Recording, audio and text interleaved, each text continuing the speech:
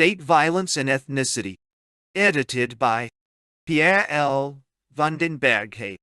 Introduction. Pierre L. Berghe.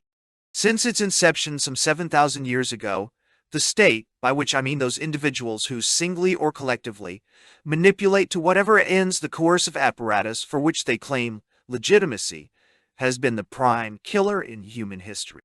Killing is, in fact, in the very nature of the state. States are killing machines controlled by the few to steal from the many. Even if one does not accept the above statement as a definition of the state, even the most sanguine must admit that it constitutes an accurate description of what many states do much of the time. Most states have outkilled all freelance murderers by one or more orders of magnitude. The main exceptions are those microstates, existing in the fierce shadow of larger states that dare not be aggressive. Certainly, the Liechtensteins and Vaticans of this world are relatively non-lethal. Most states large enough to dare to use violence, either internally against their own citizens or externally against other states, have done so with abandon and have in the process killed bandits, dissidents, wife, murderers, sex maniacs, and other assorted murderers by a wide margin. Indeed, states claim a monopoly of the legitimate use of violence, legitimacy defined, of course, by the state killers.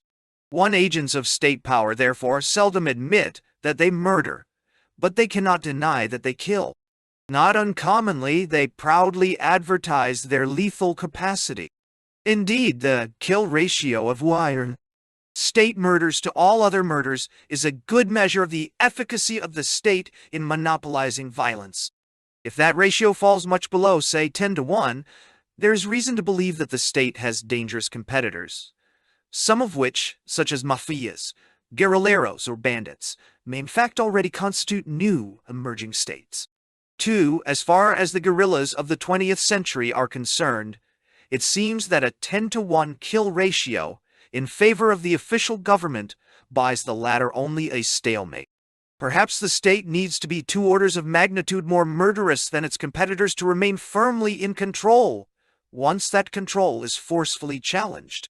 As mass murderers, modern states exhibit 3 relatively novel features.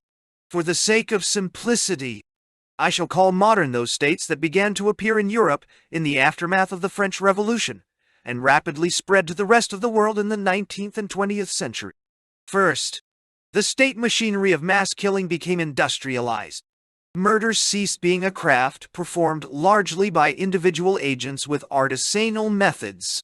It became a complex, intricately planned enterprise involving the most advanced technology and science, and thus virtually every sector of society. Research institutes, universities, the transportation system, and of course, the entire military, industrial complex. Modern state killing is no longer simply a casual, sporadic, spontaneous activity of the police and army, although it continues to be partly that as well. It is now an essential and permanent ingredient of state planning and policy involving the continuous integration and involvement of the system of production with the system of destruction.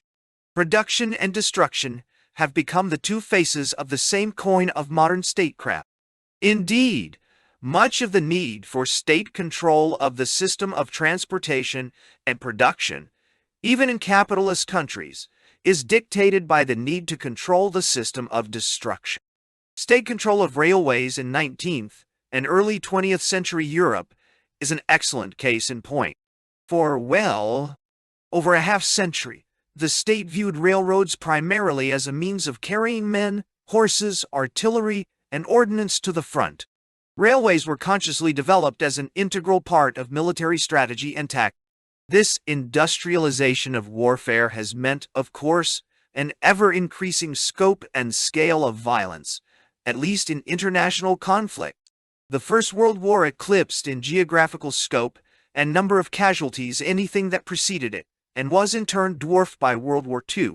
The next logical step in international warfare is total or nearly total annihilation of all combatants and perhaps of most complex life forms on this planet.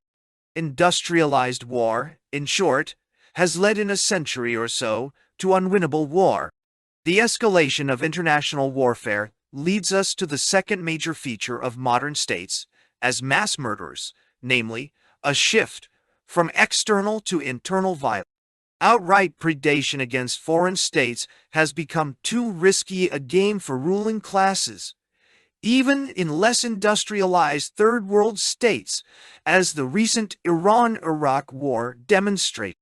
These two countries essentially refought World War I on a small scale, with exactly the same tactics, trench warfare, human wave attacks, poison gas, and the same results, stalemated exhaustion. Small, primitive states typically start out as war machines that prey on their neighbors and have little or no machinery for internal repression or expropriation. As states develop, expand, and industrialize, however, they turn increasingly from external predation to internal parasitism. One of the main consequences of modern technology has been to accentuate the disparity of power between the state and its citizenry. The superiority of the state is due not only to its immeasurably greater access to ever more expensive and complex weapon systems, which in turn require a system of logistics and maintenance totally beyond the reach of private individuals. The modern state also controls the means of transportation, communication, information storage, and retrieval, and most basic utilities, notably water, food, and energy in urban areas. Successful revolution is all but impossible in modern states, unless the state itself and its repressive machinery collapse from within. Harf and Gur, 1987. Who compiled a necrology of mass state violence since 1945?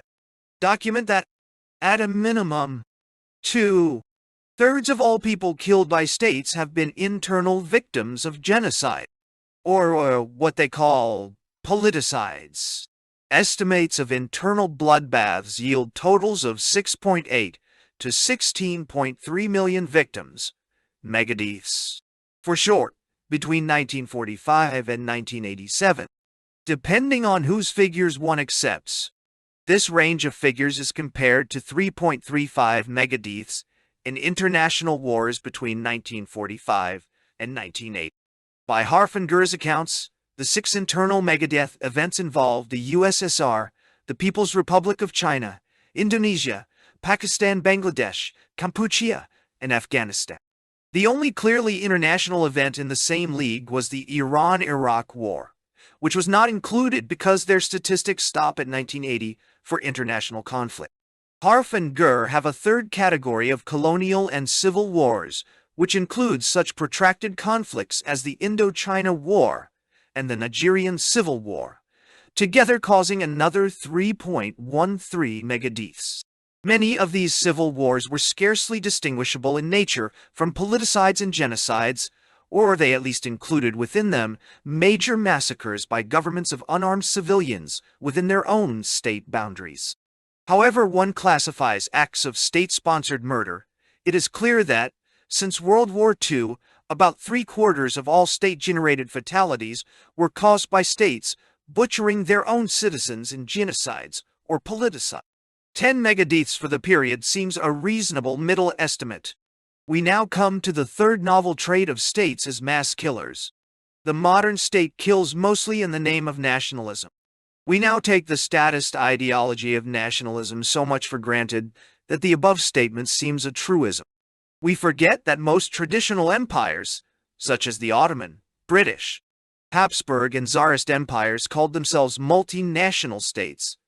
Vielvölkerstaaten, as the Austrians aptly described their ethnic patchwork of an empire. State legitimacy did not rest on the acceptance of a nationalist ideology or on conformity to the language, culture, and religion of the dominant ethnic group, or Staatsvolk.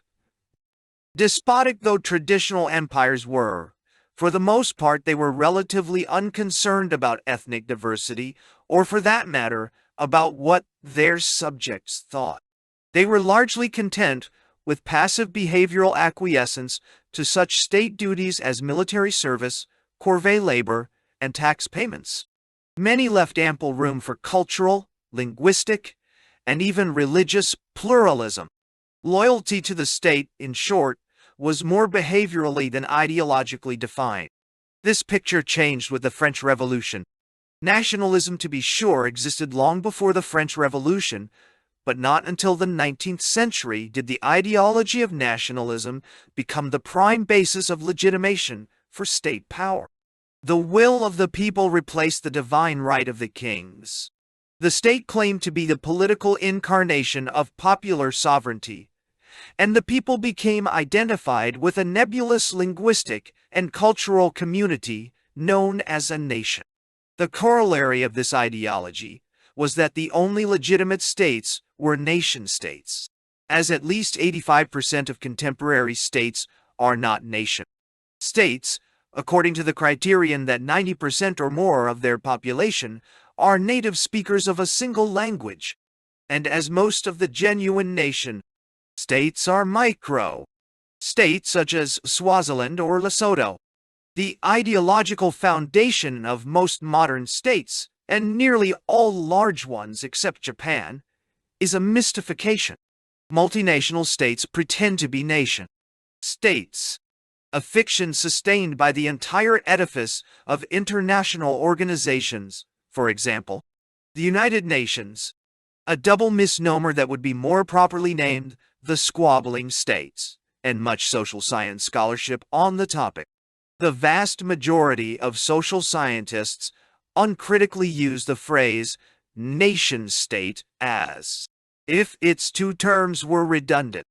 The fiction of the nation-state is seldom innocuous.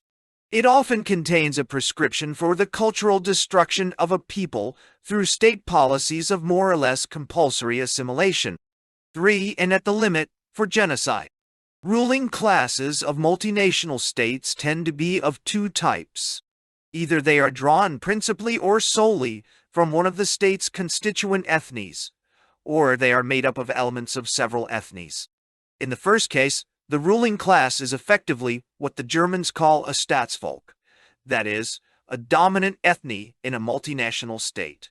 In the absence of an ideology of nationalism, the existence of a Staatsvolk within a multi-ethnic empire can be openly acknowledged and is not seen as an incongruity. In the ideological context of the nationalist state, on the other hand, the existence of a Staatsvolk must be denied, and the state must claim to represent the popular sovereignty of the nation. If there must be a single nation, the most obvious candidate is the Staatsvolk. The self-appointed task of the ruling class, that of nation-building, becomes almost inevitably one of repressing and denying the existence of other nations.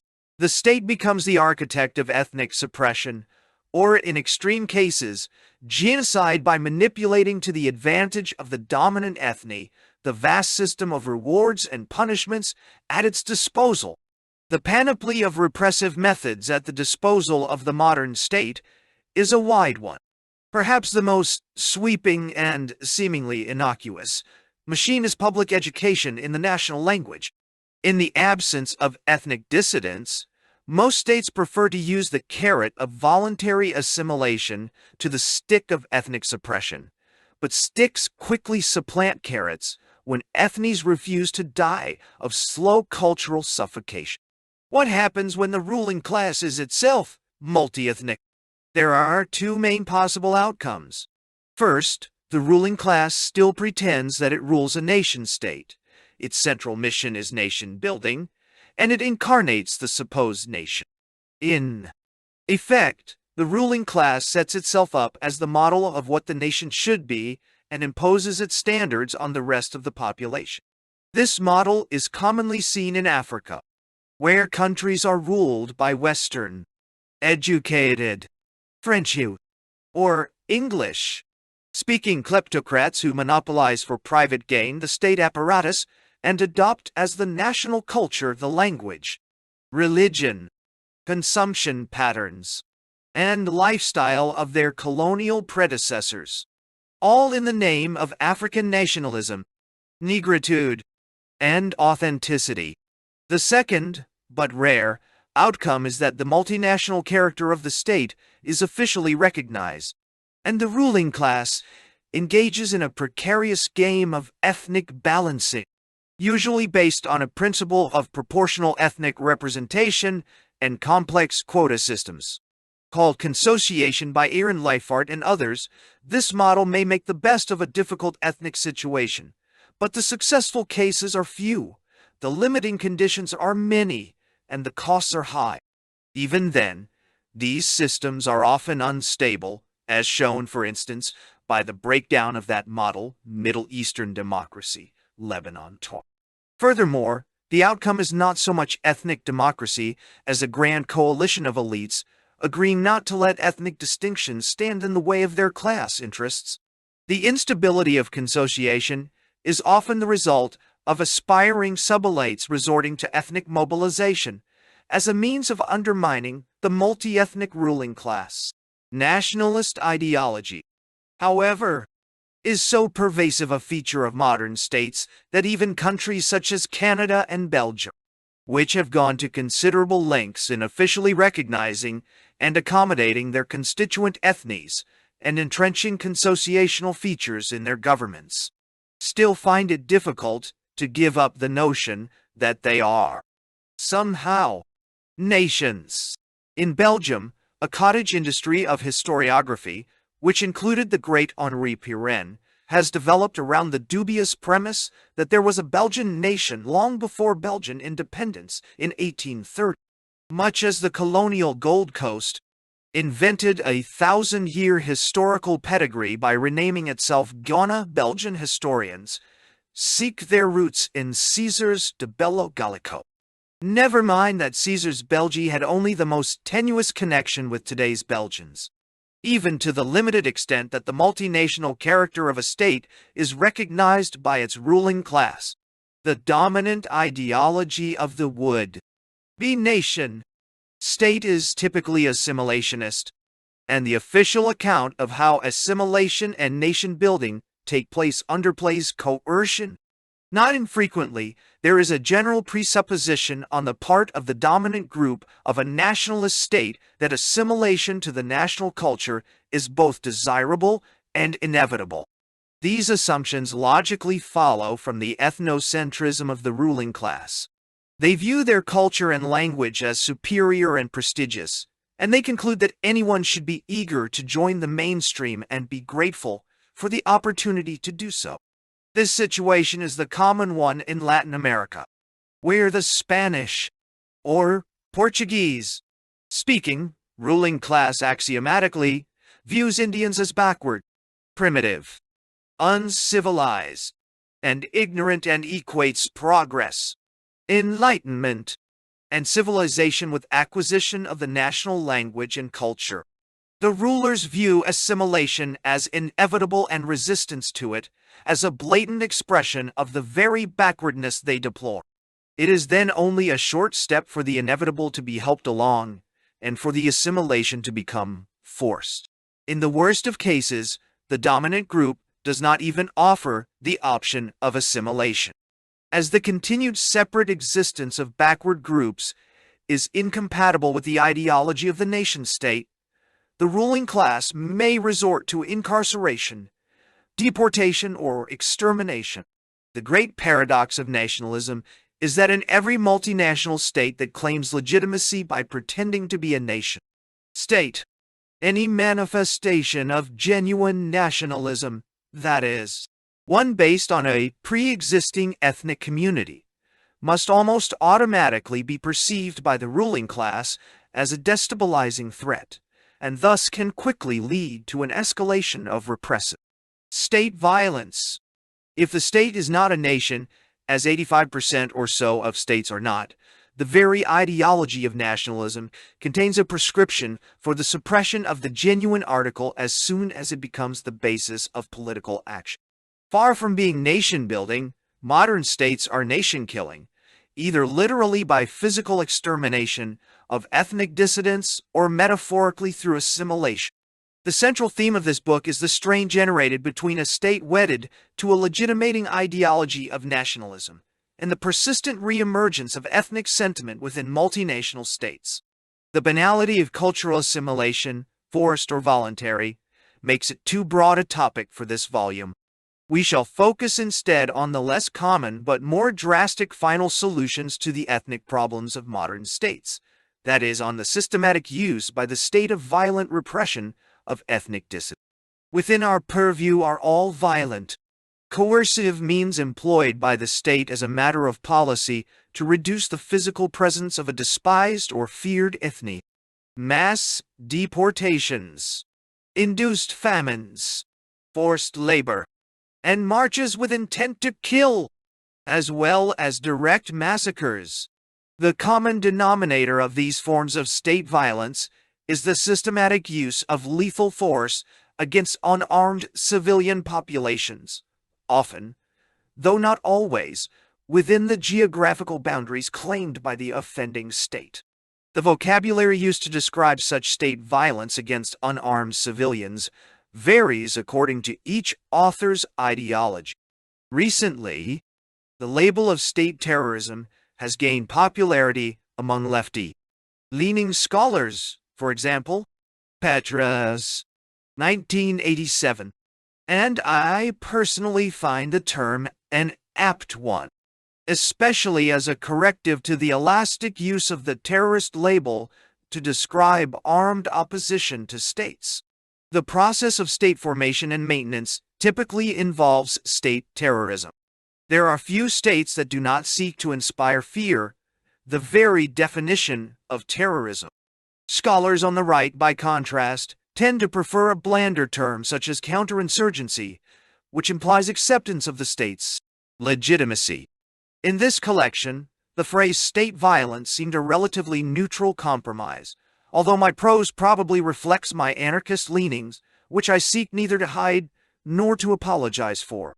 The present volume grew out of a colloquium offered by the Center for the Comparative Study of Ethnicity and Nationalism, CASN, an interdisciplinary group of sociologists, anthropologists, political scientists, historians, and others at the University of Washington in spring 1988. 2 additional papers, Lemarchand's and Sabaratnam's, were contributed later. No short collection on this topic could approach exhaustive or even representative coverage. A multi-volume encyclopedia would be needed. Most glaring by their absence are the 2 great classical genocides of our century. The Turkish attempt at annihilating the Armenians during the First World War and the Nazi Holocaust of Jews and Gypsies during the Second World War. One of the problems was that both have been so extensively documented that scholars we approached felt they had little in the way of original scholarship left to contribute on these 2 cases. Our CCXN group was concerned with achieving sufficient coverage on at least 3 dimensions: ideological, geographical, and developmental. We wanted to avoid creating the impression that state violence against ethnic groups was a monopoly of certain parts of the world, as is sometimes alleged of tribal conflicts in Africa, of certain levels of supposed development, such as the Third World, or of certain types of political regimes, such as communist states or military dictatorship. It would have been quite easy to assemble a valuable collection of articles dealing exclusively with, say, tropical Africa communist states or Latin American juntas. Indeed, certain techniques of state terrorism seem to have geographical or ideological specificity. Latin American military dictatorships, for example, have a penchant for police vigilantism, quasi-official death squads, and disappearances, while communist regimes seem to prefer mass deportations and policy-induced famines. However, a primary focus on the techniques of mass murder, while interesting in its own right, is limiting precisely because the technology of murder is so situation-specific. By contrast, the potential for genocide is ubiquitous and seemingly independent of geography, political institutions, or level of economic development, a point well documented in Cooper's overview in this collection. First, We wanted to document that state violence against ethnic groups covers the entire ideological spectrum. Although the Soviet Union undoubtedly takes the gold medal in murdering its own citizens, the most conservative estimates put the toll at 30 million.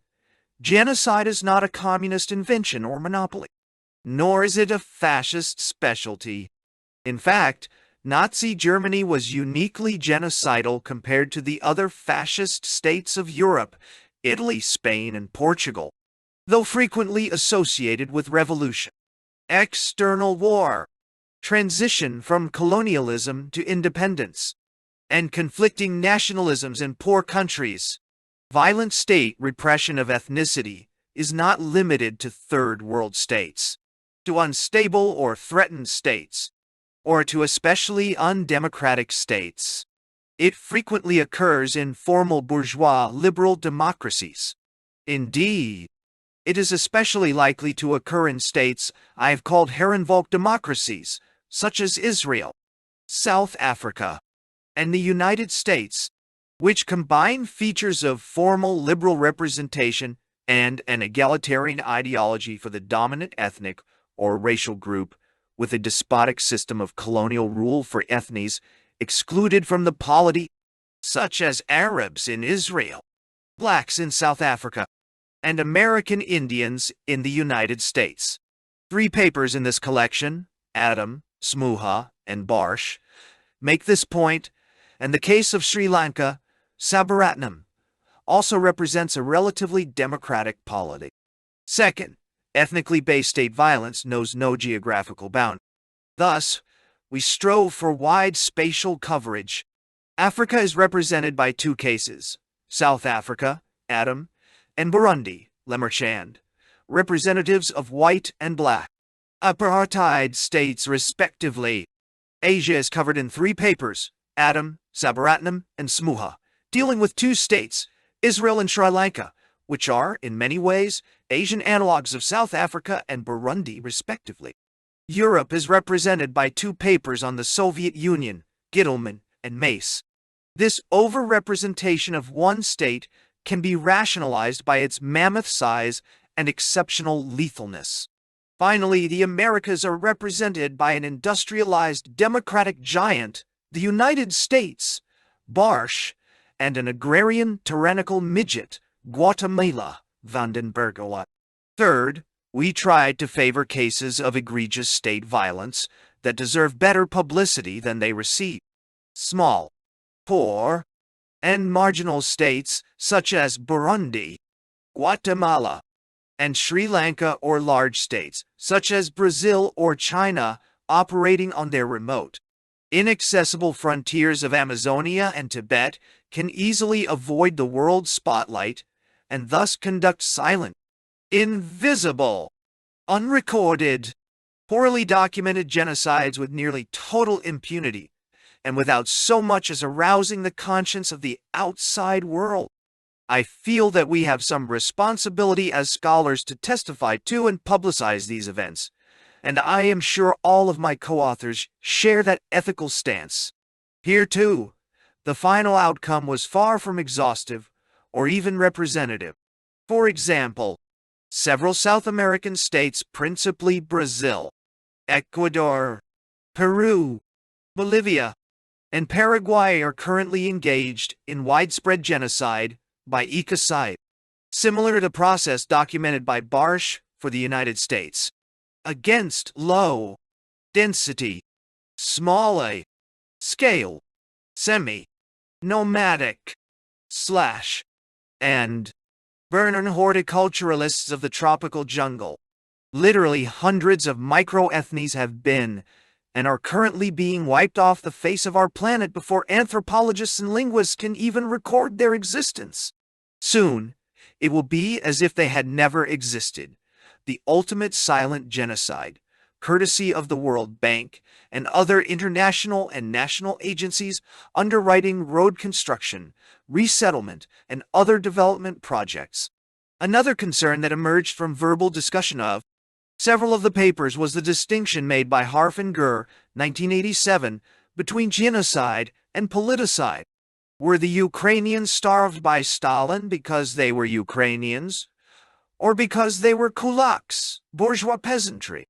Did the Guatemalan government butcher the Ixil and other Indians because they were Indians, or because they were subversivas?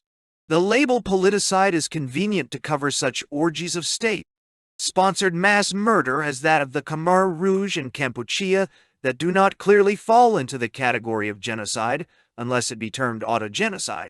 But state motives for mass terrorism against civilian populations both vary and overlap. There are numerous cases of state violence against wide categories of individuals who are defined both as political and ethnic enemies. The anti-communist, anti-Chinese massacres in Indonesia in 19,651,1966. Stalinist repression in the USSR as documented in the Mace and Gittelman contributions to this volume, and the Guatemalan case likewise presented here are several illustrations. Yet it is clear that political murder directed at specific opponents in response to specific political actions, writings, or alleged intentions is qualitatively different from the massive use of terror against men, women, and children collectively accused of alleged political crimes by sheer membership in a class, occupation, religion, or ethnic or racial group. Loosely defined categories such as that of kulak under Stalin can and frequently have been used as transparent covers for genocide. Stalin and Hitler accused Jews of Zionism. Did that make the Holocaust purely political? The Young Turks accused Armenians of pro-Russian sympathies and anti-Ottoman subversion. Was there, therefore, no anti-Armenian genocide in Turkey in 1915, as many Turkish authorities still maintain? The very nature of modern nationalism, as I suggested earlier, blurs the distinction between genocide and politicide. Mass murder in modern states is almost inevitably given an ideological coloration, as the very fact of membership or non-membership in a given ethnic, religion, or linguistic community determines one's relationship to the state, one's alleged loyalty to it, and one's imputed motivations for past, present, and future behavior. The distinction between genocide and politicide, I would suggest, is one that frequently does not make a difference, although there probably are a few cases of fairly pure politicide. Highly selective, though our case studies are, they illustrate a wide range of political situations, techniques of repression, degrees of resistance of victimized groups, and directness of involvement and collusion of state repressive agencies, such as the army and the police, with freelance civilian killers. For instance, South Africa and the Soviet Union represent almost pure and overt cases of state-initiated and executed repression. Guatemala, a case of death. Squad government tries to disguise some state violence under the protective cover of pseudo-civilian vigilantism. Israeli repression is mostly state-managed, but with some civilian vigilantism, and in Sri Lanka, the line between mob-initiated pogroms, covertly aided and abetted by the state, and pure state repression is more blurred. In terms of ethnic resistance to state violence, our situations range from nearly total absence of violent resistance in the two Soviet case studies to vigorous ethnic guerrilla movements in Sri Lanka, with South Africa and Israel in between. Cooper distinguishes four subtypes of genocidal states: endemic, ethnocratic, theocratic, and marginal, a typology defined by three non-mutually exclusive criteria. Endemic genocidal states are defined by the continuity and pervasiveness of state terrorism, as in Nazi Germany and Stalinist Russia. Ethnocratic and theocratic genocidal states are defined by the character of the group that controls the state apparatus. Genocides of marginal and hostage groups are defined by the character of the victimized group. Clearly, the types overlap. For instance, 3 of the 4 labels would apply rather well to Nazi Germany. In the end, typologies, definitions, and labels do little more than inject some descriptive order into complex phenomena. Understanding, and even more so, prevention are, alas, more difficult achievements. It seems clear, however, that much of the lethality of the modern state is due to the confluence of three factors. 1. An unprecedentedly murderous technology of destruction. 2. The capture of states by ethnies. And 3. The legitimation of multinational empires through an ideology of nationalism. Modern ethnocidal states use the means of mass destruction at their disposal to resolve the discrepancies between ethnic realities and the ethnocracy's self. Serving definition of the multinational empire as a nation. Nation building has, in fact, the potential for nation killing once the fatal mutation takes place. The capture of the status apparatus by one ethne at the expense of others. References. Anonymous. 1983. Death and Disorder in Guatemala. Cultural Survival, Quarterly 7, No. 1, Spring. Ahrens, Richard. 1976. Genocide in Paraguay. Philadelphia. Temple University Press. Bauer, Yehuda. Dole. 1982. A History of the Holocaust. New York. Franklin Watts. Karzov, Jean-Marie Dietab. 1975. Adil. Un génocide exemplaire. Arménie, 1915. Paris. Flammarion. Charney, Israel. 1982. How Can We Commit the Unthinkable? Boulder, Colo. Westview Press. Charney, Israel, ed. 1984. Toward the Understanding and Prevention of Genocide. Boulder, Colo. Westview Press. Conquest, Robert. 1986. The Harvest of Sorrow. New York. Oxford University Press. Dawidowich, Lucy S. 1975. The War Against the Jews. 19,331,000. 1945. New York. Holt, Reinhardt and Winston. Fawcett, James. 1979. The International Protection of Minorities. London. Minority Rights Group. Fine Helen. 1979. Accounting for Genocide. New York. The Free Press. Giddens, Anthony. 1985. The Nation State and Violence. Cambridge. Polity. Press. Harf, Barbara. 1984. Dart. Genocide and Human Rights. University of Denver, Colorado, Monograph Series in World Affairs. Volume 20, Book 3.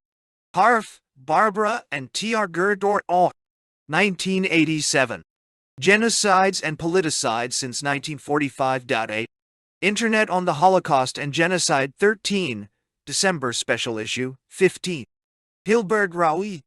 1961. The Destruction of the European Jews. Chicago, Quadrangle Books. Horowitz, Irving L. 1976. Tuarn.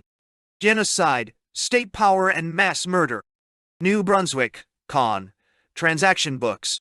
1980. Taking Lives, Genocide and State Power. New Brunswick, Con. Transaction Books. Hovannesian, Richard ed. 1986. The Armenian Genocide in Perspective. New Brunswick, Con. Transaction Books. Cooper, Leo. 1977. The Pity of It All. London, Duckworth. 1981. Genocide. New York. Penguin Books. 1982. International Action Against Genocide. London, Minority Rights Group. 1985. The Prevention of Genocide. New Haven, Yale University Press. Lang, David Marshall, and Christopher Walker. 1981. On. The Armenians. London, Minority Rights Group. Le Marchand, René, and David Martin. 1974. Selective Genocide in Burundi. London, Minority Rights Group. Manville Roger and Heinrich Frankel. 1967. Incomparable Crime. London, Heinemann, Daniel. Mans, Beatrice. 1988. Refugees of a Hidden War. Albany, State University of New York Press. Mullen, Chris. 1981. The Tibetans. London, Minority Rights Group. Petrus James. 1987. The Anatomy of State Terror, Chile, El Salvador, and Brazil. Science and Society 51, 14338. Rubinstein, Richard L. 1983. Torsis, Tony Dohad, and Dinibad Norel Wall, Dostoye. The Age of Triage. Boston, Beacon Press. 1. The Genocidal State. An Overview. Leo Cooper.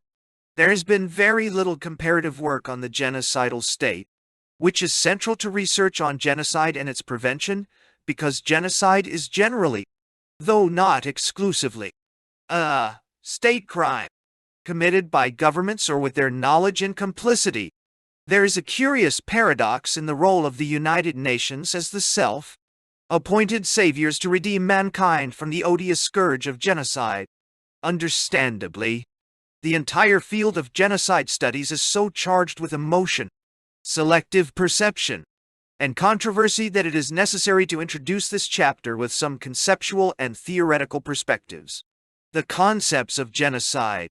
There is no generally accepted definition of genocide.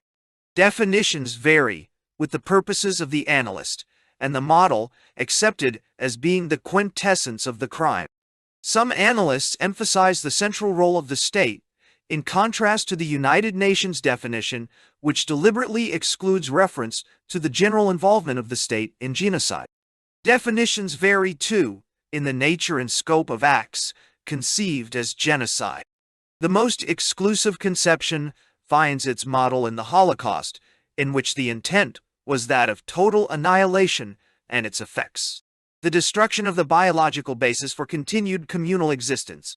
Other analysts are more inclusive and thus provide a basis for the comparative analysis of the mass destruction of racial, ethnic, or religious groups.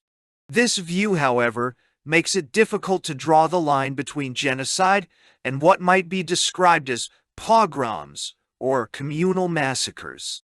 The United Nations definition of the crime is inclusive enough to encompass the genocides of colonization, the annihilation of indigenous groups, the destruction of stranger groups cast in the role of hostages to their host societies, the large-scale massacres resulting from struggles for self-determination, separation, or power, and the Holocaust and genocides in time of war. Cooper.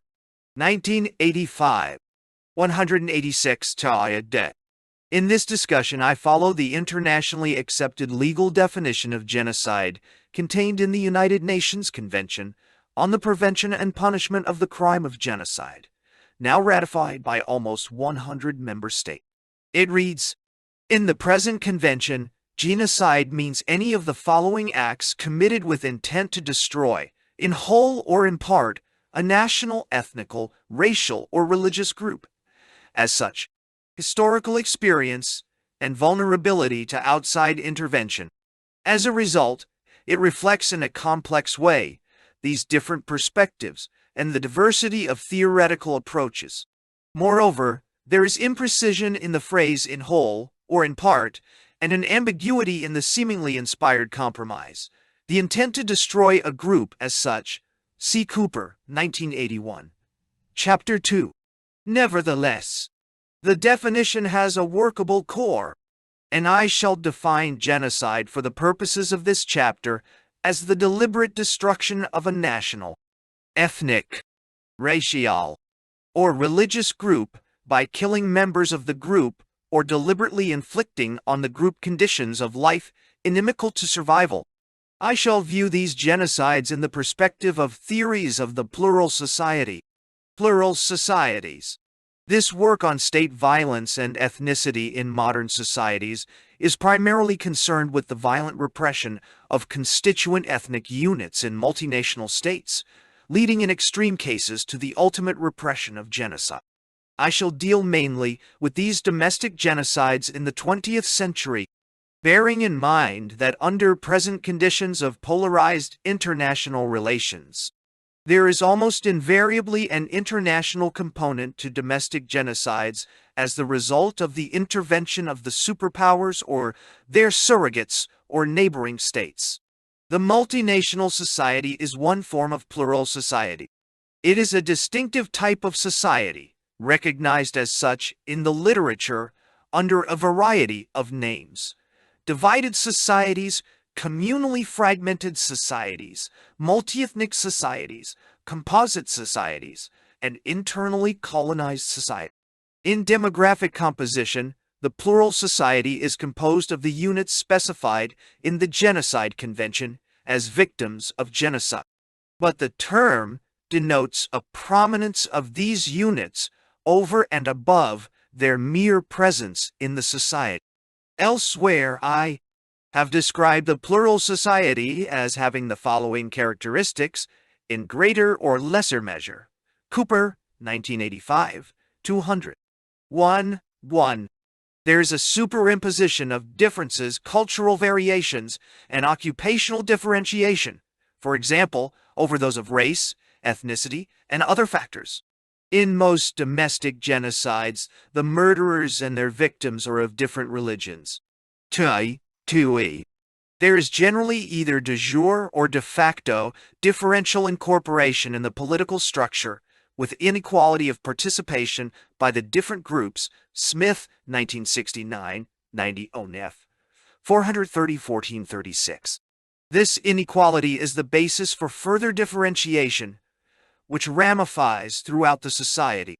3. Some degree of dissociation characterizes the relationship between the different groups. They tend to participate in different religious, communal, and other institutions. There is usually a physical separation. In extreme form, indigenous populations surviving the decimation of colonization are forced into the remote periphery of the society. In many cases, however, groups have lived together in some proximity for long periods of time and participate in the same economy, thus establishing a great variety of relationships that cut across the basic cleavages. 4. There is often a history of conflict, which is expressed in the crystallization of historic memories and in hostile and dehumanizing perceptions of other groups. Issues of conflict tend to coincide with the plural divisions.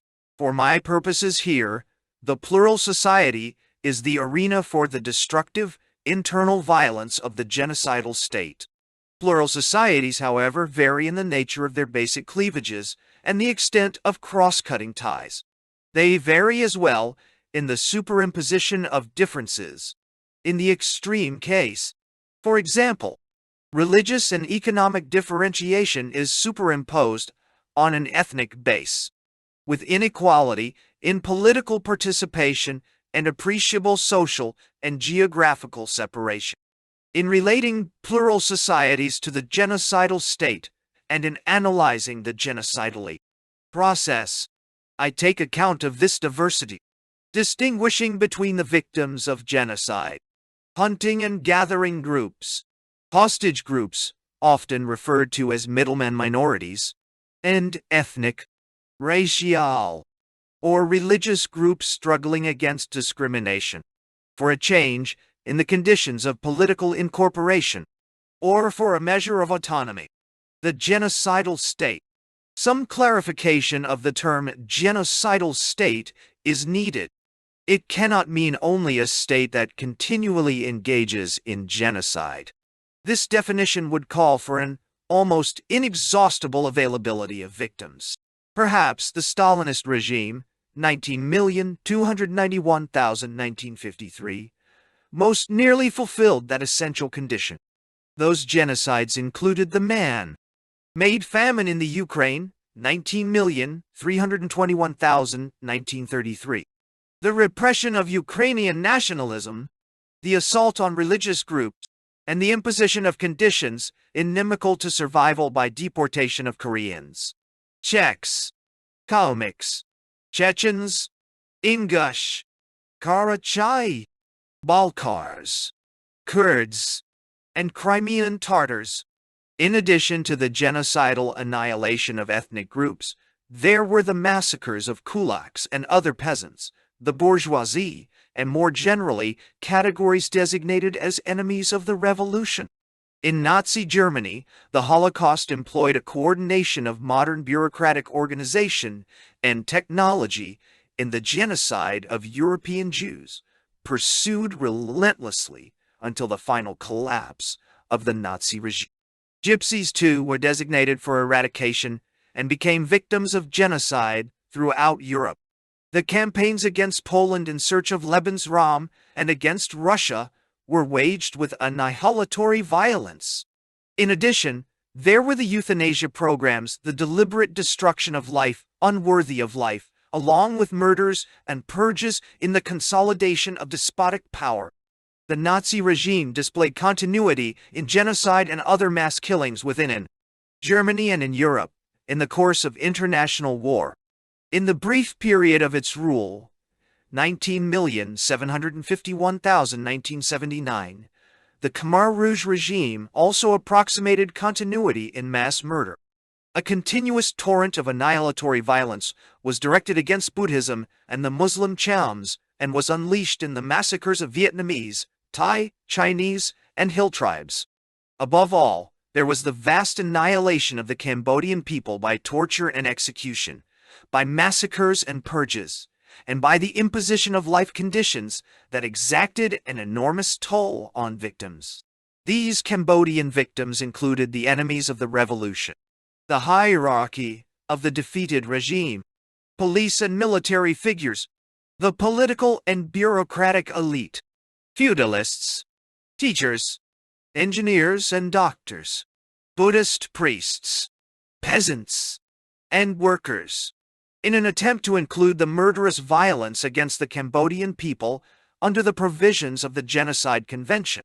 The United Nations Rapporteur coined the term autogenocide in a projected application to the International Court of Justice to declare that the Khmer Rouge regime committed genocide. The argument is advanced that the destructive violence to which the Cambodian people were exposed falls within the United Nations definition of genocide, the intent to destroy a national group in whole or in part. This argument is supported by reference to the explicit commitment of the Khmer Rouge regime to the purification of the Khmer people. Becker, 1986, chapters 5 and 6, documents this ultimate revolution and its reign of terror. In the following sections, I will discuss 4 kinds of genocidal states: the endemic, the ethnocratic, the theocratic, and the marginal. The endemic genocidal state, that is, the genocidal state in continuous murderous motion, is relatively rare. The more general case is that of states characterized by a single genocidal catastrophe. Examples of the latter type will be discussed as genocidal states, and will be differentiated in terms of the plural units designated as victims. The endemic genocidal state. The genocides in this section are the genocides of radical, revolutionary change, genocides of the brave new world. Perhaps the most extreme of the recent radical revolutions was that initiated by the Khmer Rouge regime in democratic Kampuchea. Izvestia, November 2, 1978, characterized the regime as follows. It was being described, after 3 years of the present regime, as a vast concentration camp, a gigantic prison, and a state of barrack socialism, where rivers of blood flow and a ruthless and systematic policy of genocide is being carried out with respect to the country's own people. A special course aimed at the construction of a historically unprecedented society had been proclaimed a society without cities, without property, without commodity money relations, without markets, and without money, without families. Those who are dissatisfied with the new regime are being eradicated, along with their families, by disembowelment, by beating to death with hoes, by hammering nails into the backs of their heads, and by other cruel means of economizing on bullets. Responsibility for this monstrous situation, and for a cultural revolution which destroyed the old intelligentsia and the student class, eliminated doctors and technical specialists, and completely wrecked the educational system, stems from the importation of the wild ideas of Mao Tse-tung. The revolution, nurtured by Cambodian students in the communist milieus of Paris after World War II, appears to have burst full-blown on the Cambodian scene. The genocides themselves and the course of the revolution seem so implicit in the ideology of the Khmer Rouge leaders that they lend credence to the concept of ideological genocide. But the revolutionary ideology was itself a product of Cambodian society, informed by an xenophobia derived from interpretations of Cambodian history and responsive to the contemporary realities of the country's internal and external relations. The speed and urgency of radical revolutionary change inevitably result in destructive violence. Its course in Cambodia has been carefully analyzed and documented by Elizabeth Becker in her book, When the War Was Over, 1986, and I rely greatly on her account. Following victory and seizure of power over a country devastated by civil war and U.S. bombs, the Khmer Rouge launched their revolution. They immediately evacuated the capital and then the towns, relocating the inhabitants in agricultural labor camps where they worked ceaselessly under constant surveillance and rigorous discipline enforced by exemplary. With the abolition of private property and Khmer Rouge control over the means of production and survival, the regime inaugurated the socialist state with unprecedented speed. Consolidation of the revolution called for the elimination of actual and potential enemies.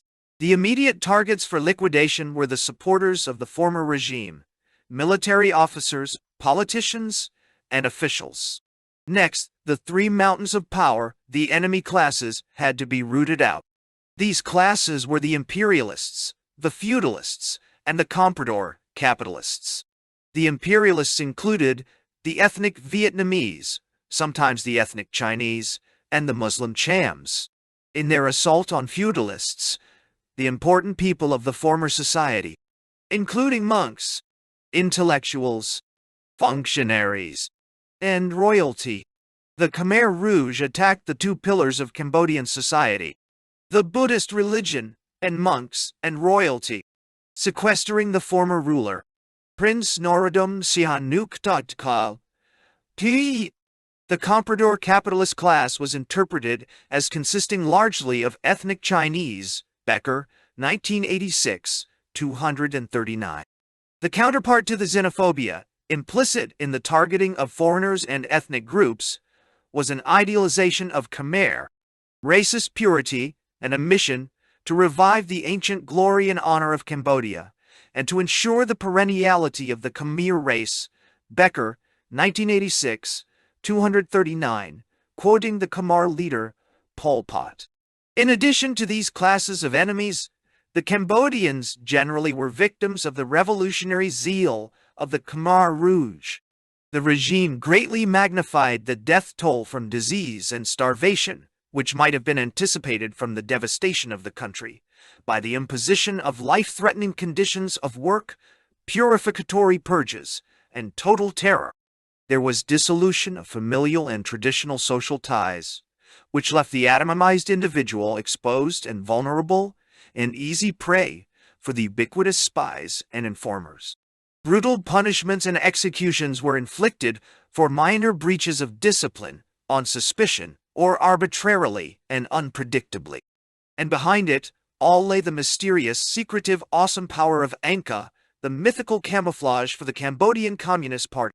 In the end, the revolution devoured its own, as the leaders, driven by paranoid fantasies in their search for a secure monopoly of power, turned against the cadres who had faithfully served them. It seems that the revolution was impelled by its own inherent logic to a continuity of murderous violence, a routinization of genocide. Michael Vickery describes the account presented here as the standard total view and seeks in his writings to refute or modify its main representations. He demonstrates, Vickery, 1984 66 ff, that there was considerable variation in policy and practice, both geographically and temporally. He denies, Vickery, 1984, 144, that the regime ever intended to wipe out all educated people or all doctors, teachers, and engineers, though the educated groups suffered relatively more than the others. Contrary to the standard total view, there was some provision in schooling, at any rate at a basic primary level, but in general democratic Kampuchea downgraded education as such. Vickery, 1984, 171,174. Family relations were transformed, although it was not policy to destroy the two. Family, Vickery, 1984, 174,179. In addition, some medical services survived. No religious activities were tolerated. Buddhist monks were obliged to engage in productive labor, and they gradually returned to lay peasant status. There were massacres of Muslim chams in some areas, and they were denied the right to practice their religion. Their temples were no doubt converted to lay use. Yet, the statements of some cham refugees suggest that there was never a central policy to destroy them. Vickery, 1984, 184. Finally, Vickery is at pains to establish that responsibility for the failures in the Khmer Rouge Revolution cannot be attributed to communism in any genuine sense. On the contrary, the creations of the Khmer Rouge regime were all present in embryo in Cambodian society. Vickery, 1984, 17. The major determinants were all local. Vickery, 1986, 21f. And the Khmer Rouge Revolution witnessed the triumph of nationalism, populism, and peasantism over communism, the victory of chauvinism over Marxism. Vickery, 1984, 289. If the standard total view represents the thesis and Vickery's argument the antithesis, then further research may provide the basis for a provisional synthesis. In any event, even in Vickery's account, and more particularly after 1976, the Khmer Rouge Revolution was characterized by continuity in murderous violence. The same sense of compulsive continuity is conveyed in the account of the Gulag Archipelago by Solzhenitsyn, 19,741,1978, himself an alumnus of the Gulag during the Stalinist regime. Part 2 of his three-part work titled Perpetual Motion opens with an account of the invisible slaves of the archipelago who have substance, weight, and volume, and must be transported from island to island invisibly and uninterruptedly. Great ports exist for this purpose, transit prisons, and smaller ports, camp transit points. Sealed steel ships also exist, railroad cars, especially christened ZAC cars, prisoner cars. And out at the anchorages, they are met by similarly sealed, versatile Black Marias rather than by sloops and cutters. The ZAC cars move along regular schedules, and whenever necessary, whole caravans, trains of red cattle cars, are sent from port to port along the routes of the archipelago. 19,731,1974, 489. Part I conveys a similar sense of continuity in its description of the prison industry and its history of the sewage disposal system. In this case, all categories of people became victims. There were the economic classes and the occupational groups, the bourgeoisie, the peasants, conceived as petty bourgeois, and the kulaks, an amorphous and expanding category. There were the genocides and the genocidal massacres of ethnic groups, Ukrainians, Koreans, Czechs, and Volga Germans, and social prophylaxis of nationalities deemed to have transgressed, the Kalmyks, Chechens, Ingush, Karachai, Balkars, Kurds, Crimean Tatars, and Caucasian Greeks. In the attempt to eradicate religion, the campaigns against Islam and Buddhism resulted in the virtual elimination of religious leaders, mosques, and lamaseries. There were massacres of political groups and politicians, military leaders, and miscellaneous scapegoats and targets of paranoid fantasy. The enemies of the people, the counter-revolutionaries, the Trotskyist rightists, the wreckers. There were perpetual floods of victims, and only the death of Stalin, it seems, prevented the radical solution reserved for Russian Jews. The means employed in the genocides and mass killings were the executions of millions of victims, rivers of blood, the control of the means of survival, and the imposition in the Gulag archipelago of conditions far exceeding in their lethal and brutal quality those that prevailed in the agricultural collectives of the Khmer Rouge. The Stalinist regime that perpetrated these atrocities can be described as a regime exercising totalitarian control based on state ownership of the means of production and survival, with despotic monopoly of power and the systematic use of total terror. Khrushchev, in his denunciation of Stalin, emphasized that the cult of the individual, raised by Stalin to near deification, along with certain personality defects in Stalin, was responsible for the brutal violence of mass repression and the many serious perversions of party principles. This is a view that Solzhenitsyn ridicules, tracing the terror back to the very inception of Bolshevik rule under Lenin, and arguing that the archipelago was closely akin to the state and necessary to it. Certainly, key concepts of Marxism-Leninism were applied in the framing and implementation of policy. These policies, however, were also responsive to many other influences. The traditions of Russian society, for example, included despotic rule with its instruments of repression. The structure of the society was characterized, moreover, by sharp cleavages between town and country and by a great diversity of national groups, cultures, and religions. Given the complex nature and the vast scale of the Russian Empire, the centralization of power and the radical nature of the revolutionary change would have necessitated extreme violence. But the revolutionary strategy in the initial phases showed some flexibility, as in the introduction of the new economic policy. It was the rigid application of revolutionary ideology and its precipitate implementation by the Stalinist regime that greatly magnified the inevitable violence of radical revolutionary change. As one reads accounts of the Gulag archipelago or descriptions of the well-fed commissars implementing the policy of mass starvation in the Ukraine, one is led to wonder whether the indulgence in merciless atrocity is derived from ideological legitimation or is more deeply rooted in human nature. The problem arises with even greater force in the case of Nazi Germany because of several factors: the concern for legal nicety in the creation of a pariah status for Jews, the meticulous efficiency of the major bureaucracies and ancillary institutions in coordinating mass murder, and the routinization of industrial involvement in perfecting the means of annihilation. The calculation and rationality suggest a profound dehumanization in the perpetrators. But is dehumanization the appropriate term?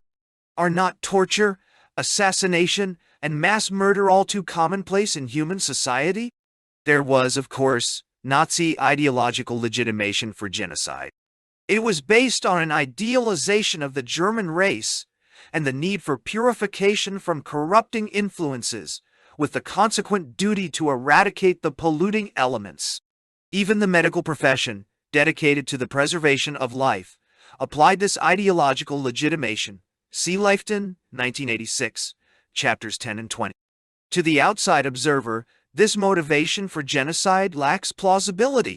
Jews and Gypsies, the prime targets, were, after all, traditional victims in German society.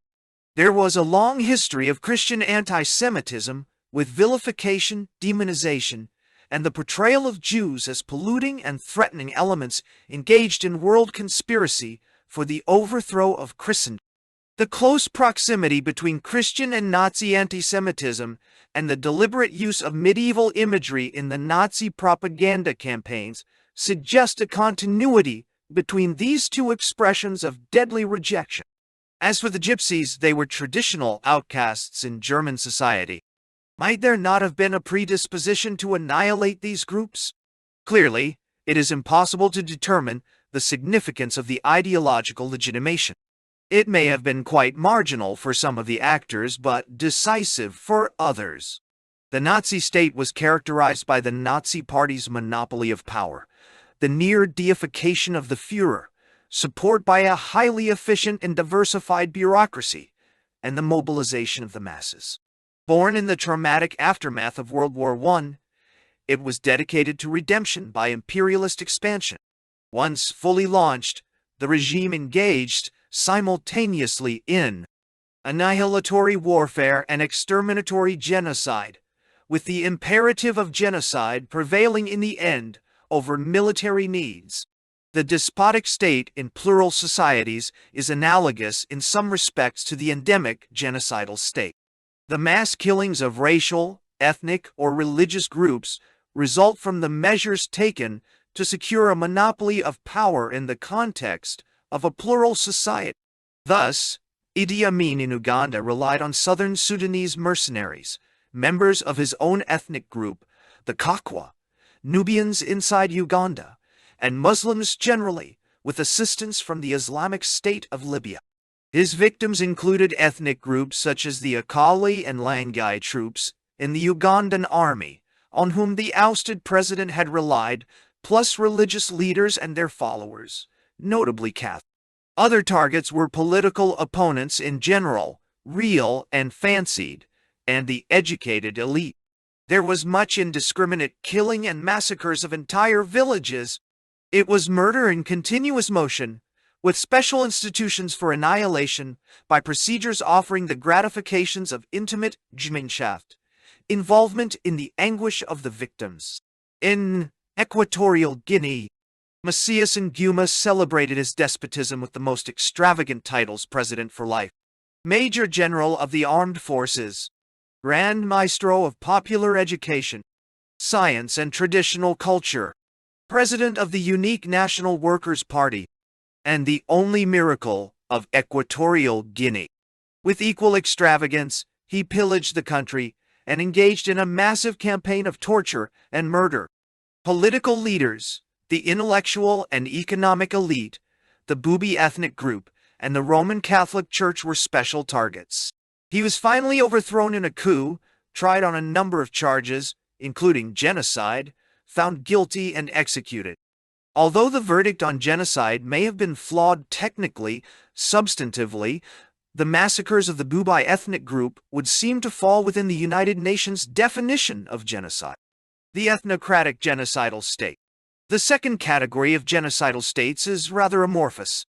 Its defining characteristic is a more active role for the victimized groups in the genocidal process. As they seek freedom from discrimination, changes in their political rights, a measure of autonomy, or in extreme cases the right to secede, they become victims in the course of group conflict. The ethnocratic state itself may be a response to the group conflict. The interaction between the plural sections results in both the establishment of the ethnocratic state and the resort to genocide. This process may be illustrated by the case of Sri Lanka, without suggesting that the majority Sinhalese, in fact, committed genocide against the minority Tamils. Nevertheless, there were several massacres before a section of the Tamils resorted to retaliatory violence, and there were early warning signals of the threat of genocide in the extreme polarization of group relations.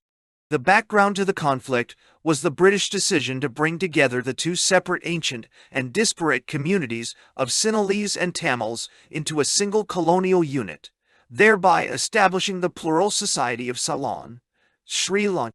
The administration of the colony tended to favor Tamils.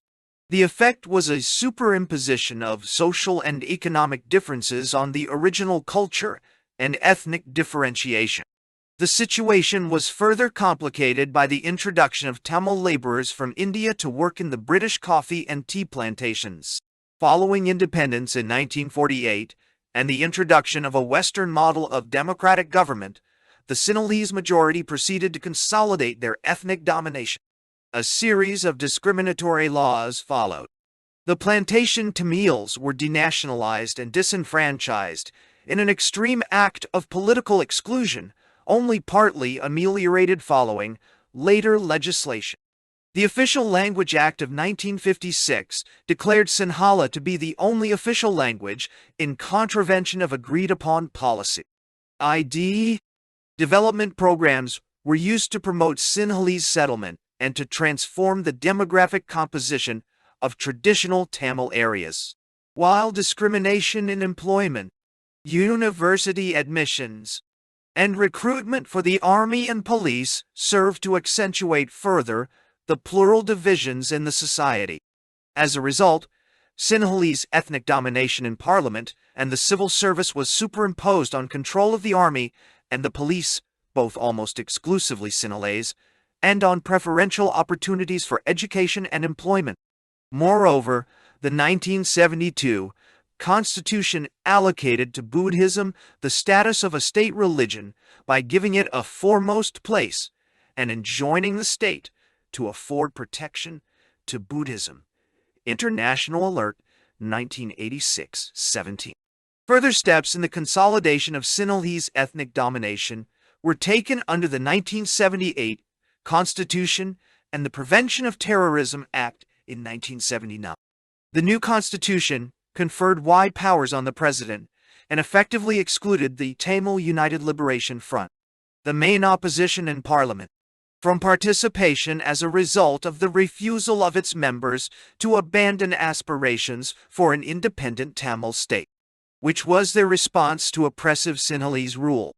In the following year, the Prevention of Terrorism Act introduced new crimes, extremely severe punishment and summary procedures for arrest and imprisonment, and restraint on normal activities. Soon Amnesty International, 1982, 241-242, was reporting arrest without trial, cases of torture, disappearances, and murder. The process of ethnic consolidation and monopoly of power was punctuated by large-scale massacres of Tamils and the flight of refugees. Finally, in a campaign to suppress the resistance of Tamil militants and to impose a military solution, the Sri Lankan army invaded the Tamil areas. Only intervention by the government and army of India averted a great bloodbath. The Sinhalese, by their discrimination against Tamils and their repressive policies, had themselves brought about the event. They so greatly feared the active involvement of India in their domestic affairs. Although many of the same processes are to be observed in the ethnic conflicts following decolonization, the paths to the ethnocratic state are quite varied. Paradoxically, representative government based on the Western democratic model, designed to secure balanced participation, may have the contrary effect in plural societies, as it invites the cultivation and manipulation of ethnic divisions. Indeed, the imposition of representative government may be the catalyst of genocide, as the course of political development in the twin societies of Rwanda and Burundi demonstrate. The two countries have a similar historical and demographic composition. Both were constituted by the domination of a minority of Tutsi pastoralists over Hutu agriculturalists, and they were ruled under a Belgian mandate at the time of the movement to independence. They differed somewhat in social and political structure, with ethnic relations being more fluid and interwoven in Burundi, and more rigid and hegemonic in Rwanda. And yet, strangely enough, the violence of ethnic conflict was far more cataclysmic in Burundi than Rwanda. The general context of the massacres in Rwanda was the introduction, preparatory to independence, of a Western-type political democracy in a society structured on diametrically opposite principles. The unanticipated result was that terrorism and counterterrorism became the instruments of political change. The society polarized along ethnic lines, with no middle ground of compromise and conciliation. After its victory in the elections of 1960, Parmitu, the party representing Hutu political interests, established a racial dictatorship of one party, in the words of a United Nations commission in 1961. Later, it extended its dictatorship by suppressing all opposition. In December 1963, in response to a minor but threatening invasion of Tutsi refugees based in Burundi, the party engaged in large-scale massacres of Tutsi men, women, and children, see Lamarchand, 1970, and Cooper, 1977, 170,000, 197, 225,238. By contrast, upon independence in Burundi, a party of national unity was in power, and the stage seemed set for ethnic integration in a nation-state. Soon, however, the party members began to regroup on an ethnic basis, and relations began to polarize. An attempted Hutu coup precipitated the execution of almost all Hutu army and police officers, and the murder of Hutu leaders, and whole communes were razed.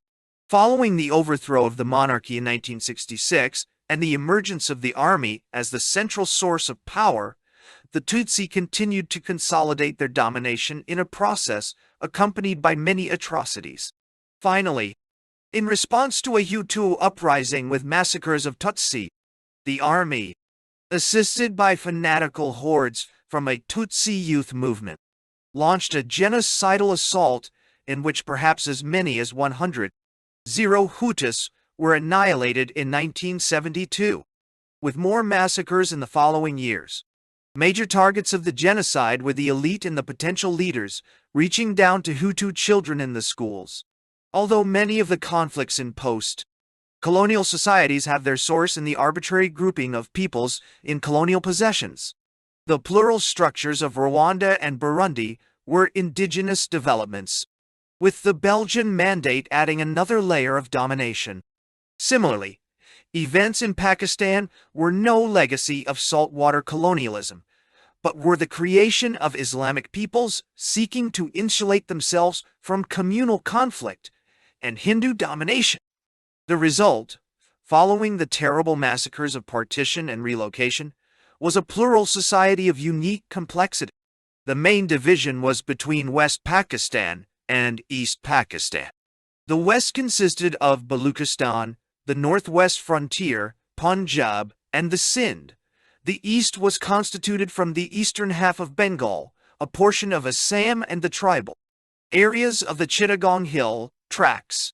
Some measure of the complexity of the new plural state is indicated by the delay in framing a constitution, the resort to different constitutional arrangements, and the long periods of military dictatorship and martial law. The differences between the West and the East in culture, language, economy, and geography were particularly extreme. In fact, they constituted two distinct countries, separated by over 1,000 miles, and the relationship between them was increasingly perceived by Bengalis, and with justification, as colonial domination. Consistent with its martial character, the West responded to demands for equality of participation and for autonomy by seeking to impose a military solution with great brutality. In the process, perhaps as many as 3 million Bengalis were killed, estimates vary greatly, and 10 million refugees, mainly Hindu, found sanctuary in India. The International Commission of Jurists, 1972-57, expressed the view that there was a strong prima facie case that the crime of genocide was committed against the group comprising the Hindu population of Bengal. Given the failure of the United Nations Security Council to intervene and the burden imposed on India by the massive influx of refugees, and in the context of the already strained relations between India and Pakistan on other issues, war was inevitable. The Security Council finally met to deal with the outbreak of war, but could not agree on a solution. It was only when the conflict had been resolved by the surrender of the Pakistani army that the Security Council finally arrived at a face-saving resolution. The debates on the problem of self-determination were interesting. This doctrine of self-determination, the Marseillaise of decolonization, has been increasingly redefined in the United Nations as not applicable, or only marginally applicable, to the plural units of sovereign independent states. The dilemma in the recognition of self-determination as relevant in the world of independent states was emphasized by the Pakistani ambassador in his contributions to the debates in the Security Council. Today, you may rejoice over what is happening to us. But if you think that today you are going to dismember Pakistan, the germs of dismemberment are not going to spread to your country, you are sadly mistaken. And where is this Pandora's box going to be closed? Can it not happen in any single country in Africa and in Asia? If there is Bangladesh in Pakistan, there must be Bangladesh everywhere. Why should Bangladesh emerge only in Pakistan by force? The fragmentation that it symbolizes can occur in Europe, Asia, Africa, and Latin America, and it cannot leave untouched the great powers themselves in Uzbekistan and in other parts of the world. There will not be a Bangladesh only in Pakistan. There will be a Bangladesh everywhere. Let us open up the floodgates. Because if sovereign states are going to be mutated in this fashion, let the deluge come. Cooper, 1985-59. In fact, the establishment of Bangladesh was the only successful secession since World War II. Some genocides defy easy classification. Indeed, the whole procedure of categorizing a type of genocidal state and filing genocides under it is decidedly cavalier. It reduces the enormity of cumulative human suffering to an abstract category and denudes the individual genocides of their unique qualities. Many genocides resist containment within preordained boundaries. How, for example, is the 1915 Turkish genocide of Armenians to be categorized? It falls within the definition of the Genocide Convention as an extreme form of the crime, committed with the intent to destroy an ethnic and religious group. It was effectively executed by the Young Turks, the regime of the Committee of Union and Progress, under the leadership of a military triumvirate consisting of Enver, Minister of War, Talat, Minister of Internal Affairs and subsequently Grand Vizier, and Jamal, military governor of Constantinople and later Minister of the Marine. It was coordinated by Young Turk officials and agents throughout the country. The result was the total eradication of the Armenian presence in their ancient traditional homelands, indeed, in the entire empire, with the exception of Constantinople and Smyrna. The governing ideology of the new regime represented a profound transformation of Ottomanism, which had legitimated the presence of minorities, to a new exclusive chauvinistic Turkish nationalism. Hovannesian, 1986, 27. Nelson, 1986, 7, 579. Purification from an alien minority perceived as a threat links the Armenian genocide to the genocides of the Brave New World. Indeed, even Jewish scholars committed to the uniqueness of the Holocaust began to draw parallels between the Armenian genocide and the Holocaust, and to admit Armenians into the community of the suffering elect. An alternate interpretation of the genocide is one termed the provocation thesis by Melson, 1986, 6781. The essence of this thesis is that in the context of military disaster and the progressive disintegration of the Ottoman Empire, an Armenian Renaissance and the possibility of an Armenian secession were perceived as a deadly threat to the integrity of Turkey. Certainly, with emancipation from the tolerated but inferior status of dhimmi, people of the book, the Armenians had been more actively involved in movements to secure amelioration of discrimination and protection from marauding bands. Relations were further strained by the internationalization of the Armenian question over almost 2 generations and its culmination in 1914, in a comprehensive compromise agreement for reforms under the guarantee of European powers. These developments link the Armenian genocide with the ethnocratic genocides of this section. At a different level of analysis, the Armenian case can be said to have initiated a modern form of genocide, in which the perpetrators employ all the resources of present-day technology and organization to make their planned massacres systematic and complete. Toynbee, 1969. 241,1242. Toynbee describes the massacres by the Sultan Abdul Hamid II at the end of the 19th century as amateurish and ineffective compared with the largely successful attempt to exterminate the Ottoman Armenians during World War I. Although the Young Turk government availed itself of modern developments in communication, its organization of the Armenian genocide could hardly be described as an effort that employed sophisticated coordination of specialized bureaucracies.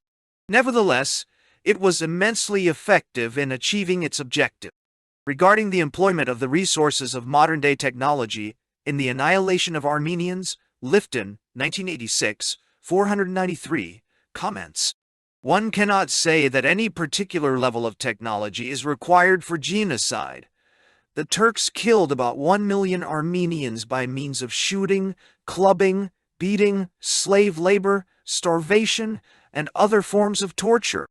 The Nazis killed millions of Jews by the same cruel methods, even without benefit of gas chambers. Higher technologies render the killing more efficient, in time and numbers, and in easing the psychological burden of the perpetrators.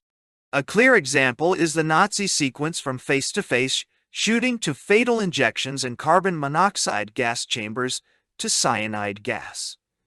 The sequence, to paraphrase Ernst B., from pre-craftsmanship to modern technology. The sequence helps eliminate the impediment of empathy, of experiencing one's victims as fellow human beings. This description is a reminder of the devastating effectiveness of quite primitive, artisanal technologies of mass extermination. It also raises doubts about the strength of the impediment of empathy for the suffering of victims in the course of genocidal massacres.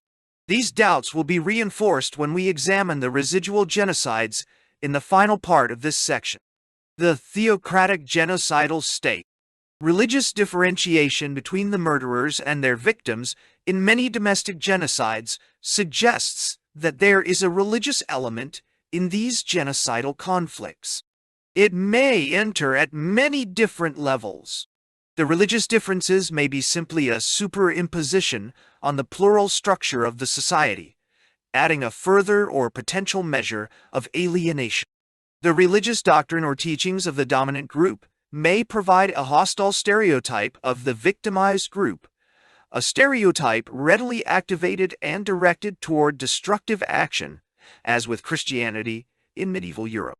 There may be an explicit theological warrant for genocide against a particular group, as in Yahweh's commandment to annihilate the Amalekites. There may be a general injunction, such as the Islamic mission to extend Islam throughout the world and the acceptance of the jihad as one of the means to that end. The religious molding of personality at deep and mysterious levels may have little significance for group relations if there is not the means to translate hostile predisposition into action. This factor is, of course, dependent on the relation of the group to the centers of power. The religious group may be totally marginal and its orientation comparable in its effect to that of a marginal political movement, or it may have appreciable influence on the political process. An example of the latter case is in Sri Lanka, where a violent section of Sinhalese Buddhist monks has intervened on numerous occasions with disastrous impact on Sinhalese-Tamil relations. They derive their power from Sinhalese Buddhism as the majority religion, indeed, the state religion.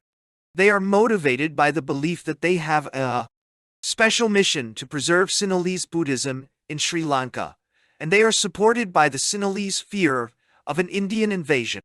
They seem to have a unique capacity to inflame the religious and ethnic passions of the Sinhalese. It is in the conjunction of religion and power in the theocratic state that the potential for the theologically legitimated genocide can be most readily realized. A contemporary manifestation of this lethal conjunction is provided by the Iranian persecution of the Baha'is.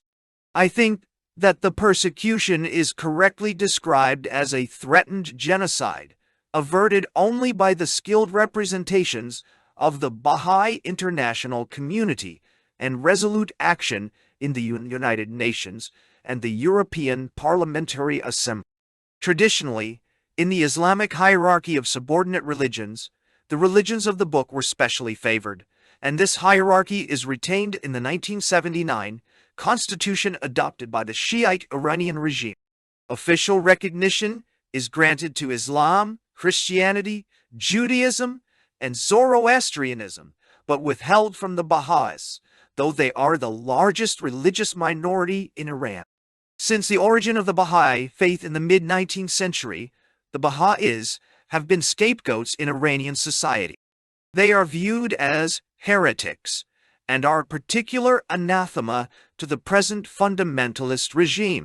The contemporary persecution of the Baha'i recalls the early stages in the German genocide against Jews. There were the same charges of international conspiracy, incitement of mobs with license for atrocity, dismissals from government employment, exclusion from schools, desecration and destruction of holy places, expropriation of property, and judicial murder directed against the leaders of the faith.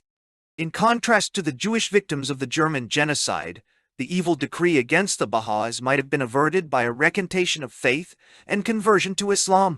All the signs indicated a policy directed toward the systematic suppression of the Baha'i religion in Iran, and a serious threat of genocide against its adherents.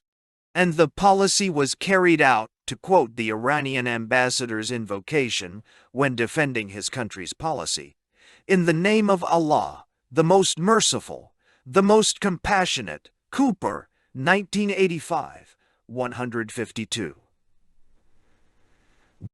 Genocides of marginal and hostage groups. The heading of this section clearly indicates a residual category, abandoning as it does the characterization of state formations. Indeed, these genocides do not appear to be linked to any specific form of the state. The infrastructure of group relations in plural societies seems to be the more significant variable. The marginality of these groups refers to the fact that they are redundant when viewed from the perspective of the state and its participating citizens.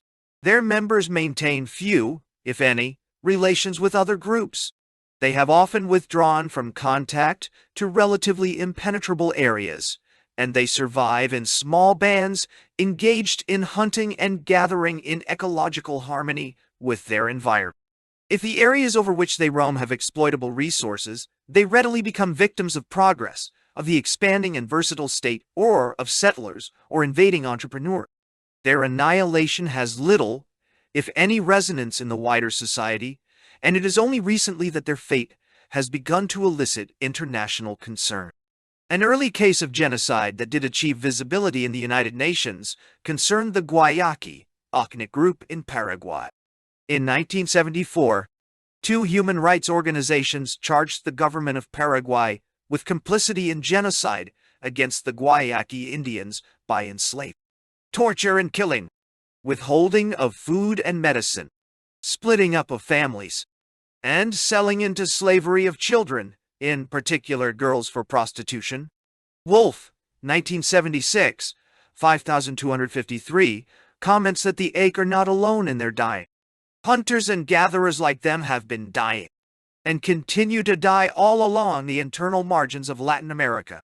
And this is hardly a new process, only the latest episode in the onward march of civilization. Wherever civilization advances, it spells the doom of the non-civilized. In the case of the Ache, both the settlers and their victims spoke varieties of the same language stock, but the settlers are men of reason, while the hunting and gathering Ache are, in their terminology, merely Guayaki rabid rats, and rabid rats must be exterminated. But is it plausible that the characterization as animals should facilitate torture? a specifically human refinement, or the withholding of food and medicine, the selling of girls in slavery for prostitution, and in the enforced prostitution of women. The response of the Paraguayan government to this charge was that there had been no intention to destroy the Guayaki. Although there are victims and victimizer, there is not the third element necessary to establish the crime of genocide, that is, intent. And indeed, the destruction of these groups may be the result of a genocidal process without deliberate intent, but with foreseeable consequences. As for the state, it may in fact take steps for the protection of the survivors, however inadequate or ill-conceived. Hostage groups, by contrast, maintain significant relations in the environing society, and their removal has important repercussions. Jews in Europe were traditionally cast in this vulnerable role of hostages to the fortunes of the dominant group.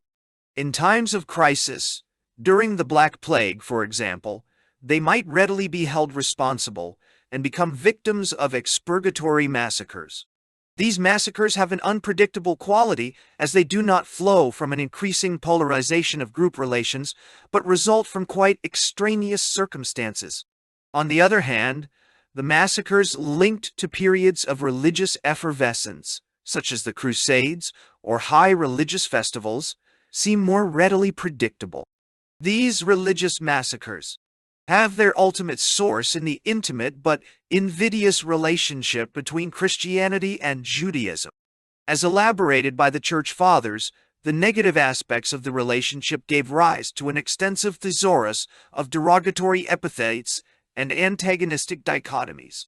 Eventually, all the dichotomies of salvation between spirit and flesh, light and darkness, truth and self, righteousness, were projected on the opposition between church and synagogue until the Jewish people became the embodiment of all that is unredeemed, perverse, stubborn, evil and demonic in this world. Baum, 1974, 1213, in his Introduction to Ruther's Faith and Fratricide. This dichotomy was the basis for the portrayal of Jews in medieval times as demons engaged in a satanic conspiracy to overthrow Christianity and practice diabolic rites. The contemporary hostage groups are generally aliens in the host society who have a different ethnic background, practice a different religion, and are culturally distinctive in many other respects. A portion of the group engages in trade, manufacturing, and export, which are relatively distinctive and desirable occupation. Howard Becker, 1940, termed these groups middlemen minorities, and Edna Bonakach, 1973, has developed the theoretical implications of this intermediate status in a number of studies. I prefer not to use the term, as the great majority of the members of these groups are often engaged in quite modest occupations, hardly distinguishable from those of the impoverished strata of the environing society. These minorities may live in harmony with the members of the host society, or they may become vulnerable targets for persecution, the hostage groups of this analysis. Walter Zenner, 1987, 253,281, provides a perceptive analysis demonstrating the variability in the relations of the majority to those of middlemen minority status.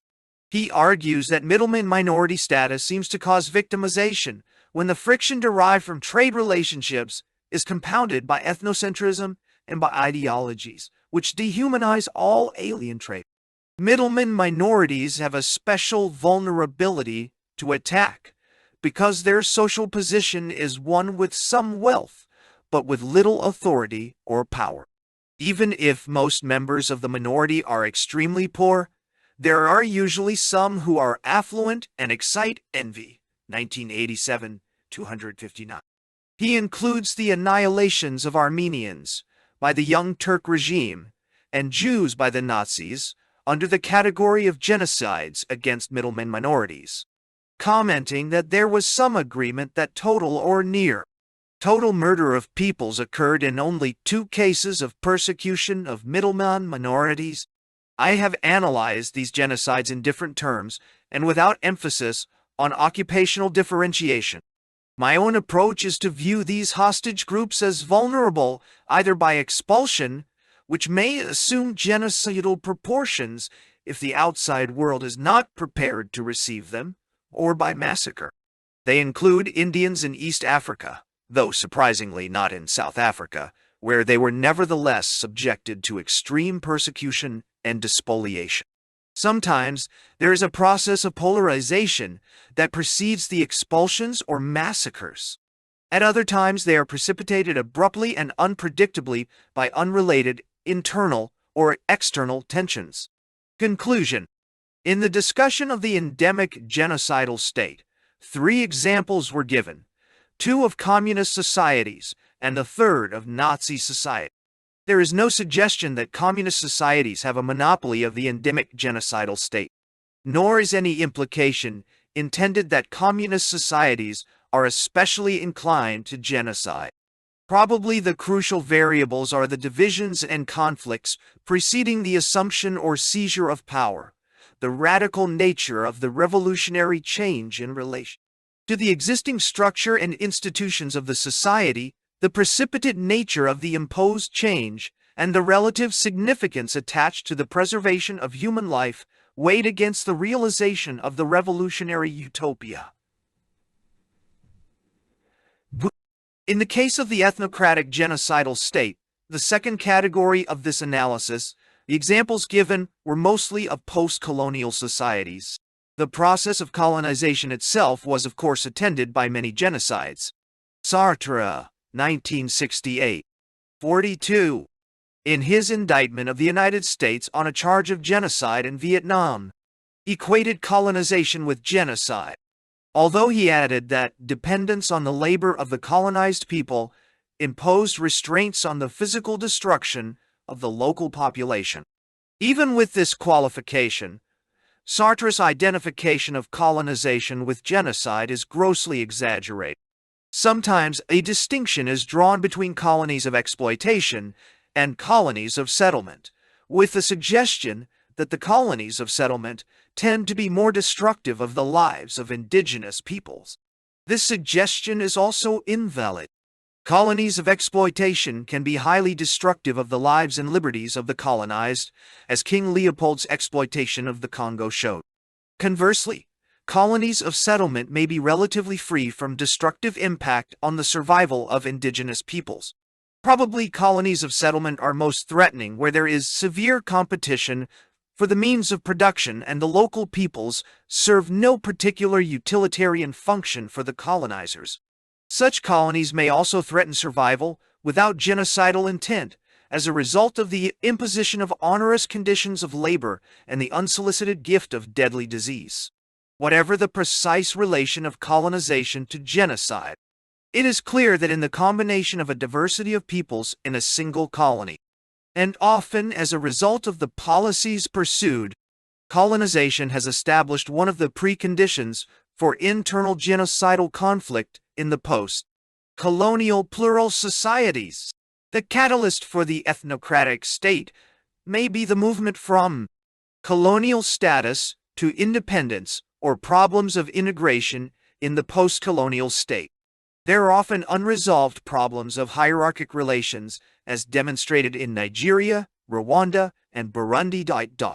I have suggested that both the movement to the ethnocratic state and the genocide of a minority group may be the result of conflicts between the plural sections and polarization in their relations.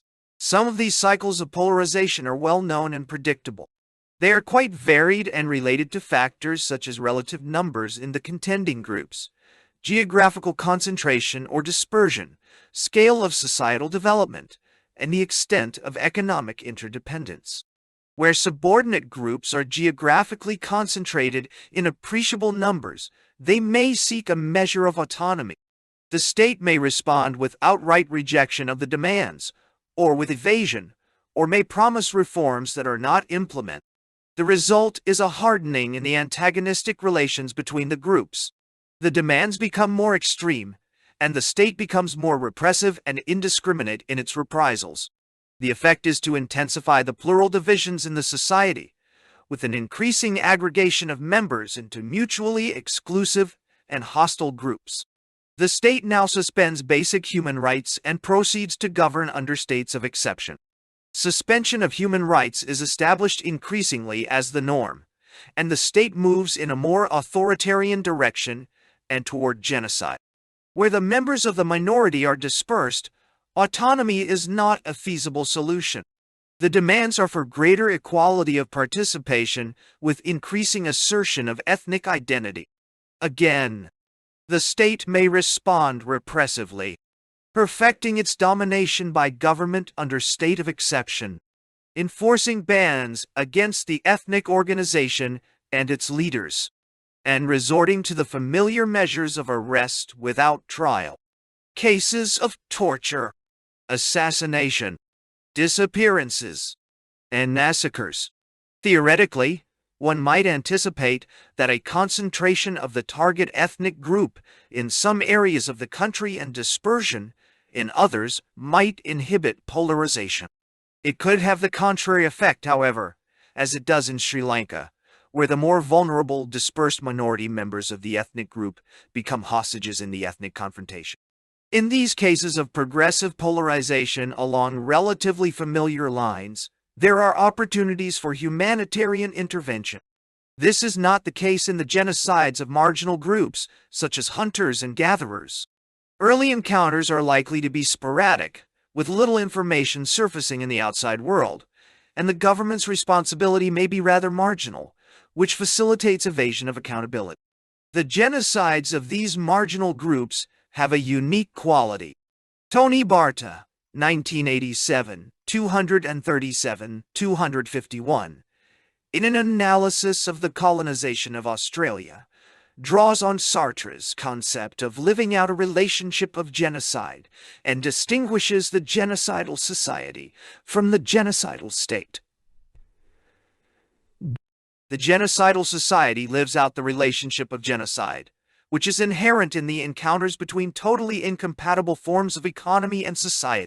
There is something of the same quality in the endemic genocidal state, a living out of the relationship of genocide in the encounter between the revolutionary regime and the antecedent society. It is important to note that the revolutionary ideology is not totally alien. It is shaped appreciably by perceptions of the internal and external relations of the society. And the revolutionary rulers, in the application of the ideology and in the search for a secure monopoly of power, restructure social relations by eliminating some groups and transforming others. The annihilatory procedures and institutions they establish ensure the continuity of the genocidal process. References: Amnesty International, 1982. Report London, Amnesty International Publications. Barta, Tony, 1987. Relations of Genocide, Land and Lives in the Colonization of Australia. In Isidore Walleman and Michael N. Dobkovsky, eds. Genocide and the Modern Age, Etiology and Case Studies of Mass Death, pp. 237-251, New York, Greenwood Press. Baum, Gregory, 1974. Introduction. In Rosemary Radford Ruther, Faith and Fratricide, pp. 122. New York, Seabury Press. Becker, Elizabeth. 1986. When the War Was Over, The Voices of Cambodia's Revolution and Its People. New York, Simon & Schuster. Becker, Howard P. 1940. Constructive Typology in the Social Sciences. In H. E. Barnes, H. P. Becker, and F. B. Becker, eds. Contemporary Social Theory. New York, Appleton Century. Bonakich, Edna. 1973. A Theory of Middleman Minorities. American Sociological Review, 38 594. Hovhannissian Richard, ed. D. 1986. Dahl, Vale. The Armenian Genocide in Perspective. New Brunswick Con, Transaction Press. International Alert.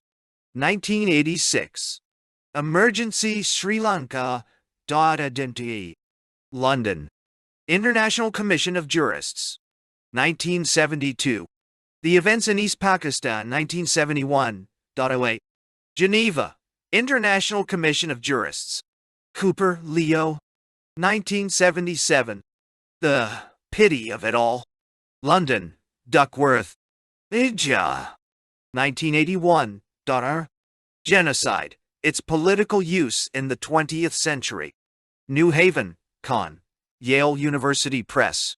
1985. The Prevention of Genocide. New Haven. Con. Yale University Press.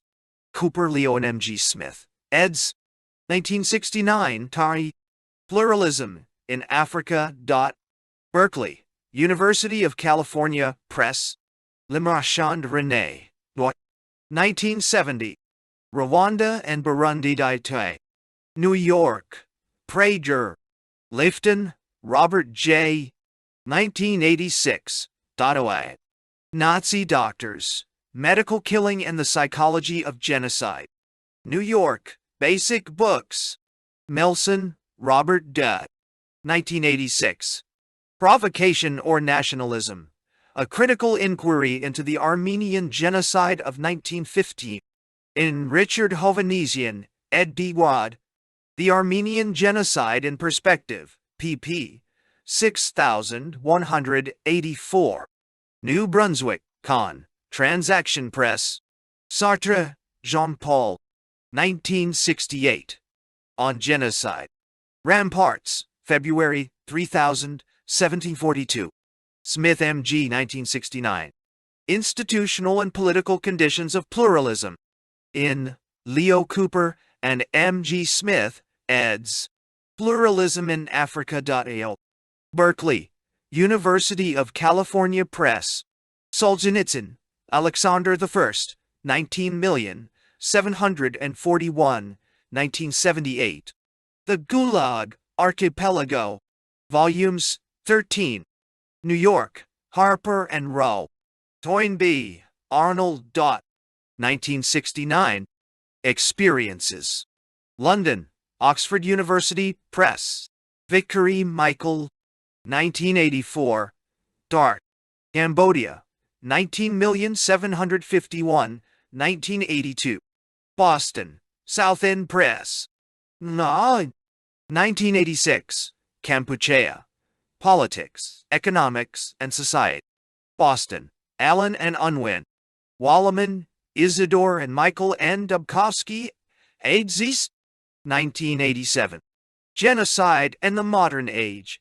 Etiology and Case Studies of Mass Death. New York, Greenwood Press. Wolfe, Eric R. 1976. Tardigrade. Killing the Egg. In Richard Ahrens, ed. York. Genocide in Paraguay, pp. 4757. Philadelphia. Temple University Press. Zenner, Walter P. 1987. Middleman Minorities in Genocide. N.I. Walleman and M. N. Dubkowski, eds. Genocide and the Modern Age. 253,281. 2. Genocide by Famine.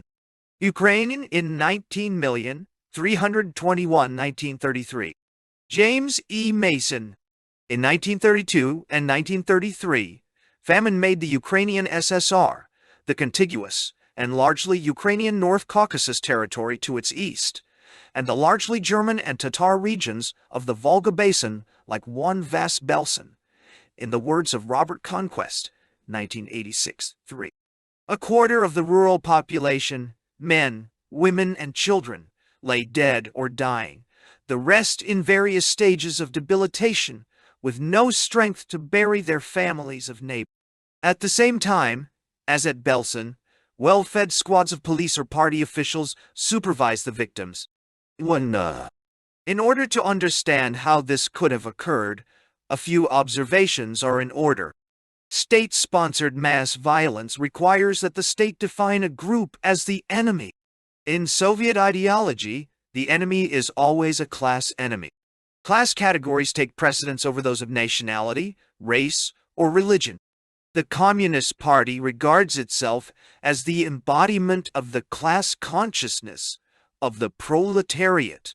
Anything it sanctions is by definition proletarian, and anything it declares to be unacceptable must therefore be infected with hostile class content.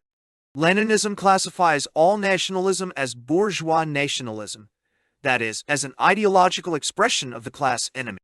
This view allowed Stalinism to imbue class categories with national content, so that non-Russian national self-assertion could be defined as a machination of the class enemy.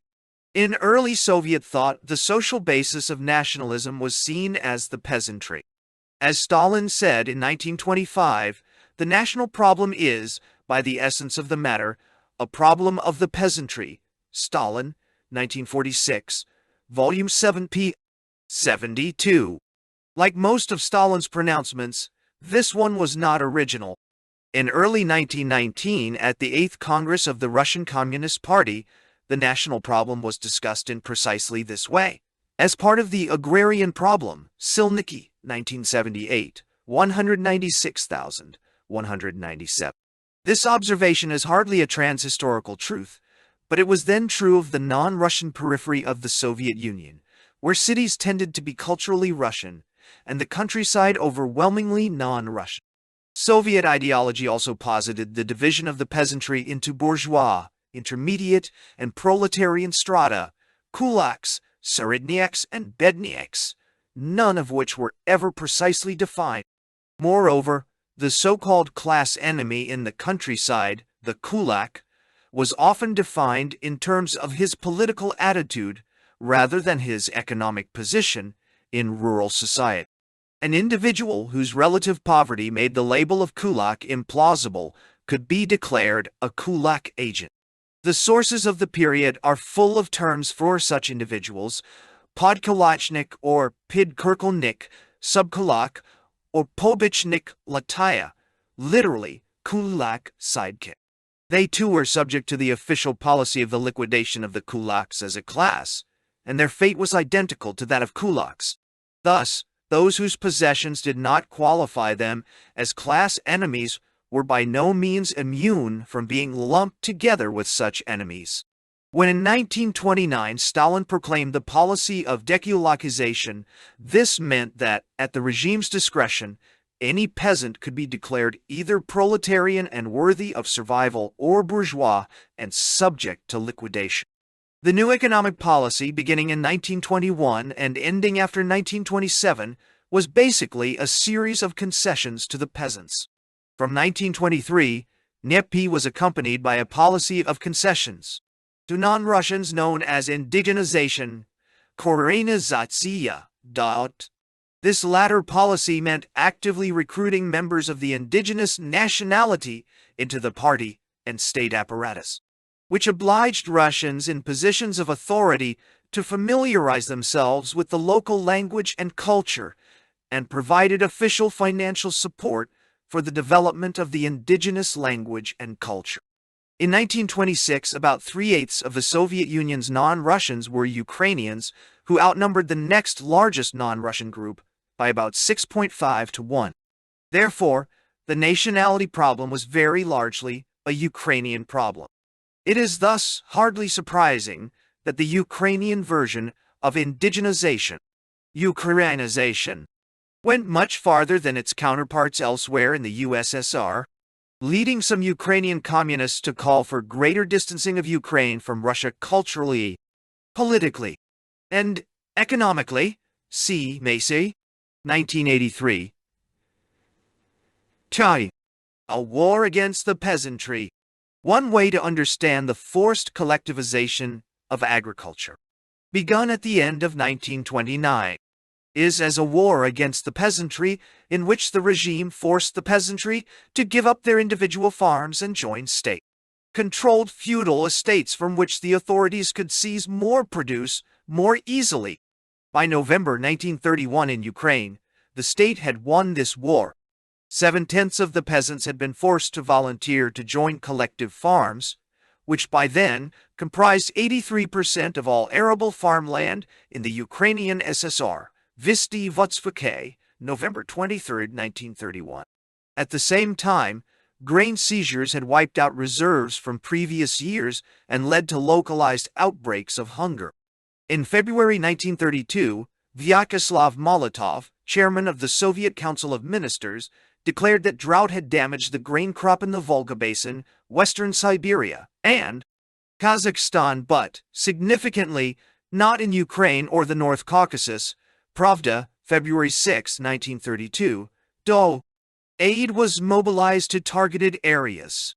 On March 20, 1932, Pravda announced that after the complete fulfillment of the procurement's quota for the 19,311,1932 crop year in the North Caucasus Territory, shock work methods had been employed to obtain an additional 40 tons of seed grain, which had been shipped to the east as drought relief.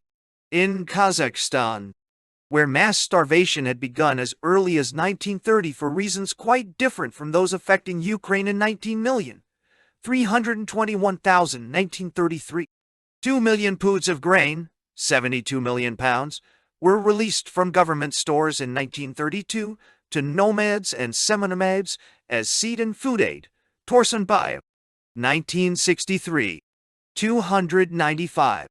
More broadly, the official response to agricultural difficulties in the spring of 1932 was a series of concessions known collectively as the May Reforms. The grain procurement quotas were lowered to roughly what had actually been procured from the 1931 crop. Private grain trade was to be legalized after procurement quotas had been met, that is, not before January 15, 1933, as an incentive to peasants, and a campaign for socialist legality promised to end administrative abuses in dealing with peasants. Anonymous. 1935. 533,536. When Moscow was later warned of difficulties arising in Ukraine, however, the response was quite the opposite. At the Third All-Ukrainian Party Conference in July 1932, virtually every one of Ukraine's top communist officials cited food supply difficulties, still the major euphemism for famine in the USSR. In various parts of the Ukrainian SSR, Visty Votsvaka, July 11, 17, 1932.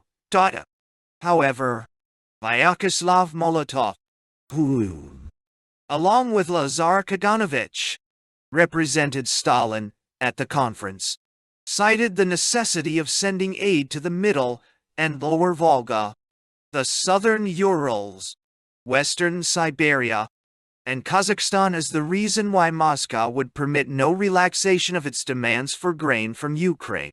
Meanwhile, Kaganovich added, above all forces must be devoted to successfully bringing in the harvest and to the total fulfillment of the grain procurement's plan.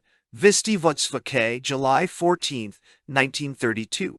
The resolution passed by the conference adopted the grain procurement's quota. Moscow insisted on 356 million metric tons. Visty Votsvake, July 11, 1932. The late summer and fall witnessed a series of repressive measures. The most serious and best known was the law of August 7, 1932. On safeguarding socialist property. The law provided for execution or 10 years of imprisonment for pilfering even an ear of wheat or a sugar beet root from the crop grown by the peasants. Anonymous 1935, 6566. Though the law was in force for less than 5 months, 20% of all persons convicted in Soviet law courts in 1932 were sentenced under its provisions, and it was hailed as the basis of socialist legality at the present moment. Conquest. 1968. 2425. From the beginning of the 1932 grain procurements campaign, the Ukrainian SSR rapidly fell behind targets. Visty Votsvake, August 3, 1932. Under intense pressure from Moscow, Soviet authorities in Ukraine introduced increasingly severe measures to extract the maximum quantity of grain from the peasants. Local organizations were ordered to take appropriate action to ensure the immediate repayment of grain loaned to the collective farms for the previous spring's sowing. Simultaneously, the party was told, every party member, every member of the Communist Youth League, every collective farmer and every worker must be conscious of Ukraine's decisive role in the overall grain procurements plan of the USSR. Right opportunism, that is, being insufficiently energetic in enforcing official policies in the countryside, was elevated to the main danger at the present moment. The main thing was to guarantee victory in the struggle for bread. Anonymous. 1932. 11. The essence of collectivization was the replacement of individual farms by large collective farms in which the agricultural population planted and harvested as a group. The harvest was particularly important, as the entire harvest of a given collective farm was brought to a single point and placed under state control. The state could dispose of it as it pleased. Obligations to the state, as the state determined them, and to the collective farm administration had to be completely fulfilled before any produce whatsoever was distributed to those who had produced it. If the harvest fell short or merely equaled the amount demanded, the peasants received nothing, and thorough searches were made of members' homes for any food that might make up for the shortfall. Even if a given collective met its quota, it was often assigned a supplementary quota to make up for other farms that did not. Institute a Story, 1958, 371. Those remaining outside the collective farms also had firm tasks and household quotas, and they too were assigned supplementary tasks. Their houses and gardens were similarly searched. In the early 1930s, the state thus took complete control of all crops grown and was in a position to seize what it wished. Thus, Stalin was empowered to starve the actual producers of foodstuffs, and in 1932 he did so. After the 1932 harvest, the Ukrainian party organization went over to a virtual war footing in the struggle for bread. Officials whom higher authorities found wanting were replaced. By October 1st, this included a quarter of Ukraine's 494 rayon district government heads. Entire oblasts, regions, were censured for temporizing in the struggle. Katayevich, 1932-1. On October 12, 1932, the CPBU apparatus was strengthened by the transfer of Mendel Katayevich from the Middle Volga Obkom, Regional Party Committee, where he had won a reputation for his brutality in combating kulak sabotage, to the post of Second Secretary of the Ukrainian Central Committee. Simultaneously, the first deputy head of the all-union OGPU, secret police, Ivan Akulov, was made head of the Donbas Obkom. The Ukrainian Central Committee ordered the immediate mobilization of the active, the active element upon which the party relied to carry out its policies, to liquidate the shameful breakdown in the grain procurements, utterly to defeat right opportunist sheathades, pro-peasantal attitudes, and fulfill the plan, Visti Votske, October 15, 1932. In two identical speeches of November 2 and 3, Katayevich emphasized the problem. At the present moment, the task that is most important for the Ukrainian party organization in all its work is the fulfillment of the grain procurements plan. Katayevich, 1932, 3. While thereafter, the Soviet Ukrainian authorities increased pressure on the peasantry. On November 20th, the Ukrainian Soviet government ordered the verification of all bread resources on the collective farms and the immediate seizure of stolen bread. It made collective farm board members who were responsible for the misappropriation of foodstuffs subject to the aforementioned law of August 7, 1932, on the inviolability of socialist property, Vistai Vutske, November 21, 1932. On December 6, An initial 6 villages were placed on the blackboard and subjected to an economic blockade, Visti December 8, 1932. On December 13, this measure was extended to 82 districts out of 494 in the Ukrainian SSS, and the Ukrainian Central Committee ordered the Dnipropetrovsk and Kharkiv regional authorities to expropriate immediately 500 individual peasants who had not met their quotas. Slinko, 1961. 298. On December 10, the Ukrainian SSR State Secretariat declared, "The basic reason for the torpid course of the grain procurements lay in the fact that regional, district, and village organs of power have not mobilized social organizations, not organized Soviet society, and thus not assured that a decisive blow be struck against the sabotage of the grain procurements by the kulaks and their agents. The remnants of the Petliarists, Ukrainian nationalists, and Makhnovists, peasant anarchists, Visti Votska." December 11, 1932, 2. The decree ordered district executive committees and village soviets 1. To verify immediately with documentary data every collective farm's level of fulfillment of the grain procurements plan. To verify the existence of bread resources in collective farms which are lagging in the grain procurements, turning particular attention to the existence of hidden grain, especially in straw, chaff, sediments, and so forth. To immediately organize the return of illegally distributed bread and its inclusion in the grain procurements. To organize the confiscation of bread stolen in the collective farms.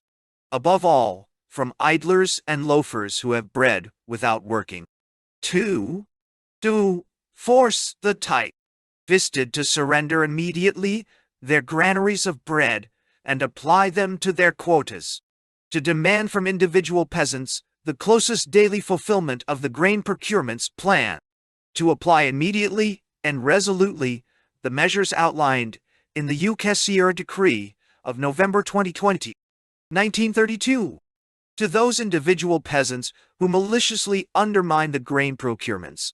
The decree also called for accelerating the threshing under the strict supervision of the state, purging collective farms and their officials of so-called kulak counter-revolutionary elements, and sending more people to the villages and collective farms to help procure grain. Visti Votsvaki. December 11, 1932. 2. The officials in charge of grain seizures also lived in fear of punishment. On December 14, Visti published a notice from the Republic Justice Commissariat and General Prosecutor's Office about the trials of 2 local officials who had allegedly gone over to the class enemies. Visti Votspay, December 14, 1932. On December 21, the CPPBU Central Committee removed 10 leading district officials from their posts for total inaction and failure to carry out measures to break the kulak sabotage of the grain procurements. At the same time, a joint party state decree ordered the expulsion from the party and arrest of 5 state farm directors for criminally frustrating the task of the party and state in the grain deliveries. Visti Votska. December 23, 1932. A week later, the entire leadership of Kobelyetsky district, Kharkiv region, was given sentences of 2 to 10 years imprisonment for allegedly organizing the kulak sabotage of the grain procurements. Visti Votske, December 29, 1932. Similar cases were also reported.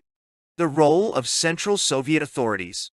In dealing with the Stalin period, some current revisionist Sovietology has sought to minimize the role of central authorities and to emphasize the importance of pressures from below, that is, from local officialdom and the party rank and file.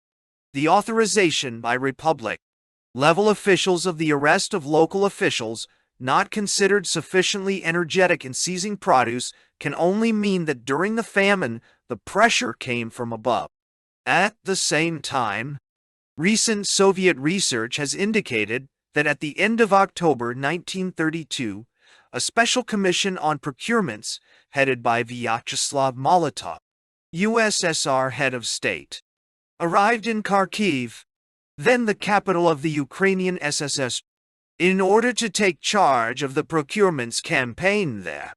Molotov remained there until January 1933, directed the procurements campaign, and supervised the work of the Republic-level officials in this area, Zelenin, 1989. Thus, the Ukrainian authorities were also responding to pressure from above. As the situation worsened, various appeals were made to Stalin, who dismissed them. Any doubt that Stalin personally had known about the situation in Ukraine was dispelled in the 1960s when Roman Terekov, a former obkom, regional party organization, secretary in Ukraine, announced in Pravda that he had told Stalin of the famine in late 1932, appealed for aid, and was refused. When in 1932 too, in connection with the poor harvest in Kharkiv region, it was necessary to tell Stalin about the grave situation in the villages and ask for bread to be sent to the districts. He listened and then sharply interrupted. "We are told that you, Comrade Terekov, are a fine orator. It also seems that you're a fine storyteller. You spin this yarn about famine thinking that you'll intimidate us, but it won't work. Maybe it would be better if you stopped being a secretary of an obkom and of the CPU, and went to work in the Union of Writers, where you would write fairy tales for idiots to read." Pravda, May 26, 1964. Terekov's account, co-authored by a party historian and couched in all the officially required euphemisms, such as harvest failure and grave situation, nevertheless made it clear that Stalin was directly told about the famine in Ukraine. Had Stalin, in fact, disbelieved Terekov, he certainly had ample means of independent verification at his disposal, such as the secret police. Thus, Stalin's professed disbelief of what Terekov told him rings hollow. Stalin's failure to listen to Terekov, a man who was personally involved in the fatal procurements policy, indicates the degree to which Stalin was determined not to acknowledge or ameliorate the situation. On another occasion, Stalin privately accused the peasants of conducting a campaign of sabotage against the procurements and of waging a war of starvation. Pravda, March 8, 1963. Ukrainization had been conceived as a concession to the Ukrainian peasantry, whereas war renders concessions irrelevant. By taking advantage of the famine, Stalin was able to withdraw the concessions earlier made to the Ukrainians and solve his Ukrainian problem. In December 1932, he ordered that the mechanistic implementation of Ukrainization be replaced by a campaign to disperse petlurists and other bourgeois nationalist elements in Ukraine. This historic decision ordered the Ukrainian Central Committee and the Soviet government to turn serious attention to the proper carrying out of Ukrainization, to cease carrying it out mechanistically, to disperse petlurists and other bourgeois nationalist elements from the party and Soviet organizations, to painstakingly select and educate Ukrainian Bolshevik cadres, and to safeguard the party's systematic leadership and control over the way Ukrainization is carried out. December 6, 1933. On January 24, 1933, Stalin used the alleged laxity of the Ukrainian authorities in the grain procurements campaign to take direct control of the Communist Party of Ukraine. He pursued policies that could only worsen the situation in the countryside and maximize the loss of life. At the beginning of 1933, Ukraine had fulfilled only 74.5% of its grain quota. None of Ukraine's 7 regions oblasts had met their grain procurements quotas. Visti Votsfi, January 4, 1933. Though the Central Committee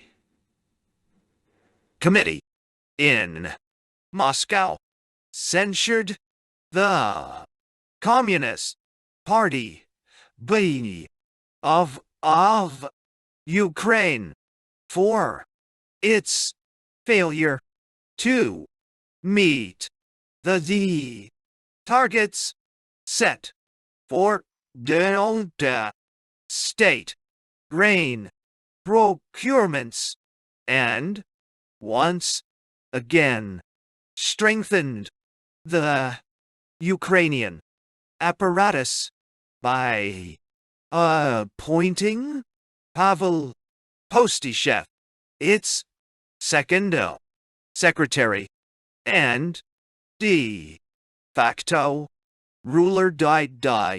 Several other top officials were replaced simultaneously, and Stalin gained virtually direct control through his hand-picked representatives by virtue of a special Central Committee instruction of January 24, 1933, which gave him control of 2 of the 3 CP/BU Central Committee secretaries and 4 of Ukraine's 7 obkoms. Anonymous. 1933. 3. Everything that happened subsequently could have happened only with the direct sanction of the Central Soviet authorities in Moscow. Postyshev practically remolded the Ukrainian party and state apparatuses in his image. By October 15, 1933, in those regions where the ongoing 1933 purge had been completed, 500 of the CPP/BU's 120 members and candidates so far verified had been purged as hostile class, vacillating, dissolute elements, and being purged in this period usually also meant arrest and liquidation. At the same time, 237 out of 494 district party committee secretaries, 249 district executive committee chairmen, and 158 district control commission chairmen were replaced. In addition, 3 leading workers were sent to man the new political sections of Ukraine's machine tractor stations, and 10 others were dispatched to the collective farms. 0 of them for permanent work as farm chairmen or heads of party organizations. Pravda. November 24, 1933. These transfers meant that nearly half of Ukraine's district party secretaries, over half of its district government heads, and a third of its district control commission heads were replaced. About 6 political section workers were sent to each district. Another 10,000 experienced Bolsheviks were sent to the collective farms. Ryhary Kostyuk rightly described the total picture as a wholesale occupation of key posts in the country by the staff of Stalin's satrap, Kostyuk, 1960-28. Ruling out the possibility of seed grain being sent to the villages, Postyshev ordered the immediate seizure of grain remaining in the countryside, ostensibly for the upcoming sowing campaign. Postyshev, 1933-73. At the same time, he called for substantial strengthening of repressive measures against kulaks, subkulaks, petliurists, wreckers, and other anti-Soviet elements. Postyshev, 1933-75. These enemies were to be sought not only among the peasants, but also within the party, and loyal Bolsheviks were obliged to be vigilant in rooting out wreckers and saboteurs who had wormed their way into party posts. Postyshev, 1933-73. 73. CPB Secretary Stanislav Kosyer joined Postyshev in blaming all difficulties on enemies, now defined as anyone who dared to state the obvious fact that there was nothing left to take, even in districts that had once been among Ukraine's most disciplined. Many collective farms had fallen under the influence of kulak, petliurist, makhnovist, and other elements, and as a result of our complacency and lack of Bolshevik vigilance, even in the best districts, kulaks and wreckers have wormed their way into the leadership of many collective farms and organize it there. The sabotage, Ofu. The name, grain, rye, procurements, body, coercion. Also, stress, the unacceptability of leaving grain for fuel, food, or seed in the basic deal of our unfulfilled quotas. A very large amount of grain was lost to so-called communal food consumption. In this connection, there was no serious struggle whatsoever against this evil until September. Those who had diverted grain from procurement to seed reserves were also labeled opportunists and agents of the class enemies. The policy was clear. The state must be given grain first, and only later are reserves to be created. Coercion. 1933. 2006 28. 33. 34. In other words, the greatest sin consisted in leaving the peasants something to eat or plant. Meanwhile, the Ukrainian Central Committee Journal published a lead editorial that called the breakdown of the grain procurements shameful. Blaming it ibani na ono the vaina failure to force the city and now baba peasants from the first days of the yell and harvest to fulfill the very first of their foul obligations. The whole obligation to the Ethiopia state in the matter of grain deliveries. Stated this same editorial also denounced the practice of what? Leaving a seed reserve before the procurements target had been met. Anonymous. 1933. It soon became apparent that everything that could be seized had already been taken. This situation led on February 25, 1933, to a seed loan from Soviet Union stockpiles of 20,300,000 poods, 1 pud chi 36 pounds, of grain to Ukraine, and another 15,300,000 poods to the North Caucasus Territory, specifically to the Kuban. According to the resolution, the reason for the loan was unfavorable weather, which had led to harvest losses in the steppe regions. Visti Vutske, February 26, 1933. Part of the loaned grain was consumed as food given out in the fields as an incentive for working on the spring sowing, but most of it was earmarked for use as seed and animal fodder. It was this loan which made possible any crop at all in 1933. Yet, the pressure on the countryside was not eased until after the 1933 harvest. As late as June 1, the Dnipropetrovsk Regional Committee announced a reduction to 10% of the customary 15% advance distributed to the collective farmers immediately after threshing, Vistivotsvai, June 1, 1933. After the 1933 harvest, the state allowed the distribution of grain to the collective farmers, which virtually put an end to the famine. An order was given on September 27 to distribute 10 to 15% of the amount of grain threshed, regardless of whether the given collective farm had met its grain deliveries quota. Institute History, 1972. 8,000.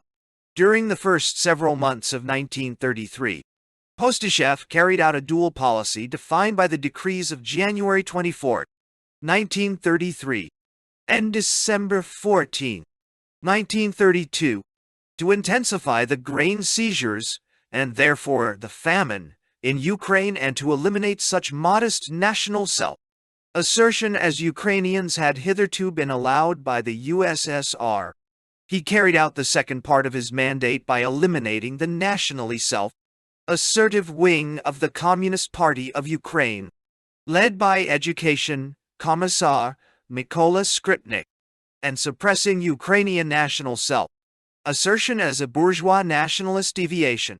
Postyshev directed an extensive purge of Ukrainian cultural life. In March 1933, a number of prominent Ukrainian communists, who in previous years had been denounced as national deviationists, were arrested. In May, Mykola Yalovy, former president of the Vaplite group of Ukrainian writers, which had been the leading national communists in literature, was arrested.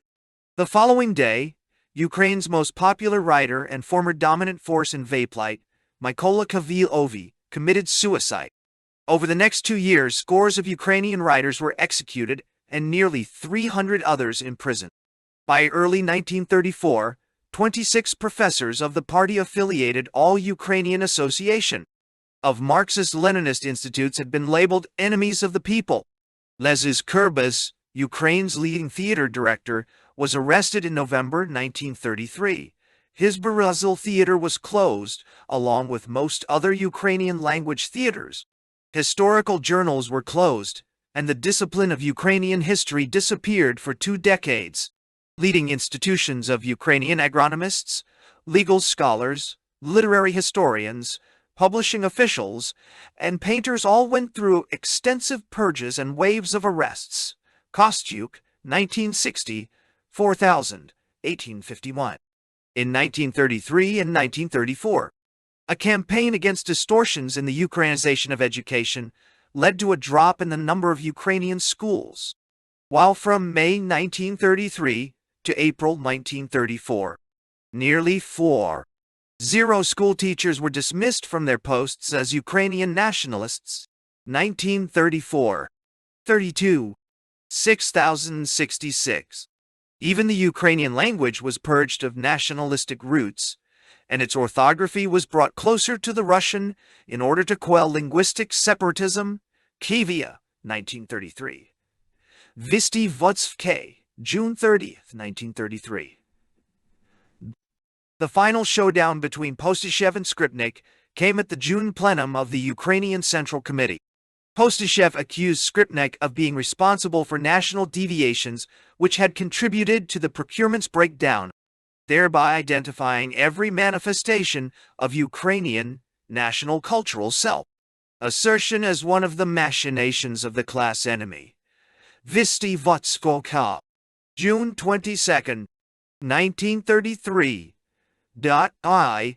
Skripnik's erstwhile comrades then competed in compiling denunciations of everything permitted during Skripnik's tenure at the Ukrainian Commissariat of Education. Skripnik's suicide in July failed to terminate this contest of denunciation. See Mace, 1983, 296,300. Postyshev blamed class enemies, especially those within the party, for the difficulty. He followed Stalin's example in ignoring the human suffering and massive loss of life caused by the famine.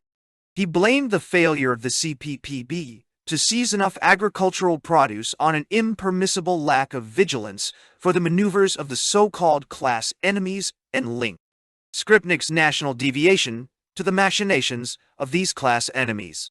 The supplanting of the hitherto dominant Skripnik wing by a new leadership sent directly from Moscow further underscores that the crucial policy initiatives came from Moscow and were imposed on Ukrainian authorities. With Skripnik's suicide in July, Ukrainization became a dead letter, and the policies designed to prevent the Russification of Ukrainians in Ukraine's cities were dismantled. Everything associated with the national revival of the preceding decade was cancelled. Ukrainian arts and letters were virtually banned for a generation. The cities and factories that had been largely Ukrainized reverted to their previously Russian character. All of these factors together could only mean an attempt to destroy and hint of Ukrainian cultural or political self-assertion. The famine accompanied by a broad campaign against every sign of Ukrainian self-assertion, dealt a body blow to the basic constituency of Ukrainian national identity, the millions of Ukrainian peasants who starved to death. It was the result of a deliberate policy that created conditions of life calculated to bring about the physical destruction of a large part of the group. And this, according to Article IIC of the Genocide Convention, is genocide. As with the Holocaust and the Armenian massacres, the exact number of victims can only be estimated. But we know that the 1926 Soviet census counted 31.2 million Ukrainians, and that the probably inflated census of 1939 counted only 28.1 million. An absolute decline of 3.1 million or 10%. Kozlov, 1983. 276. Despite the fact that the Ukrainians had enjoyed a healthy 2% annual rate of natural population growth during the years for which figures are available, Nalko, 1965, Det.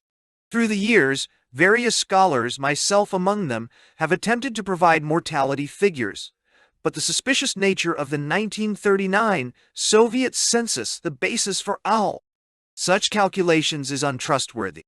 In 1937, the Soviet Union conducted a census that, after correction, counted just under 164 million people living in the Soviet Union. This was so far below the number anticipated that it could be explained only by millions of premature deaths. Consequently, the officials in charge of the census were arrested, many were shot, and the results of their work were suppressed. See Conquest, 1986, 299,300, Toltz, 1987, 1011.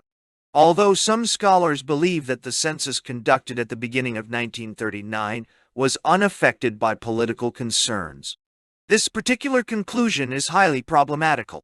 For if the top Soviet census officials were shot for not finding enough people in 1937, it is sensible to assume that their successors, who were not shot, did find enough people.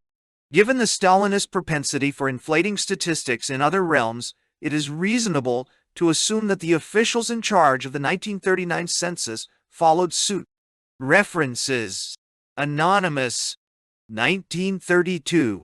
Za Bolshevicku organizaciju ta udarni tempi klibudzahotivel for Bolshevik organization and shock work tempo of the grain procure. Bolshevik Ukraini, 15-312. Ilno, 1933. Postanova Tisk VKP, BZ24. Sechnia, 1933. R. Tiazavdanya. Bolshevikov Ukraini, the January 24, 1933. Decision of the Central Committee of the All-Union Communist Party and the task of Ukraine's Bolsheviks. Bolshevik Ukraini, 3320. Radimi, Avishelza, Val, Eterorbi, 1935. Ważniejsze решения по сельскому хозяйству. The most important decisions on agriculture. Moscow Selkhozgits. Conquest Robert ed. Du. 1968. Agricultural Workers in the USSR. London, Bodley Head. Nandahal. 1986. The Harvest of Sorrow, Soviet Collectivization and the Terror Famine. New York, Oxford University Press. Ali Mykola, 1934. Vidzamoviznachania do novoho ponevolenia, from self-determination, renewed oppression. Inhed Moscow. Nationalna. Politika narad. Ukraini visvitli dokumentiv. Tear off the mask. National policy in Soviet Ukraine in light of the documents. Vevi Prague. Vysoteka. Institut Istorii. Akademia Nauk Ukrainskoi. RSNTRBAL. 1972. Historia kollektivizacji sylskiego gospodarstwa ukrainskoi. RSSR Zbornik dokumentów I materiałów wytwórczych Tomak, The History of the Collectivization of Agriculture of the Ukrainian SSR. A collection of documents and materials in 3 volumes. Kiev Dat.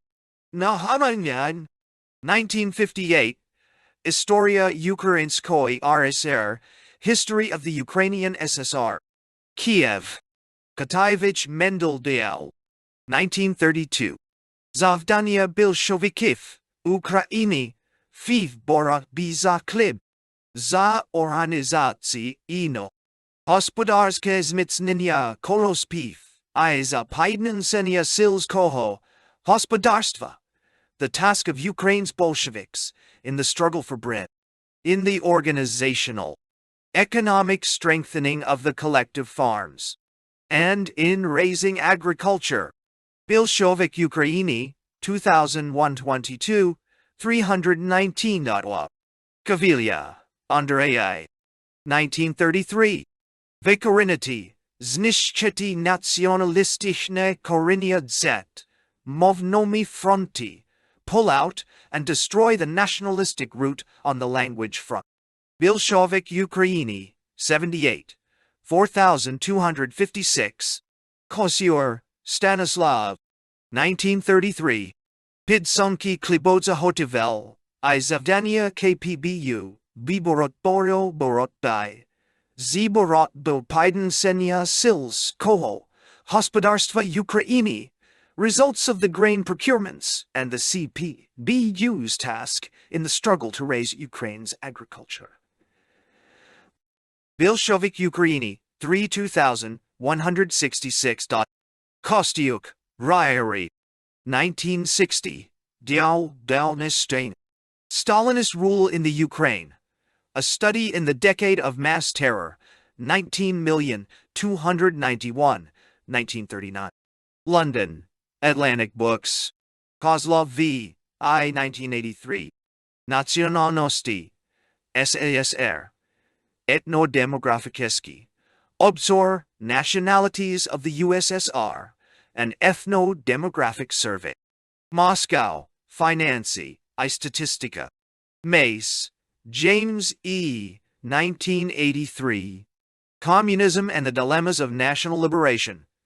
National Communism in Soviet Ukraine, 19,000,000, 1933. Cambridge, Mass. Harvard University Press to Ideal, Adi Orwell Bait. Nalko, V. I. 1965, 48. Etniczny Sklad Nazelenia. Ukrainskoi, R. S. Statistiko. Kartograficzne doslishenie of the Ukrainian SSR, a statistico-cartographic inquiry. Kiev, Naukova Dumka Data. Postishev, Pavel P. 1933. Prozavdania, Sivbita Postanovu, TSKBKP, B. Vid. 24 Sishnia, 1933. R. On the Task of the Sowing and the All-Union Central Committee, Decree of January 24, 1933. Bolshevik Ukraini, 36783. Pravda, Truth Communist Party of the Soviet Union Daily Newspaper. Moscow All. Silniki, Franciszek, Die. 1978. Nationalnaya Problema KPSSC period. 1917–1922. God, the nationality problem of the CPSU in the period from 1917 through 1922. Munich, Sukasnis, Slinko, I. Zin, 1961. I'll Dornoway, and A. 61.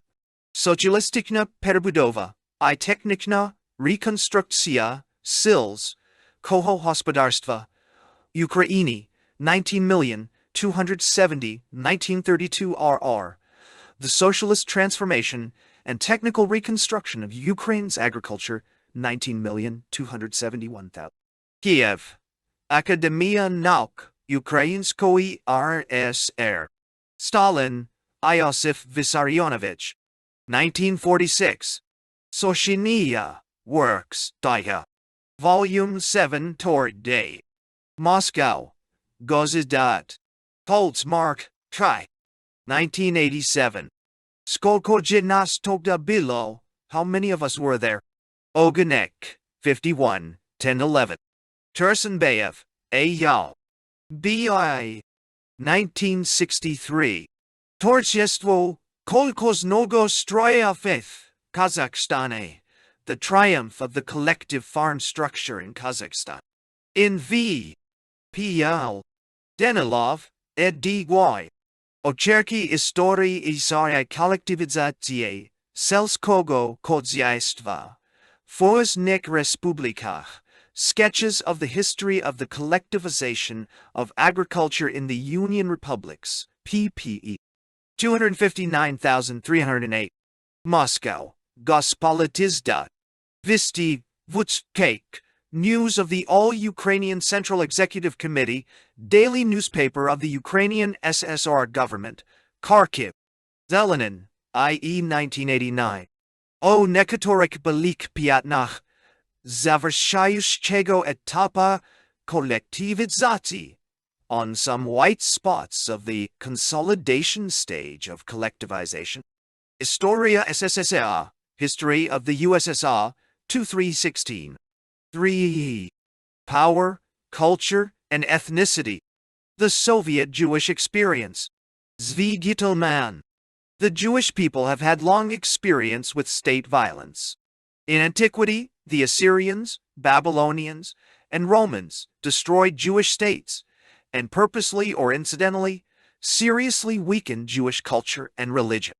The Roman exile of 70 CE ended Jewish sovereignty and destroyed the center of the Jewish religion. Only by shifting from priestly to rabbinical authority and simultaneously refocusing Judaism on the synagogue, instead of the destroyed temple, was the religion made portable and thus viable. In the diaspora, there have been many instances of state violence directed against Jews, often for avowedly religious purposes, but also for purely secular ones. In addition to violence aimed at physical destruction, the coercive powers of states, often allied with churches, were mobilized for attempts to destroy Judaism. The aim of forced medieval disputations between Christians and Jews, of the Inquisition, and of missionizing were to preserve the Jews physically so that they could become Christians spiritually. Thus, state power has been used not only to control, contain, or annihilate the Jews, but also to convert and assimilate them. In our century, Jews have experienced both types of state violence. It was employed on a massive scale to destroy 1/3 of the Jewish nation during the Holocaust, and it has been deployed by several states in order to curb or destroy Jewish culture. Most East European governments in the period between the World Wars tried to limit Jews' economic, political, cultural, and social roles and challenged Judaism by proposing and sometimes passing legislation aimed at eliminating fundamental Judaic practices. The Polish government's attempt in the 1930s to outlaw ritual kosher slaughtering is one example. The Soviet case, a unique one, involved the destruction of traditional Jewish culture deemed unacceptable in a modern socialist society, and the temporary substitution of an ersatz Jewish culture fully sponsored by the state. At the same time, in line with Marxist and Leninist assumptions about the transiency of nations, ethnicity, and religion, Soviet authorities postulated assimilation as the only solution to the Jewish problem. As it turns out, even the Soviet state, disposing of great coercive powers and immense resources, has proved unable wholly to repress traditional culture and even less successful in creating and propagating a substitute culture. Moreover, even when traditional culture is largely repressed and forgotten, ethnicity and ethnic consciousness are not thereby eliminated. Direct state action, some of it violent, and much of it certainly coercive, did seriously impair, if not wholly destroy, traditional Jewish culture in the USSR. However, the state did not destroy ethnicity, and a good case can be made that the Soviet state has artificially propped up Jewish ethnic identification.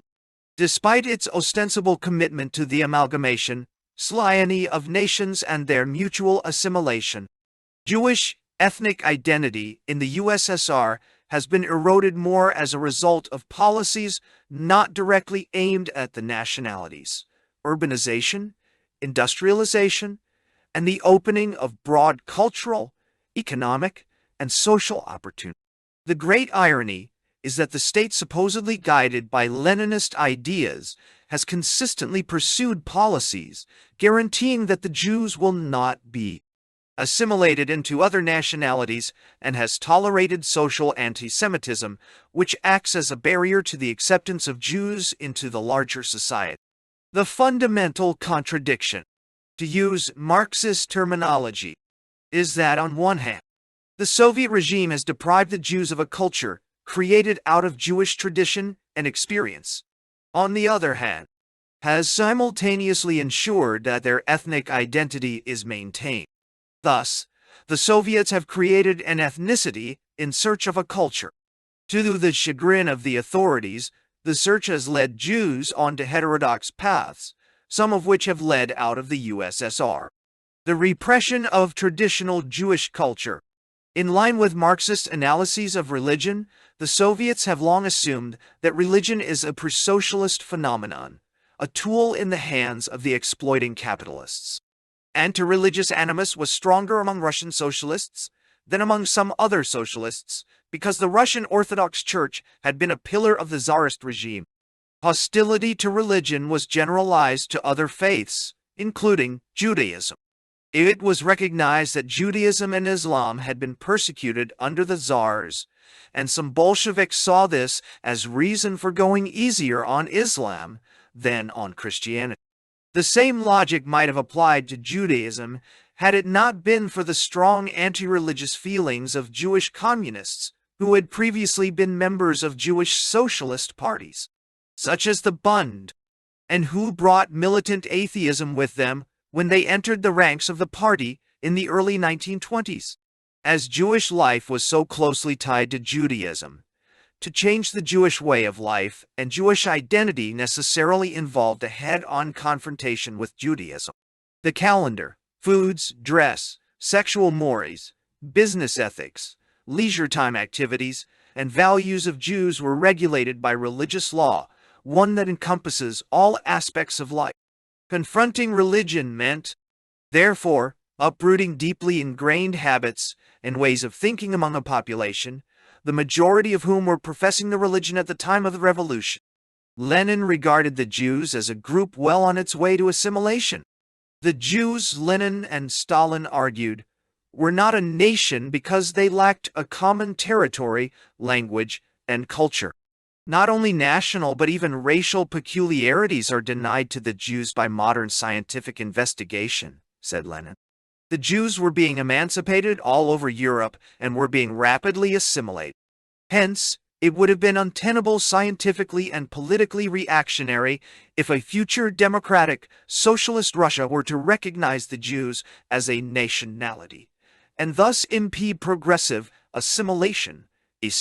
At the same time, Lenin recognized that no nationality is the oppressed and persecuted as the Jewish one. No one here acknowledged that today the Jews provide a relatively high percentage of representatives of internationalism compared with the other nations. This progressive character could only be diminished by giving the Jews the status of all nation. The idea of a Jewish nationality runs counter to the interests of the Jewish proletariat, for it fosters among them, directly or indirectly, a spirit hostile to assimilation, the spirit of the ghetto Iskra, October 22, 1903. In sum, a Jewish nation did not exist. The Jews, whom Lenin ultimately defined as a caste without specifying the characteristics of this category, were on the way to assimilation. The Jewish Socialist Bund was to be condemned for trying to artificially preserve and promote Jewish culture. Obviously, Jewish culture would disappear as the Jews assimilated. There were no hints in Lenin's pro-revolutionary writings that Jewish culture would be forcibly suppressed when the revolution came. In 1913, Lenin modified his views on nationalities and national cultures, retreating from his expectation that there would be linear progress toward assimilation. He allowed broad self-rule and autonomy to regions that were nationally homogeneous and grudgingly conceded that federalism would be one way of organizing a post-Tsarist state. A short time later, with the coming of the revolution, Lenin was forced to modify his ideas even further. When engaged in a civil war that lasted 3 years, Lenin, ever the realistic politician, realized the importance of winning the population's allegiance and made ideological concessions in order to do so. Among them was the de facto recognition of the Jewish collectivity, not designated as a nation, but as a nationality. Though the difference was not made very clear, it seemed to mean that the Jews were an ethnic group lacking some of the attributes of a full-fledged nation. This categorization allowed for the creation of a commissariat of Jewish affairs in the government, and even Jewish sections within the Communist Party. These organs were needed in order to produce the materials in Yiddish, the mother tongue of the great majority of Jews at the time, which would win them over to Bolshevism. Contrary to popular myth, Bolshevism had not been popular among the Jews before the revolution. A 1922 party census revealed that only 958 Jews claimed to have joined the party before 1917. Gittleman, 1972, 105. The myth of Jew Bolshevism was based on the presence of atypical, assimilated Jews in the upper echelons of the party. But the great masses of Jews remained distant from Bolshevism and had to be won over. Lenin and his colleagues calculated that this could only be done through Jewish institutions operating in a Jewish language. Needless to say, it would be only a temporary measure, because as assimilation proceeded on its inevitable path, there would no longer be a need for such institutions and for Yiddish. Yiddish and Jewish institutions, then, were not to be ends in themselves, but a temporary means of political mobilization. Revolutionizing the Jewish street. The Jewish sections of the Communist Party took advantage of this concession to justify their own existence, and to promote programs that had been on the agendas of some of the Jewish socialist parties before the revolution. When they lacked the power to implement their ideas, there had long been competition among Russian Jews between Yiddish and Hebrew. Zionism and socialism, though some managed to combine the two, religion and secularism, and various schemes and programs for the economic and cultural rehabilitation of what was commonly perceived as a population desperately in need of normalization, since in the transition period to full integration into other cultures and peoples was of all indeterminate duration. The Jewish sections could pay lip service to the idea of assimilation while promoting Jewish cultural institutions.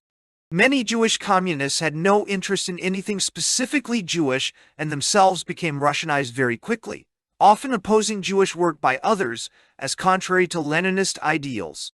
Others, however, dedicated themselves to the temporary work of thoroughly revolutionizing Jewish life and culture, transforming it from its traditional modes into modern Soviet ones. This transformation was accomplished in two stages, a destructive one followed by a constructive one. During the destructive phase, called the Revolution on the Jewish Street by the Jewish section, state power was mobilized against religious education and practice, Zionist activity, Hebrew culture, and any adherence to pre-revolutionary Jewish values and ideas. Gittelman, 1972. Chapter 5. The Jewish sections, composed largely of latecomers to the revolution who entered the party only after their socialist parties had been dissolved, attempted to compensate for their original sins of Menshevism and the politics of compromise and gradualism by adopting extremely radical policies.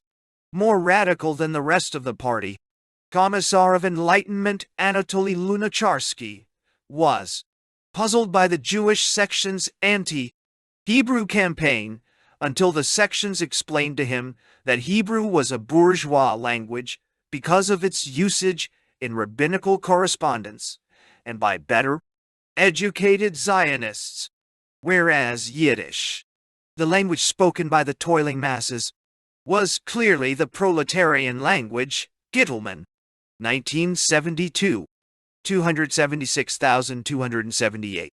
At a time when there was a general cultural revolution going on in Soviet Russia, it was not difficult to persuade others and oneself that a radical restructuring of Jewish culture was a legitimate and praiseworthy enterprise, indeed an imperative need.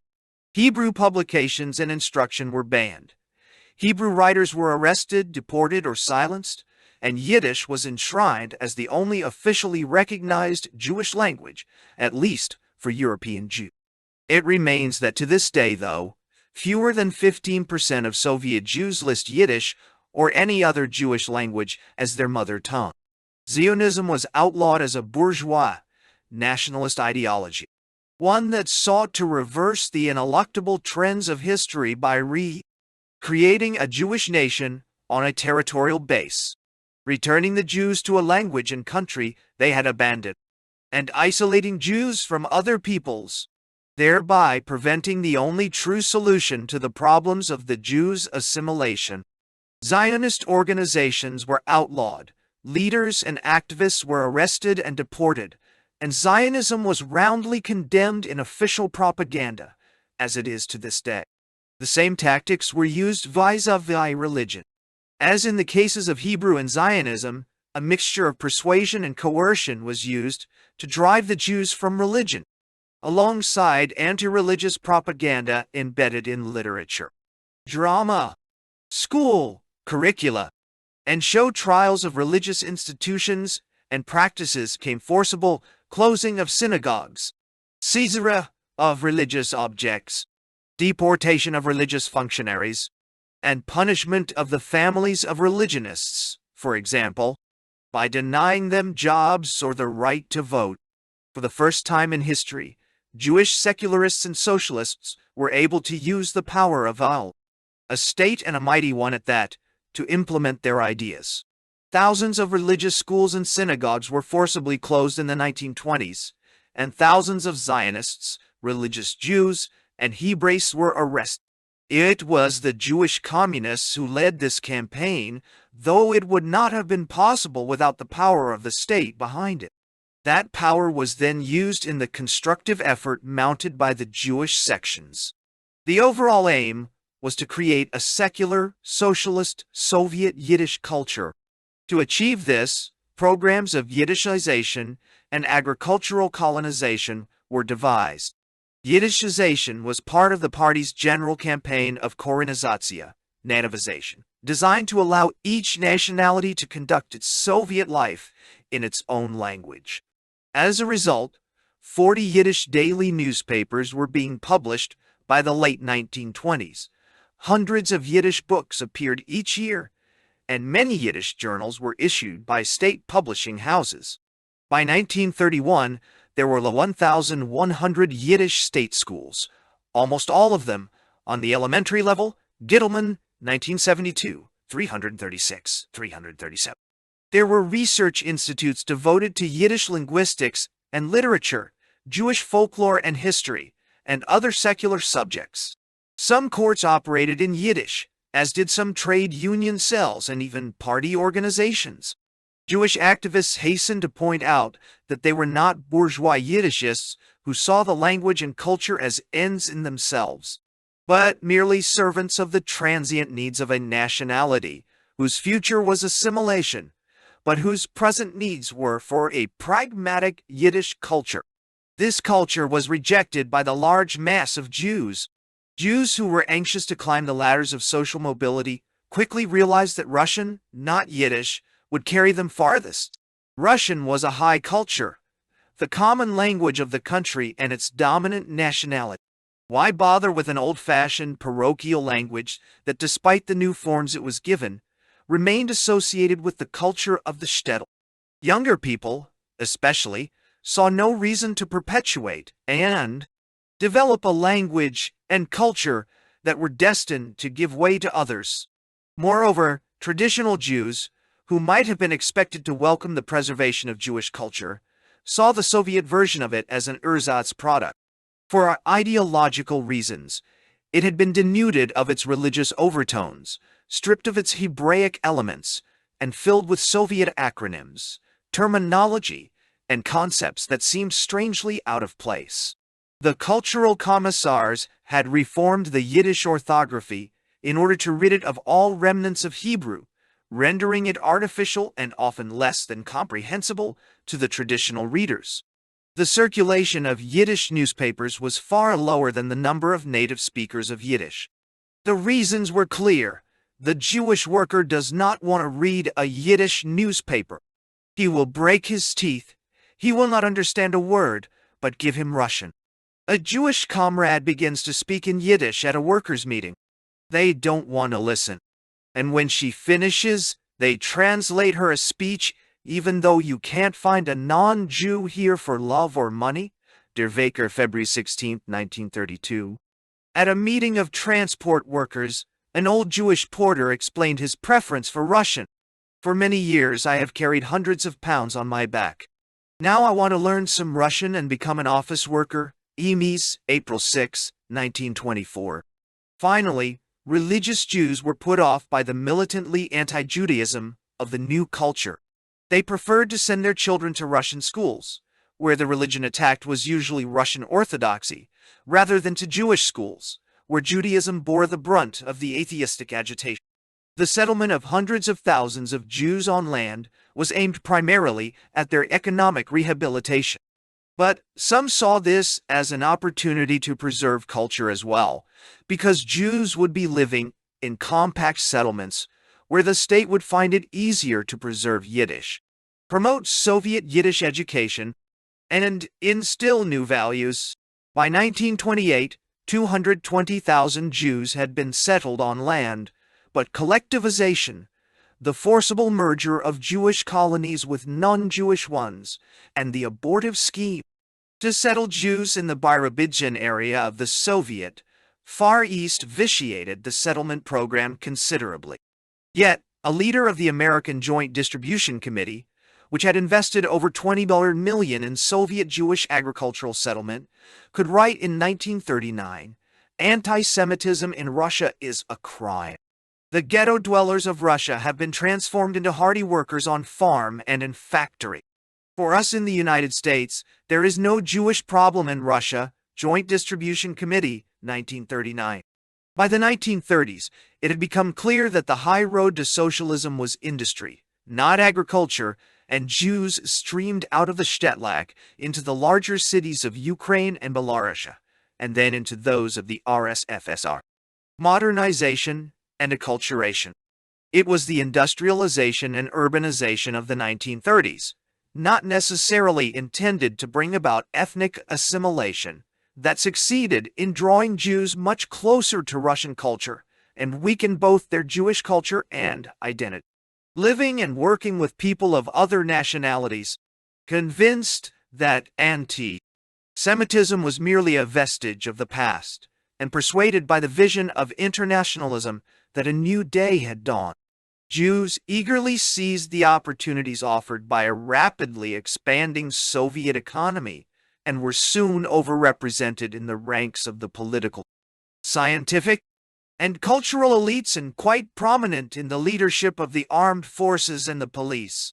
Jewish schools and newspapers were closing down. In the 1926 census, only 25% of the Jews listed Russian as their mother tongue, but by 1939, 55% did so. Between 1926 and 1935, the number of Jewish wage and salary earners nearly tripled. Schwartz, 1951, 169. At the same time, about one-third of all Jews getting married in the 1930s were marrying non-Jews. As one recent émigré said, at that time, we really believed that everyone was equal, that it made no difference if you were Russian or Jewish or anything else. Private communication. In the mid and late 1930s, the Great Purges brought about the greatest act of state violence. But there is no evidence that the purges were directed against Jews any more than any other nationality. Jewish cultural and political leaders fell along with their Ukrainian, Belarusian, and other counterparts accused of bourgeois nationalism, to the extent that Jews were prominent in the urban intelligentsia, in the party and government, and in the secret police itself. They were prominent among the victims, as these groups were hardest hit by the purges. But there is nothing to suggest that Jewish culture was singled out for victimization. To be sure, the regime fell silent about anti-Semitism. In the 1920s, there had been a campaign against it, with lectures, books, pamphlets, and even movies devoted to showing the evils of anti-Semitism and why it had no place in socialist society. By the 1930s, when anti-Semitism seemed to be growing, little was said about it officially. The Holocaust dispelled the illusions created by the period of friendship of the peoples and internationalism.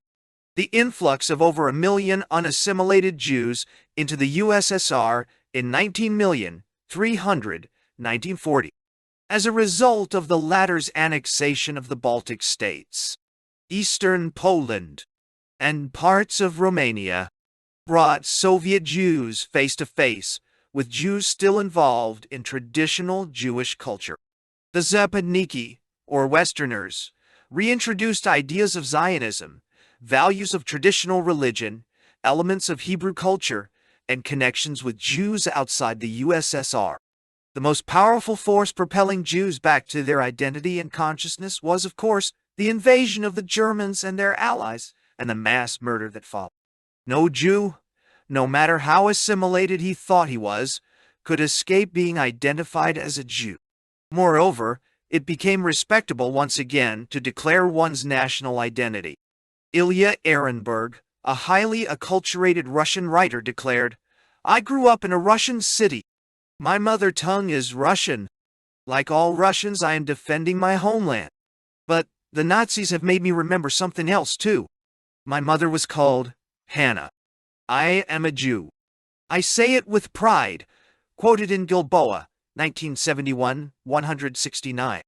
Itzik Pfeffer, one of the most politically orthodox of the Yiddish writers, and a militant enemy of the old Jewish culture, had written anti-religious poetry in the 1920s and paeans to Stalin in the 1930s. During the war, he wrote a poem whose title proudly proclaimed Ich bin a Yid, I am a Jew. There was a limited revival of Jewish culture during the war, but soon after that, a death blow was dealt to official Yiddish culture. This time it was not as an indirect consequence of other policies, but was due to a deliberate policy directed against the Jews. Beginning in 1948, Jews were accused of being rootless cosmopolitans, people without a home, and without proper political loyalties. All Jewish cultural institutions were forcibly closed. Even the type of the last Yiddish publishing house was melted down. Following the stage accident that took the life of the great Yiddish actor, Shlomo Michels, Hundreds of Yiddish cultural figures were arrested, most of them on charges of bourgeois nationalism. The anti-Jewish campaign was not confined to unacculturated and unassimilated Jews. It was a campaign against Jews, not just against Jewish culture. In 1952, the Doctors' Plot was announced, wherein Jewish doctors were accused of medically murdering high Soviet officials. Immediately, all Jews came under suspicion of being Yid poisoners. Popular anti-Semitism flourished, supported by official policy. In August 1952, a score of the leading Jewish cultural figures were shot. There are indications that Stalin was planning a mass deportation of Jews shortly before his death in 1953. Thus, by the end of the Stalinist period, both traditional and Soviet Jewish cultures had been largely destroyed. Ironically, Jewish identity, once easily shucked off, had now become an object of attention by the state that seemed to be moving farther and farther from assimilating the Jews. Rather, it was isolating them as pariahs. See Gilboa, 1971. Jewish ethnicity and culture in the USSR. After Stalin's death, the immediate threat to Jewish survival receded, but Jewish culture was restored only in a symbolic way. Not a single Yiddish school has been reopened. Yiddish publications consisting of one monthly, one newspaper, and 6 or 7 books, published annually, are intended more to promote a favorable image abroad than to serve Soviet Jews. In the past 30 years, it has become clear that Jews are to be excluded from the upper echelons of the economic, military, political, and to a lesser extent, cultural establishments. State violence has been exercised selectively against individuals rather than groups, but in a larger sense, the state uses coercion to preclude the development of Jewish culture. At the same time, Jews are still identified as such in their passports, and they are regarded as such by society. They are thus acculturated into non-Jewish cultures without being assimilated into non-Jewish societies. They are Jews legally and socially, but not culturally. The Leninist dream of assimilation, welcomed by many Jews, has been frustrated by the Soviet state's insistence on identifying Jews as such and preventing their passing as anything else. The contradiction between Jewish legal and social identity, on one hand, and Russian cultural identity on the other, has led Jews to seek ways of reconciling the two. Some have tried to hide their Jewish origins and identities. Others have decided that the contradiction could be resolved only by immigrating to Israel, where Jewish identity and culture can be combined, or to Western countries, where one has the option of maintaining or dropping both identity and culture. When emigration closed down in the early 1980s, some chose yet another resolution: the creation of a Hebraic religious counterculture within the USSR. Schroeder, 1974. Asbel, 1981.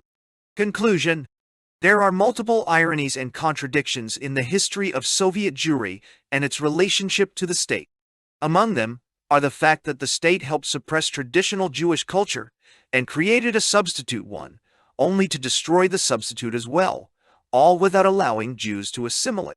The repressed traditional culture has now emerged as a counterculture of thousands and has helped propel over 300,000 Jews to emigrate, in some cases because they did not want to acculturate, in other cases because they could not assimilate.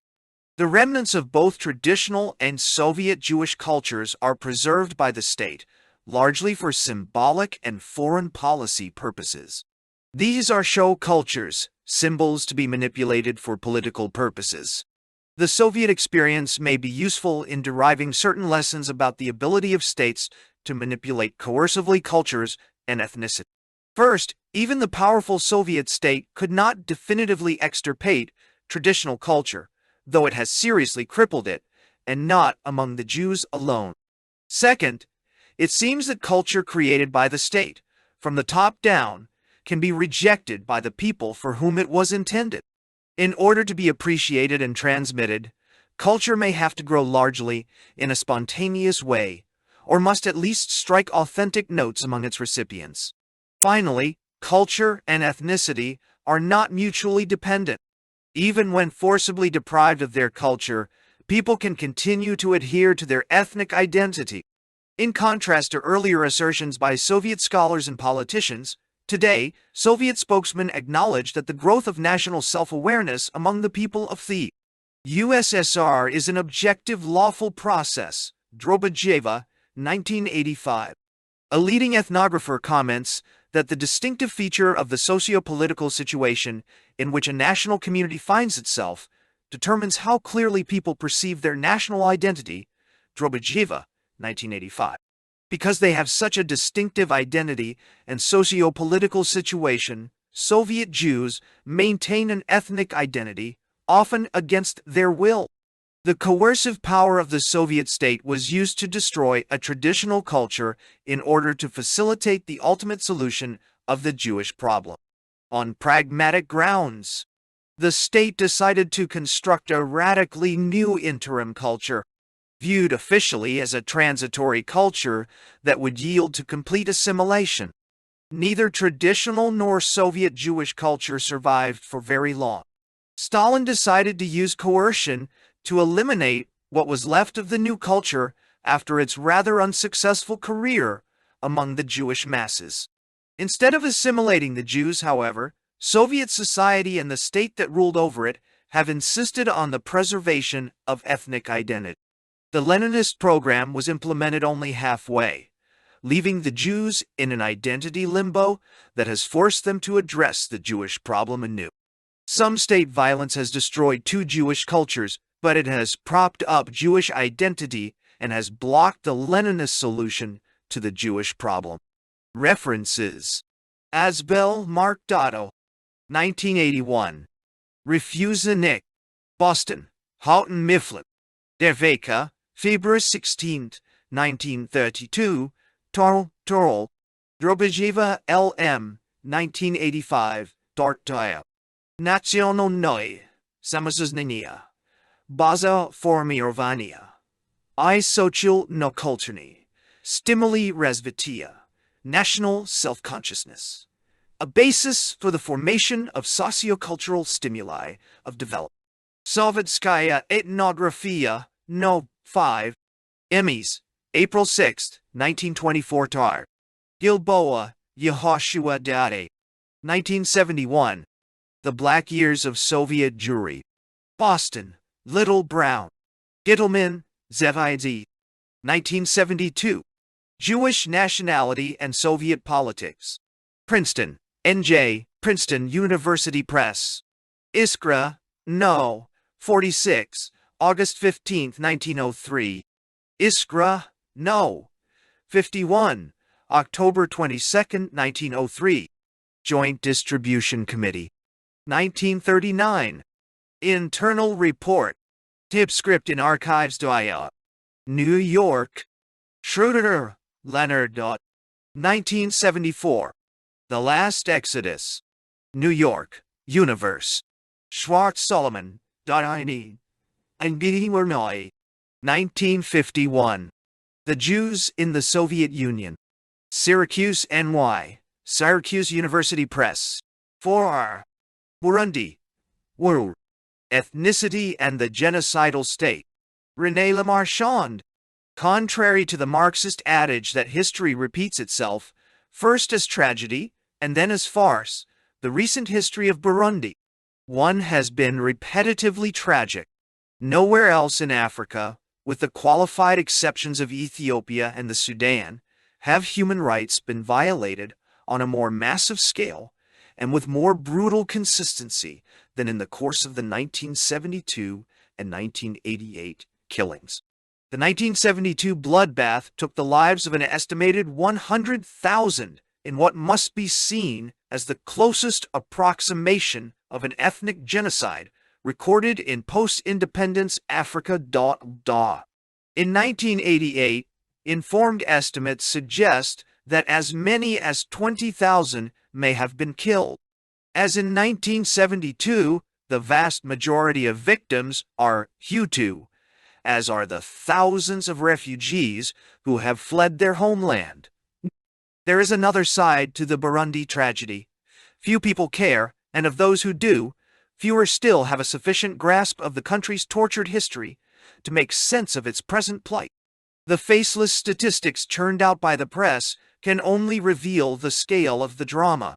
Neither the dynamics of ethnic confrontation nor the sequence of events that led to the carnage are given more than the most superficial attention in the media coverage. More often than not, the participants in violence are reduced to caricatures. The tall, graceful Tutsi pitted against the short, stocky Hutu, and their motivations are ascribed to info. The perverse effects of ancestral hatreds, alternatively depicted in terms of tribalism or caste prejudice. The widespread indifference surrounding the Burundi killings is in part a commentary on the country's marginal position on the map of Africa. Smallness of scale, 28.0 square kilometers. Difficulty of access beyond the capital city. The arcane character of its social system and its relative isolation from Cold War issues have relegated the country to the residual category of micro-politics, along with Equatorial Guinea, Cape Verde, São Tomé, and Principe, for example, whose minuteness and eccentricities are generally seen as sufficient reasons for benign neglect. A more plausible explanation has to do with the misconceptions and prejudices that have shaped much of our vision of Burundi society. There is, on the one hand, the highly misleading assumption that ethnic conflict was inscribed, as it were, in the very nature of the traditional social system. From this perspective, Burundi's society emerges as the victim of its own structural dysfunctions, a state of affairs about which little can be done. Another form of mythology, propagated with particular insistence in scholarly journals by the French historian Pierre L, and repeatedly echoed in the official pronouncements of the Burundi authorities, is that ethnicity is at best an epiphenomenon, and at worst the invention of Western missionaries. Officially, ethnic differences simply do not exist. This Panglossian vision has contributed in no small way to the sense of complacency that marks much of the extant literature on Burundi, both academic and official. Chrétien and Lejeune, 1986.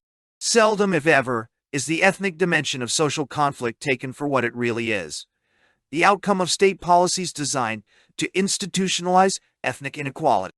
Failure to recognize the state as the prime agent of ethnic genocide is not the least of the impediments faced by outside observers in trying to uncover the roots of social conflict in contemporary Burundi. Rather than viewing the state as a preeminently repressive institution dedicated to ensuring the political supremacy of an ethnic minority, most observers tend to blame the country's tragedies on built-in antagonisms between specific ethnic communities. That such antagonisms did not just happen, but were indeed nurtured, encouraged, and institutionalized through specific moves on the part of specific individuals is seldom taken. This chapter is an attempt to sketch the role of the state in shaping the system of minority rule that has been the dominant feature of Burundi politics since the overthrow of the monarchy in 1966. I begin with a critical examination of some of the myths and misperceptions that have persistently obscured our comprehension of ethnic identities. I next turn to a brief historical overview of the circumstances that led to the capture of the state by a specific ethnic minority. Against this background, I then turn to a comparative discussion of the patterns of violence brought to light in 1972 and 1988, and conclude with a brief assessment of the prospects for peaceful coexistence in the wake of the 1988 crisis. Myths and misperceptions.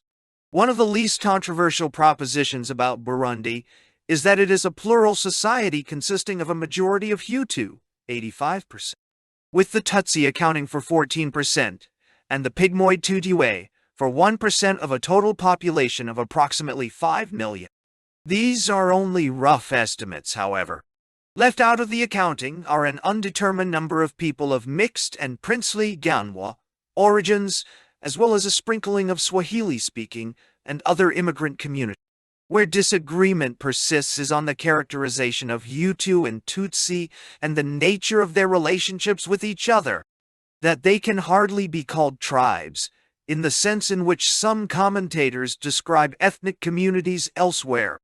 In the continent is fairly obvious except perhaps to correspondents of the New York Times, Perles, 1988. If only because it conjures up images of ancestral hatreds rooted in the circumstances of the pre-colonial past, the tribal label is more confusing than illuminating. Until the early 1960s, Burundi was remarkably free of ethnic tensions. It would take another decade and a carnage of apportions for such tensions to penetrate the rural sectors. As one Murundi who grew up in the 60s admitted, "I remember that at home and school, Hutu and Tutsi, while aware of belonging to different ethnies, generally lived on good terms with each other." The game of politics often went unnoticed in the countryside. Thus, the repression of 1965 and 1969, programmed and orchestrated by Tutsi incumbents, had virtually no impact on the populations concerned, which today would be unthinkable. Maiburo, 1988. Burundi, in short, simply does not fit into the conventional tribal mold. Assumptions that it does can only mask the fundamental affinities linguistic, symbolic, and socioeconomic that bind one group to the other and, in the present context, suggest the wrong solutions. To argue, as a former U.S. ambassador to Burundi does, that separation, partition, is the only solution that will prevent further ethnic slaughter, Milady, 1988, is to unduly discount the continuing social interdependence between Hutu and Tutsi and the extent to which they intermingle in rural settings. Scarcely more accurate is the notion of caste recently offered as a corrective to tribe by a distinguished roster of academics consisting of the Executive Committee of the African Studies Association, several presidents emeriti of that association, and other distinguished Africanists. Burundi, we are told, was stratified into castes of different rank and privilege. The primarily pastoral Tutsi minority, closely linked to the ruling group, and the agricultural majority of Hutu, under their domination. Asa News, October-December 1988. While reasonably useful, albeit with appropriate qualifications, to an understanding of pre-colonial Rwanda, such a portrayal is entirely at odds with what we know of traditional Burundi society, where the ruling group, the Ganwa, though never identified with either Hutu or Tutsi, did rely heavily on the former to administer the royal domain. Furthermore, social interactions between Hutu and Tutsi were far too close, intermarriage far too frequent, and the division of labor between them far too fluid to provide the basis for a caste-like system of stratification. The case for caste, as Catherine Newberry and Alison DeForges have recently shown, is simply untenable. Asa News, January-March 1989. Yet another myth that needs to be dispelled has to do with the ethnic identity of the ruling group. To speak of Tutsi supremacy is, strictly speaking, inaccurate. A closer look at the ethno-regional roots of the civilian and military elites prior to the August 1988 killing shows that they are largely recruited from among the Hema subgroup. Most of them come from the province of Bururi in the south, which claims the largest concentration of Hema elements.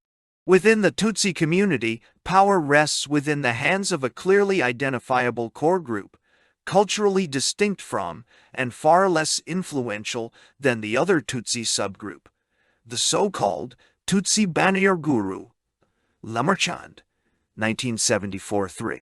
Thus, to hold the Tutsi community collectively responsible for the abuses and atrocities of the Second and Third Republics tends to obfuscate and disregard the critical role played by what can best be described as a minority within a minority.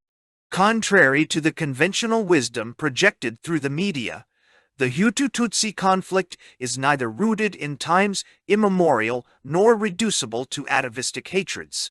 It is a relatively recent phenomenon, traceable to a self-fulfilling prophecy inspired by the Rwanda Revolution. In spite of the greater complexity of its ethnic map and the absence of rigid divisions of the kind that characterize Rwanda society, the social system of Burundi was profoundly affected by the political message of the Hutu uprising against the Tutsi monarchy in neighboring Rwanda. The Rwanda revolt provided the nascent Hutu elites in Burundi with the model polity that some tried to emulate, and gave their Tutsi counterparts ample justification for their incipient fears of Hutu domination. 1970, 353. 1970, 300. Thus, rather than treating politicized ethnicity as an ethnographic or historical datum, a more fruitful approach is to recognize the determining role played by specific events and circumstances in molding the perceptions that each group gained of the other, for an understanding of how a sense of us against them developed within each community. Something must be said of the country's tortuous evolution since its independence from Belgium in 1962. The capture of the state from monarchy to ethnocracy. In few other states has history produced a more bizarre combination of change and continuity than in Burundi in the years preceding the overthrow of the monarchy in 1966. The crown may have been the linchpin of the political system and the most obvious element of continuity with the past. But the now mobile type of monarchical system that emerged from the debris of the Belgian trusteeship, which began in 1918, had how little in common with the way the weakly structured and highly decentralized, archaic kingdom in existence at the time of the German conquest in 1903. Nominally a constitutional monarchy, after independence from Belgium, Burundi took on the characteristics of an increasingly centralized polity, with power held in the hands of a princely faction, the Bezi, recruited among the descendants of the royal clans. The Ganwa, never identified with either Hutu or Tutsi, the Ganwa developed a separate ethnic identity rooted in their traditional claims to authority. Political centralization, in short, meant that the state would remain the monopoly of the court, thereby effectively denying access to power to either Hutu or Tutsi. Lemarchand, 1977, 111f. The dilemma faced by the Burundi crown in the years following independence is strikingly reminiscent of Huntington's classic discussion of the king's dilemma in modernizing monarchies. Innovation requires political centralization, but the latter can be achieved only at the expense of the popular participation, thereby inviting the violent overthrow of the monarchy by the newly mobilized groups. On the other hand, by giving in to popular demands for participation, the crown must sooner or later surrender its claims to power. Huntington, 1968, 177 Feb. Seldom anywhere in modernizing polities have traditional monarchs been able to rule and reign. By insisting on doing both, Burundi's King Mombutsa sowed the seeds of his own demise. The turning point came on October 18, 1965, when a group of Hutu officers unsuccessfully tried to overthrow the monarchy. They came close enough to realizing their objective to cause the panic-stricken Mombutsa to flee the country. By then, the inability of the crown to handle the competing claims of Hutu and Tutsi had become palpably clear. Equally plain was the bitter trial of strength taking place within the directing organs of the dominant party, the Union pour le Progrès National, UPRONA. The assassination of the Hutu Prime Minister, Pierre L, on January 15, 1965, provided a dramatic illustration of the spillover of ethnic hostilities from the party into the government. The critical factor in the background of the attempted coup, however, was the king's decision to ignore the verdict of the May 1965 legislative elections, which gave the Hutu 23 seats out of a total of 33 seats out of a total of 33. By appointing his private secretary and leading Gaonwa personality, Leopold Biha, Prime Minister Mombutsa, made it unequivocally clear to the Hutu elites that, in spite of their electoral victory, power would continue to rest with the crown. At this point, a number of the politicians began to see force as the only sensible solution to make good their claims to a meaningful share of executive power. The 1965 coup manqué played directly into the hands of Tutsi extremists. In the complicated sequence of events that followed, the purge of 34 Hutu officers, accompanied by the execution in October 1965 of scores of Hutu politicians and members of parliament, including Paul Miracano and Patrice Mayonde, respectively first and second vice presidents of the National Assembly, was the first in a series of steps intended to give Tutsi elements unfettered control over the institutions of the state. The second came in July 1966, with the appointment of Captain Michel Micombero as Prime Minister. A Tutsi Hima from Bururi province, Micombero played a key role in thwarting the Hutu-instigated coup and in organizing subsequent anti-Hutu pogroms in several rural localities. With Micombero at the helm, a new generation of Tutsi politicians emerged on the scene, most of them from Bururi. From then on, ethno-regional ties became an increasingly important source of solidarity within the ruling stratum. Finally, with the formal overthrow of the monarchy in November 1966, less than 2 months after the official transfer of the crown from Mombutsa to his son, Prince Charles Ndz, the last obstacle on the path of Tutsi Hima hegemony was removed. Le Marchand, 1977 to Dole, with its legitimacy reduced at the most to 15% of the population, it is easy to see why the first priority of the Micombero regime should have been to transform the army into a reliable instrument of coercion. Only by ruthlessly eliminating all Hutu elements from the armed forces and by blocking further access of Hutu officers to its command structure could this be accomplished. As the bulk of the enlisted men, approximately 1,000 out of a total of 1,200, were of Hutu origins, a massive ethnic purge was required. According to reliable informants, in the weeks following the 1965 attempted coup, hundreds of Hutu troops were massacred by their commanding officers after they were ordered out of their barracks to march against an imaginary enemy. The next step was to get rid of all Belgian military advisors. This purge was carried into effect in July 1968, when 8 Belgian officers acting as technical assistants were suddenly thanked for their services and sent back to Belgium, presumably because of their unwarranted interference with normal recruitment procedures. Le Marchand, 1974. 13. A little over a year later, disclosure of a plan for a Hutu-led coup provided a convenient pretext for further rectification of the ethnic contours of both the army and the government. In September 1969, a year after completing their military training at the Royal Military Academy in Brussels, 3 Hutu officers were charged with plotting against the regime and shot. Also implicated in the alleged conspiracy were about 60 members of the Hutu elite, including Baranaby Kanyaruguru, Minister of Planning, Zebrina Heninahain, Director of the Rwagasore Medical Clinic, Ferdinand Bitariho, former Vice President of the National Bank of Burundi, Gregoire Nisimbikie, former Secretary of the Burundi Embassy in Washington, and Father Gahungu, all of whom were executed on December 27, 1969.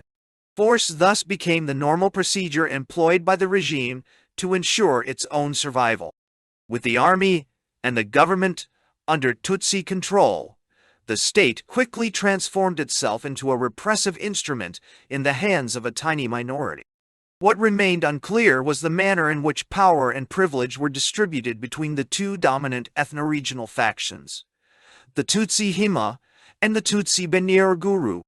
The events of 1972 would soon provide the answer. The 1972 watershed. No other event has had a more decisive impact on Burundi's destinies than the genocidal killings perpetrated against the Hutu community in April and May 1972. The carnage took the lives of approximately 5% of the population and virtually wiped out the educated segment of the Hutu population. Lemerkand, 1974. Greenland, 1976. Overnight, ethnic animosities hardened into mutual hatreds. To this day, mere mention of the Holocaust generates intense emotions within each community. Hopes of revenge, nurtured by the incitations of Hutu exiles, are as widespread among the survivors of the massacre as are the fears of renewed insurrection and retribution among the Tutsi. The sequence of events that led to the massacre is by now reasonably well established. The triggering event was the simultaneous outbreak, on April 29th, of Hutu uprisings in the capital city and in the southern districts of Rumonge, Nyanza-Lake, and Bururi. A People's Republic was briefly proclaimed by the rebels before being overwhelmed by government troops. Indiscriminate killings of Tutsi led to a swift and massive reprisal by the Tutsi-dominated army and jeunesse, political youth, groups.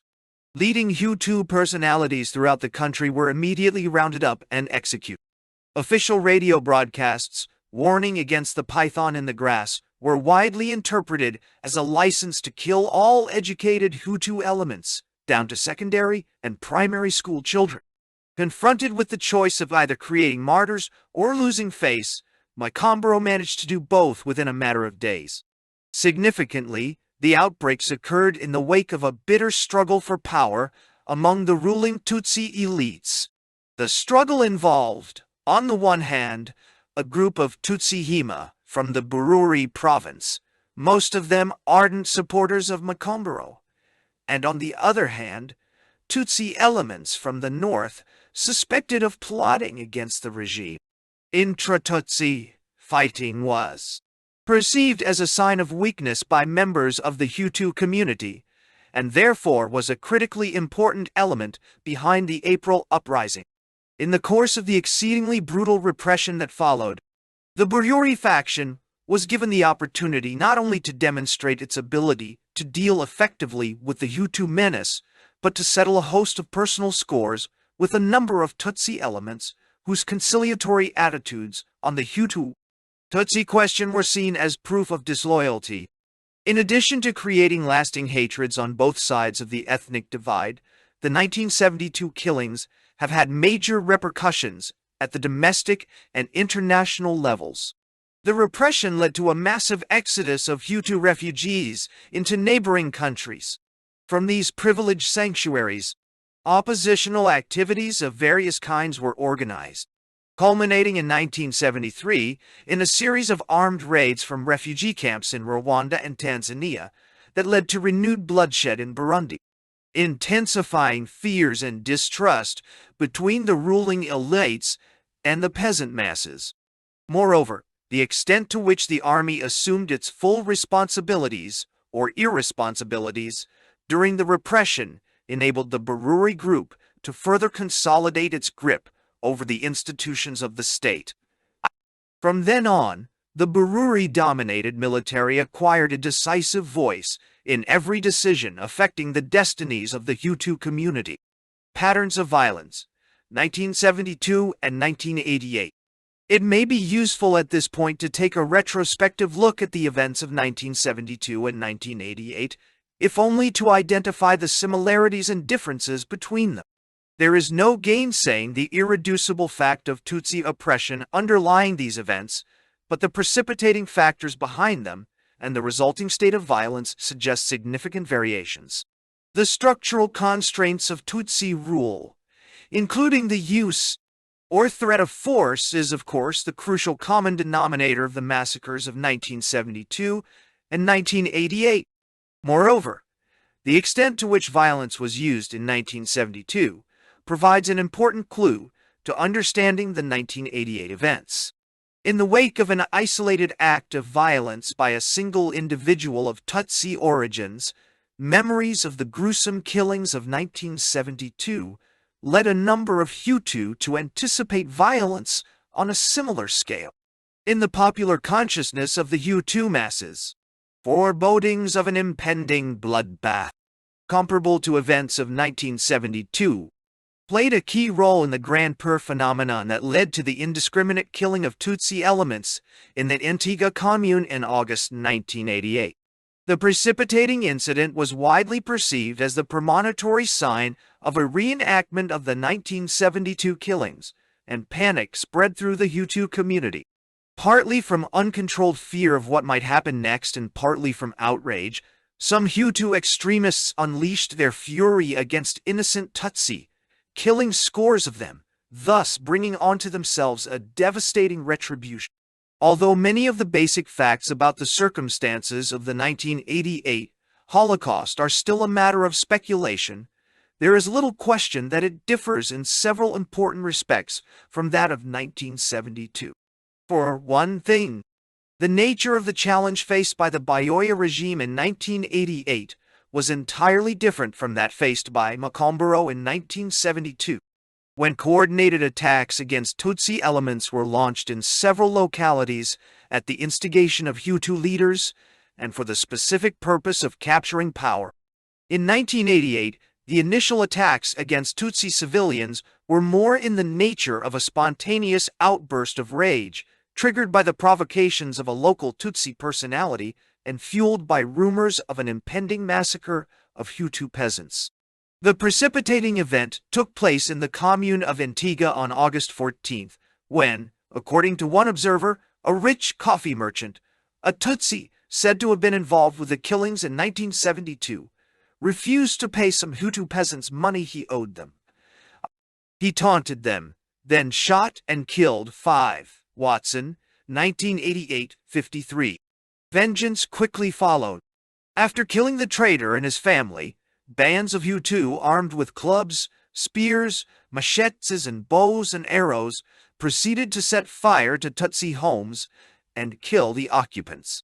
Meanwhile, a few miles away, in the commune of Marangara, Hutu-Tutsi tensions had already reached their peak, but for different reasons. At issue was the presence in this commune of 4 Tutsi civil servants, including the mayor, a judge, and a medical assistant, whose ethnic prejudices were viewed with enormous distaste by the local Hutu population. On June 28, the mayor made an inflammatory speech that left many Hutu convinced that a plan was afoot to wipe them out. "You are preparing your knives," the mayor is reported to have said, "but ours are sharper and cut more than yours."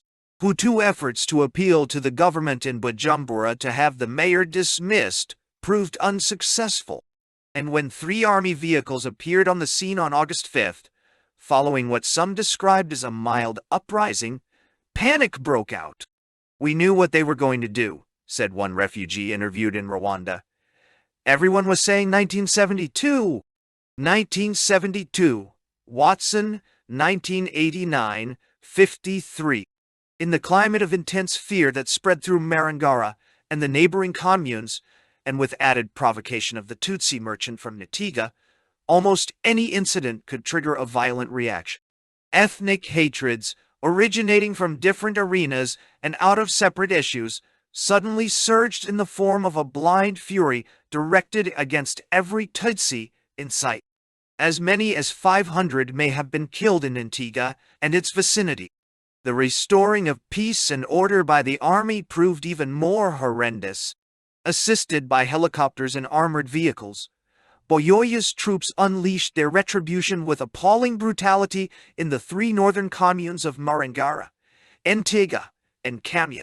According to Amnesty International, the scale of resistance offered to the soldiers is not known, but the inclusion of large numbers of women and children among the victims suggests that troops were engaged not just in quelling armed resistance or indeed in searching for those who had participated in killings of Tutsi, but rather in reprisals aimed at the Hutu civilian population as a whole and carried out to punish and eliminate them, rather than just to restore public order. Amnesty International. 1988. 3. In short, the 1972 repression came about in response to an organized conspiracy against the state. The 1188 repression followed in the wake of a highly disorganized display of rural violence directed against local officials. The government's repressive responses to the two outbreaks were different in other ways. In 1972, almost every region and locality, including the capital, was targeted for the physical liquidation of all educated Hutu elements down to primary school level. In 1988, repressive violence was both more indiscriminate and more localized. According to Amnesty International, more and more evidence has become available that members of Burundi's armed forces were responsible for massive numbers of executions of unarmed civilians, and that many of the victims were young children, some of them babies, who had played no part in any of the preceding violence. They were selected for execution simply because they and their parents were Hutu and lived in an area in which members of the Hutu community had attacked and killed Tutsi. Amnesty International, 1988. 1. Perhaps the critical difference between the 1972 and the 1988 killings is that they occurred in radically different political contexts. Although violence was in each case preceded by major discords among the ruling elites, there was no equivalent in 1972 for the move toward liberalization initiated by President Berghe after seizing power from Bagaza in September 1987.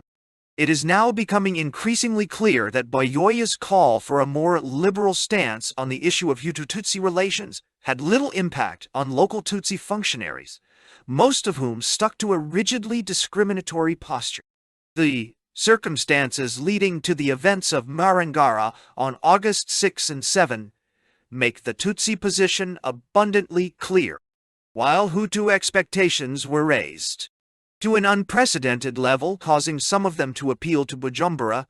Their hopes remained largely unfulfilled and their demands unmet. During most of the Bagaza years, 19,761,1987, the Hutu-Tutsi problem was closely tied with the issue of church-state relations, Karai, 1986. As a result of the restrictions imposed on catechism schools, tens of thousands of Hutu schoolchildren were in effect denied access to educational opportunities. In October 1986, for example, all catechism schools, Yakamukama, were closed at the request of the government, and an estimated 300,000 Hutu schoolchildren found themselves excluded from primary schools. Meanwhile, between May 1979 and October 1985, about 280 missionaries were forced to leave the country. Given the fact that the Catholic Church runs about a third of the primary schools and over half of the secondary establishments, it is easy to see why Bagaza's brand of anti-clericalism was seen by many Hutu as being primarily directed against their own group interests. 1987. The coming to power of Berghe on September 3, 1987, led to a normalization of sorts with the Church. Most of the catechism schools were reopened, and some of the missionaries expelled by Bagaza were allowed to return. A number of Hutu political prisoners were set free, and at least 3 high-ranking Tutsi officials accused of taking bribes from the French during the 1985 Bujumbura summit were jailed. As noted earlier, these actions were seen by most Hutu as unmistakable signs of an impending trend toward even greater liberalization, but very little was being done at the grassroots level to adjust policies to expectations.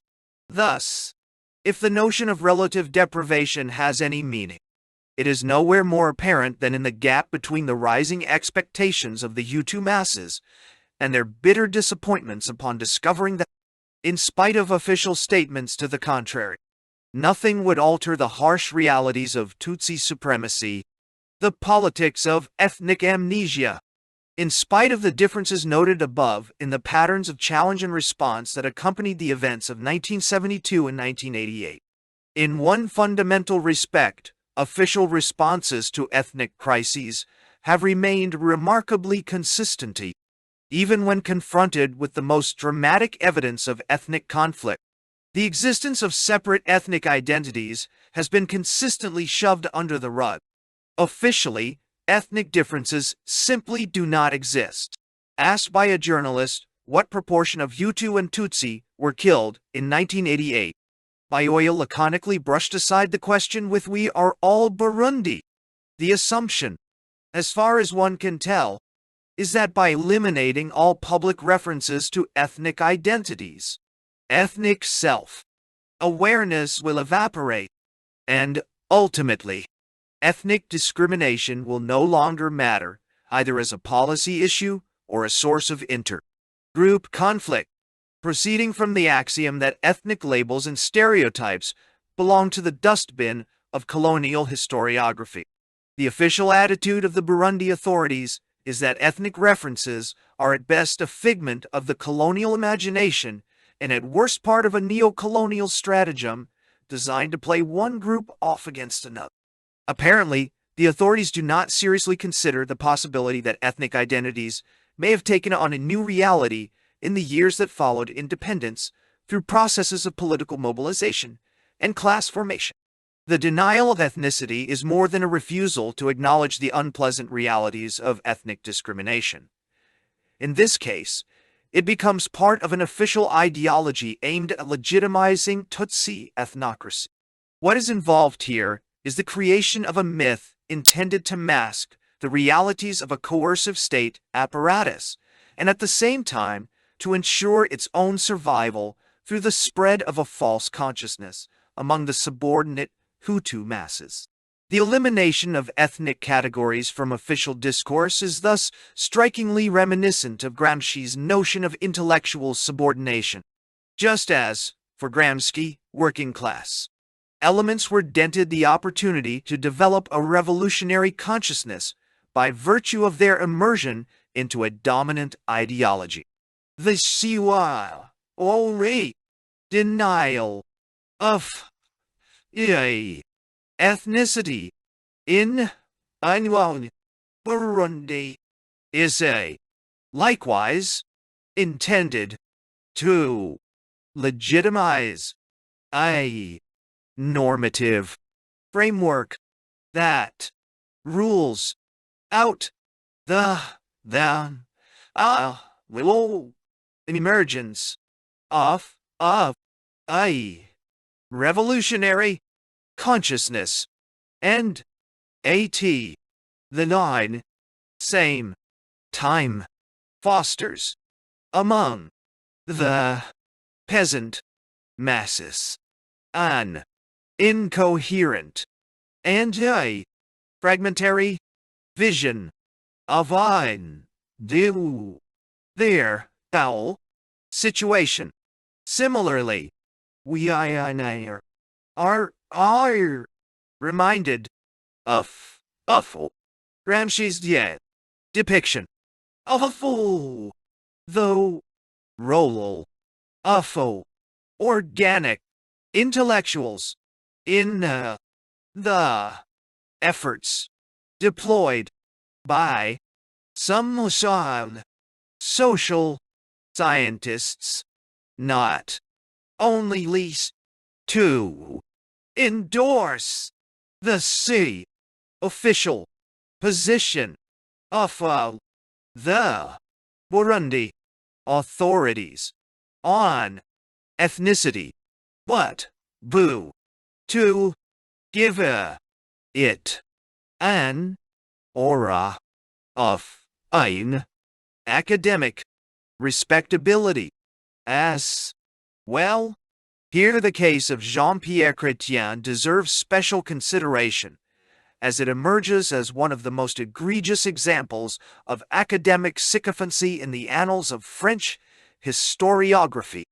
After 20 years of sustained research into the history and politics of the country, perhaps no other scholar has a better grasp of the political realities of contemporary Burundi. Yet, nowhere in his writings is there the slightest intimation of the ethnic crisis facing the country, much less of an awareness of possible solutions. Nowhere is there recognition of the potential for ethnic violence generated by the discriminatory policies followed by every government since 1972.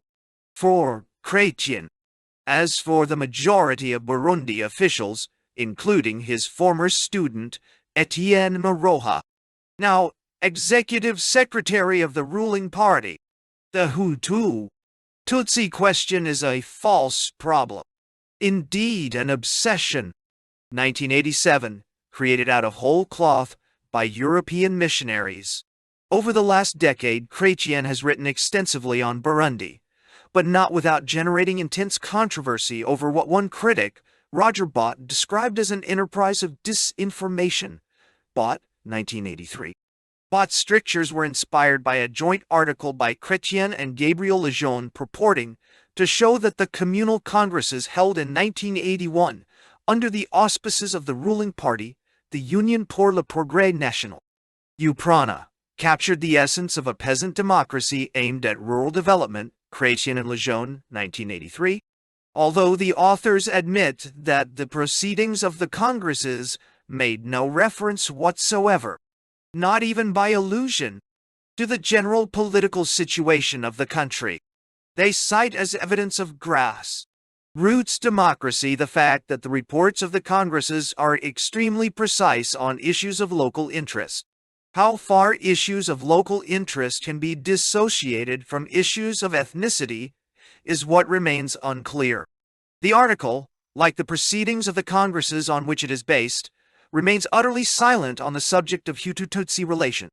As the title of Bott's rejoinder pointedly suggests, when the essential remains unsaid, the author's discussion is fatally flawed by their refusal to acknowledge the centrality of ethnic issues.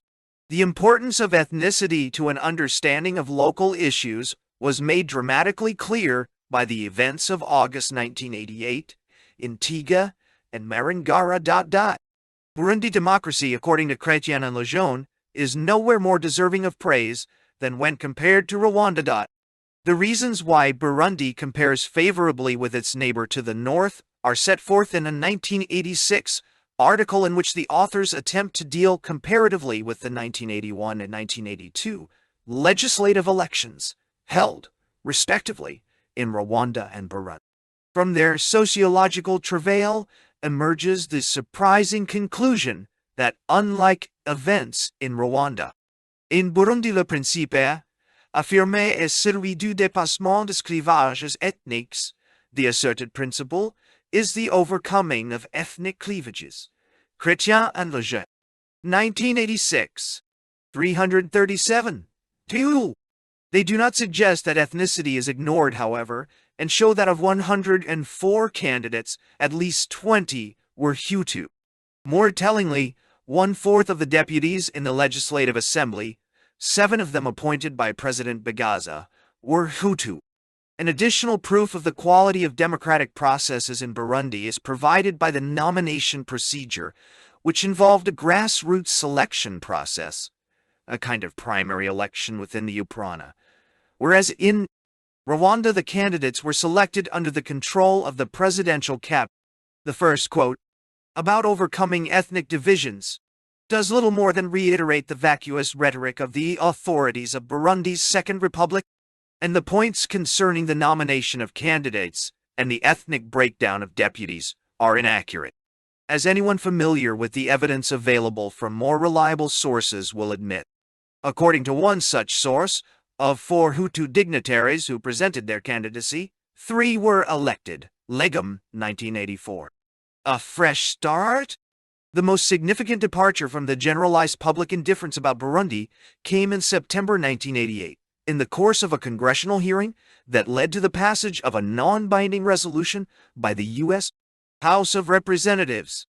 In it, the House urged the government of Burundi to maintain and greatly increase its recent efforts at national reconciliation, condemned the series recent violence reportedly carried out by the armed forces, and urged the Vice President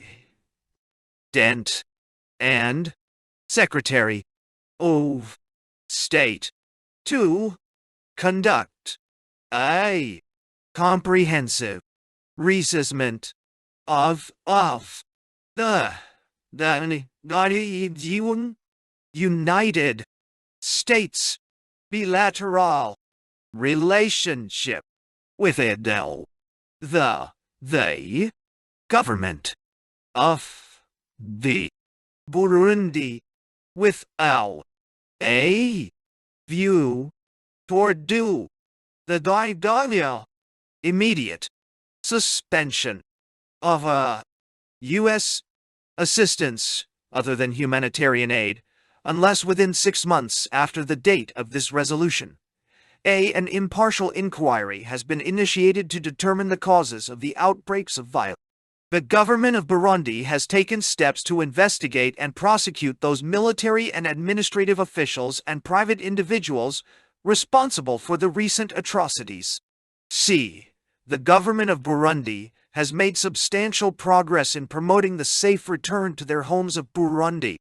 Refugee population. The government of Burundi continues to assure foreign journalists and international humanitarian relief organizations free access to the areas affected by recent violence. Lemercand, 1989. The most encouraging aspect of the present situation is the extent to which the recommendations have been complied with. On October 6, 1988, a consultative commission of 24 members, including an equal number of Tutsi and Hutu, was created to investigate the circumstances of the massacre and make appropriate recommendations to promote national unity. Shortly thereafter, on October 12, Buyoya agreed to a major reshuffling of his cabinet, with the number of Hutu ministers increasing from 6 to 12, and with former provincial governor Adrien Sibomana, Hutu, becoming prime minister. No less significant for being less publicized is a series of initiatives taken by the Buyoya government to demonstrate its willingness to create the conditions of national reconciliation. Thus, the former heads of the security services and immigration have been arrested and are now awaiting trial. The 6 Hutu students arrested for writing a letter of protest to Buyoya in the wake of the killings have been set free. After pressure from the U.S.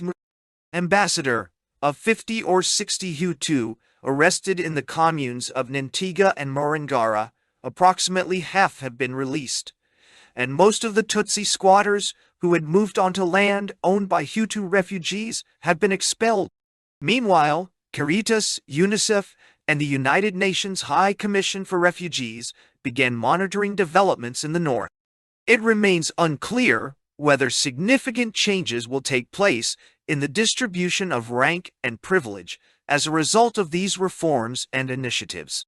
There is little question that formal institutions of government are no longer the monopoly of Tutsi elements, nor can there be any doubt about the general trend toward liberalization in the realm of Hutu-Tutsi relations. For the time being, however, the army and police remain firmly in Tutsi hands. As long as the instruments of coercion are under Tutsi control, the use of force, either to repress Hutu, demands for increased political participation, or to arrest the current trend toward reconciliation, remains a distinct possibility. Extremists at both ends of the ethnic spectrum will probably continue to challenge Buyoya's attempt to chart a new course, seen by some Hutu as too moderate and by others, Tutsi, as dangerously reformist. At any rate, one thing is clear. Memories of 1972 and 1988 will persist for generations, and so will the mutual fears and hatreds they have instilled in the minds of the Burundi. For years to come, the past will continue to haunt the country's political future, shaping its destinies in ways that are as yet impossible to predict. References: Amnesty International, 1988. Burundi: Killings of Children by Government Troops. Mimeographed. African Studies Association, ASA, News. 1988. Volume 21st, No. 478. Initial. 1989. Volume 22nd, No. 1. But, Roger. 1983. Quand l'essentiel n'est pas ce qu'on dit, mais ce qu'on tait. When the essential is not what is said, but what is not said. Politique Africaine, 12 December, 9105. Carai, Clementine, 1986. Burundi. L'Église sous surveillance. Burundi, the Church under surveillance. La Revue Nouvelle, Février 145,156. Chrétien Jean-Pierre, 1987. Église et État au Burundi, les enjeux politiques, Church and State in Burundi, the political stakes. African Terrain 142, 6371. Chrétien Jean-Pierre and Gabriel Lejeune, 1983.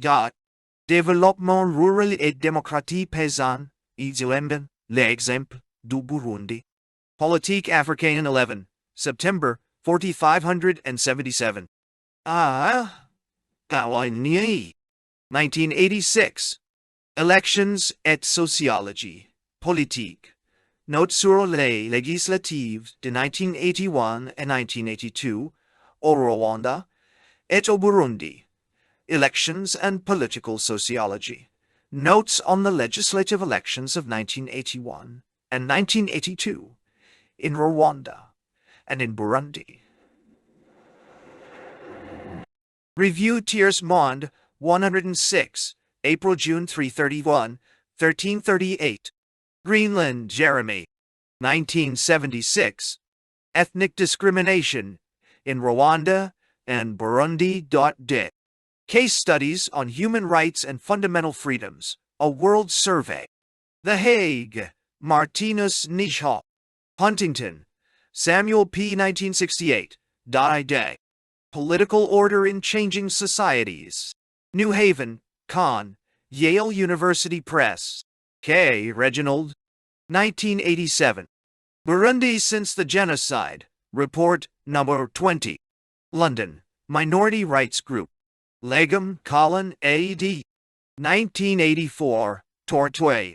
Burundi. Africa Contemporary Record 198,283, PPO. 102,109. London, Africana Publishing Company. Le Marchand, René. 1970. Rwanda and Burundi. London, Pall Mall. Aninal. 1974. Selective Genocide in Burundi. Report No. 20. London, Minority Rights Group. 1977. Burundi. In René Le Marchand, ed. African Kingships in Perspective, pp. 93,128. London, Cass. 1989. Burundi, The Killing Fields Revisited. Issue 18, No. 1, Winter, 2228. Milady, Patrick. 1988. To Stop the Killing, Partition Burundi. New York Times, September 1. My Bureau, Barnaby. 1988. Personal Communication, Dial. Perles Jane. 1988. The Bloody Hills of Burundi. New York Times Magazine, November 6, 90,000. 125. Watson, Catherine. 1989. After the Massacre. Africa Report. 5. Comparing Israel and South Africa. Prospects for conflict resolution in ethnic states. Harabut Adam. The pictures are strikingly similar: stone throwing, street barricades, army reprisals, consumer boycotts, school closures, press censorship, permanent emergencies. Turning Israel into another South Africa will mark a moral victory of the Palestinians, warn perceptive friends of Israel. Continued control over the West Bank and Gaza, writes Shlomo Avineri, Jerusalem Post, December 16, 1988, means continued oppression of 1.5 million Palestinians and a slow South Africanization of Israel. Other academics, Shazan, 1988, point to the obvious resentment of such analogies. Most Israelis exhibit a profound reluctance to come to terms with the substance and ramifications of the comparison between themselves and white South Africa. Yet, the chairman of the Israeli League for Human and Civil Rights, Israel Shahak, 1988, bluntly states from his marginal position, conditions are actually, theoretically and officially worse than in South Africa. On the other hand, South African whites like the comparison with Israel's chosen people, who are battling a larger enemy with divine protection. The comparison points to the greater legitimacy of Israel as an ethnic state, compared with South Africa as a racial state. The analogy with the worst international pariah state deprives Israel of its moral legitimacy. A unique state, because of the Holocaust, loses its soul in such an analogy. Do we witness the final normalization of Israel, the destruction of a myth that Israel is special due to the collective sensitivity of victims of century-long persecution? Has Israel become just another Oriental state, as ruthless in its expansionist drive and as oblivious to minority rights as its Arab adversaries? When Israel's international supporters lose their belief in the uniqueness of its existence, the financial base of its existence is directly threatened. South Africa can afford to ignore international protest. Israel remains dependent on outside support. It receives $3 annually from U.S. sources alone. South Africa is primarily vulnerable internally, Israel mainly externally. The frequent comparison between Israel and South Africa has itself degenerated into a weapon in the ideological warfare that has existed since a United Nations resolution equated Zionism with racism. The focus on the close economic and military collaboration between the two popular outcasts has further obscured structural differences. These differences will be explored in this analysis, particularly in the neglected area of resistance, politics, and developments in the subordinate population.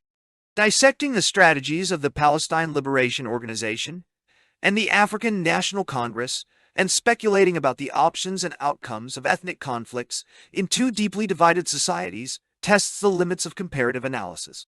It attempts to apply theoretical insights from the ethnic relations literature, van den Berghe, 1981, Rex and Mason, 1986, Horowitz, 1985, Banton, 1983, Lichifart, 1977, to two concrete cases that are probably the two greatest moral and political challenges of conflict regulation in the contemporary world.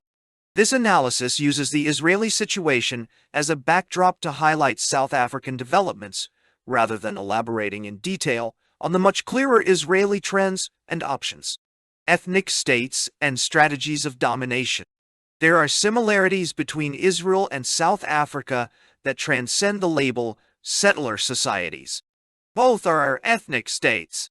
Unlike plural states with power-sharing arrangements between the different segments, whether real or professed, ethnic states define themselves as the domain of one group only. Israel is a self-defined Jewish state. South Africa excludes the majority of its citizens from the franchise for the central government.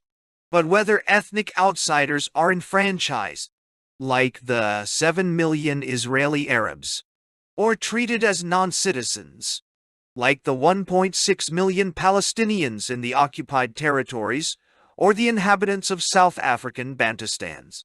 Political and economic power rests with the dominant ethnic group. It views the state as its sanctuary. At the same time, the refuge is used as an active instrument for the perpetuation of power and privilege. From the symbolic national anthem, rituals and monuments to the cabinet, boardrooms and laws of the state, everything reflects the value of one group only. The rest are treated as second-class citizens at best, or as a competitive threat to political hegemony at worst.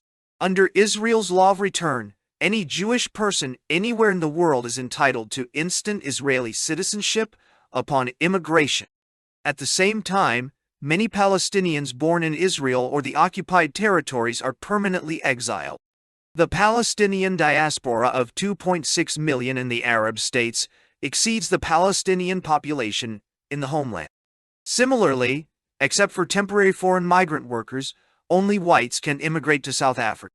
Under Grand Apartheid, the government attempted to denationalize by making them Bantustan citizens as many black South Africans, who comprise 73% of the country's population, as possible. The ethnic states of Israel and South Africa are not colonies or imperial outposts, although they have been widely denounced as illegitimate, alien regimes based on colonial conquest.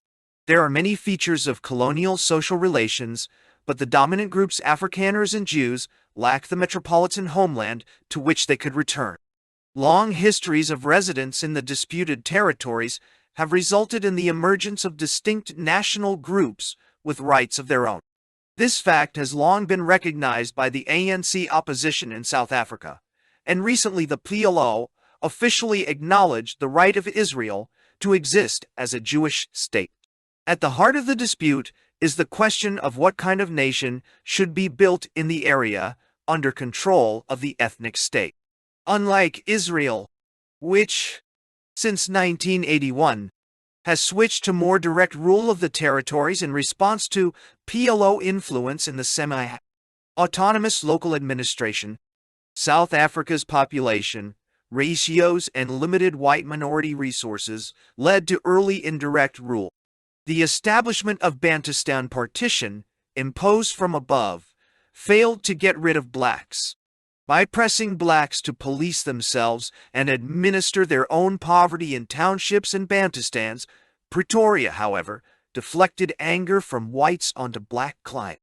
The zeal with which corrupt town councillors and other perceived collaborators are attacked reflects the resentment of those participating in their own domination. At the same time, indirect rule divides the population into bitterly opposed factions, unlike West Bank Palestinians, who are less ideologically fragmented.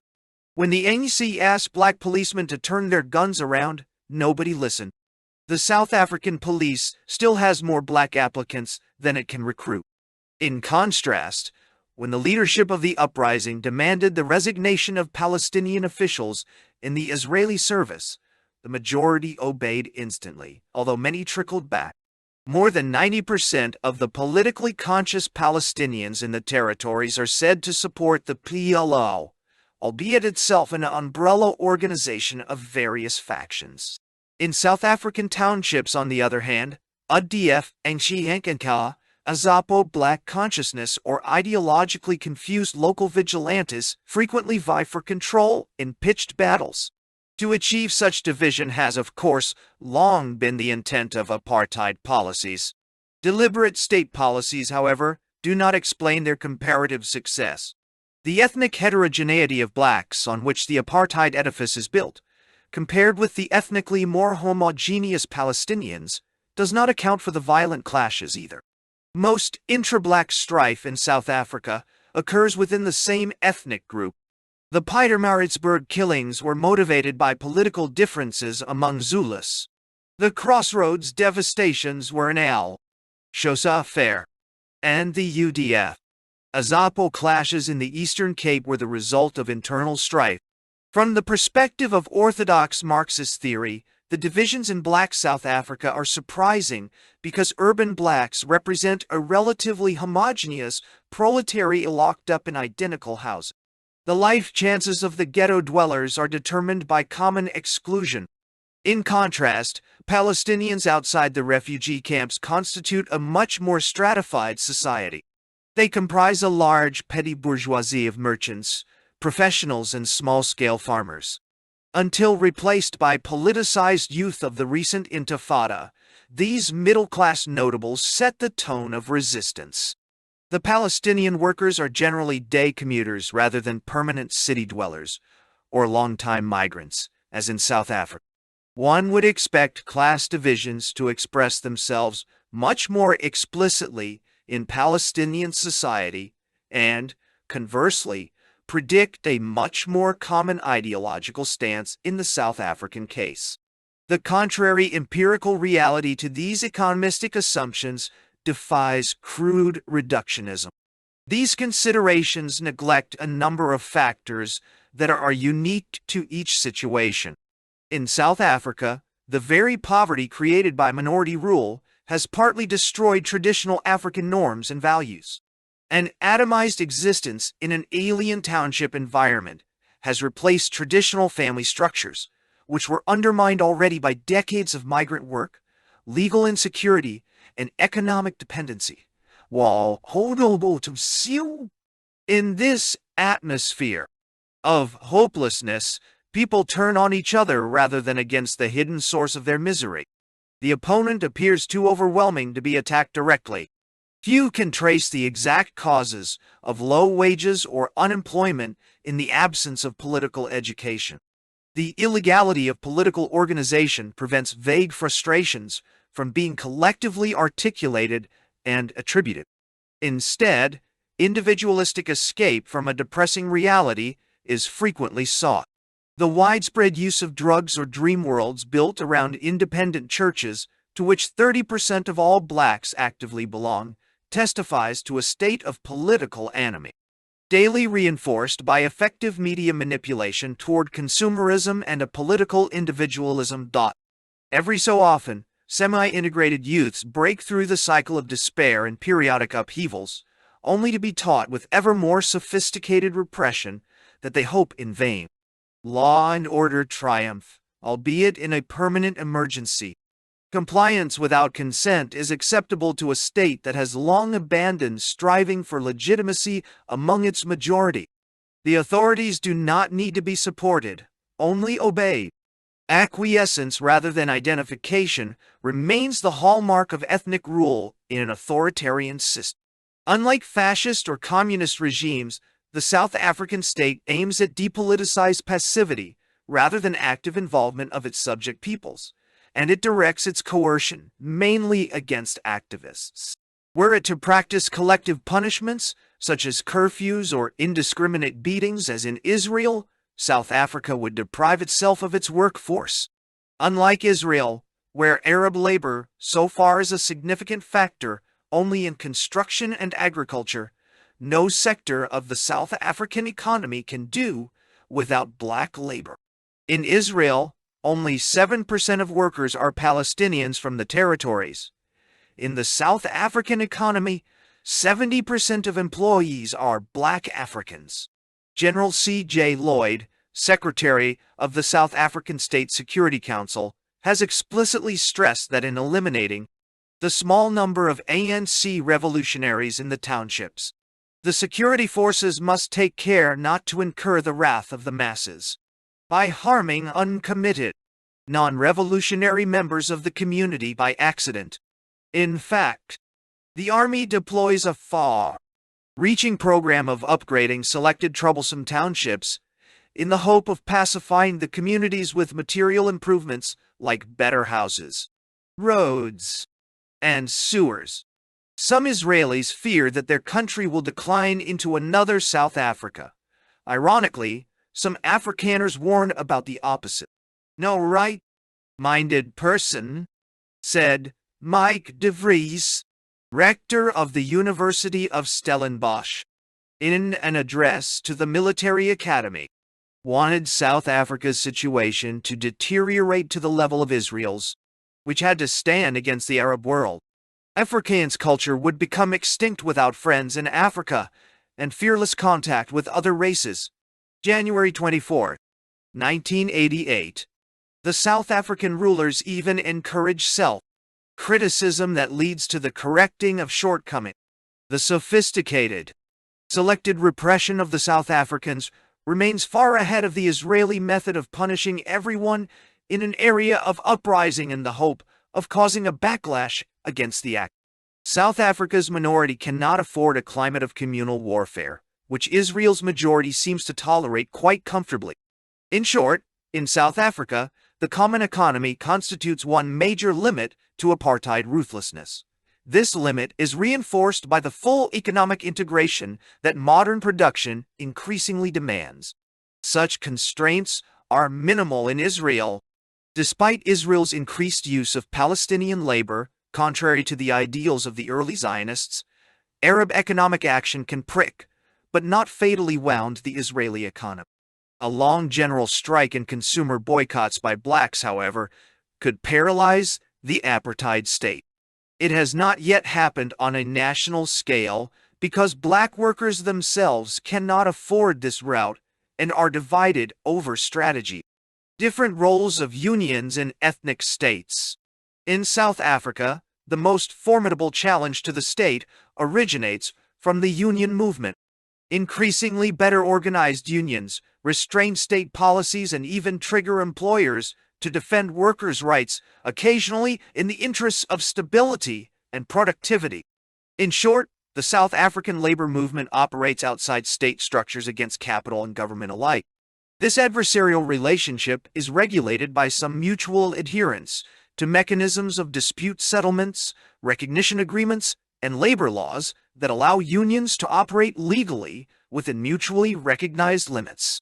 These conditions exist despite frequent repressive measures and conflicts over the labor laws. In Israel, on the other hand, the powerful trade union federation, Histadrut, is an integral part of the Jewish establishment. It is much more than a union, due to the socialist origins of its cooperative industries. Histadrut, the second largest employer in Israel after the government, employs close to a quarter of the Israeli workforce. It owns the country's largest construction company, Solbone plus bus companies, Egdan, and trading houses. Subsidiaries of the Histadrut-owned multinational core industries are involved in sophisticated weapons production and military electronics. Despite protest from within the federation, the Histadrut Construction Company has built over 1/4 of the Jewish settlements in the territory. Although the Federation officially objects to the policy, it would not want to forego the lucrative contracts. Above all, Histadrut does not feel responsible to West Bank workers, although legally contracts between the Federation and employers cover all workers regardless of nationality. In practice, Histadrut's policy has led to a split labor market. Palestinians frequently earn less for the same work and are laid off first. Nevertheless, an organization tax of 1% is deducted from the wages of all workers from the territories who are recruited through government labor exchanges. The levy goes to Histadrut for trade union protection. Workers from the territories, however, are not entitled to vote in union elections or local workers' councils. Palestinians are barred from being members of cooperatives and are mainly employed as day laborers. Histadrut resembles the parastatals in South Africa. Originally founded to enable Afrikaner economic advances with state backing in an English-controlled economy, South African public sector corporations have nevertheless gradually included employees from other groups as well. So far, Histadrut has resisted similar ethnic dilution and remains committed to its Jewish origins. It is hostile to Palestinian unions, which are viewed as fronts of terrorist organizations. With the Labour Party as their political mouthpiece, Israeli unions are now more intricately part of the ethnic state than their South African counterparts. In South Africa, intricate economic integration has led to a pattern, lacking in Israel, of social interaction between ethnic opponents. Blacks and whites work side by side everywhere. For example, most white households employ full-time black domestic help in South Africa. Few Jewish families could dream of such luxuries. The unequal but intimate master-servant relationship, nonetheless, establishes paternalistic bonds. White South Africans, on the whole, do not hate blacks so much as they exploit them. Many Israelis despise Arabs and, above all, exclude them. The social distance between Arab and Israeli is far greater than between the South African races, despite a longer tradition in Israel of integration of hospitals, universities, and other institutions. For Golda Meir, Palestinians as a nation did not exist. For South African whites, blacks have their definite place in the feudal social hierarchy. They have to be controlled but cannot be wished away. In some sense, segregation in South Africa was motivated not by a belief in black inferiority, but by the threat of black numerical superiority. On the other hand, many Jews perceive Palestinians as the vanguard of an Arab threat. They are considered to be competing nationalists rather than an inferior race. Yet, because Jews and Palestinians live in separate economies and subcultures, Jewish academics so far have less contact with Palestinian intellectuals than whites do with black professionals in formally segregated but economically integrated South Africa. Only Israel has an unenforceable law forbidding Israeli citizens contact with PL office holders, although Pretoria once threatened to follow suit. Costs of ethnic rule. There are obvious costs attached to continued ethnic rule by force. Apart from the loss of international legitimacy and its economic implications, two internal costs of instability stand out: military discipline and changing migration patterns. Military discipline. The use of the army against the civilian population in both South Africa and Israel has undermined military morale and cohesion. Conscientious objection among the conscripts has increased. Vol. or BIOSD. Conceived as an instrument to unify and integrate heterogeneous adolescents, the military as a domestic occupation force inevitably produces internal dissent. A citizen army is not primarily trained to suppress unrest at home. If it is nevertheless used in a permanent emergency against disgruntled civilians, the likely brutalities and discretionary lawlessness erode the very discipline and professionalism about which both the Israeli and South African army pride themselves. From an overarching nonpartisan loyalty to a state, the military force fragments into sectarian partisanship.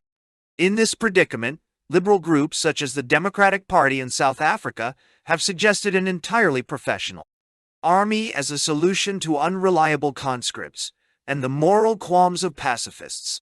This option, however, is likely to increase the sectarian character of the army. Besides, an ethnic state with a hostile population in its midst is forced to be a garrison state in which all male members of the dominant group are trained in the potential use of force. A predominantly right-wing predilection among self-recruited professional soldiers could pose an even greater threat to societal pluralism than a strife-ridden band of ill-trained conscripts from all segments of the population. In contrast, the army leadership in Israel stands to the left of the government and has always been sympathetic to the Labor Party. Such divided societies cannot afford the costs required by a large professional army to keep it united. Changing migration patterns. In both countries, emigration figures indicate a growing alienation with societies under siege. The official statistics tell only part of the story, as many citizens leave as tourists or students without formally declaring their intent to live permanently abroad. The statistics also hide the quality of the emigrants, who are disproportionately comprised of better educated professionals and wealthier inhabitants in both societies. The reasons for leaving vary, but reluctance to be drafted and to bring up children in an uncertain environment rank high, together with the materially better life abroad. The policies of Israel and South Africa have also affected the nature of immigration. When Israel changed from a moral state that was meant to be an example to the world, in Ben-Gurion's vision, to an expansionist state under Begin, so did the composition of its immigrants. Instead of becoming an attractive homeland for the approximately 9 million Jews in the diaspora, it increasingly appealed to religious zealots. Less than 10% of Jewish immigrants from the Soviet Union chose Israel once they arrived in the West. In most years since 1980, more people left than settled in Israel. In South Africa, the massive outflow of capital since 1985, despite official restrictions, has preceded a quiet but steady emigration of mainly English-speaking whites with options abroad. Lately, several leading entrepreneurs have joined the earlier exodus of disenchanted liberals. Many of the departing whites fear a black takeover, although they pose as concerned anti-racists. Immigration rises in times of unrest, but declines when repression has restored stability. The immigration patterns have obviously influenced the politics and voting behavior in favor of right-wing parties. For example, the influx of Oriental Jews 3 decades ago and the decline of European immigrants more recently has benefited right-wing parties in Israel, and the many Rhodesian whites who settled in South Africa are known to have strong leanings toward the Conservative Party. Immigrants from Europe into the apartheid state can also be expected not to come from supporters of left parties. Instead, studies have shown that they overconform to local customs. Stone, 1973.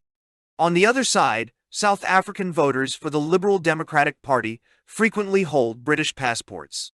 The decline of the Progressive Federal Party since 1987 can be partly attributed to a disproportional emigration of its constituency. Moreover, unlike Zionism, Afrikaner nationalism has no sympathetic diaspora. In many ways, its own state remains its diaspora, which deprives Afrikanerdom of the international resources and powerful lobbies at the disposal of Zionism. Moreover, apartheid policies have created a hostile diaspora of South African exile activists who are now in the forefront of the sanctions drives. Embittered or guilty about leaving and enjoying a better life abroad, they try to prove their commitment even though they are removed from the struggle. Their distance and lack of information give their pronouncements a particularly harsh and uncompromising edge. In short, Israel can rely on much support, or at least understanding, among Jews in the West, but most South African émigrés either join the opposition or become apolitical. On the other hand, U.S. recognition of the PLO and the PLO's new pragmatism toward Israel, together with the orthodox debate on who is a Jew, has split the Jewish diaspora.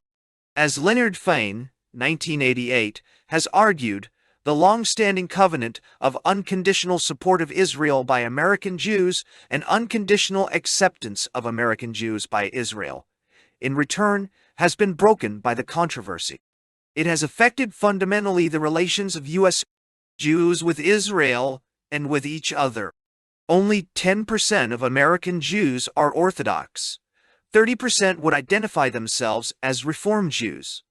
34% are Conservative Jews, and 26% do not belong to any branch. Particularly those who were converted by Reform or Conservative rabbis, or are the children of such converts, approximately 500,000 in this category, feel that they have been relegated to second-class status. Even though only a few dozens in this category would contemplate emigrating to Israel. It would be wrong to assume, however, that the intra-Jewish controversies will fundamentally affect the basic support for Israel in its diaspora. Responses to ethnic domination. Many factors inspired the frustrated youth in both countries to seek political initiation in street battles.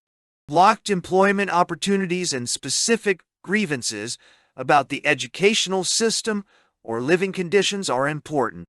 But observers have underestimated how much increased formal education and vastly increased media exposure contributed to informed politicization.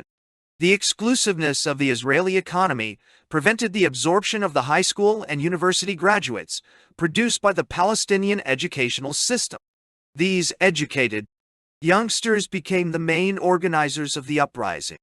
Neither adequate employment in an under-industrialized home economy, nor emigration out of Israel and into the recession-ridden Gulf states was any longer a viable option for a politicized and alienated youth. Compared with the closed Israeli system in which the Histadrut monopolizes the labor market in the interest of Jewish entrants and non-Israeli Palestinians have access only to low-paying, unskilled jobs, the South African economy still suffers from a skilled manpower shortage.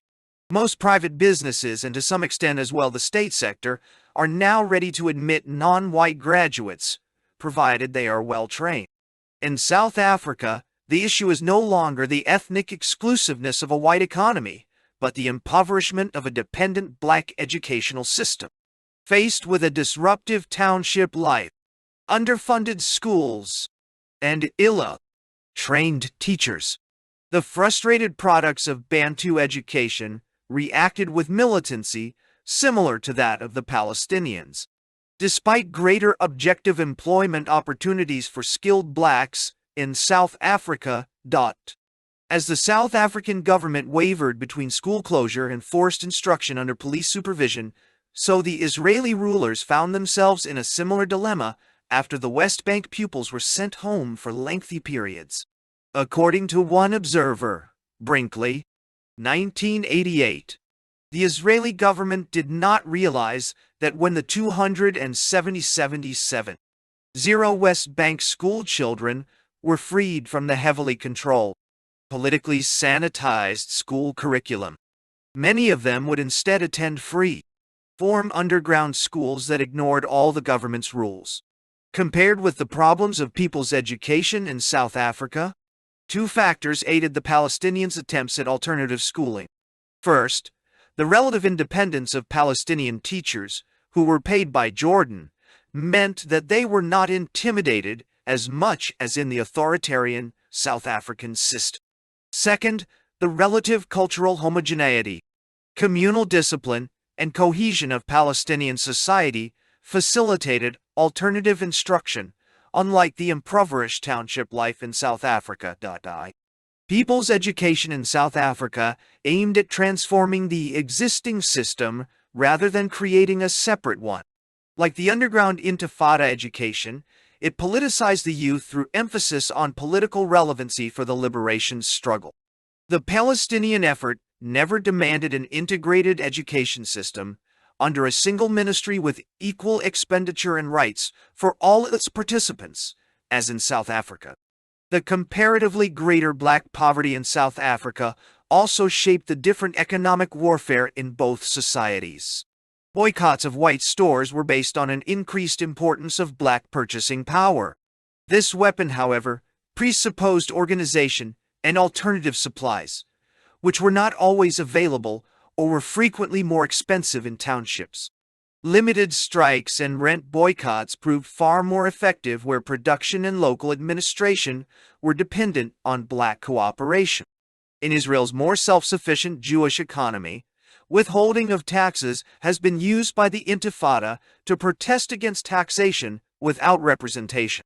The Israeli response to tax strikes, such as in Beit Sahur, a wealthy, predominantly Christian town east of Bethlehem, has been confiscation of the furniture, appliances, cars, tools, and goods of merchants. In South Africa, such economic warfare would be difficult because most blacks are so poor that they pay little in taxes, and the authorities would find little of value in the townships to confiscate and auction off.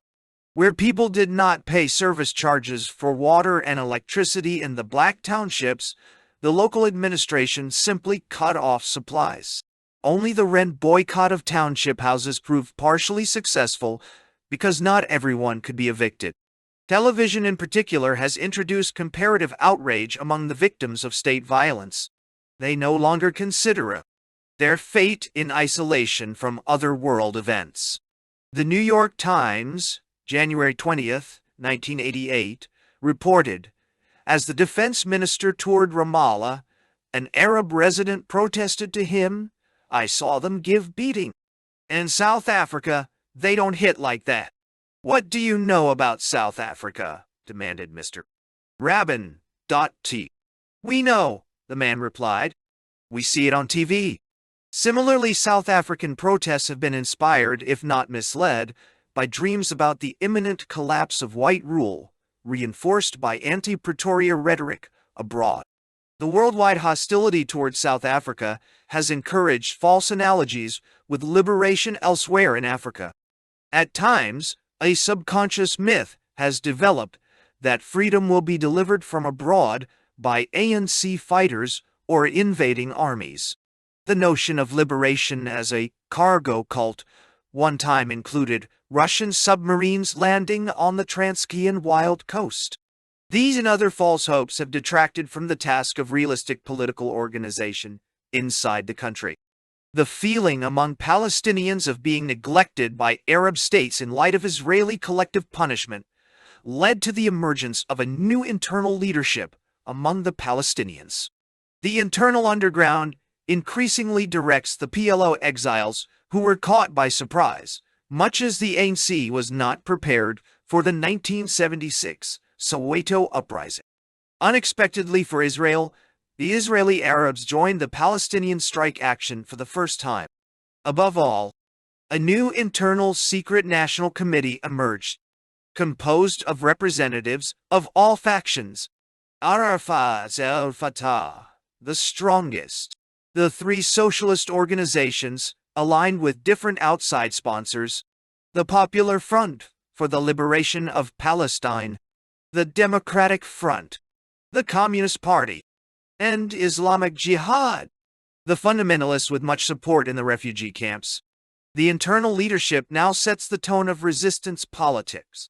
It was the internal leadership that allowed the moderate faction in the PLO to formally recognize Israel. The Intifada had overtaken the exiles. Palestinians, under direct Israeli rule, want to have their own independent state, even though it will only amount to symbolic sovereignty and has to be bought at the expense of the dream to replace the Jewish state. But the internal movement, both in the territories and in South Africa, views itself as one with its exiled arm. Therefore, in both cases there cannot be a settlement without the full recognition and participation of the PLO and ANC. There is an important difference between the international role of the PLO and of the ANC, quite apart from the better image of the ANC. The intense competition between the different Arab sponsors of the PLO has exacerbated the factionalism among the exiled activists. The PLO factions have to outbid each other and fall in line with the competing interests of Syria, Iraq, Libya, Jordan, and Saudi Arabia. As the majority of Palestinians live in the diaspora under the tutelage of these states, any potential solution directly affects a much wider area. Despite the Arab rhetorical support for the Palestinians, they are merely pawns in a wider game and generally resented by the populations of the Arab states. In contrast, the comparatively few South African exiles in the frontline states are genuinely supported in their cause, although the ANC is much poorer financially than the PLO. The ANC in exile has preserved a remarkable unity, in contrast to the internal opposition, partly because it has not been dependent on competing sponsors. To be sure, there are also manifold cleavages and tensions among South African exile movements, see Adam, 1988, but none of the conflicts has reached the stage of sizable armies pitched against each other or of assassinations of rival leaders, as in the Palestinian case. Even the traditional hostility between ANC and Pan-African Congress, PAC, supporters has waned somewhat with the dramatic ascendancy of the ANC as the most legitimate, though not exclusive, mouthpiece of the South African majority. The belated acceptance of the PLO in a similar vein in the West, however, was always hedged by reservations about the various opposing Palestinian factions within and without the organization. Thus, policy statements by Arafat are far more ambiguous than those by Tambo. Ethnic mobilization for survival, myth and reality. Recognition of one another by opposing forces means that one of the most severe motives in battle, Shipler, 1986-12, is missing: survival. There is survival rhetoric as well as security concerns among South African whites, but their anxieties are not so much concerned with physical existence as with survival of affluence. Whites fear a third world encroaching on their first world privileges, which they are reluctant to share. The protest of the excluded is translated into security threats. Security for whites means a low crime rate, no riots, and no bombs going off. So far, the daily life of most whites has hardly been affected by the resistance of the excluded. Behind their fences and barred windows in exclusive suburbs, the good life continues, regardless of a permanent emergency. In Israel, on the other hand, survival has an existential quality. It concerns foremost the collectivity, not the individual. After 4 wars against the Jewish state, the total onslaught is real, not an invention of state propaganda. 16,000 Israeli Jews have been killed in a series of interstate wars, compared to a few hundred South African whites in their government's adventure in Angola. Amidst hostile neighbors with powerful armies, the genuine threat to the 3.6 million Israeli Jews does not compare with the hostile rhetoric of dependent frontline states in southern Africa. If contemporary Afrikaner collective memory has been traumatized by past battles and defeats, it was more by the Boer War against the British and not the repeated clashes with natives. Even the atrocities of the British against the civilian population during the Boer War, however, cannot be equated with the systematic genocide against Jews. British concentration camps with starving Boer women and children do not resemble the Holocaust. Unlike Jews, Afrikaners are not a people haunted by pogroms in a global diaspora. The history of persecution of Jews gives the survival of the Israeli sanctuary its special legitimacy. In short, the moral motive of survival has greater credibility as a mobilizing device in Israel than in South Africa, where potential equal coexistence is not an issue. On the other hand, a highly militarized Israel has little to fear from a likely demilitarized, small, Palestinian state. Its major threat to Israel would not be as a military vanguard of divided Arab states.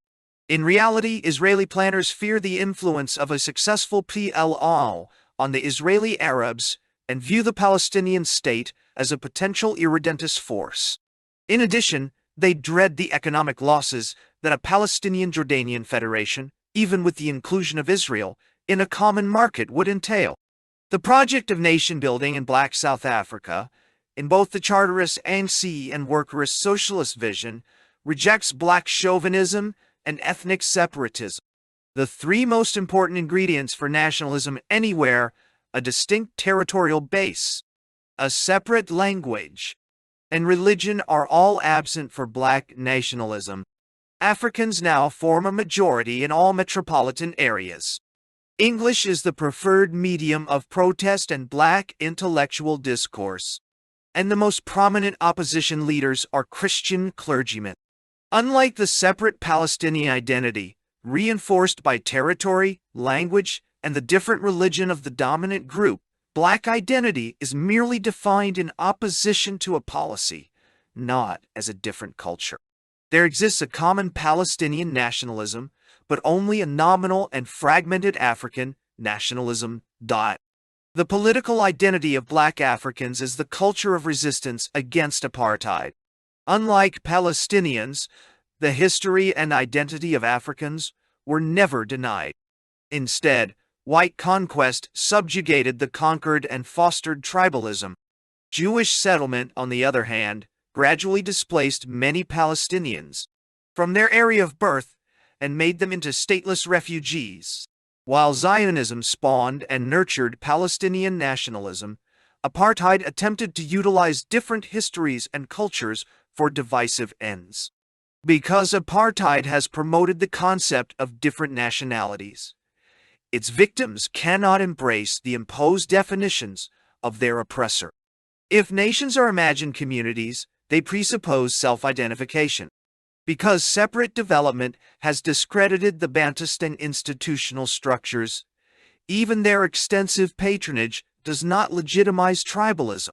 The non-racialists of the ANC inveigh against an incipient Zulu nationalism as much as against Afrikaner nationalism. Therefore, Black South Africa could not engage in the kind of cultural renaissance that produced a Palestinian national consciousness. Should the heterogeneous Black South Africans foster a similar revival of distinct cultural traditions, they would fall into the apartheid trap. The apartheid state has immunized the majority against sectarian nationalism and has given the oppositional culture an inclusive rather than an exclusive bent. People's culture in South Africa is essentially a political statement, powerless against power holders. It cannot be reverse racial or ethnic mobilization because it embraces members of all communities. Were the apartheid opposition to disintegrate into an Africanist-only strategy as the PAC and, to some extent, the Black consciousness movement advocated, it would deprive itself of essential support in non-Africanist segments, both nationally and internationally. In both Palestinian and Black South African society, however, there also exists a sectarian concept of the nation. It is an uncompromising stance against recognition of the opponent and any pragmatic compromises. The challenge to the mainstream nationalists, PLO, by Islamic fundamentalists, Hamas, resembles the ideological clash between ANC and PAC Africanists. For Hamas, there is no solution to the Palestinian problem except through jihad. All initiatives, conferences, and proposals are a waste of time. Similarly, for many Africanists, negotiations amount to a sellout. Underlying such distrust is the reluctance of both Islamic and Africanist fundamentalists to consider any realistic compromise formula between ethnically perceived opponents. For Hamas, historical reality is blocked out with religious formula. The whole of historic Palestine, including Israel, is considered an Islamic trust for all the generations of Muslims until the resurrection. By the Plazo decision to not recognizes Israel by carving out a separate state is for fundamentalists inconceivable because giving up a part of Palestine is like giving up part of religion joins you. Israel. Similarly, Africanists deeply resent the Freedom Charter stipulation that the South African land belongs to all who live in it. That would imply a recognition of conquest. For Africanists, the land belongs to the indigenous inhabitants who were robbed of it through colonialism. Any claims by colonial settlers, including descendants of Afrikaners who settled 300 years ago, are not based on right, but on tolerance of indigenous owners. Fundamentalists in the territories as well as in South Africa obviously represent a minority opinion, compared with the mainstream support for the PLO and the ANC tradition. Not all Islamic militants, for example, support the divisive line of Hamas. Smaller groups, like Islamic Jihad, cooperate with the PLO and have played an important role within the unified national leadership of the revolt. Similarly, many Africanists have switched to the ANC policy for the sake of unity. However, the longer the relative moderate compromise of both PLO and ANC fails to deliver, the more the fundamentalist support could grow in both countries. A bleak reality without hope triggers extremist dreams of utopian salvation. More so in South Africa than in the territories, the vision of a state that belongs to all who live in it has won out for the time being. For a long time, the PLO vision of a secular state for Muslims, Jews, and Christians in Palestine was very similar to the Anyan blueprint of a non-racial state. The Enki vision of non-racialism, however, has a good chance to be realized, but a secularized Israel-Palestine was never more than a propaganda slogan. The reluctant PLO acceptance in 1988 of a two-state, ethnically segregated partition was forced on the PLO because Israel undid partition in 1967. In order to shed this Israeli occupation, its direct victims forced the PLO exiles to a pragmatic accommodation. If the envisaged state of Palestine on the West Bank and Gaza ever becomes a reality, it is likely to be a mirror image of the Jewish state, a homeland for Palestinians, only rather than a non-ethnic or multicultural entity. A Palestinian homeland could well lead to a deteriorating situation for the 700,000 Israeli Palestinians, who then would be expected to exercise their rights in their homeland next door. Shamus, 1988. Well, meaning Israeli academics, for example, Harkabi, 1988, who rightly argue for partition as the most feasible option for handling the Palestinians in the West Bank and Gaza Strip. See Smoha, Chapter 6. In this volume, not only underestimate the growing right-wing support for annexation and outright expulsion, euphemistically called involuntary transfer, but neglect the endangered position of Israeli Palestinians under this scenario as well. The universalist, non-ethnic tradition in South Africa, in contrast, testifies to the influence of a Marxist internationalist tradition in the form of the South African Communist Party, which has always been stronger in a relatively secularized environment than in a conflict perceived in religious terms. The failure of Africanism also demonstrates that neither skin color nor common oppression alone provides a sufficient bond for group solidarity in the absence of a common history and religious or linguistic vehicles for group mobilization. Indeed, the most protracted violence in South Africa does not occur between black and white, but arises out of political differences within the racial groups. Both the conflicts within Afrikanerdom and between UDF, COSATU, and Inkatha adherents, for example, superseding in subjective intensity the long diffused racial divide. The current hegemony of a non-racial resistance tradition in South Africa does not mean that it will necessarily prevail in a post-apartheid order, nor that it will last forever. Under conditions of extreme scarcity, a politics of exclusion is likely to use ethnicity to determine who qualifies for patronage. If there is privilege attached to new social identities, they may be just as easily adopted. Dormant histories can be revived to designate outsiders who do not belong.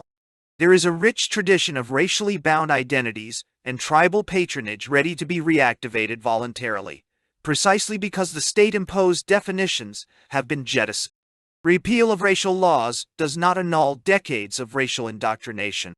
There is a vast literature that contends that national identity is above all shaped by the exclusion of others, enemies, aliens, and minorities. Given the strong legacy of Afrikaner nationalism in a post-apartheid order, the envisaged new non-racial patriotism will not lack enemies, and many will be more real than imagined. The new regime may be tempted to become as undemocratic as its predecessor by suppressing the advocates of segmental identities, both white and black, if it wants to keep South Africa from falling apart. Merely fulfilling the expectations of its constituency, many of whom will be unemployed, may push an ANC government into authoritarian restructuring, almost against its promise. On the other hand, it will need the human capital of the whites, as much as the maintenance of productive investment and international assistance. Unlike whites elsewhere in Africa, even in Zimbabwe, Afrikaners are far too numerous, rooted, and Africanized to be pushed to leave, confined to farming, or even excluded from political power of whatever ideological persuasion. As members of an interdependent industrialized urban economy, which Zimbabwe never was, Black and white South Africans are inextricably locked into a common system unless one side wants to reduce it to a wasteland. Where the new markers of privilege in a future South Africa will be drawn will heavily depend on how the new order has been achieved. If the non-racial apartheid opposition holds and succeeds in controlling the post-apartheid state, it is unlikely that frozen racial lines will designate the new haves and have-nots. Interest-based alliances of ideologically diverse groupings rather than racial parties will dominate. Ethnic entrepreneurs thrive on real grievances but would be unsuccessful if the alternative were to live even halfway up to its promised democratic equality and economic growth. Revenge or even restitution has not been a battle cry of the opposition, and a growing post-apartheid economy could at least meet part of the demand for redistribution. These factors give the South African conflict a fluidity that is lacking in the more clearly defined social boundaries and limited economic resources of the Middle East. Despite the demographic and cultural orientalization of Israel by its Sephardic part, different religions still keep the people apart. Jews and Arabs cannot even marry legally in Israel. In contrast, the inevitable Africanization of South Africa, with its large colored middle group, may well bring its population gradually together in an expanding equal consumerism. Since neither Afrikaner nor Black nationalists are spurred by religious fanaticism or racial fundamentalism of the fascist kind, mutual pressures and rising costs of intransigence result in constant accommodation. Unlike in Israel, there are few, if any, non-negotiable absolutes and irreversible thresholds, Lustig, 1987, in the South African conflict. Only groups divided along religious lines are uncompromising, and in those situations collective identities cannot be redefined and may even harden under pressure, as in Northern Ireland or in the Punjab. But when the conflict is not over values and divinely inspired routes to salvation, but over differential privilege and power, people are less likely to be easily mobilized for holy wars. They have learned to live with ambiguities. They cherish, above all, individual benefit maximization. Thus, the Israeli-Palestinian conflict is far more intractable and difficult to solve in one state than the South African strife. On the other hand, partition will remove the two nations in Israel-Palestine from a common political order. In South Africa, there exists no historical or economic basis for secession. Democratic coexistence in a new South African nation, therefore, proves far more difficult than a potential territorial compromise between Jews and Palestinians. Democracy in South Africa implies a fundamental transformation. By merely shedding its occupied territories, Israel, on the other hand, would once again become a widely acclaimed democratic polity. Conclusion: comparing prospects for resolution. Compared with South African Black society, Palestinian life remains relatively intact and cohesive. Reinforced by practiced religious beliefs, 80% are Muslims, 20% Christians. A separate language, clan ties, functioning schools, and land ownership, Palestinian nationalism possesses all the ingredients of a potential rival state. In South Africa, blacks want in. In Israel, Palestinians want out. Where Black nationalists stress common bonds, non-racialism, equal citizenship, both Israelis and Arabs emphasize their separateness. Palestinians demand what reactionary Afrikaners readily conceded: a separate national state as the second best option to an unattainable secularized, non-ethnic Israel. Theoretically, such partition can be achieved in the Middle East more easily than a non-racial democracy can be achieved in South Africa. While the apartheid opposition mobilizes with a vision of a different future, Palestinian society looks backward in its history for sources of cohesion. As a commentator perceptively observed, on the West Bank a return to tradition is taken to be a symbolic political act, synonymous with collective political assertion. J. M. N. Winter, London Review of Books, January 7, 1988. In this kind of cultural revival, the potential of groups such as women or unions is often stifled rather than enhanced. Female rights lead a precarious existence with traditional notions of female subordination in Arab culture. The adversary principle of Palestinian Trade Union Organization is viewed suspiciously, not only by Israeli employers, but by the more affluent sections of the occupied community as well. In contrast, the apartheid opposition, with the exception of Inkatha, does not rely on cultural revivalism. State sponsorship has discredited a tribal past as a mobilizing myth. The Congress leaders promised democracy and freedom in the secularized Enlightenment tradition. Theirs is a rational appeal to the liberal ideals of the French and American revolutions. What distinguishes the multiracial opposition in South Africa is its political program of equal citizenship in a united state. This rational cross-racial common bond, compared with the cultural distinctiveness of Palestinians, simultaneously provides both strength and weakness in mobilizing attempts. It is attractive intellectually, but difficult to utilize emotionally. In communal divisions, South Africa represents much more of a common society than the real cultural pluralism in the Middle East, Adam and Moodley, 1986. The Palestinians in the territories experience occupation rather than the ambiguous coexistence dictated by economic interdependence in South Africa. Blacks do not share this sense of invasion. By contrast, Israeli settlers on the West Bank, backed by the army, visibly demonstrate a continuing invasion. According to a growing ultra-right view, such as that represented by Mayor Kahane, more Jewish settlements on biblical land will have to culminate in the final expulsion of all Arabs. About 50% of the Israeli Jewish population supports continued expulsions, albeit with some guilt feelings, if everything else fails to stop the unrest. Some of the 70,000 Jewish settlers on the West Bank resemble the right-wing Afrikaner Weerstandsbeweging, AB, in their ideological intransigence and willingness to use force, although most settlers are merely interested in cheaper apartments. Their vigilante potential is viewed with some unease by the regular security establishment.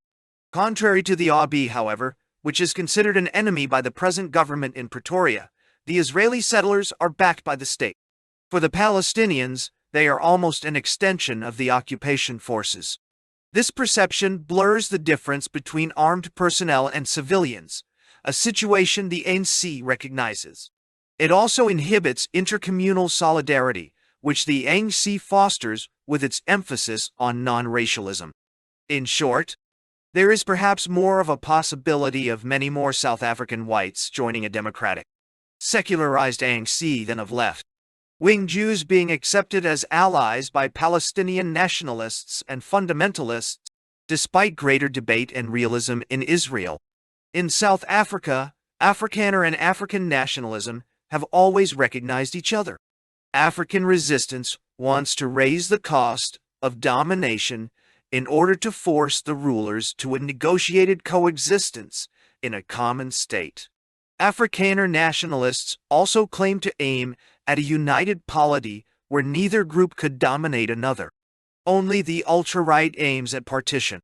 The Middle East religious exclusivism prevents potential power sharing in a secularized state. When one side claims Jerusalem as its holiest place, it will not share proprietary rights. Conflicts over values are therefore much more intractable.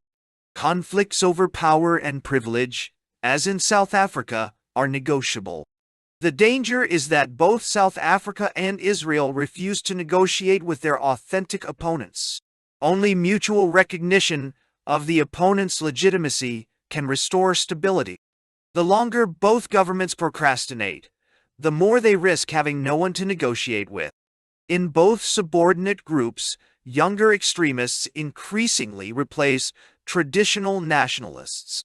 Brutalized comrades here and battle-hardened Sheba. Street kids, they increasingly dictate to the traditional political elites.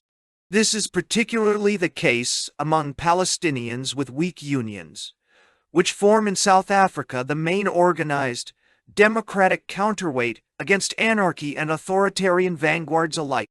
Some Palestinians already reject PLO leaders as revolutionaries in luxury, particularly in the refugee camps.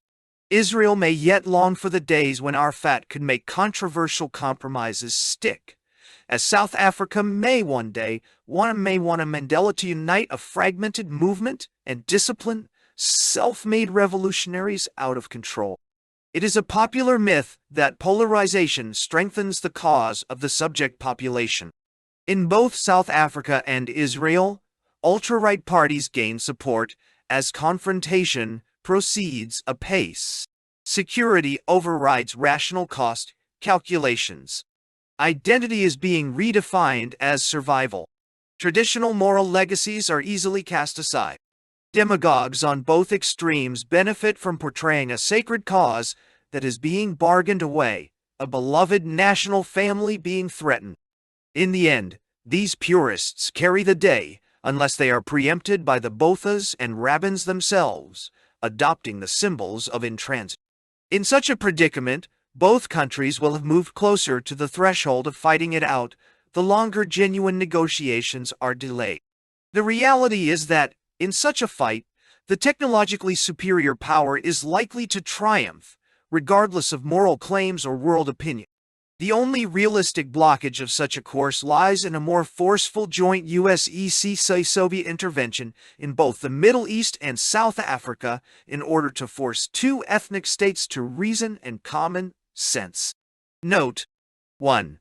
This chapter was presented as a paper at the meeting of the International Sociological Association, Research Committee on Ethnic, Minority, and Race Relations, in Amsterdam, December 8, 1988. An initial short version of this theme was discussed at the CCSN seminars on state violence and ethnicity, University of Washington, Seattle, April 18, 1988, and published in German in Leviathan, Vol. 3, 1988, in Italian in Micromega, 1989, and in Portuguese in Estudos Afro-Asiáticos, Vol. 17, 1989. I am particularly grateful to Mati Tamarkin of Tel Aviv University, Benny Neuberger, B. Susser, and Pierre van den Berghe for critical comments. Responses to my lecture on the topic at the Truman Institute of the Hebrew University, organized by Naomi Chazan in December 1988, helped to sharpen the controversial reason.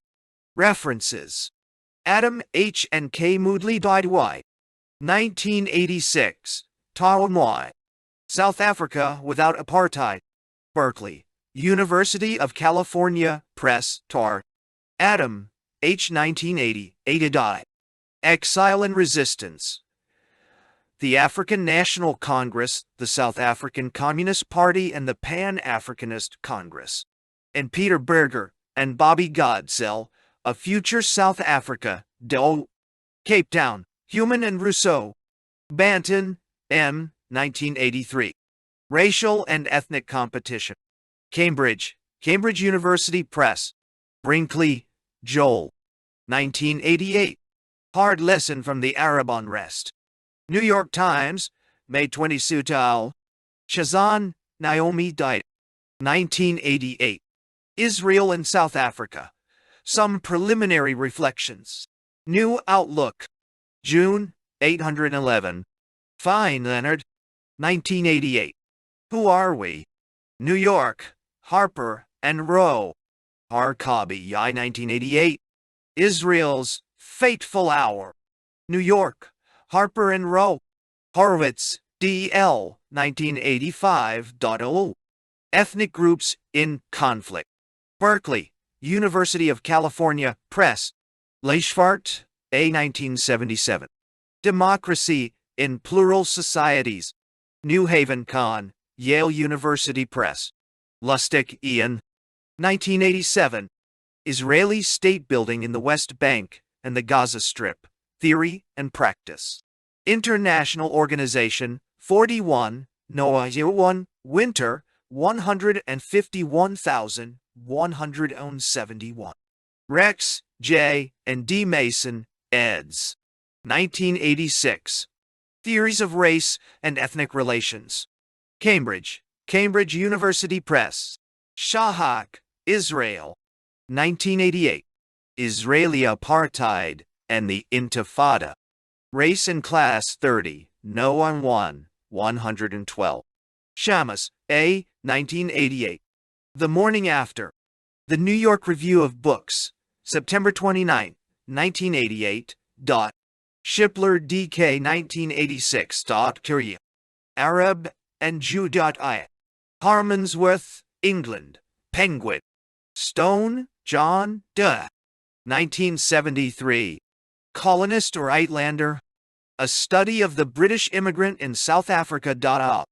Oxford, Clarendon Press. Van den Berghe, P.L. 1981. Oorschap Tom Duntol. The Ethnic Phenomenon. New York, Elsevier. 6. Israel's Options for Handling the Palestinians in the West Bank and Gaza Strip. 1. Sami Smuha. The century-old conflict between Arabs and Jews in Eretz Israel-Palestine has undergone 4 major phases. From the inception of the new Yishuv in 1881 to the proclamation of Israel in 1948, the pattern was one of an intercommunal conflict in a region governed by the Ottomans and then the British. During this period, the Jews came to settle and to establish a Jewish nation-state in Palestine, while the indigenous Palestinians rejected them as colonial settlers and struggled to found a state of their own on the same territory. Although the dispute was very intense, the scale of violence was quite limited because both sides were stateless and ruled by an external power whose main concern was stability. During the 19,481,167 years, the conflict was mostly interstate and hence exceedingly lethal. The Arab states replaced the Palestinians as the Jews' active enemies. 5 full-scale wars were fought between Israel and its neighboring states, with a tremendous toll for all. 16. 450 Israelis were killed. Arab casualties were many times greater. Half of the Palestinians became refugees, and the property damage was enormous. The 1967 war launched the third stage in which the Israelis established themselves as a dominant occupying power vis-a-vis the Palestinians in the West Bank and Gaza Strip. During the first 21 years of occupation, the Palestinians emerged as a prime factor with a large population resisting Israel in the homeland and a mass-based, PLO-led resistance movement in the diaspora. The growing Palestinization of the regional dispute was further reinforced by Jordan's unofficial withdrawal from the conflict after 1967 and Egypt's official exit from war with Israel after 1978. Jews and Palestinians had to face each other for the first time. To secure the integrity of the post-1967 borders and consolidate its hold on the occupied territories, the Likud government initiated the war in Lebanon in 1982 to liquidate the PLO presence there. Although illegitimate and resisted, Israeli occupation was relatively stable. The Intifada, the Palestinian uprising in the occupied territories that began on December 9, 1987, opened a new phase in the Israeli-Arab conflict. Occupation was seriously challenged by those directly affected by it for the first time. The Intifada is not a continuation of the ongoing resistance since 1967, but rather a declared war of liberation from Israeli rule. The post-1973 conflict is markedly different from its earlier forms.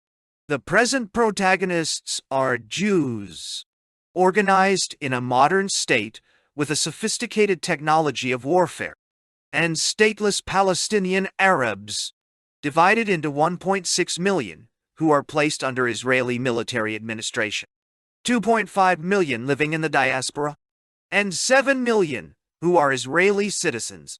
This basic asymmetry demonstrates the great potential for state violence on part of Jews.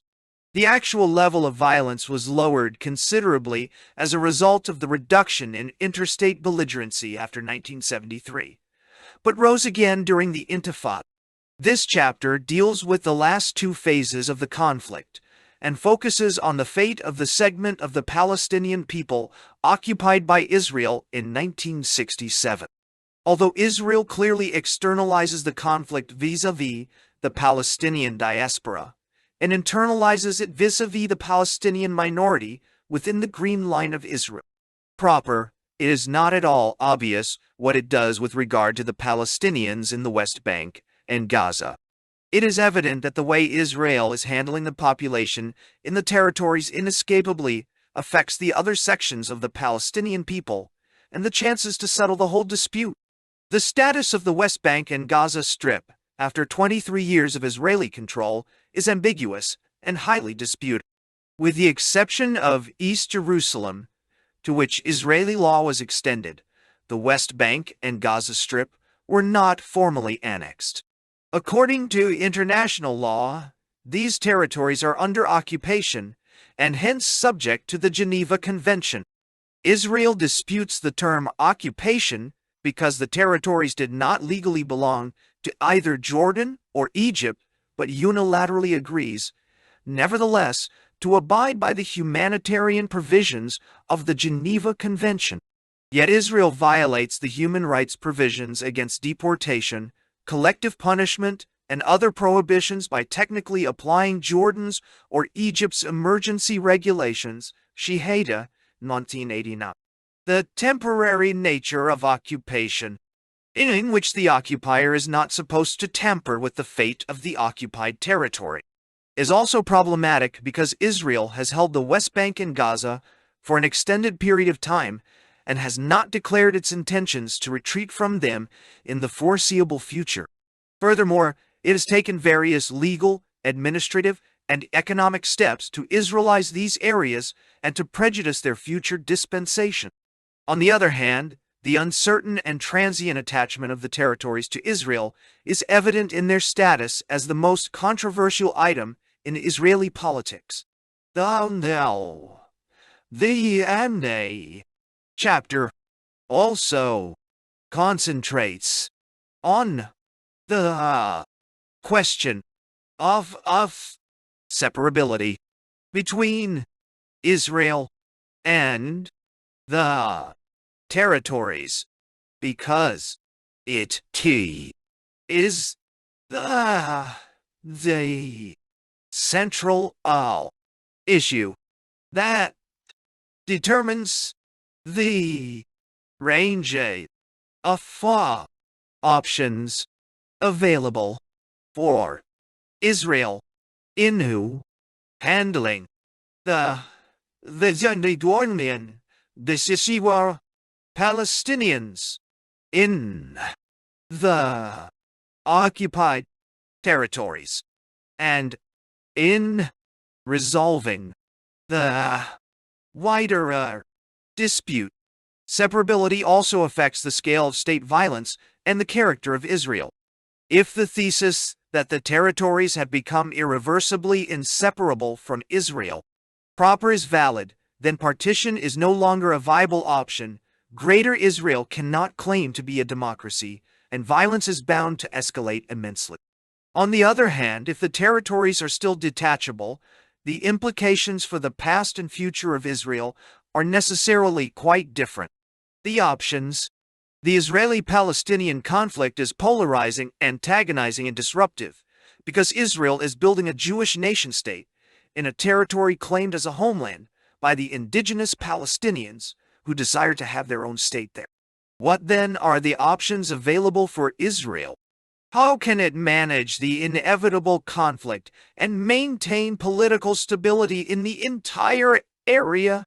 The literature on deeply divided societies suggests 5 distinct strategies of conflict management. Horowitz, 1985, Schermerhorn, 1978, Smuha, 1985, Vandenberg, 1981. The possibility of each strategy for Israel is examined below. Ordered by degree of coercion, The possibilities of coping with militant ethnic or national groups are the following. 1.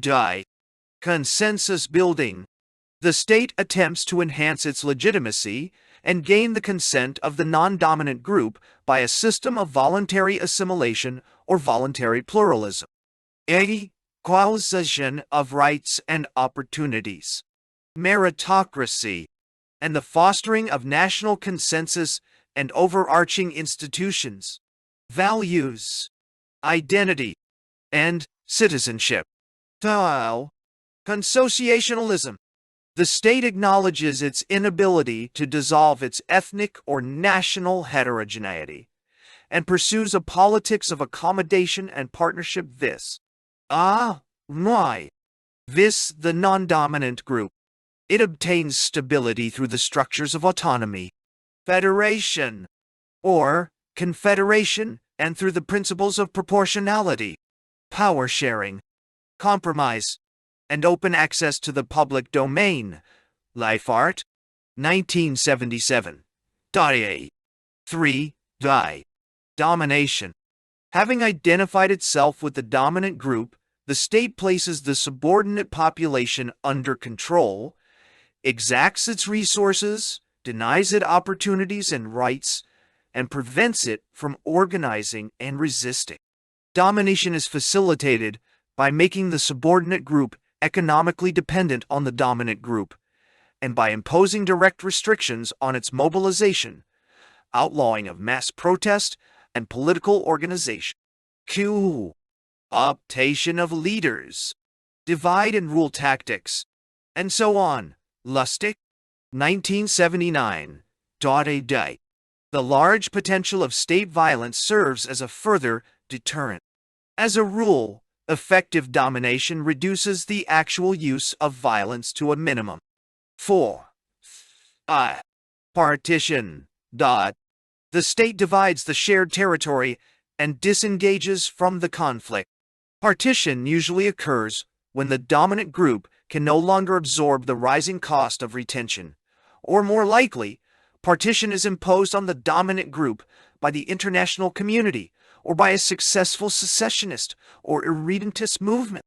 In other situations, partition occurs when the dominant group retreats from a conquered area to which it stakes a weak claim, or when overseas territories are decolonized. 5. Elimination. The state seeks to eliminate the subordinate group.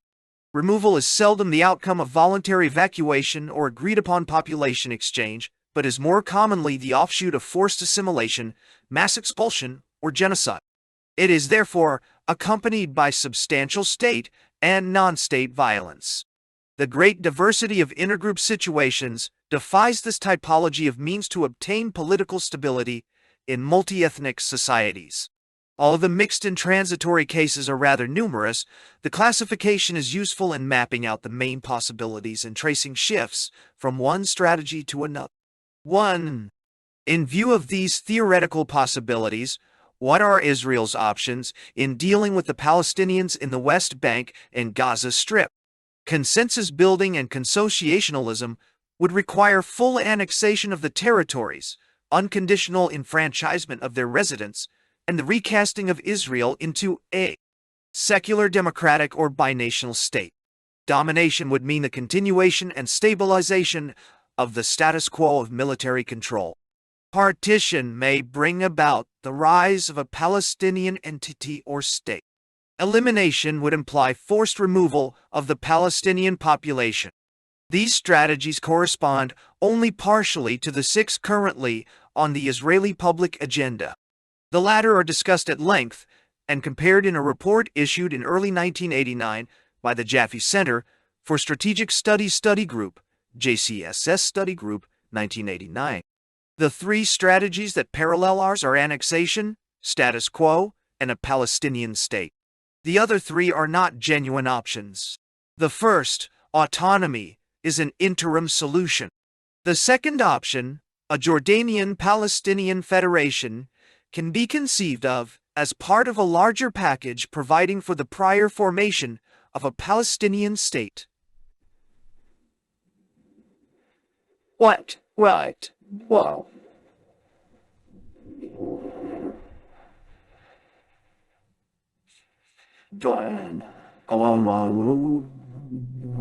Like the second option, the third, unilateral withdrawal from Gaza, is only one step in a comprehensive settlement. Population transfer is not considered by the GCSS study group as a distinct option, but rather as an element in annexation. The status quo, occupation, Israel's form of domination rests on military government. The supreme authority in the territories is the army, which assumes executive, legislative, and judicial powers. The parallel civilian administration is subject to the army and the defense ministry, and must report to the appropriate government office. Israeli control has undergone 3 stages since occupation. 1. Indirect rule between 1967 and 1981, during which the Palestinians enjoyed considerable autonomy. 2. A modest, failing effort to shift to a more direct rule in late 1981 with the separation of the civilian administration from the military government. And 3. A virtual breakdown of control as a result of the mass uprising of December 1987.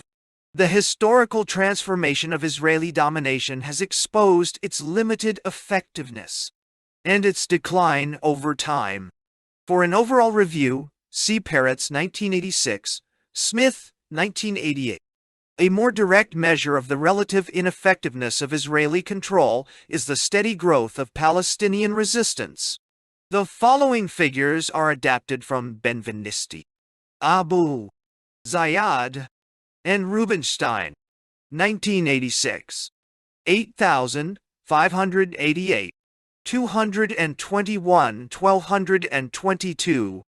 Benvenisti. 1987. 4,044. Ben Yishai. Ejal P. 1988. Allah P. Haq. 1988. Tikkun. September. October 1989. 51. Israel and Palestine Political Report. October 1989. 23.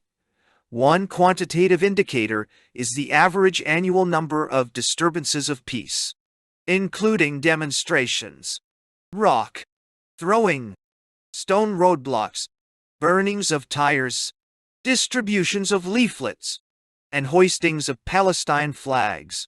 These disturbances in the West Bank alone averaged 100 per year between 1967 and 1977, 500 between 1977 and 1982, over 3,000 between 1982 and 1987. Another indicator is violent incidents, including shootings, explosive devices, arsons, Molotov cocktails, hand grenades, and stabbings. Incidents rose in the West Bank from 50 per year between 1968 and 1977 to 116 per year between 1977 and 1984, and 215 between April 1986 and May 1987. There were 487. There were no. Yet another indicator is the ratio between planned violent acts by members of terrorist organizations and spontaneous disturbances. The ratio of terrorist to spontaneous acts was 1:11 during 19,771,000 1984, 1:16 in 1985, and 1:18 in 1986. The ratio has jumped dramatically since the December 1987 popular uprising. The limited efficiency of Israeli domination is also manifested in the authorities' frequent need to resort to coercive measures in order to restore public order. Measures included curfews, demolitions and sealings of houses, detentions, closings of areas and universities, restrictive orders, house arrests, deportations, and killings. State coercive countermeasures have kept pace with the steady increase in the Palestinian unrest. The number of Palestinians killed on the West Bank rose from 5 per year during 19,681,000 1982 to 22 in 19,900,000 831,000 1984, 22 in 19 million. Closures of the educational system became more frequent and of longer duration after 1982. During the first 2 years of the Intifada, public schools in the West Bank, but not in Gaza Strip, were shut down by the authorities for 18 months. All the universities were forced to close for the entire period as well. The number of deportations, which had dropped to a record low in the 1980s, from 150 per year during 19,681,000, 1979, to 5 or fewer per year during 19,800,1987, jumped to over 50 during 19,887. A sudden rise in the number of demolitions and sealings of houses was similarly recorded after a relative drop during the 1980s. 102 per year during 19,619,78, 18 in 1979, 30 in 1980, 34 in 1981, 32 in 1982, 55 in 1985, 48 in 1986, 37 in 1987, and then surging to 93 in 1988, and 236 in January 1989. Coercion was particularly high during the Intifada. The Jewish settlers severely criticized what they saw as the army's inefficient use of coercion against the Palestinian resistance. About 30 of them were convicted in 1985 for forming an underground and perpetrating terrorist actions against Palestinian leaders, university students, and others. In addition, vigilante groups on the West Bank occasionally retaliated in immediate responses to Palestinian violent assaults on settlers. The settlers felt unsafe and blamed the army for being too soft. At a deeper level, Israeli domination tends to be rather coercive and not very effective because it has failed to acquire the basic mechanisms of control. It has run against great odds from the beginning. By the late 1960s, the Palestinians in the territories were already a submerged nation, not just a national minority. They had a solid territorial base, extensive institutional structure, a broad middle class, and a strong national consciousness. Instead of becoming more atomized, fragmented, and disoriented under Israeli rule, they became more united in their rejection of occupation and in their aspirations for independence. Lesh and Tesler, 1989. The Israeli policy of indirect rule, which was decided upon by General Dayan, defense minister during the critical formative years, 19,670–1974, recognized the reality of Palestinian nationalism and even reinforced it. Nation building continued throughout the period and even scored the additional achievements of the formation of a system of higher education. Cultural renaissance, proliferation of the press, the building of a large network of mutual help and voluntary associations, and the differentiation of Palestinian nationalism from Pan-Arabism and from Jordan. Israeli control particularly failed to co-opt Palestinian leadership. By the 1976 municipal elections in the West Bank, most of the traditional leaders were replaced by nationalist, pro-PLO leaders. In 1978, the Radical National Guidance Committee was established to combat occupation and the Camp David Accords. As part of the Likud government's effort in 1981 to impose its narrow version of the autonomy plan, these nationalist Palestinian leaders were either dismissed or deported. The simultaneous Israeli attempt to foster the village leagues as an alternative, collaborating leadership, however, totally collapsed. Nates, 1984. Even the ousting of the PLO from Lebanon in 1982 failed to reduce the wide support for the PLO in the territories. Shadid and Seltzer, 1988. During the 19,871–89 uprising, a high command acted clandestinely in the territories, issuing communiques and orders that were widely obeyed by the Palestinian population. Israeli institutions did not penetrate and incorporate the Palestinian population, and as a result, the latter did not develop real stakes in Israel. The Histadrut, General Federation of Labor, did not extend membership and services to the Palestinian The Jewish agency operated among Jewish settlers only. The Israeli government acted through staff officers to manage civilian affairs in the territories, but it did so minimally.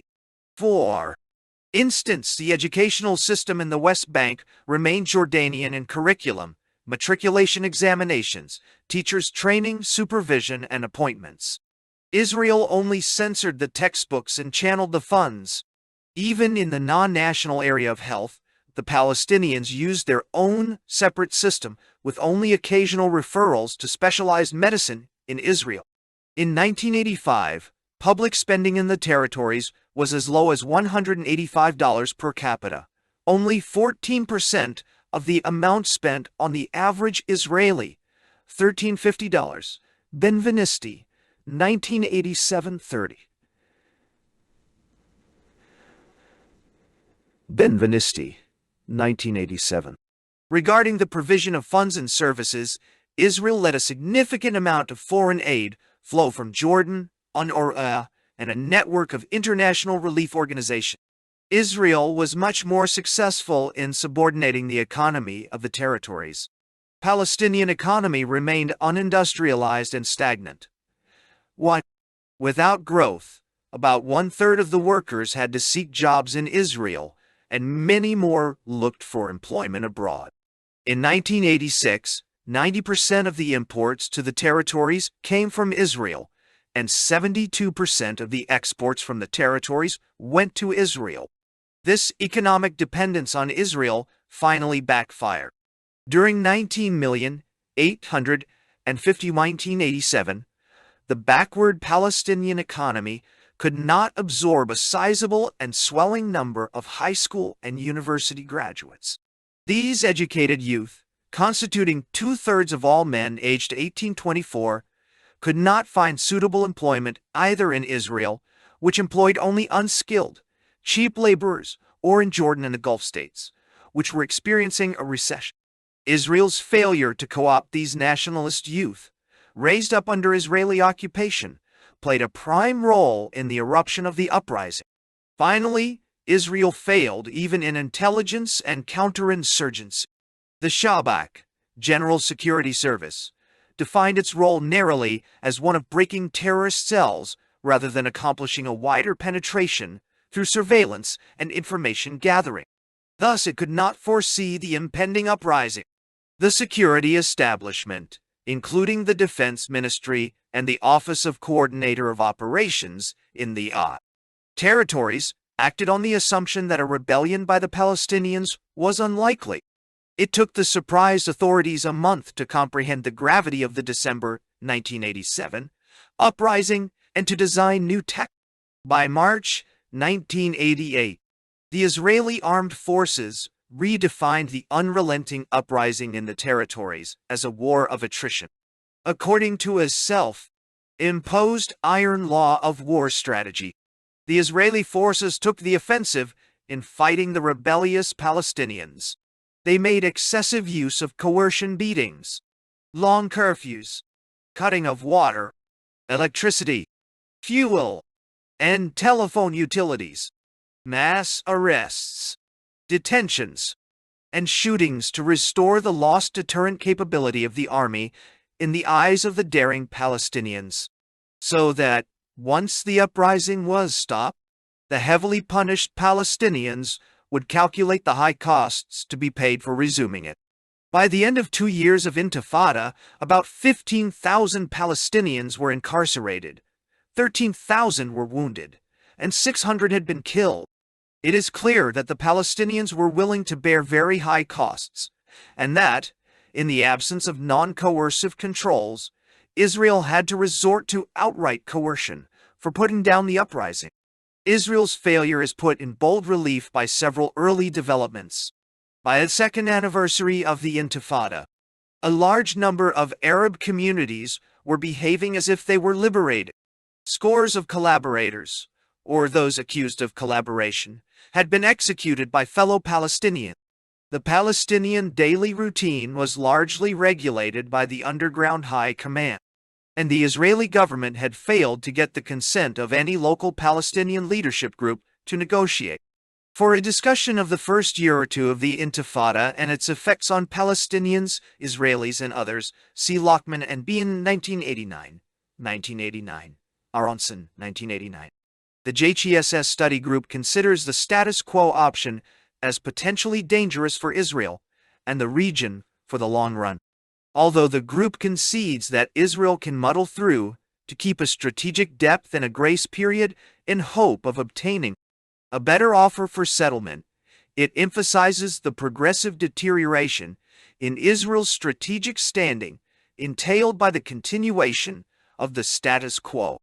Elements of this deterioration include the likely growing radicalization of Palestinian Arabs and a possible intensification of the Intifada, radicalization among Israeli Arabs, an enhanced unilateral Palestinian state building in the West Bank and Gaza, an increasing likelihood of deterioration in Israel's relations with the Arab world, and, especially with Egypt, growing domestic discontent and societal polarization in Israel, and increasing strains in U.S.-Israeli relations and in Israel's ties with the Western world. The result may be a considerable erosion in Israeli deterrence, and the specter of an eventual Arab-Israeli war, JCS Study Group, 1989-11. The retention of the status quo has thus become one of the least acceptable options for Israelis since the beginning of the Intifada. For instance, in a public opinion poll taken in June 1989, only 16% of the Jews and 4% of Israeli Arabs agreed to the continuation of the status quo. Katz and Al-Haj, 1989. When asked to choose between three solutions, 44% of the Jews favored yielding territories, 53% favored annexation, and only 3% favored the status quo. The figures among Israeli Arabs are 95%, 5%, and none, respectively. Haj and Katz, 1889. Secular democratic or binational state. Consensus building and consociationalism, the two democratic alternatives to the status quo, require a transformation of Israel into a democratic, secular, or binational state in all of Palestine. These alternatives are virtually non-existent for Israel because Jews reject them, and, if imposed, they are unlikely to settle the conflict between Palestinians and Jews. Tesler, 1982. From its inception, Zionism aimed to establish a Jewish homeland in which Jews would exercise their right to self-determination as a people. This notion has underpinned the national consensus uniting Zionist Jews since the turn of the century, with the minor exceptions of the marginal Brit Shalom, the Canaanites, and Neturei Karta. No Jewish political party or movement of significance dissented from the idea of a Jewish state. Even the two major anti-partitionist political movements in the Yishuv followed suit. The right-wing revisionist movement, Herut Party of today, claimed exclusive Jewish rights to Eretz Israel, where Arabs may live only as a national minority. And the left-wing Hashomer Hatzair, Mapam Party of today, favored, before 1948, a binational state in which the Jews were a dominant majority. All brands of Zionism advocated a separate nation state for Jews to be as Jewish as possible in demography, land, labor, culture, language, symbols, and institutions, and with as few Arabs as possible. Gorning, 1987, and indeed the Yishuv and pre-1967 Israel were separate, autonomous entities, clearly dissociated from and independent of Palestinian Arabs. Horowitz and Lassak, 1978, Kimmerling, 1982, Avishai, 1975, Ben Porath, 1984. This exclusionary conception of a unitary Jewish state is still the core of Jewish consensus in Israel today, bringing together right, center, and left Zionists. Israeli Jews support the ideas of a very large and permanent Jewish majority, Israel as a state of the entire Jewish people, not only of its citizens. Retention of the law of return. Unrestricted Jewish immigration. Hebrew as a dominant language. Jewish symbols as the only state symbols. And preferential treatment of Jews by the state and public bodies. Smuha. 1989. Torndo A. Israeli Jews oppose, therefore, the full incorporation of a large Arab population into Israel because it would reduce the Jewish majority and Jewish character of the state. Furthermore, Zionism and most Israeli Jews are also committed to a democratic state in which all are entitled to equal civil rights. The Jews are aware, however, of the fact that the potential tensions and contradictions between their commitment to a Jewish state and to a democracy increase as the proportion of the Arabs in the society increases. The addition to Israel of 1.6 million Palestinians from the territories is rejected on two grounds. It makes Israel at once less Jewish and less democratic. If this is true, what kind of society do anti-partitionists envision? Let us examine the platforms of parties that stood for Greater Israel in the national elections held in November 1988. The Likud would grant the Palestinians autonomy, which is not a state, not sovereignty, and not self-determination.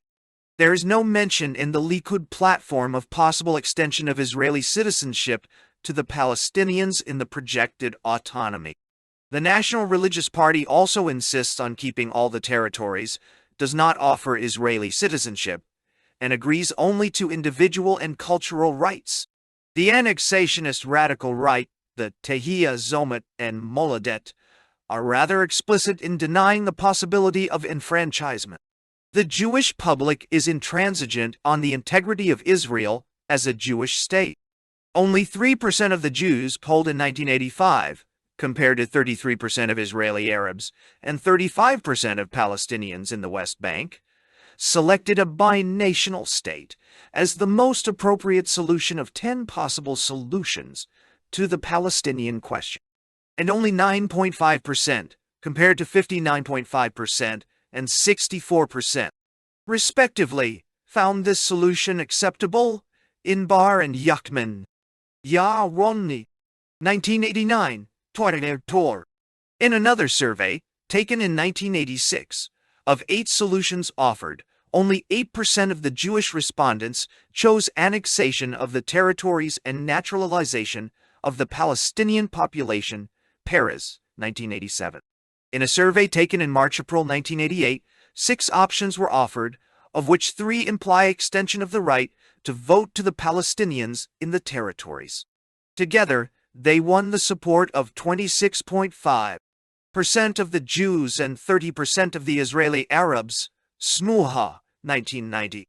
It is worth noting that only 25% of the Jews who voted for the Likud camp, Likud, religious parties, Tehiyah, and Kach, in 1984 endorsed these consistent options, even less than the 32% among voters for the Labor camp, Labor Party, Citizens' Rights Movement, and Shinui. In another survey conducted in June 1989, the option of annexation with equal rights to the Palestinians was found acceptable to 24% of the Jews and 18% of the Israeli Arabs. Katz and Al-Ha, 1989. Both partitionists and annexationists negate the options of a secular democratic or binational state for reaching a peace settlement. Both are neither supportive of nor receptive to incorporating the Palestinians of the territories as citizens of Israel or making Israel a country in which Jews and Palestinians will enjoy an equal national status. Neither group is prepared to compromise the Jewishness of the state, but the anti-partitionists are willing to sacrifice the state's democratic nature by envisaging Greater Israel with a substantial disenfranchised population. If a secular democratic or binational state is to be imposed on the current population of Greater Israel, it is not likely to provide a comprehensive and lasting solution to the Jewish-Palestinian dispute. The Palestinians in the diaspora, counting 2.5 million, would have no incentive to end the armed struggle. Democracy in the new state would not be able to function properly because of the continuing sharp disagreement on fundamental issues between the two communities, which are approaching a demographic parity. Palestinians and Jews would fight over whether the state should be Palestinian or Jewish or Arabic or Hebrew-speaking. Should it recognize the right to return of both Palestinians and Jews? Should Islam or Judaism shape the public domain? Should it belong to the Arab or the Western world? Political parties would be nationally split, floating votes would be scarce, and governing bodies would be polarized and paralyzed. Neuberger, 1987. In discussing the option of annexation, the JCS study group maintains that to remain a Jewish, Zionist state, Israel would have to either deny the Palestinians political participatory rights, or eventually transfer most of them from the West Bank and Gaza to the surrounding Arab states. JCS's study group, 1989, 14-15. Yet if the franchise is offered or imposed, the Palestinians would most likely reject. Annexation is considered a highly destructive option for Israel. JCSS study group, 1989, 90. Because it will be actively defied not only by the Palestinians, but also by Israeli Arabs, the Arab states, the superpowers, and Israeli partitionists. It would even damage Israel's national security. Expulsion. The option of elimination through expulsion or involuntary transfer of the Palestinian population in the territories to Arab countries is a very remote possibility, although it is occasionally raised and certainly feared by the Palestinians. Various Zionist leaders in the Yishuv deliberated the advantages of removing a large Arab population from Palestine and resettling it in neighboring countries. Flapan, 1979, Nadeva, 1978. Inspired by contemporary European precedents, such as the population exchange between Turkey and Greece in 1922, resettlement of the indigenous Arabs was intended to expedite the reaching of a Jewish majority in Palestine. In view of the Jews' non-sovereign status, Palestinian resettlement was to be accomplished by agreements on population transfer or by instituting personal incentive systems. These seminal ideas came to fruition during the War of Independence. The dominant parties and most of the Jews in the Yishuv officially accepted the 1947 United Nations Partition Resolution. Other factors, however, combined to create a new situation: the Palestinians' rejection of the resolution, the invasion of Palestine by 7 Arab states, the dislocations and hardships caused by the fighting, and the actual flight, many Palestinians. These events provided the Israeli authorities with a golden opportunity to encourage the Arabs to leave, to prevent those who had left from returning to their evacuated homes, to demolish the deserted Arab localities, and if necessary to summarily expel the native population. Flapan, 1987. Morris, 1988. Through a mix of flight and expulsion, 700,000 Palestinians left the areas to be seized by Israel in 1949. The defeat and exile are known in Palestinian history as the 1948 disaster. The above events provide the historical backdrop to discussions among Israelis of the elimination option. For instance, in 1987, K.A. M. I.G. Dekal, a member of the Herut Party and a deputy minister of defense, along with retired General R. Z.V. Gandhi, advocated publicly the transfer of Arabs from the West Bank and Gaza. They were reacting to recurrent warnings made by the Labour Party with regard to the demographic bomb, the high Arab birth rate, and to the charge that Likud policies were turning Israel into an abhorrent binational state. Ehrlich, 1987. The pressing of the demographic issue by partitionists has had the unintended consequence of pushing anti-partitionists into reconsidering Arab relocation. With the notable exception of the radical right, the Israeli parties oppose the idea of population transfer. All of the partitionist parties, Labour, MAPAM, Citizens' Rights Movement, the Progressive List for Peace, the Democratic Arab Party, and the Israeli Communist Party are opposed to the removal of the Arabs and are even on public record condemning it as racist. The Likud, which officially supports Jewish-Arab coexistence in Greater Israel, also rejects the transfer of the Palestinians. In its 1988 platform, the ultranationalist National Religious Party declared that from both moral, Jewish, and political perspective, it does not see expulsion as a solution to the demographic problem. On the other hand, the annexationist Tahrir Party calls on Israel to encourage and aid the emigration from the country of those Arabs of Judea, Samaria, and Gaza who would not wish to live under Israeli rule after the extension of Israeli law to these regions. Tahrir also conditions peace negotiations on the resettlement in Arab countries of the residents of the refugee camps. Zomid's platform on this issue is the same as that of Tahrir. Moladed is the only party seated in the 12th Knesset that advocates Arab removal. To quote from its 1988 platform, a population transfer between Israel and the Arab world will be carried out. Most Jews from Muslim countries were already transferred to Israel, and action should be taken to transfer the Arab population from Judea, Samaria, and Gaza to Arab countries. This platform is a diluted version of the position adopted by Kahan's Kach Party, which Moladed superseded. Kach is the only party explicitly calling for a willful or forced evacuation of both alien and citizen Arabs from Greater Israel, Kahan, 1987. It is condemned as fascist by almost all other Israeli parties. Its leader is totally ostracized, Shiprin Zak, 1986, and for these reasons it was barred from participation in the 1988 national election. The Jewish public at large is much more open to the idea of Arab expulsion from the Jewish state than is the political establishment. For instance, in a representative sample of the adult Jewish population taken in 1985, 30% of the respondents selected annexation of the territories and expulsion of the Palestinians as the best solution of the 10 proposed to the Palestinian question.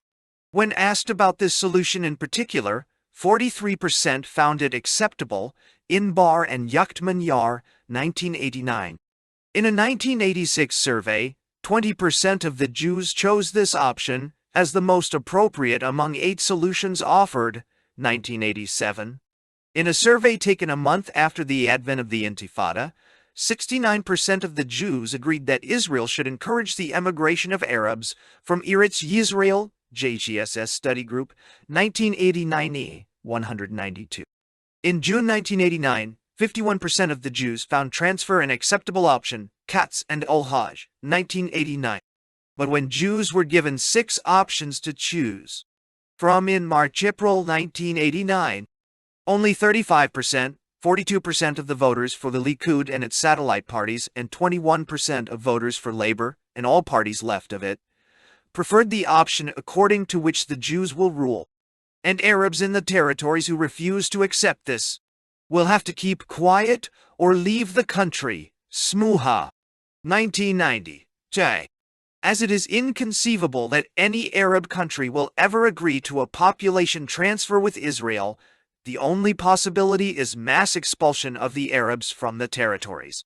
For many reasons, mass deportation is unlikely, however. First, it could take place in the course of a war with either Jordan or Egypt, but these countries seem to have abandoned belligerency with Israel permanently. 2. Second, Israel's High Court is likely to order mass expulsion illegal. In April 1988, it turned down an appeal of 3 Palestinians to repeal a military injunction of deportation. Yet it ruled that the Geneva Convention, effective in the occupied territories, provides protection against mass expulsion but not against deportation of a handful of troublemakers. Third, a sizable segment of the Jewish elite and public is expected to actively oppose and effectively block an expulsion operation. The hard Core opposition will consist of Jews with a commitment to human rights and to the democratic nature of the state, Jews with a deep sense of the Holocaust, and Jews who would fear the disastrous implications of a deportation policy for the Jewish state. The Jewish opposition will be greatly augmented by a resistance movement by Israeli Arabs. Fourth, many external forces can stop a massive relocation of Arabs. The neighboring Arab countries, which would be directly and adversely affected, would use their might and political clout to thwart such a scheme. The United States, with its considerable leverage over Israel, would not condone a large-scale expulsion. Under these circumstances, American Jewry could not be counted on as an effective pro-Israeli lobby. Israel would also be under heavy pressure from other Western states, the Soviet Union, and the United Nations. Fifth, the Palestinians in the West Bank and Gaza would defy expulsion attempts. The 1949 ordeal taught them to stand fast. Sumud, or steadfast holding to the homeland, has become a cornerstone in Palestinian nationalism. The Palestine National Council meeting in Algiers in 1983 resolved that the Council affirms the need to redouble the efforts of the residents of the territories to become closer to the land, in order to bring forced emigration to an end and to protect the land and the national economy.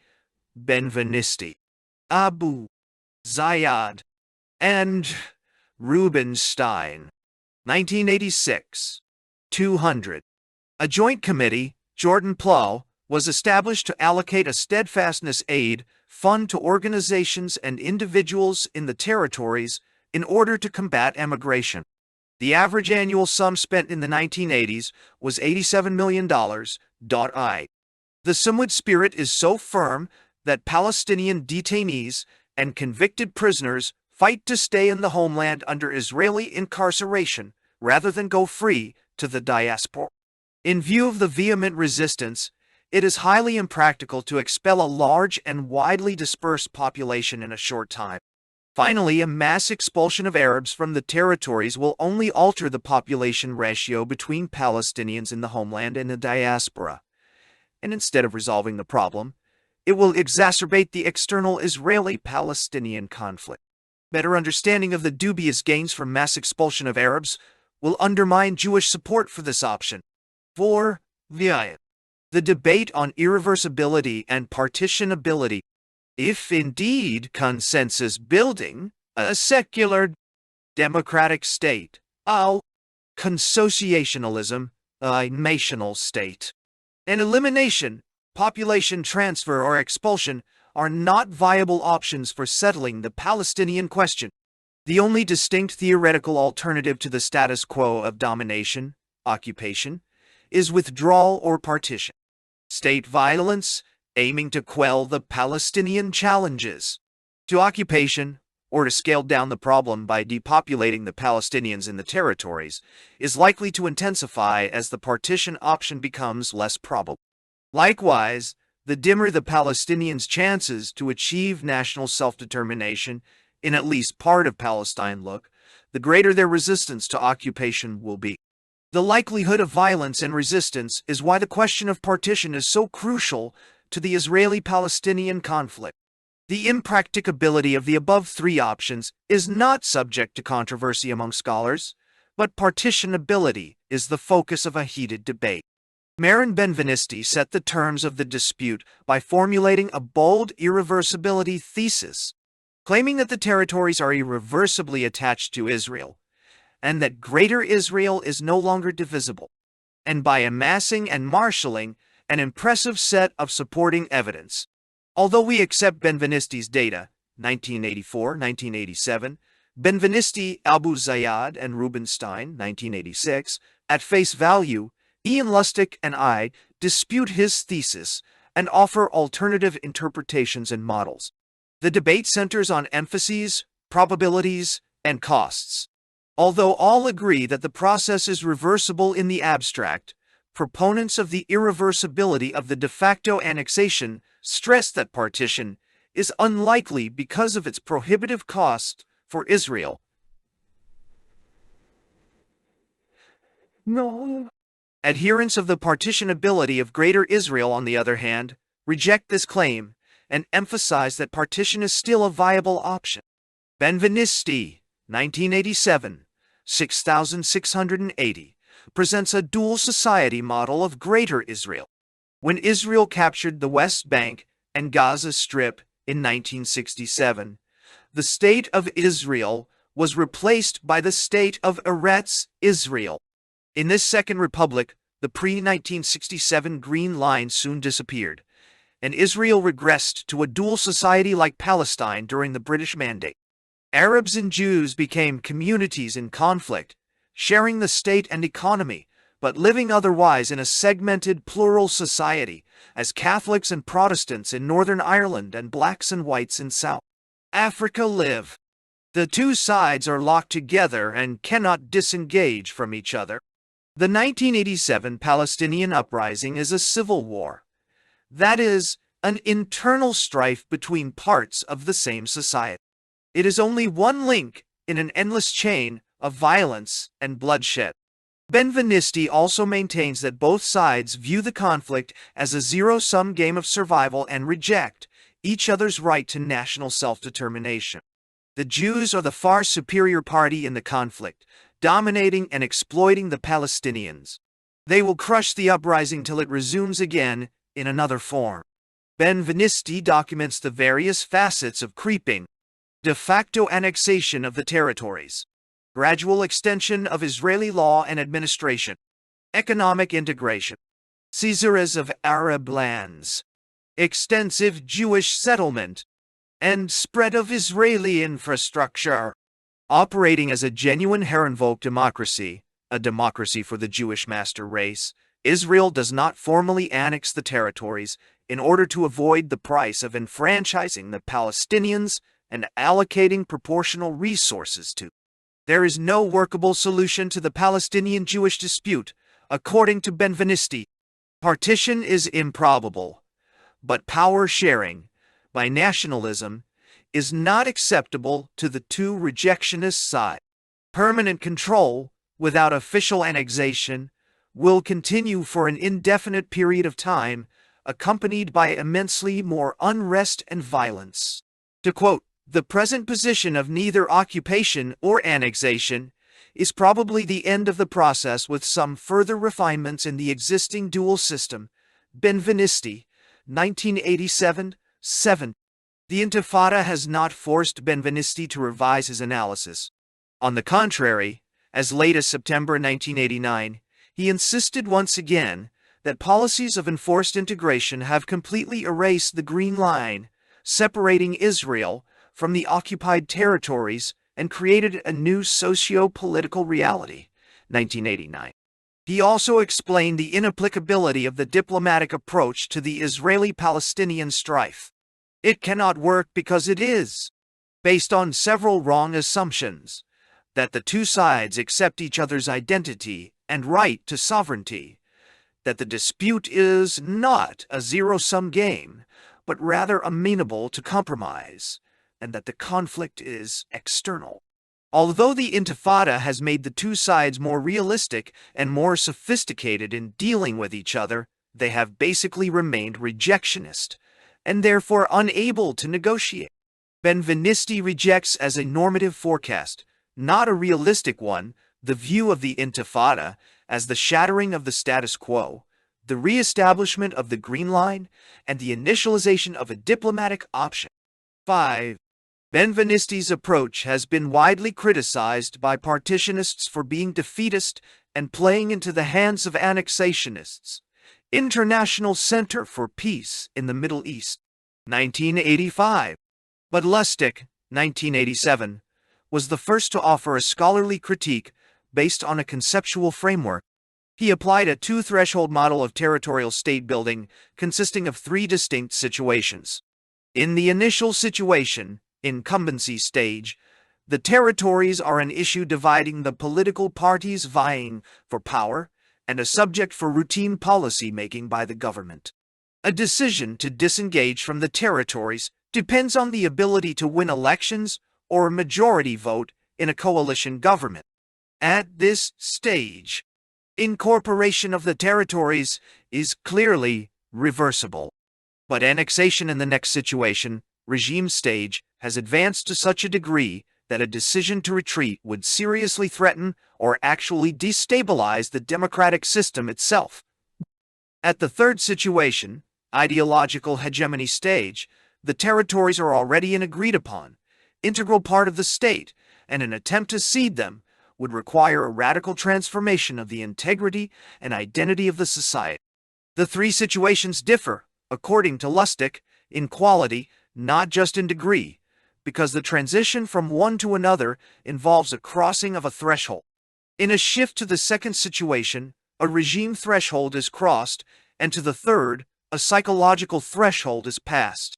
Although Lustig is careful to avoid the vocabulary of irreversibility, his model strongly implies an appreciable increase in difficulty and cost of disengagement with each crossing of a threshold.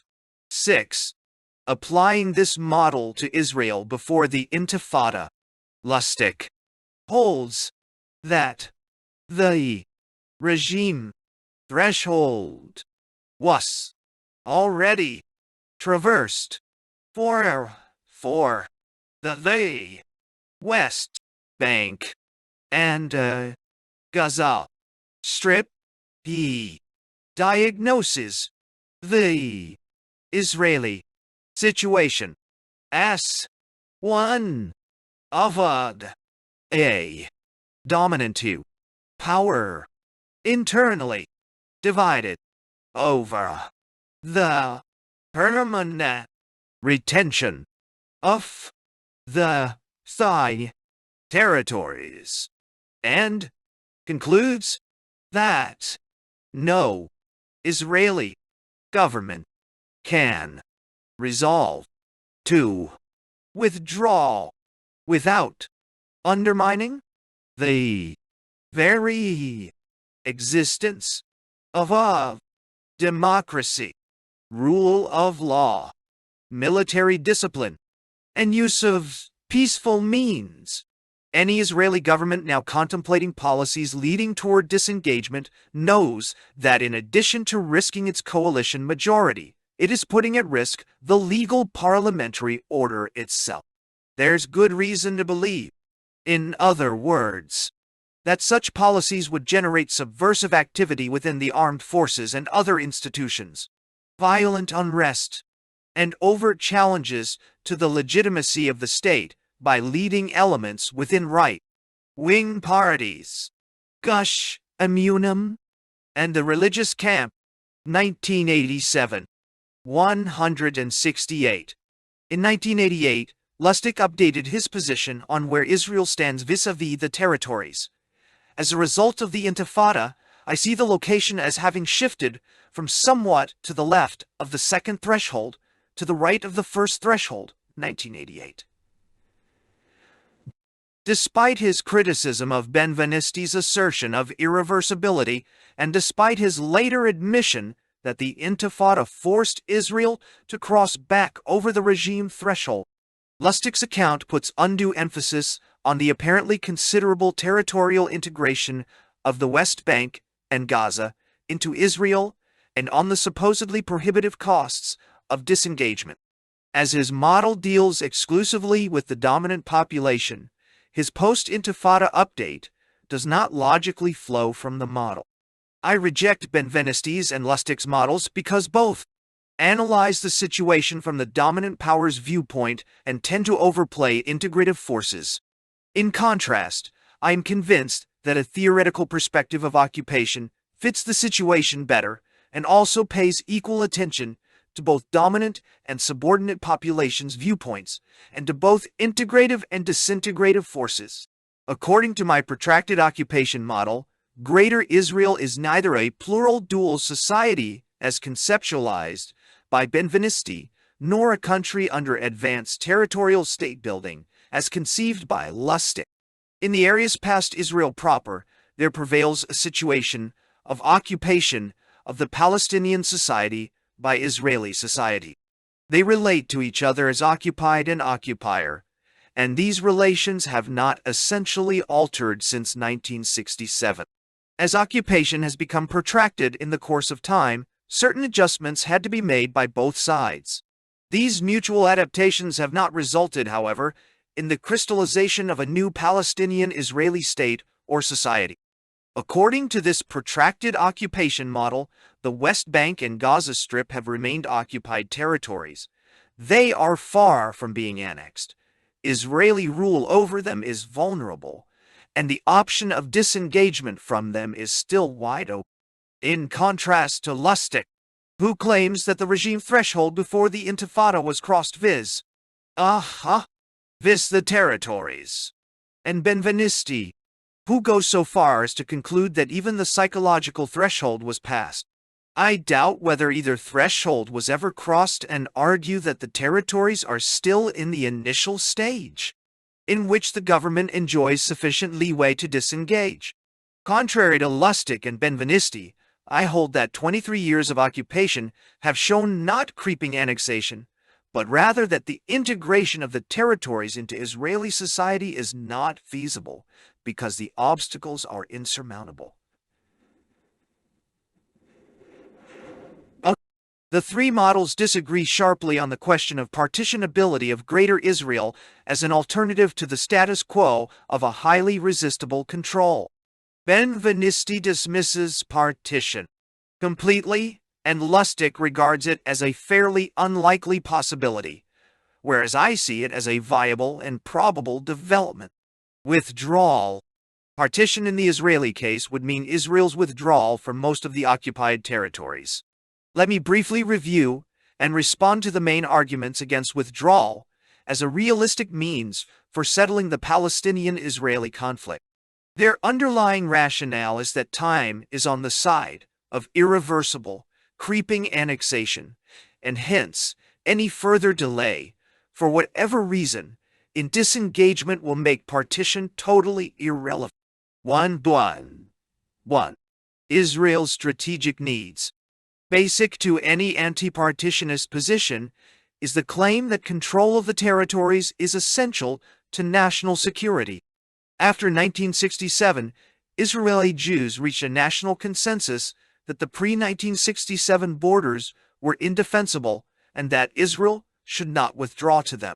Israel is vulnerable on the Eastern Front, particularly if the Sumerian Hills should become a base for a military or guerrilla attack against the narrow coastal strip, where 2/3 of Israel's population and resources are concentrated. As long as Israel views the conflict in survivalist terms, it cannot afford any defeat, and therefore will not take the risk of setting a territory that is deemed vital to its physical defense. The strategic necessity argument is not as solid as it may look. There is a disagreement among Israeli politicians, strategists, and the public at large on Israel's defensible borders. Only the Likud insists on the entire territories, whereas control of the hills overlooking the Jordan Valley is sufficient for labor, and the left finds demilitarization adequate. One can hardly see how the deep-seated Jewish fears for survival will be alleviated by a small piece of territory in an era of high-technology warfare. Israel's future as a small nation of 3.6 million Jews and 7 million Arabs in a vast region of over 180 million Arabs can be secured only if it gains the Palestinians' consent and peace with the Arab world. The long-term effect of the Palestinian uprising is to force many Israelis to rethink the security issue in partitionist terms. The territories will increasingly shift from a security asset to a burden.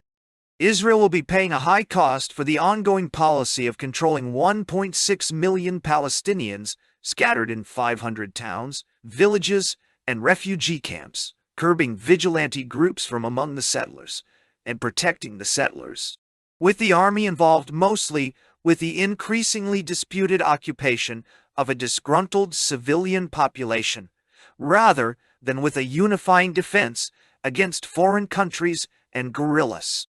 Its role, policies, practices, and authority will be seriously questioned. If this should happen, many Israelis will wonder whether it is not easier and cheaper to avert the dangers to Israel's security by disengagement from the territories and redeployment of the forces on the Green Line and the hills overlooking the Jordan Valley. 8. Security considerations prompted the formation in May 1988 of the Council for Peace and Security, consisting of over 200 top-ranking military reservists, the overwhelming majority of all top reserve officers in the country, and headed by General Yari, director of the Institute for Strategic Studies at Tel Aviv University. The new council stands for the idea that continued occupation presents Israel with greater danger to national security than does withdrawal. According to an informal opinion poll, it is estimated that over 75% of the generals in the council endorse this view. Ben Yishai, 1988. The JCSS study group is keenly aware of Israel's strategic needs, but warns against a simple-minded equation between national security and control of territory.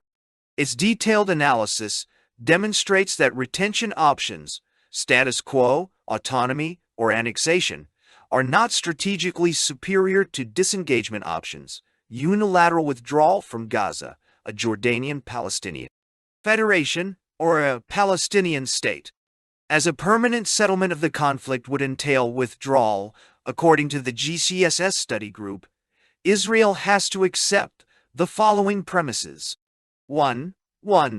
That remaining in all the territories and ruling over the Palestinians indefinitely will cause Israel to pay a heavy price, insofar as continued occupation will constitute a strategic disadvantage for it. 2. That Israeli security can be maintained through continued military deployment, but without physical control over all of the territories and all of their Palestinian inhabitants. 3. That if at the end of the peace process some form of a Palestinian state were to emerge in most of the West Bank and Gaza Strip, such a state, given Israeli security measures, would not necessarily threaten Israel either strategically or by terrorism. 4. That no settlement of the conflict is possible without direct negotiations with authoritative representatives of the Palestinians, JCSS Study Group, 1989b 20. At the same time, an enduring solution would require far-reaching security arrangements for Israel that guarantee both its military preparedness and its control over potential Palestinian subversion. JCSS Study Group, 1989-22. These strategic needs can be met as follows. Israel retains certain areas from the West Bank and Gaza that it deems essential for security. There is an interim period of 10 to 15 years during which comprehensive Israeli security arrangements are maintained, and there is no Palestinian state in existence. The Palestinians cease terrorism and renounce any claim to pre-1967 Israeli territory, and peace with Jordan and other Arab countries is reached. 9. 2. Jewish critical mass. The gist of Benvenisti's irreversibility thesis is that a Jewish critical mass was created in the territories during 23 years of occupation. It consists of A. The extension of Israeli law and administration almost fully to the Jewish settlers and partially to the indigenous Palestinian population. B. 70. 0 Jewish settlers. C. 130 settlements spread out throughout the West Bank and Gaza Strip. D. An extensive infrastructure consisting of 17,950 housing units, 236 hectares of industry, 500 hectares of agriculture, and 288 kilometers of road. This is for the West Bank in 1986. And E. Seizure of 53% of the lands. The above facts are less impressive than they may seem. The application of Israeli law and the capture of Arab lands are mostly paperwork.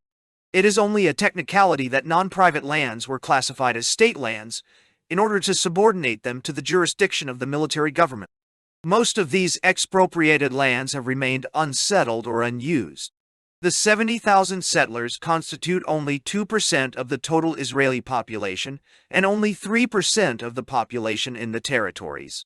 The value of the infrastructure on the West Bank totals $2.40 billion, much less than Israel's foreign aid from the United States in 1 year.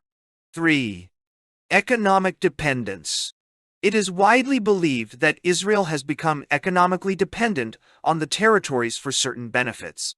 First, the territory's 100,000 manual, cheap workers staff the most undesirable jobs and displace Israelis upward in the job market. Semyonov and Lewin Epstein, 1987. Second, the territories are Israel's second largest foreign market. Third, rather than being a fiscal burden, the territories contribute a handsome sum, estimated to be at least $80 in 1987, to Israel's treasury because of the surplus of revenues. Customs, fees, over-expenditures, regular and development budgets, food subsidies. Fourth, being Israel's open economic frontier, the territories furnish cheap housing in suburbia, subcontracting industries and quick profits from land speculation. Finally, Israel's restrictions on use of water in the West Bank protect the quality and amount of water available in the coastal strip. There is no doubt that the territories constitute economically exploited areas, but the situation is far from economic dependence. The territories supply only 6% of Israel's labor force, comparable to the guest workers in Europe, and absorb only 10% of Israel's exports. These figures also express the maximal loss for Israel if it severs its economic ties with the territories. Furthermore, the figures are inflated because Israel pays an uncalculated price of economic inefficiency as a result of the exploitation of unskilled labor and non-competitiveness. The 1987 uprising made occupation an economic liability for Israel. Alvaneri, 1988. The workers from the territories became undependable laborers who stayed away more often than not. Exports to the territories were cut down considerably. Collection of revenues reached a minimum. The expenses of Israeli military operations soared dramatically, and the suburban housing proved insecure and low in resale. It also became clear that Israel's policy of keeping the economy in the West Bank and Gaza unindustrialized and underdeveloped backfired because it produced a surplus of high school and university graduates who were unemployed, underemployed, or forced to take menial jobs. These bitter youngsters were the organizers of the daily unrest in the territories. Withdrawal does not, however, necessarily imply economic separation between Israel and the new Palestinian entity. As the Israeli economy is vastly superior in size, diversity, technology, and independence to that of the West Bank and Gaza, any economic separation will hurt the Palestinians much more than the Israelis, as the loosening of economic ties during the first 2 years of Intifada has already shown. It would benefit the Palestinians, at least during the first years of their independence, to maintain economic integration with Israel, thereby also reducing the economic costs of withdrawal for the Israelis. For a detailed discussion and scenarios of the economic dimension, see GACS Study Group, 1989A 229. 4. Israel's political impasse. Creeping annexation is sustained by the lack of a public mandate to disengage from the territories. Israel's political impasse is composed of 3 components.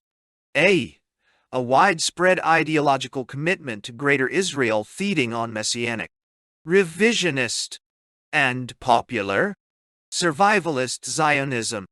B. A national Jewish consensus against withdrawal to the pre-1967 borders, redivision of Jerusalem, recognition of the Palestinians' right to self-determination in Western Palestine, acceptance of the PLO as a legitimate Palestinian representative, formation of a Palestinian state on the West Bank and Gaza Strip, an acknowledgement of the Arab refugees' right to repatriation, a consensus amounting to Israel's rejection of the Palestinians, and C. An absence of an electoral and political majority for partition because the Israeli public is evenly and sharply divided between the Likud and Labor camps. 1987. Kimmerling. 1985. Darde. Without underplaying the debilitating effect of Israel's political impasse on the peacemaking process in the region, let me emphasize that it does not amount to Jewish intransigence. The internal political polarization also means a lack of public mandate to keep Greater Israel intact. For most Israeli Jews, the territories are not a sacred patrimony, but rather a negotiating card. Israel sticks to the status quo of control because it sees no better alternative. Once a viable option emerges, the Jewish public could change overnight, as was shown by the dramatic shift after the Sadat mission to Jerusalem in 1977. The marginal revisionist ideology, revitalized by the capture of the territories in 1967 and the Likud ascendance to power in 1977, following the demise of the labor Zionism and establishment, has failed to achieve hegemony. The failure was quite remarkable, as it is doubtful whether even the majority of the Likud supporters, pragmatic non-European Jews, intending to trade their votes for social acceptance and mobility, have become ideologically committed to annexation. Lewis, 1984. Revisionist Zionism failed, and will fail, because it has encountered a strong labor opposition, composed of half of the public and the bulk of the elites and middle and higher classes. The more significant reason for the failure, however, is the persistence of a hegemonic ideology, untouched by the defeat of labor Zionism and endorsed by revisionist Zionism, that Israel should be both Jewish and democratic. It is this paradigmatic thinking that makes revisionism unworkable and keeps most Israeli Jews widely open to territorial partition and to dissociation from the Palestinian population in the territories. Contrary to Lustig, who seriously entertains the possibility that Israel can someday cross the psychological threshold by establishing the ideological hegemony of Greater Israel, it is abundantly clear that no such option has ever existed for Israel. 5. The costs of control and withdrawal. Benvenisti and Lustig offer complementary accounts for Israel's vested interest in permanent retention of the territories. Benvenisti holds that control is maintained at low cost for Israel, not to mention the windfall profits, and Lustig stresses the prohibitive cost of destabilization that Israel would probably pay for withdrawal. Benvenisti is right in arguing that the economic and military costs of occupation up to the 1987 uprising were relatively low. As indicated earlier, the uprising raised these costs considerably, however, and made other costs more visible and even salient. Apart from obvious life and property losses and suffering, the internal costs of continuous occupation include shattering the long-standing consensus on national security, making the army and its practices a bone of contention, polarizing the public politically, eroding the rule of law, reducing the Jewish productive sector, lowering the country's creative energy and quality of life, and straining coexistence between Israeli Arabs and Jews. Among the external costs are a decline in international legitimacy, the growth of Israel's isolation, the strain on world Jewry's relations to Israel and home countries, and the slowing of the Palestinians' tendency to shift away from rejectionism and armed struggle. Although not quantifiable and not well researched, these costs are real and far from being negligible. For discussion of some of the costs, see Horowitz, 1987, Lerner, 1988. One must doubt Lustig's assertion that Israeli governments are not free to decide on disengagement without a serious risk of toppling the democratic system. Lustig's position is based on the false assumption that Israeli democracy is fragile and that the Likud camp's commitment to democracy is shallow. It is true that Israeli democracy is majoritarian, providing insufficient protection of civil and minority rights, Shapira, 1977, but it has functioned remarkably well as a stable democracy. It withstood such severe tests as the blunders of the 1973 and 1982 wars, the withdrawal from Sinai in 1957 and 1982, and the unprecedented changeover of governments in 1977. It has paradoxically survived 23 years of occupation and the first 2 years of the Intifada. There is no compelling reason to question the compliance of the Likud camp to a Labour government's decision to withdraw, even if it rests on a narrow majority and the passive support of the non-Zionist, predominantly Arab Communist Party, the Progressive List for Peace, and the Democratic Arab Party. Fundamentalists of the radical right profess less commitment to democracy, but they are too weak to torpedo a legal government resolution. Only the Likud exercises a veto power. The core of the Likud is the Herut Party, which has since 1948 perpetrated no major violation of state democratic procedures. When the Likud won the 1977 elections, many feared the inception of fascism, but democracy flourished as a result of the inauguration, for the first time in Israel, of a competitive, bipartisan system. It is true that, in the case of the Arabs, the Likud commitment to democracy is quite weak. For Jews, on the other hand, the commitment is firm. It is grounded on the full appreciation of democracy as an effective mechanism of conflict management among Jews, and especially on the strong belief that only democracy can prevent civil war and bloodshed among Jews. For these reasons, the Likud should be expected to abide by a government decision to cede most of the territories for a peace settlement. Lustig speculation about a possible intervention by the army against a decision to disengage from the territories is also dubious. Militarism is weak in Israel. There is no military caste, no admiration of military power, and no intervention of the army in politics. Lustig, 1983. In their outlook, most Israeli generals favor the labor compromise posture. They are consulted by the government and sometimes even attempt to influence policymaking, but they obey government decisions once such decisions are made. Conclusion. The central thesis of this chapter is that 23 years of Israeli occupation have failed to transform radically the character of the West Bank and Gaza Strip and their indigenous population. Despite the massive Israelization or Judaization efforts, both have remained solidly Palestinian, with relatively loose links to Israel. Deel at day onwandain, diunti, herelst West. Israel has also failed to forge a national consensus on retention. The status quo of occupation, a form of domination, has been resisted from the very beginning, and more seriously since the eruption of the Intifada in December 1987. Of the 4 theoretical alternatives to occupation, 3 are clearly unlikely: a secular, democratic state in Greater Israel, a variant of consensus building; a binational state, a brand of consociationalism; and mass expulsion, a variation of elimination. The 4th distinct possibility is withdrawal from the territories.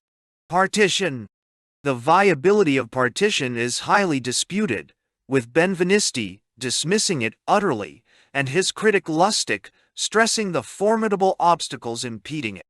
On the other hand, according to my own analysis, Greater Israel is and will be, for the foreseeable future, widely open for redivision. The chapter has aimed to establish in principle the viability of the partition option for Israel without dealing with its possible forms. Whether it is an independent Palestinian state in the West Bank and Gaza Strip, a Jordanian, Palestinian state, a tri-state confederation, or any other formula based on Israel's retreat from most of the territories. The chapter did not attempt to deal with many of the complex issues, including Jerusalem, to be worked out in a peace settlement. The chances to open negotiations and to conclude a peace agreement depend on rapprochement between Israelis and Palestinians on these concrete matters. The claim that partition remains a real option for handling the Palestinian-Israeli dispute should not be confused with an optimistic anticipation that the conflict is nearing an end. I have argued only that the conflict has an appropriate and workable solution. Partition is in line with the separatist nature of the Zionist movement, the international consensus, and the relatively minimal adjustments and sacrifices Israelis will have to make in order to implement it. 1988. Yishai. 1987. Heller. 1982. Ibn.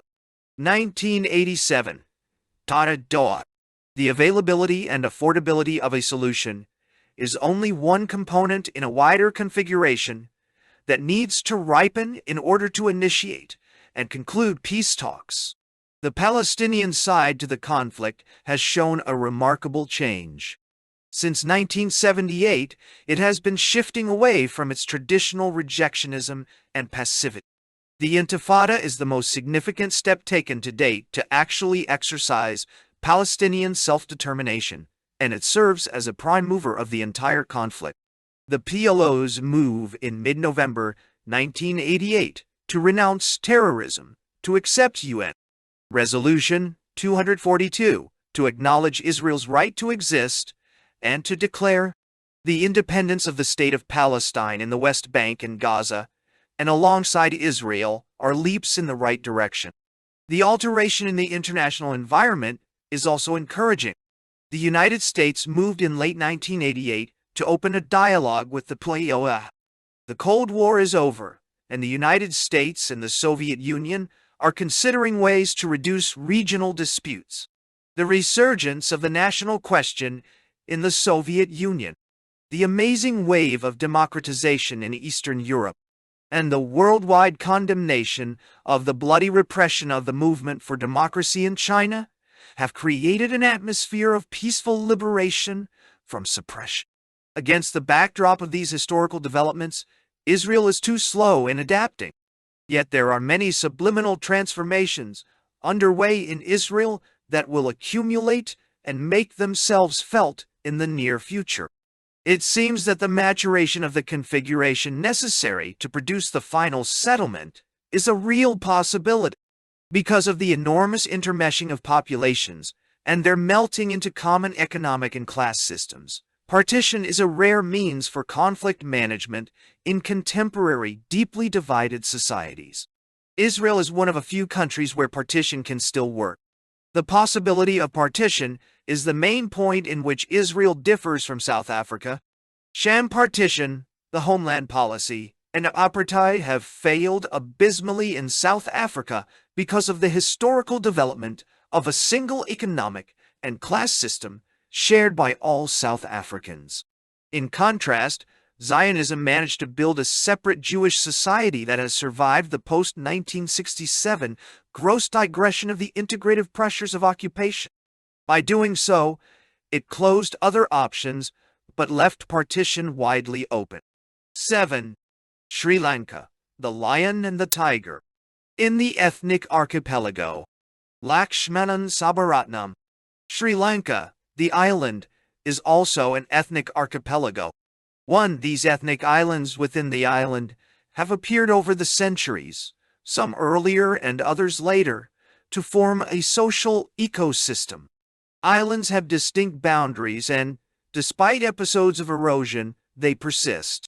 Similarly, ethnic boundaries in the archipelago have persevered while being porous, enabling exchanges of ideas, matter, and people and exchanges between the groups in the collectivity.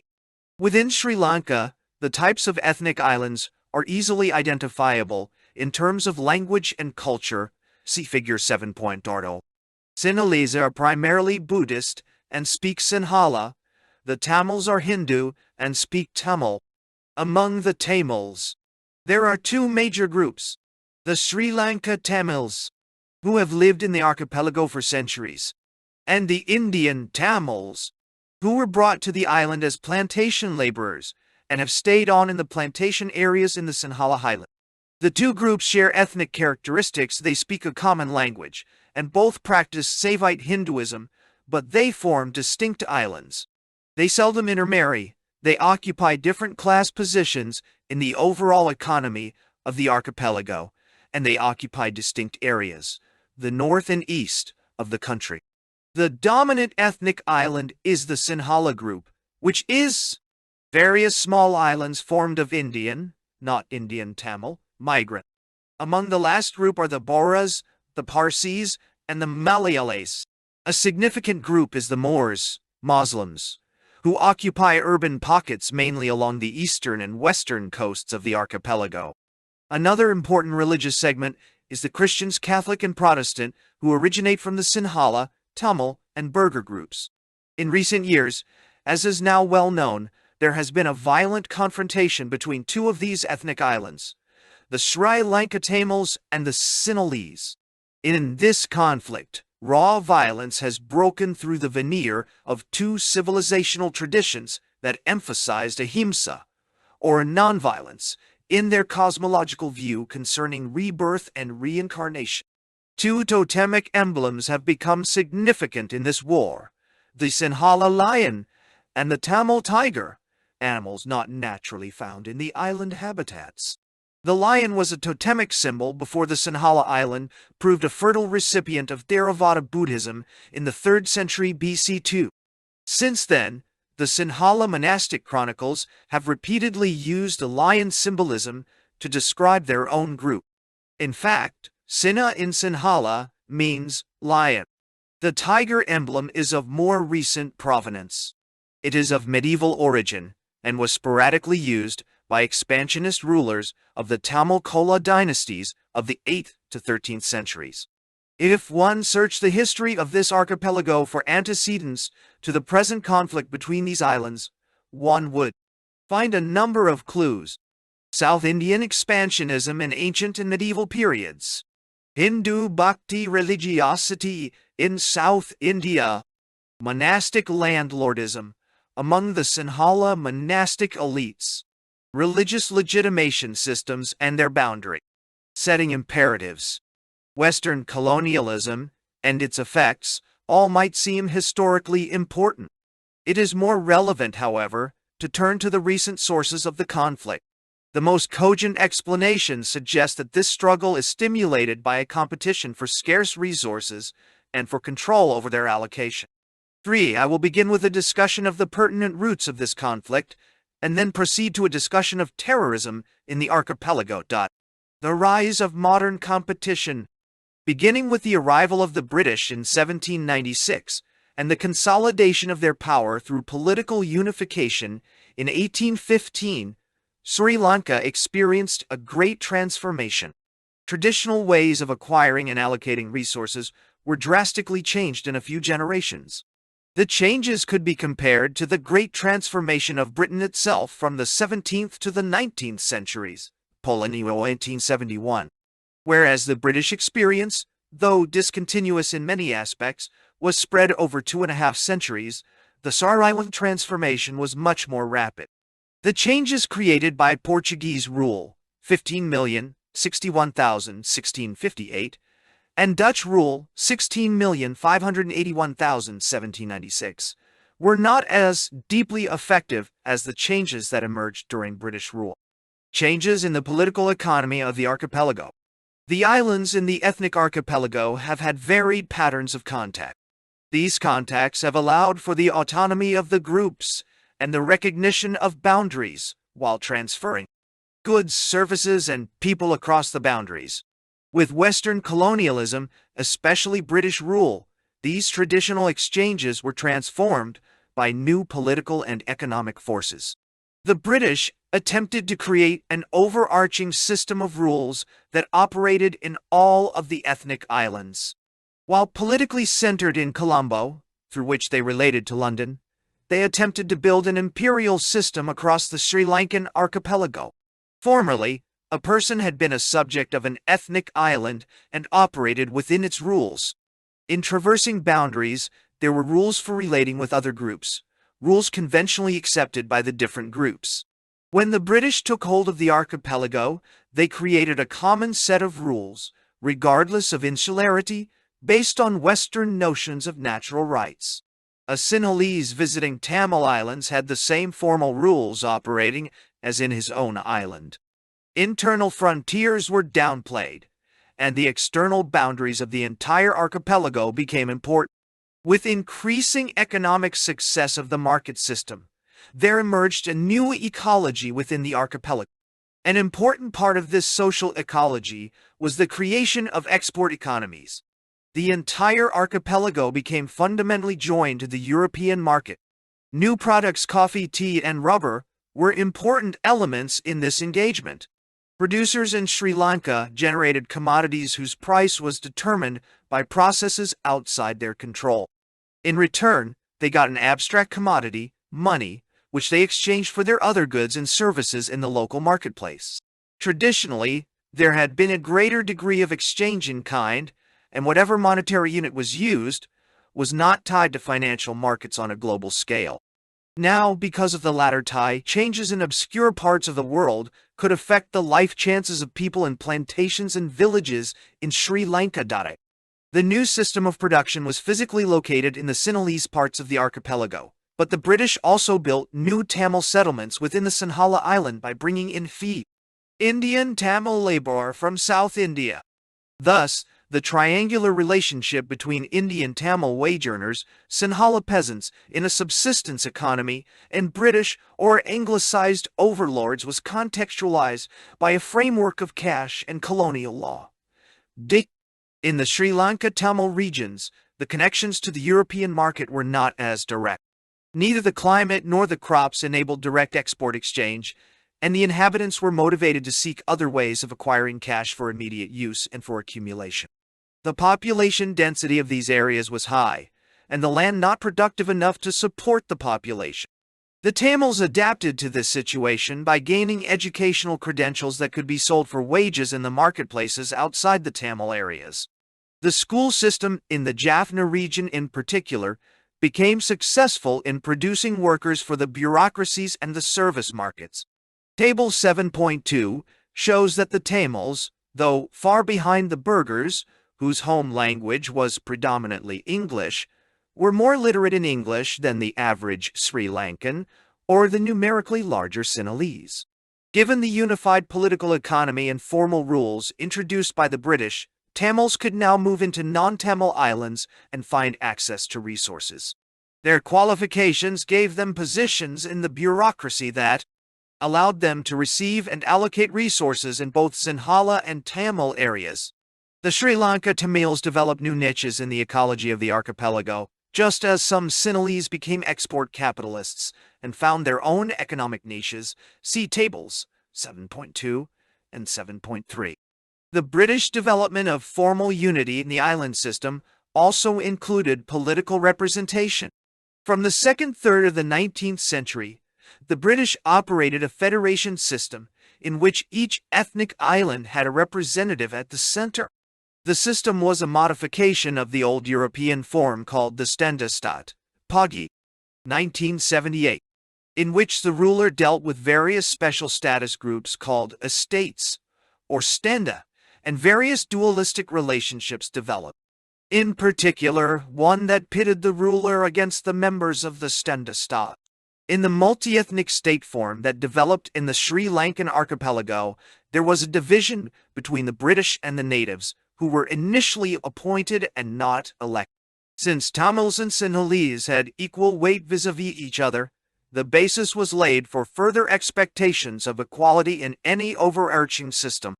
This basis, founded in Western natural law, foundered later on the rocks of electoral demography, approximating what James Madison and Tocqueville had described as tyrannies of the majority. In the early 19th century, however, the British thought a multi-ethnic political council was an appropriate way to allow limited and controlled representation. With education and westernization, there emerged by the early 1900s demands for more genuine representation based on elections, and the British slowly extended the communal representation model to allow ballots. The ballots began with educational restrictions in 1911 and ended with universal suffrage, age 21 and over, in 1931. But the election of legislative representatives did not necessarily change the distribution of power between colonizer and colonized. As in the Ständestaat of early modern Europe, there was clamor about representation without power, as the British ruler had the power to override legislative decisions. Into this dualistic engagement there intruded a second division, that between the Tamils and the Sinhalese. As electoral demography determined majority rule, and the one-man, one-vote principle would result in a constant Sinhala majority, the Tamils wanted a different system of representation. In the end, these demands were not structurally satisfied but were relegated to informal gentlemanly agreements between the Sinhala and Tamil leadership groups. When the British left in 1948, this problem was unresolved and produced a strong divisive force in the electoral arena. 3. Structural changes: the rise of the market exchange system, the spread of bureaucracy with a new type of formal rationality, and the rudimentary development of a state were important forces that changed the nature of the archipelago. Emphasizing different aspects of modern individualism, these changes release forces of challenge and conflict into the entire collectivity. Changes in competition and their consequences. There were 3 aspects to changes in the form of competition during the colonial transformation of the country. First, the definition of resources, both allocative and authoritative, changed. Second, the rules of competition for these resources changed. Third, the change in the rules was accompanied by the expansion of the arena of competition. These changes altered intergroup relations. Changes in the definition of resources. In traditional times, there were specific resources that could be allocated. Land for subsistence, access to tools for cultivation and crafts, rights to irrigation water, and tax benefits are examples. Similarly, the resources for controlling other humans, authority, were different. High caste position gave one authority. One could obtain the services of other humans on the basis of patrimonial decisions made by those of higher status. The wielding of authority was based on personal loyalties. With the British, these resources remained salient, but there were others that became more important. Money could be used to buy land, servants, loyalties, and support. Education provided skills that could be used to build control over allocative and authoritative resources. Westernization itself became a resource. Changes in rules of competition. One could now be formally equal to others regardless of caste or ethnicity. Supply and demand for traditional or new skills became a determinant of success. Certification of skills became important, and educational qualifications thus generated new equalities and inequalities among old strata. The judicial system regarded all citizens of the archipelago as formally equal, rationalizing sanctions according to the act, and not according to the status of the individual. Members of different ethnic groups could move to different parts of the archipelago without being treated as special categories. Expansion of the arena. As a result of a new formal rationality, increased control over the archipelago, and the use of modern technology, the arena of competition expanded. An expanded arena meant that the new types of resources and new rules began to have an impact in the different parts of the state. Figure 7.2 Ethnicity, Class, and Caste in Urban Sri Lanka, c. 1910. System to an extensive degree. Consequences of competition. The consequence of the foregoing changes was a transformation of forms of group relations. Individuals within castes became mobile without regard to caste status, forming classes based on the new political economy. The Karavas, a secondary caste, now found great economic success. Previously, ethnic groups had contained their members. Now, new resources and rules allowed members of different ethnic groups to form common class cultures. A significant interethnic class was the westernized middle class, which had considerable weight in influencing the British. Traditional high castes lost their privileges as market competition found their landholding patterns unrewarding. Traditional high-status caste members such as the Sinhala Goigama suddenly found themselves in social situations where lower caste members had equal or more economic resources, figure 7.2. In Tamil areas as well, the fisher caste, the Karayar, were mobile, but not as mobile as the high caste Velalar. In Tamil areas, with lower levels of change, traditional caste domination persisted to a greater degree than in the Sinhala case. In the Sinhala urban areas, a number of non-Sri Lankan groups began to control retail and supply networks, which increased the salience of ethnic differences. This anomic situation, engendered by changes in rules, resources, and mobility patterns, especially in the Sinhala areas, created tremendous stress. One result was the rise of Sinhala Buddhist nationalism. Another was the development of systematic policing, which created a powerful new basis for social control and evoked new kinds of reactions from the populace. Under the British, the reactions were subdued, but after independence, reactions to the state monopoly over violence was challenged. Nationalist reactions. In the wake of the Great Colonial Transformation, there were a number of cultural responses. When Christian missionaries fashioned religious literature in accessible formulations for the less literate classes, religious-minded Buddhist and Hindu intellectuals reacted. Innovative formulations of religious doctrine occurred under leaders such as the Buddhist Dharmapala and the Hindu Navalkar. Christian missionary work was only one stimulant of these reactive ideologies. There was also ethnic contact resulting from migration of native-born Tamils and Sinhalese into towns and cities, a movement aggravated by an influx of Indian merchants from overseas. The increased ethnic contact in Sinhala areas contributed to Sinhala nationalism. The major groups that adopted nationalist ideas were those classes in society that were partially modern. Such groups had contacts with urban settings, but lived non-urban private lives and experienced status anxieties. Perhaps a key group within this social base were traditionally high-caste people who saw themselves as downwardly mobile compared to more successful members of their own castes, other castes of traditionally lower status, and other ethnic groups. These conditions, occurring in the midst of the Great Transformation, generated both anti-British nationalism and ethnic chauvinism. Among the more virulent manifestations of ethnic chauvinism was the innovative Sinhala Buddhist nationalism of Sirisena and Dharmapala, who formulated a confident assertion of their own culture in contrast to that of the West. Base career. 1975. Almonugama. 1985. Sabaratna. 1989. Tutuol. The Tamil nationalist movement was mostly directed toward orthodox religious revival and modern schooling. The religious revival, while innovative, was not as harsh as the Sinhala Buddhist movement in its attacks on the Christian establishment for several reasons. The severe anomic effects of colonial rule were not to be found to the same extent in the Tamil regions. There was a lower level of caste mobility into new class levels, which inhibited status anxieties, and missionary education was important for the individual success of Tamils in the archipelago. These nationalist reactions during the transformation were contained by the British policing system.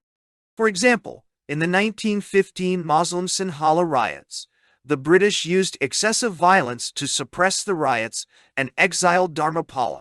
This drastic response promoted interethnic unity among bourgeois leaders for a common front against the colonizer, and for a few years ethnic divisions were de-emphasized. When divisions re-emerged after 1918, ethnic animosity was based on the problem of power sharing, primarily between Tamils and Sinhalese, in the colonial establishment and in the future. Modifications to the power structure, the Sri Lankans assumed, could be obtained only through persuasive legalistic arguments, not cultural confrontations, because the latter would have stiffened British resistance to concessions. The strategies of the leaders were thus directed toward negotiations with the British, and fervent nationalism became less visible. The negotiations led to independence in 1948. The independent state and ethnic relations. Though Sri Lanka is a constitutionally independent entity, it is vulnerable to fluctuations in the global market system and has little leverage in international politics. Within the archipelago, however, there has been a democracy with a robust multi-party system. Two major parties have controlled the government since 1948, the United National Party, UNP, and the Sri Lanka Freedom Party. Frequently, other parties have helped form government coalitions with these main parties. Given the extent of welfarism in the country, one might consider that the state has indeed become strong in controlling the lives of the citizens. In recent times, however, there have been indications that the state has had great difficulty in imposing its will. For example, the 1971 insurrection showed that groups in the country could stage powerful revolts against the government. The Tamil separatist movements have been even stronger in their resistance. The Sinhala realm, riding the line. Colonial influence. In Western Europe, where the modern constitutional state developed in the early modern period, the Ständestaat was eventually overtaken by absolutism. During the absolutist period, law, taxation, and bureaucracy were rationalized, and the economy was mainly mercantilist. A standing army became a way of monopolizing violence against outside force, and modern police forces developed to maintain order within. Ideas of control and punishment developed as capitalism expanded, industrial organization spread, and political penetration by the center increased. In some countries, colonialism achieved similar results. In Sri Lanka, in the course of trying to collect more revenue, the colonial power improved communications and transport, in the process increasing colonial control beyond that of pre-colonial control, beyond that of pre-colonial rulers' diet. In addition, military and police organization increased the state's capacity to impose its will over countervailing forces. After the British conquest of the Highland Kingdom of Kandy in 1815, the small size of Sri Lanka and the relative ease of access to remoter parts using modern technology had made colonial penetration easier and successful. Given this achievement and the political heritage discussed above, it was no surprise that many expected Sri Lanka to become a model democratic system. It seemed that all the Sri Lankan leaders had to do was to step into the shoes of the British and continue steering the ship of state in the same direction. This supposition turned out to be wrong, however. First, ethnic pluralism persisted even under democracy. Parties were ethnic-based, with electoral majorities always going to Sinhala parties. Table 7.4.8. Such a pattern of democratic alignment inevitably led to ethnic conflict. Second, precisely because the transition from colony to free state had caused little mass trauma, the native leadership of the 1940s was seen as little different from the British colonial masters. This brown bourgeoisie had not led dramatic culturally regenerative mass movements like Gandhi or Nehru in India. The new westernized leaders had to prevent their brown sahib image from crystallizing in the minds of the voters. In the midst of continuity, a decisive discontinuity had to be forced in order to naturalize the new state and its new ruling class. The bourgeois view at independence. In order to remedy the continuity of power, the new leadership, as members of colonial state councils, had formulated welfarist policies from the 1930s. Such policies were given full force after 1948. Free education, subsidized rice, and healthcare systems were introduced into the society. In a revival of the pattern attributed to ancient Sinhala kings, the new leaders built irrigation systems and created land settlements for the peasants. One goal of such policies was legitimation, so that people would be convinced that the rulers were morally appropriate and that obedience to the state was given not because of compulsion, but because it was right. Berghe, 1978, 101. In these and other ways, these modern leaders sought legitimacy within the bounds of traditional Sinhala discourse. Apart from these new welfarist policies, traditional patron-client relationships were also used to motivate participation and compliance. Patrons could invoke accepted norms of reciprocity in order to engage people in state structures and policies. They could also bolster the reach of the party, in the 1940s, the UNP, into the villages, Providing both traditional rewards and modern governmental largesse, they could cement old loyalties for new purposes. An important aspect of this patronage was that it emphasized vertical ties over lateral class ties. Traditional hierarchical organization was brought into the service of the state, the party, and the elite. The actions of legitimation were directed primarily at the Sinhala voter. Land settlement schemes and traditional metaphors of ancient kingdoms were borrowed from the historical discourse of Sinhala Buddhist tradition and promoted as part of a statewide ideology. Patron-client ties, for the most part, were vertically segmented within ethnicity. The UNP saw itself as a modern class-based party made of multi-ethnic components. This description was true of its early membership as anglicized, commercial and professional members of the bourgeois. Class became active in the newborn independent state.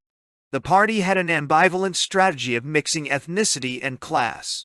Other purely class views of the Sri Lankan electorate were not uncommon. For example, the bourgeois Marxist intellectuals leading leftist parties inevitably analyzed their political arena in class terms. It was only the Tamil Congress Party that saw itself as purely representative of ethnic interests. Reviving the lion. In the 1950s, the paternalist approach characterizing the period since the 1930s began to be challenged. Though some of the roots of this opposition went back to earlier times, the challenge came into its own in the 1950s, for several reasons. First, the eradication of malaria in the Sinhala areas led to a population increase and a consequent impact on resource competition. Second, the export markets on which the colonial economy had been raised now began to decline, reducing the income for the government and increasing the pressure on welfare allocations. Third, the revitalized Buddhist ecclesiastical establishment, deprived of legal protection for a considerable part of British rule, now energetically released radical monks who made nationalist demands for ethnic allocation of resources to the Sinhalese. Finally, power struggles within the UNP led to a challenge to the class ideology of its leadership. The challenge, personified by SWRD, Bandaranaike, and represented by his party, the Sri Lanka Freedom Party, SLFP, was highly populistic. Inspired by the class analyses of socialism, Bandaranaike attempted to mobilize the petit bourgeois and working classes through radical cultural appeals. He also created new political networks that provided alternative patronage flows to villagers. A number of writers have commented on his use of village monks, vernacular school teachers, and Ayurvedic physicians in his campaigns, for example, Weerewardene, 1960. The two power broker systems, that of the UNP and a broad coalition centered around the SFP called the Mahana Eksath Paramuna, MEPI, had drastically different campaign styles. Jiggins, 1979. The result of the challenge was that the class view of both Marxists and the bourgeois UNP was subverted by the inclusion of class within ethnicity and the old patterns of ethnic representation in the legislatures, as shown in Table 7.4, continued. The lion, symbol of the Sinhalese, acquired current significance in a democratic context. The slogan of authenticity became the saw of chauvinism. Faced with the challenge, the UNP was forced to move toward a position that made it more competitive in the electorate, a position that led to an emphasis on ethnicity. Even the Marxist parties gave up class struggle and had to kowtow to the ethnic surge in the electorate. The demographic and economic forces combined with revived ideology to exacerbate competitive ethnic relations, and sundered the tentative amity that had hitherto existed in the archipelago. The state as target. Bandaranaike effectively challenged the UNP's patronage system and its bourgeois perspective of the electorate. But there was one factor he refused to question: its welfarist posture. Under his leadership, and those of his successors, the welfare system expanded. As a result, the state became the most powerful controller of the means of production and distribution. Modern patronage and politicization of the public increased with public sector expansion. as the state had not only the highest allocative power, but also political authority. A significant portion of the population was affected by the state's activity. As a result, there was a high level of politicization, indicated by voter turnout at elections and campaigns. On the other hand, such high control also increased the chance of the state becoming the target of discontent. Since the 1950s, then, because of the state's expanded role as employer, it has become partisan in its treatment of groups in the labor force. For example, party membership and loyalty are important for economic success. Successful trade unions are those favoring the government party, and the power of government unions has extended to state tolerance of union violence. Obai Seeker 1984. Such activity breeds counter-violence. In more recent times, anti-state activity has taken the form of extensive violence by a proto-fascist, formerly Marxist, group called the Janatha Vimukti Peramuna, and by the Tamil separatists. The Tamil realm, taunting the tiger with ethnic entitlements. Tamil federalism. Before Bandaranaike had begun his campaigns in the mid-1950s, the UNP had instituted an ethnic policy. Under its rule, the Indian Tamil plantation workers were disenfranchised in 1948, soon after independence. Sri Lanka Tamils, however, did not suffer similar actions for a long time. They were active in politics and moved freely in UNP and leftist circles. The Tamil Congress Party experienced internal dissension, however, and very soon a new party with a new idea to safeguard Tamil interests appeared on the electoral scene. The Federal Party sought more autonomy for the Sri Lanka Tamil regions. There was a certain wisdom in the federalist notion, as it would have preserved the archipelago in stable form while recognizing the inalienable cultural and individual rights of different groups. The idea of protecting Tamil rights through federalism was not easily accepted among the Sinhala leadership. The perception among them was that Tamils had benefited a great deal under the British, being overrepresented in the administrative system and in the professions. Many Sinhalese thought that Tamil capital controlled a good deal of the surrounding economy, and that Tamils were regional conspirators with their connections in India, much the way many Europeans have thought of Jews as international conspirators with disproportionate economic control in Europe. In fact, Bandaranaike in a later speech made the claim that the Tamils had international connections and the Sinhalese had to be protected from possible conspiracies. The basic premise, however, was that Tamils had more than sufficient economic control in the country. Students of administrative history in Sri Lanka have suggested that there were skewed ethnic representations in the administrative service under the British. Eurasian groups and Tamils dominated in some parts of the service, while Sinhalese may not have been well represented in proportion to their population. Timbaya, 1955, Warnapala, 1973. The major reason for Tamil domination was that, historically, missionary education was more extensive in the Jaffna area in northern Sri Lanka. In addition, there was continuous migration of Sri Lanka Tamils to the Sinhala regions. Tamil poverty in the Jaffna Peninsula and on the east coast was not visible to the majority of Sinhalese, who saw only well-to-do Sri Lanka Tamils. Most of the Tamil migrants were in occupations associated with modernity. They were administrators, clerks, doctors, lawyers, bookkeepers, and accountants. Some of them participated actively as commercial middlemen, but this economic niche was more easily dominated by Indian Tamil migrants to the island. As the economy changed, such migration engendered interethnic competition. As the Sinhala petit bourgeois increased in size in urban areas and urban fringes during the British period and after, it saw the Tamils as outsiders, thwarting its own mobility. This Sinhala group in particular was susceptible to nationalist and chauvinist arguments. Language policy. Anxieties about economic competition spurred drives for authentic Sinhala control of the state and brought Bandaranaike to power in 1956. Once in power, he acted on his campaign promise and made Sinhala the official language of the country.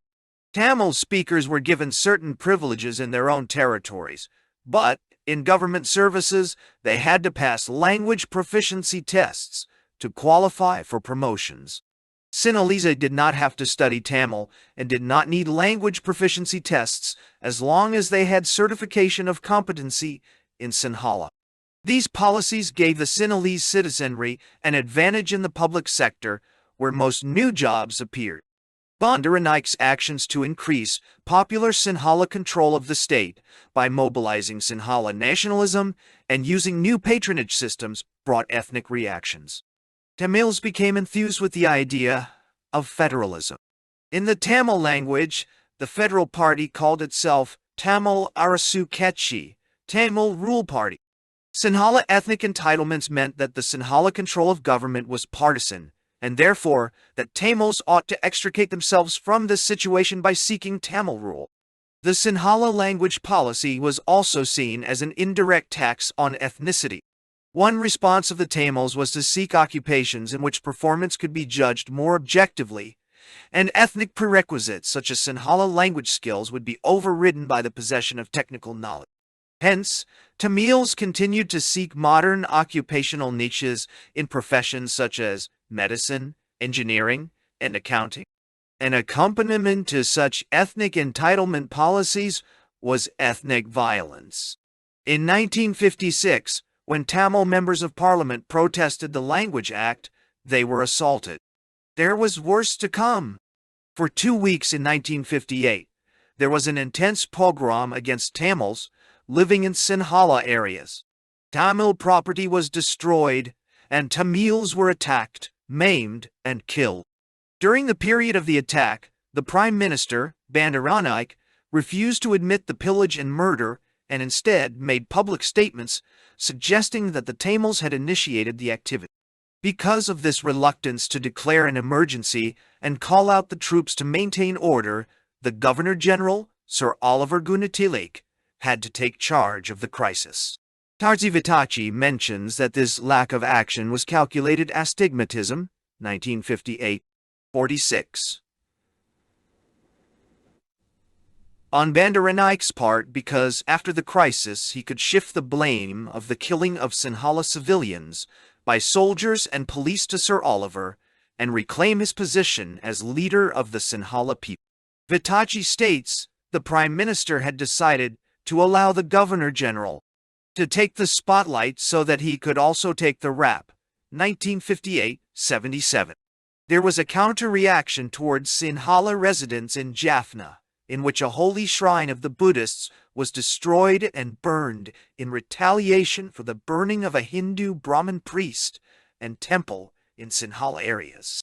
12,000 Tamil refugees were collected into camps in Colombo and eventually shipped to the north.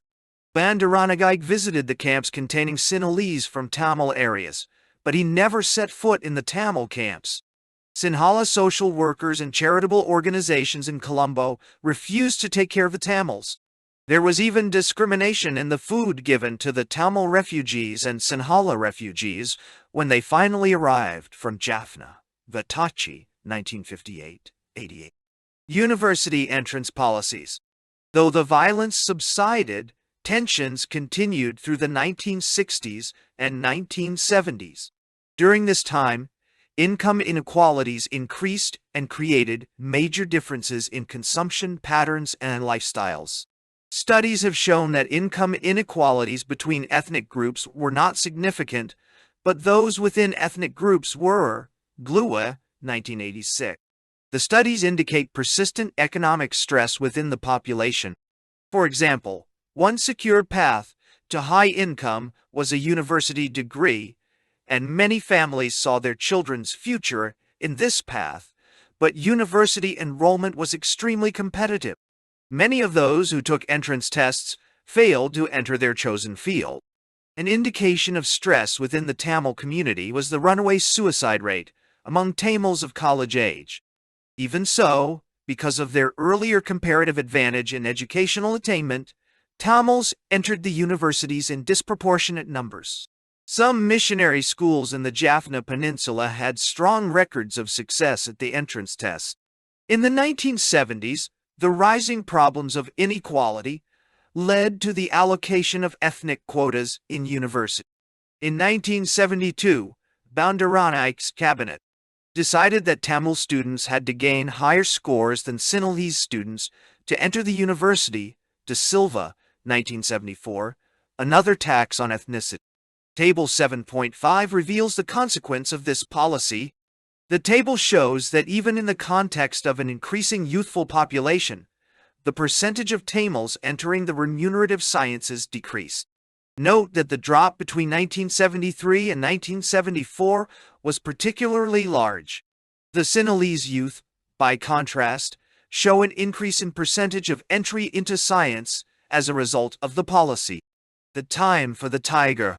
By this time, the mid-1970s, many Tamils saw the federal party and its leaders as unwilling to take a strong stand against what they viewed as Sinhala hegemony in the Tamil ethnic areas. Quickly, the political situation became radicalized, especially because many of the younger generation of Tamils saw Bandaranaike's education policy for university entrance as a direct attack on their own life chances. Out of this radicalization, another parliamentary party, the Tamil United Liberation Front, TULF, was born, but it was too little too late for the radicals. Some writers, for example, Berghe, 1988, have also suggested that rivalries between Fisher caste Tamils and Vellore cultivator caste Tamil leaders caused radicalization. The TULF was soon eclipsed in appeal and activity by the separatist movement, which wanted not a federated province in the archipelago, but complete sovereignty and a separate Tamil state called Elam. Unlike the TULF, the separatist movement was directed toward violence. Because the Sinhala state had not been reluctant to field its troops in Tamil areas, the movement saw these troops as the eventual target for its actions. The poor discipline of the military and the police, who were predominantly Sinhala, provided sentimental support for such a strategy among the general Tamil population. Yet, the movement made its mark initially by assassinating those whom it labeled as collaborators. Movement leaders saw as turncoats those Tamils who sought to maintain the archipelago by brokering Sinhala power in Tamil areas. After a spate of such assassinations, the movement got into the big time by launching guerrilla attacks on the Sinhala forces. The attacks then escalated the ethnic confrontation to higher levels, and the spiral of violence rocketed into the world headline. From separatism to terrorism, terror as rational and ethical. Because of the popular usage of the term terror, it is important to define it before we consider terrorism in Sri Lanka. The following definition seems fitting. An act of terror, in its most manifest expression, is an act of severe coercion, frequently an act of deadly force, directed against an innocent victim or victims. Gregor, 1982, 156. The important characteristic is that the act of terror involves innocent people. The probability of terrorist behavior is not diminished or increased by the behavior of its victims. Terrorist acts are like natural catastrophes. They strike anyone, the guilty and the innocent. Gregor, 1982, 159. It is this arbitrary characteristic of being a natural catastrophe that persuades many people to regard terrorism as irrational. Yet, if we can suspend ethnocentrism and consider the terrorist's viewpoint, terrorist action can be seen as directed to virtuous ends. Max Weber, in his outline of 4 types of social action, has suggested that there are 2 principal kinds of rational action. Weber 1968 to 425. Instrumentally rational action, zweckrationalität, seeking specific measurable ends and value. Oriented action, wertrationalität, or absolutist rationality. No. The latter is action purely committed to strongly held beliefs and directed to results based on values held to be absolute. Typically, terrorist actions seek valued conditions such as liberty, equality, new kingdoms of righteousness, and so on.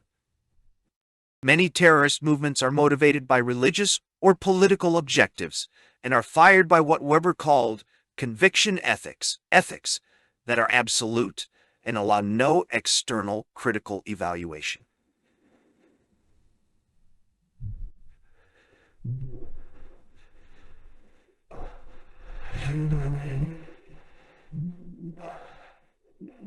They seek an eternal hierarchical ordering of values, dividing the world into true believers and outsiders.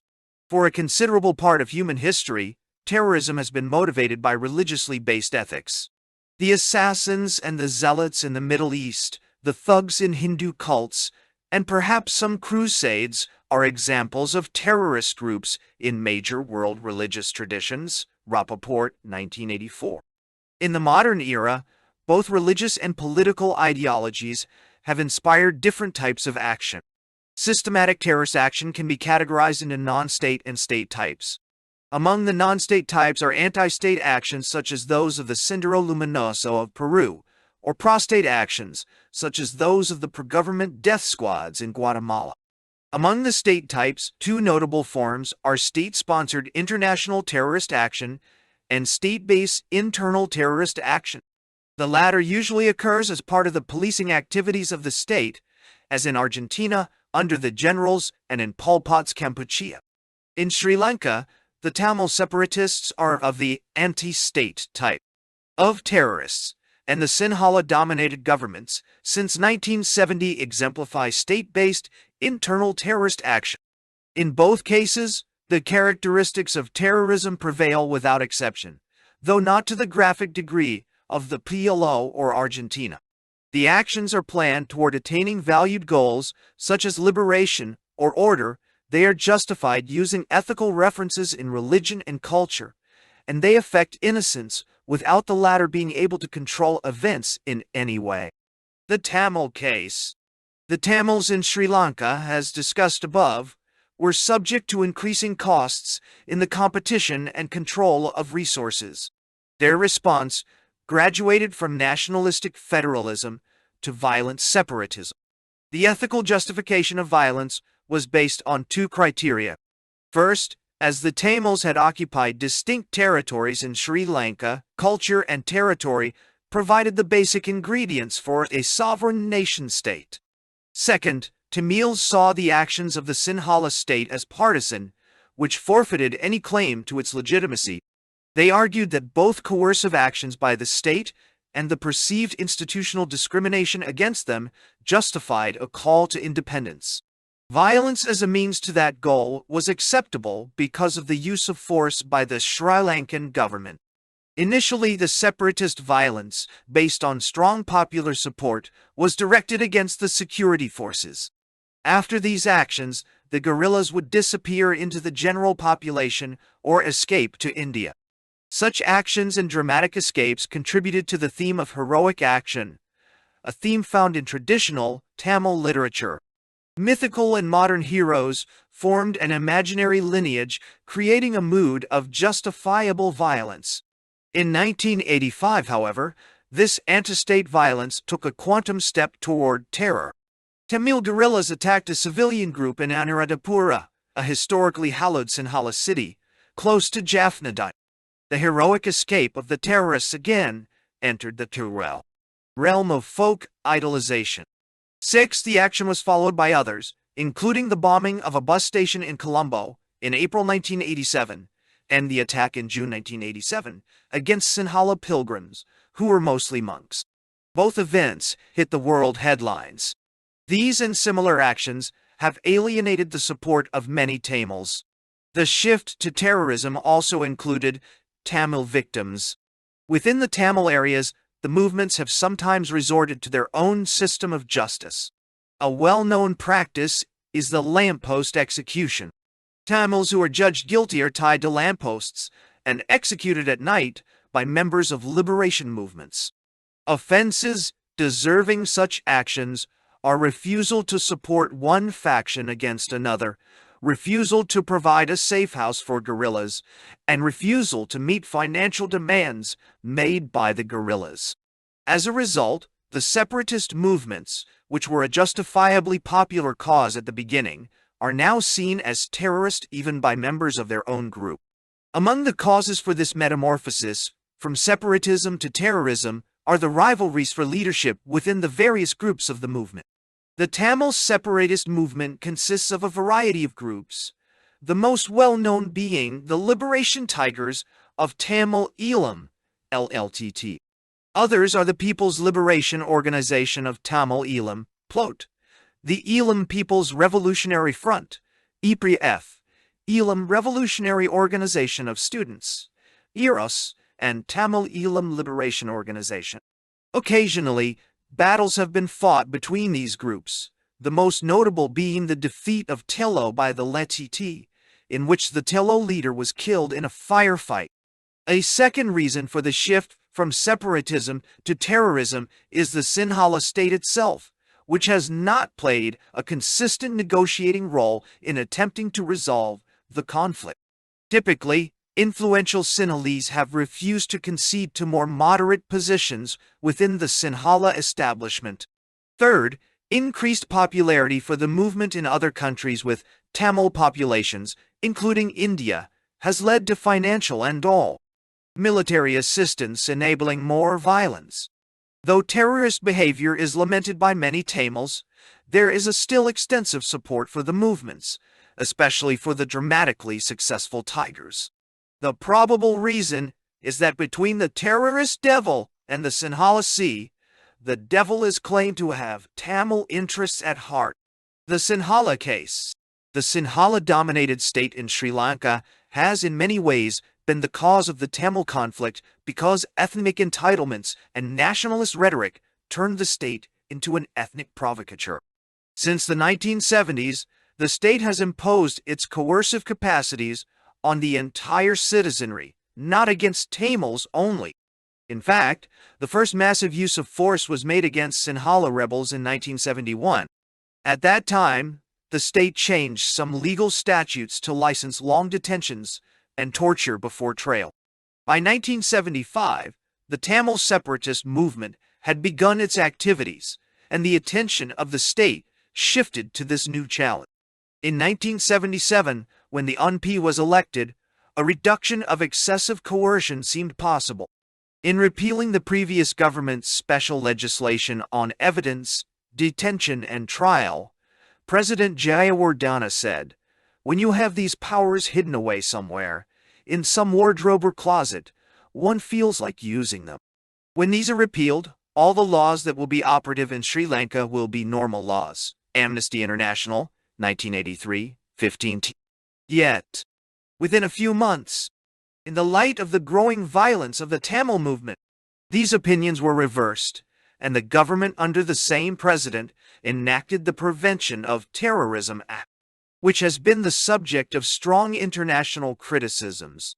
7. Article 13 of the Sri Lanka Constitution assures that no person shall be arrested except according to procedure established by law. Any person arrested shall be informed of the reason for his arrest. The article further states that anybody detained shall be taken to a judge, and shall not be held in custody except by order of the judge. Yet, the Prevention Act allowed incommunicado detention for up to 72 hours. The Minister of Internal Security could authorize, under Section 9 of the Act, detention without trial up to 18 months. Those so detained were not protected from torture, could be prevented from receiving legal advice or visits from relatives, and could be detained in any location deemed appropriate by the minister. The Prevention Act, then, allowed for state terrorism to root and grow by enabling extraordinary procedures to be adopted against the citizenry. In the context of violence by Tamil separatists, any Tamil who is young and preferably, but not exclusively, male can be regarded as suspect. Needless to say, such situations have occurred many times.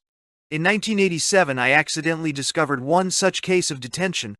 During conversations, informants mentioned that during the intense military action in June 1987, the Sri Lankan forces used what some refugees termed the Israeli technique, a euphemism alluding to a method of protecting government infiltrators in the guerrilla movements.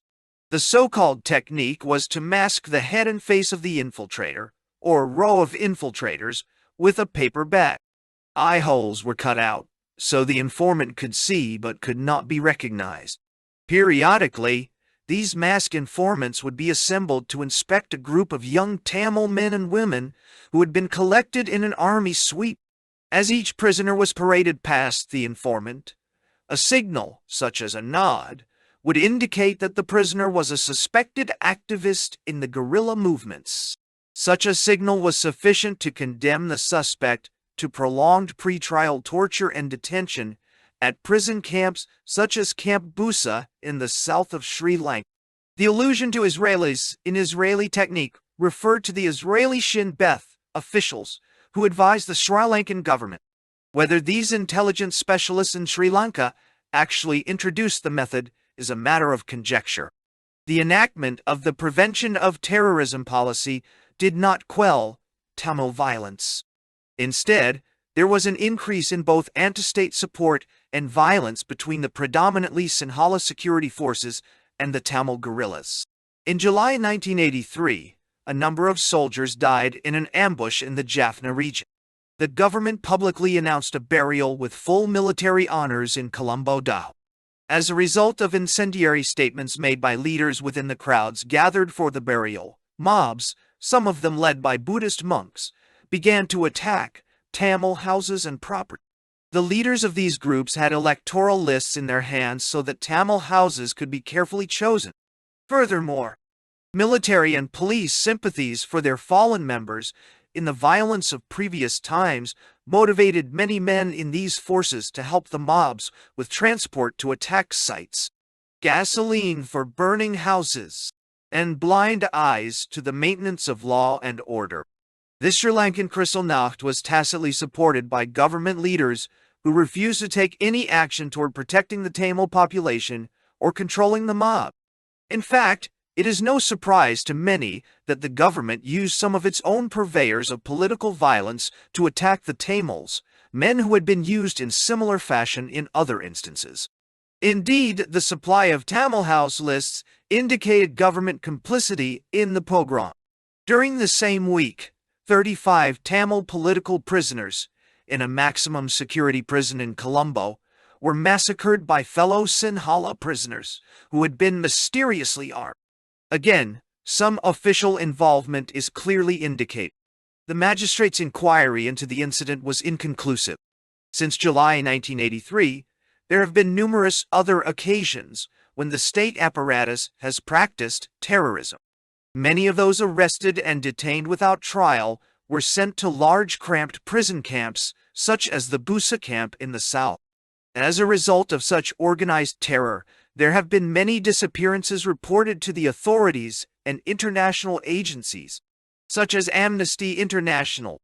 The last report authenticated at least 685 disappearances. Amnesty International, 1986. 8. In May 1987, after a massive state economic and transport cordon of the Tamil areas had been in effect for 4 months, the government began a concerted operation to root out the Tamil separatists from their stronghold in the Jaffna Peninsula.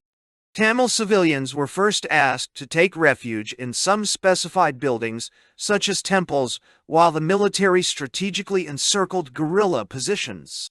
A number of factors intruded on these smooth plans, however. Sometimes bombs fell on the very places that were supposed to protect the civilians, especially women, children, and the aged. As a result, many of the non-combatants sought refuge in locations such as guerrilla bunkers and trenches, which were also attacked by the government forces. In addition, the guerrilla forces used civilians as shields in their movements. Inevitably, the civilians were shot by the military. These dire results of the government's operation aroused more popular support for the guerrillas. The Tamil guerrillas, highly sophisticated in their public relations efforts, began to hold regular conferences in Madras, India, on the military situation during this invasion. International correspondents starved for news in Colombo became hooked into this pipeline. Video cameras were shipped to the battlefront and returned to Indian and European media agencies. Because of such clever guerrilla media manipulation, international pressure on the government mounted. India dropped food packages in the Jaffna region, not only to help the population that had suffered the effects of the economic cordon, but also to curry favor with Tamil sympathizers in India.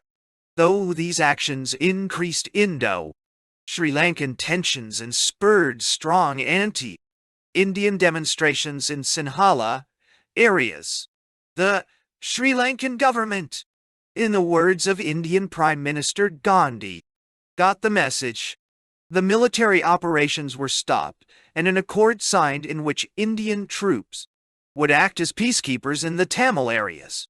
In the wake of the Sinhala military operations in May-June 1987, the Indians were seen as saviors in Jaffna and welcomed with garlands and fervent greetings. Soon things turned sour, however. The Tigers refused to surrender their weapons to the Indians. Such a surrender had been part of the accord. Searches for weapons caches ensued, and quickly the new peacekeepers found themselves in military skirmishes with the Tamil guerrillas. It became clear to the central government in New Delhi that the Indian troops were not popular with either the Sinhala or the Tamil public. The only reason that kept them there was, ostensibly, the Intergovernmental Accord of 1987. In terms of realpolitik, the Indians had to have a rationale to withdraw with honor. Such an opening occurred with the new elections in Sri Lanka in December 1988 and February 1989. The accession of a new government has given the Indians a legitimate reason to leave, claiming that the accord is not approved by the new government. The question for the future is this: once the Indians leave, will there be a renewed game of King of the Jungle, or will there be peace? 8. Ecocide nutrition and the vanishing Indian. Russell Lawrence Barsh. Contemporary estimates of the Aboriginal population in pre-Columbian North America range from 1 million to over 10 million. Denovan, 1976, 3. By 1870, fewer than 300,000 Indians remained in what is now the United States. Bureau of the Census, 1915-10, and significant recovery did not begin until the 1920s. Hadley, 1957.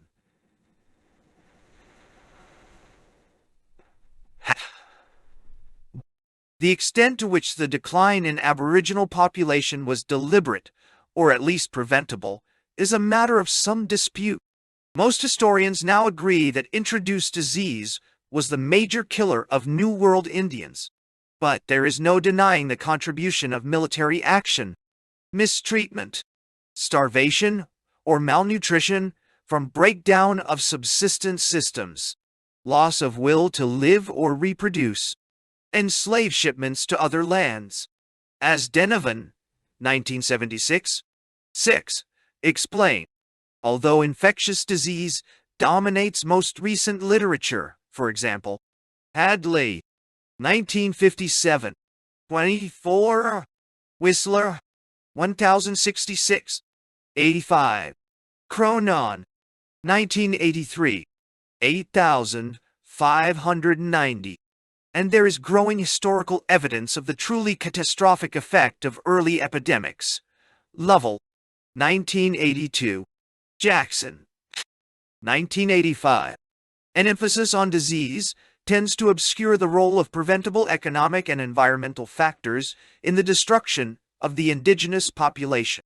Recent studies in developing countries underscore the relationship between loss of traditional subsistence activities, malnutrition, and increased susceptibility to infectious disease, Bailey's, 1986-63, United Nations, 1984-46. There is also a clear causal relationship between crowded living conditions, the rate of transmission of infection, and malnutrition resulting from chronic illness, Kent, 1987. Depriving a people of land and resources, and forcing them to live in conditions of crowding and malnourishment, are likely to increase the risk of infectious disease considerably. As Whistler, 1966-244, observed, the confinement of Indians on reservations was accompanied by an increase in mortality rates. Reservation Indians a century ago suffered from the same pattern of infectious parasitic, acute respiratory and diarrheal diseases, as opposed to degenerative diseases such as cardiovascular disease and neoplasms, as people in critically underdeveloped third world countries today. United Nations. 1984, 43. Ardadlika, 1988, 187,190. This pattern, which is associated with the loss of the traditional food systems in contemporary Africa, Bailey's, 1986-67, was initially more pronounced on reservations where wildlife harvesting activities had largely disappeared. Landlessness and poverty appear, therefore, to have played a significant role in the demographic impact of disease on 19th century Indians. Nutrition and health. A number of recent large-scale development projects in tropical forests and the North American Arctic have stimulated intense study of indigenous peoples' nutrition and health. In regions of shifting, slash-and-burn agriculture, resettlement, and the development of commercial monoculture has led to a substantial decrease in diet with more cereals and far fewer vegetables, fruits, and small game. Kent, 1987.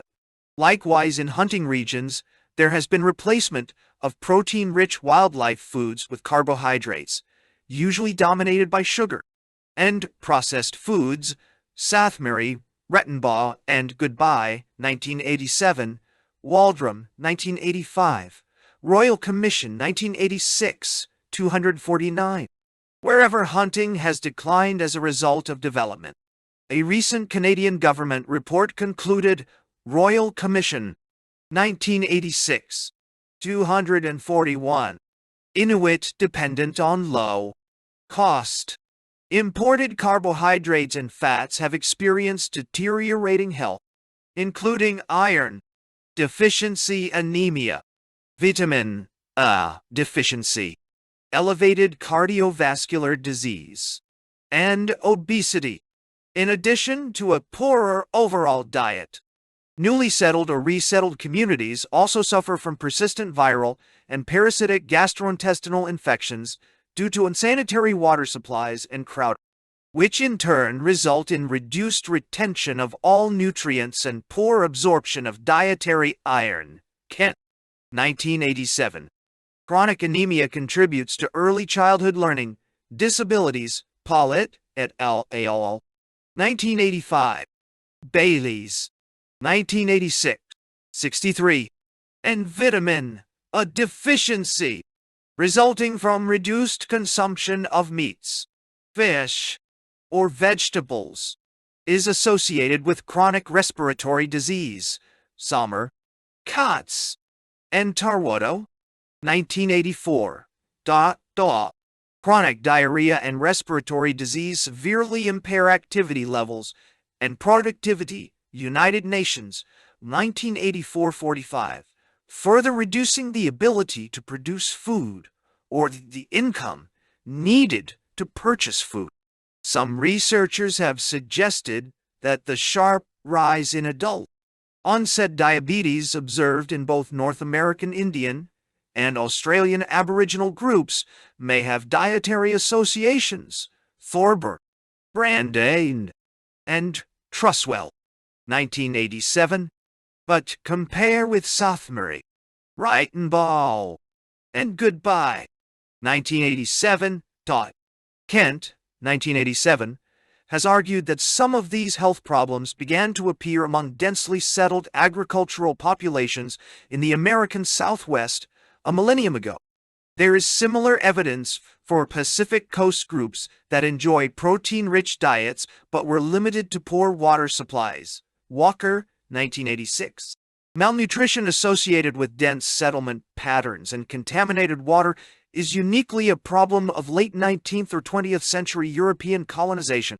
At the same time, the Niyoene, reservations and Indian health. Between 1818 and 1868, the United States acquired most of its present-day contiguous land area from Indian tribes and established most of the Indian reservations that remain as remnants of Indians' original land base. Barsh, 1988. At the beginning of the period, Western Indian tribes were still afflicted with epidemics of smallpox and other introduced diseases. By its end, Indians' principal health problems were related to poor nutrition, inadequate housing, and contaminated water supplies. Smallpox was largely controlled through vaccinations by the 1860s. During the latter half of the 19th century, the major health problems were tuberculosis and chronic respiratory and enteric diseases, characteristic of any poorly nourished community. Mortality was very high compared to non-Indian communities, high enough to prevent any net recovery of population. In addition, Indians had to. Enteric disease represented 1/5 of all complaints in 1882, Table 8.3. Enteric and respiratory disease combined accounted for 1/3 of all complaints in 1882 and 1/5 in 1892, Tables 8.7. By comparison, heart disease and cancer together amounted to only 0.3% of cases treated in 1882 and 0.4% in 1892. Tuberculosis, which was sometimes called the Indian killer, remained a relatively small part of overall morbidity. Regional comparisons. Morbidity was clearly greatest in the Indian Territory, where there was a much more thickly settled, sedentary Indian population, as well as more routine contact with government physicians. In 1882, complaints outnumbered Indians in the Indian Territory, Table 832. And at some agencies, the number of Indians treated for gastrointestinal disorders was 3 or 4 times the total agency population, indicating a state of virtually continuous illness. There were fewer deaths per complaint in the Indian Territory, however, reflecting the better state of medical care. Respiratory disease was proportionally more of a problem in the Northern Plains and Great Lakes regions, which may reflect climatic factors. Fevers were most frequent in the Indian Territory, which still experienced periodic outbreaks of malaria and other semi-tropical contagious diseases. Morbidity and subsistence base. In the 1882 data, Table 8.4, there is a clear positive correlation between hunting and fishing activities and health. Reservations where little or none of these traditional subsistence activities persisted were afflicted with more illness generally and with significantly more gastrointestinal disease, respiratory disease, and nonspecific fever in particular. Similarly, reservations where 1/3 more of the Indians depended for their food on government rations, which consisted chiefly of flour, sugar, and coffee, experienced considerably higher gastrointestinal, respiratory, and fever-related diseases, Table 8.5. These relationships do not hold for the 1892 data, however, Tables 8.8 and 8.9. Communities that continued their traditional hunting and fishing activities were no longer healthier than relatively more modernized reservations. This development suggests that by 1892, domestic agricultural production had begun to replace or exceed the nutritional value of the traditional food system. The change may also reflect decreasing harvests from hunting and fishing due to habitat destruction and greater restrictions on Indians' freedom of movement. Changes in morbidity over time. From 1882 to 1892, there was an overall decrease in the proportion of Indians seeking treatment, Tables 8.7 and 8.1. More of those who were treated died, however, which suggests that only the most seriously ill chose to visit agency physicians. There was a substantial decrease in enteric disease, Table 8.1, which is consistent with the possibility that nutrition had improved as a result of farming. In most instances, the health of groups receiving rations had improved, Table 8.1. But why? The most likely explanation is geographical. The groups still subsisting on wildlife in 1892 were located in the Pacific Northwest or desert basin areas. In the Northwest, as discussed in the next section, traditional food stocks were being depleted by commercial competition. Desert basin food stocks had been very scarce from the beginning. In other words, by 1892, the remaining hunting groups were restricted to relatively marginal ecosystems, and the remaining fishing groups were experiencing resource depletion. On the other hand, the groups receiving the most rations were located in areas such as the Dakotas, where Indian ranching and farming were already beginning to make a substantial contribution to the overall Indian food supply. Barsh in press. The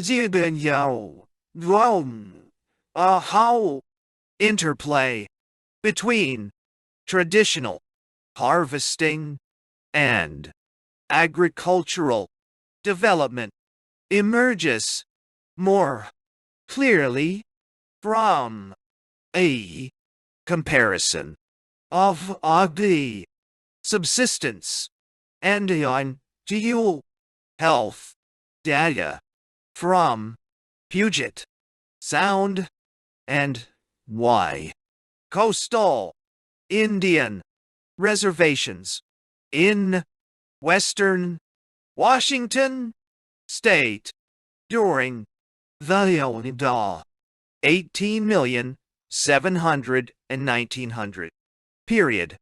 Table 8.12.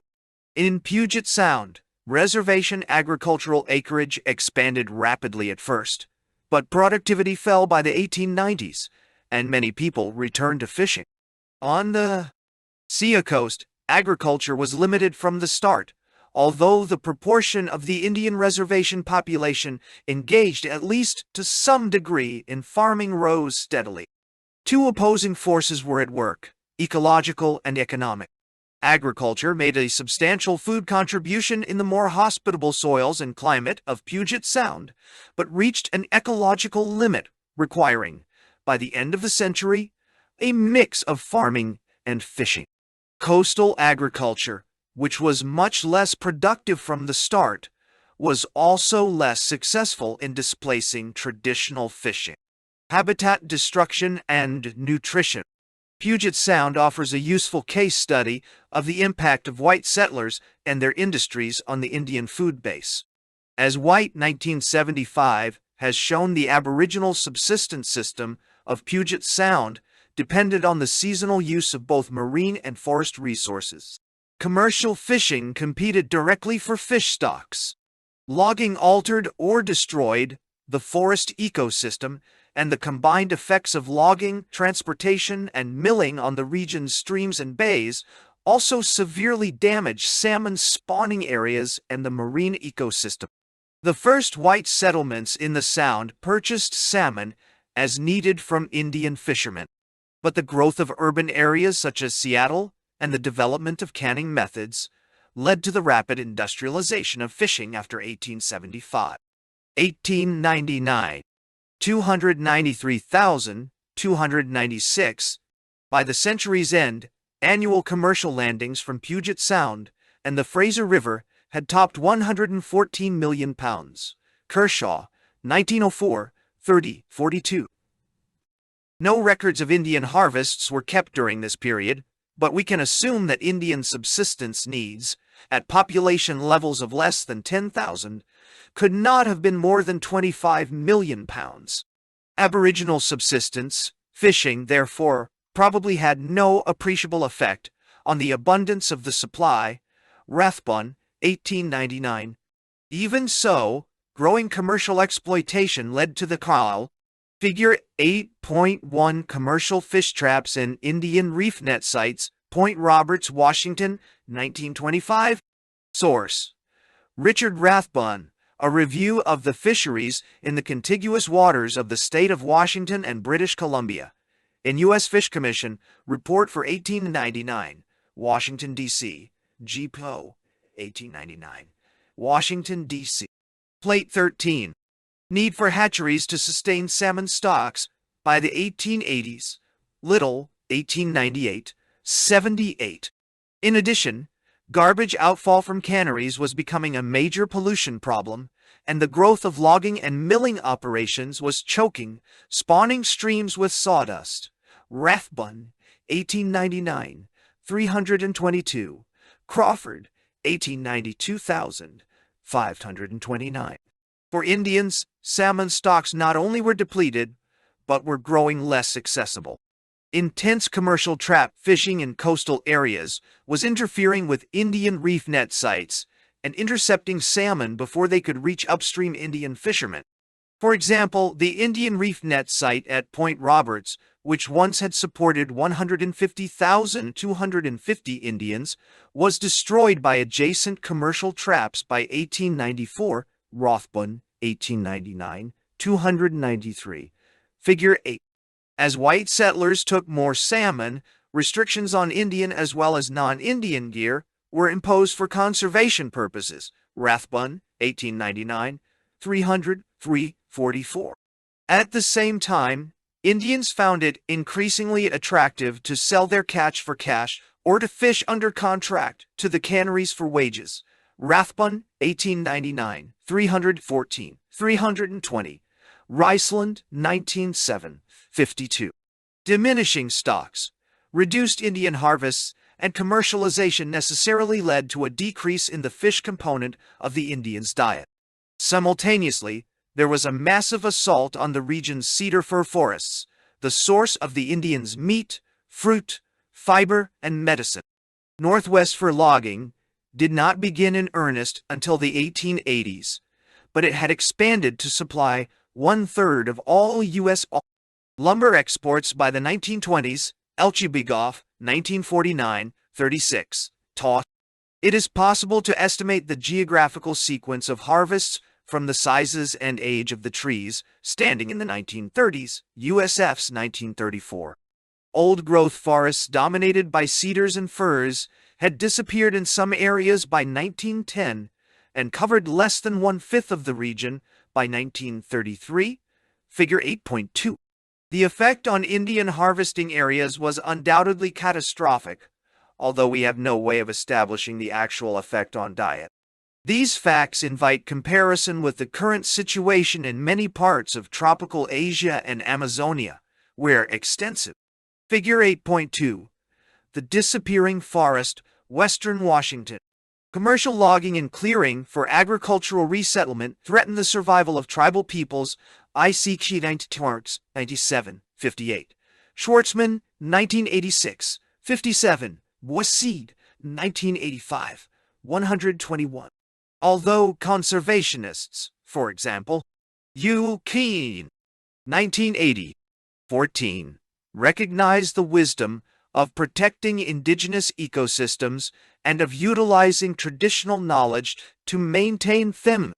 National development strategies continue to be based on the assumption that forest areas occupied by hunters or shifting cultivators are being used uneconomically. The real problems are rapid industrialization and concentration of land ownership in core areas, which displace small farmers and stimulate their colonization of isolated forest areas. Mujo, 1985. White, 1981. 1. Commercial forestry is secondary to the establishment of new settlements, just as it was in 19th century. Washington State, Elchiboff, 1949, 3000, 1943. Government response. Although Congress appropriated funds for Indian vaccination as early as 1832, medical care was provided intermittently, and generally only under specific treaty stipulations, until the end of the 19th century. As late as the 1880s, there were only 77 agency and Indian school physicians serving nearly 300,000 Indians. Sorkin, 1971, 51. Working conditions for physicians were often deplorable. One doctor, Charles A. Eastman, 1915 141, complained, "I found it necessary to buy, partly with my own funds and partly with money contributed by generous friends, a supply of suitable remedies as well as a full set of surgical instruments." The drugs supplied by contractors to the Indian service were at that period often obsolete in kind, and either stale or of the poorest quality. The old-time medicine man was really better than the average white doctor in those days. In their medical surveys conducted for the Bureau of American Ethnology by anthropologist Pierre L. 1908-1909, along with a subsequent 1911 investigation by the Public Health Service, U.S. Senate, 1912A, 1912B, 1913, created something of a national scandal that resulted in the reorganization and enlargement of Indian medical services. 3. It was reported that the Indian mortality rate was 2.3 times the U.S. average, that Indian mortality from tuberculosis was 4 times the rate for white Americans, that 2/3 of Indian schoolchildren were suffering from trachoma, and that there was still barely one physician for everyone. 0 Reservation Indians, Akardeka, 1909. U.S. Senate, 1912A. Dial. With increased medical attention, Indian mortality fell by 1/3 over the next decade, but it remained more than twice the national average. Guthrie, 1929. A second round of national investigations, conducted for the Department of the Interior by the American Medical Association immediately following World War II, Woods et al., 1947, led to a 6-fold increase in funding over the next 10 years and the transfer of Indian operations to the Public Health Service. 1971, 52. Indian mortality fell again by roughly 1/3 during the 1950s, but both infant mortality and overall morbidity continued to be dominated by environmentally related problems such as enteric and respiratory disease. Wager and Rabot, 1964. It was only after the rapid growth of economic aid to Indian reservations in the 1960s that gastrointestinal and respiratory disease declined significantly. Although they have continued to dominate Indian morbidity patterns, A. per c. 1976. 53. Barshan Diaz. Knopf. 1984. Toddy. During the same period, there was a significant increase in Indian morbidity and mortality due to alcohol abuse and trauma. Indian Health Service, 1978-64. It would be fair to say that health patterns characteristic of abject poverty and malnutrition are giving way to problems associated with stress, change, and social conflict. The characteristically perceptive Dr. Eastman was among the few physicians of his era to emphasize the relationship between nutrition, housing and water supply, and the prevalence of diarrhea and fever among reservation Indians. Eastman, 1915b, 49. The Indian, he said, suffered severely from an indoor and sedentary life, too much artificial heat, too much clothing, impure air, limited space, indigestible food, indigestible because he did not know how to prepare it, and in itself poor food for him. He was compelled often to eat diseased cattle, moldy flour, rancid bacon, with which he drank large quantities of strong coffee. Most of Eastman's contemporaries were preoccupied with Indians' social habits rather than the roles landlessness and poverty played in the Indians' poor health. 4 Public Health Service reports complained about Indians' filthy homes and clothing, and above all, their cultural predilections. U.S. Senate 1913-64. The Indians are a sociable race, extremely fond of visiting each other. Many of the Indians pass a great deal of their time on a round of visits. Houses, overcrowded by the number of their usual occupants, frequently have their scanty accommodations further strained by the advent of visitors who may stay days or even weeks. The practice among Indians of loaning children to each other for long visits is of common occurrence. The opportunities this habit affords for the introduction of diseases, such as trachoma, into unaffected families is only too obvious. The Indian, having lived for generations under communistic conditions, still regards property as belonging to the tribe and not to the individual. Hence, pipes, articles of wearing, apparel, bed clothing, and the like are freely interchanged, thus facilitating the transmission of communicable disease. Although public officials also recognize that, owing to their poverty, Indians were forced to subsist on coffee, baking powder biscuit, or fried bread, they blamed this on Indians' own improvidence and hospitable nature in sharing limited food supplies with others. Their prescription was therefore to encourage young Indians in individual effort, acquisition of property, and the appreciation of property rights, U.S. Senate, 1913-82, and to urge them to live more sanitary lives, U.S. Senate, 1912, B. A brochure distributed in Indian communities by the Indian Office, 1926. 12. Rhapsodized over the virtues of neatness and cleanliness. Indians, the brochure said, should live in better houses and keep their houses and yards clean, and use clean bedclothes and towels, and wear clean clothes, and drink pure water, and eat several kinds of food, and eat fruit, and give their children milk and fruit.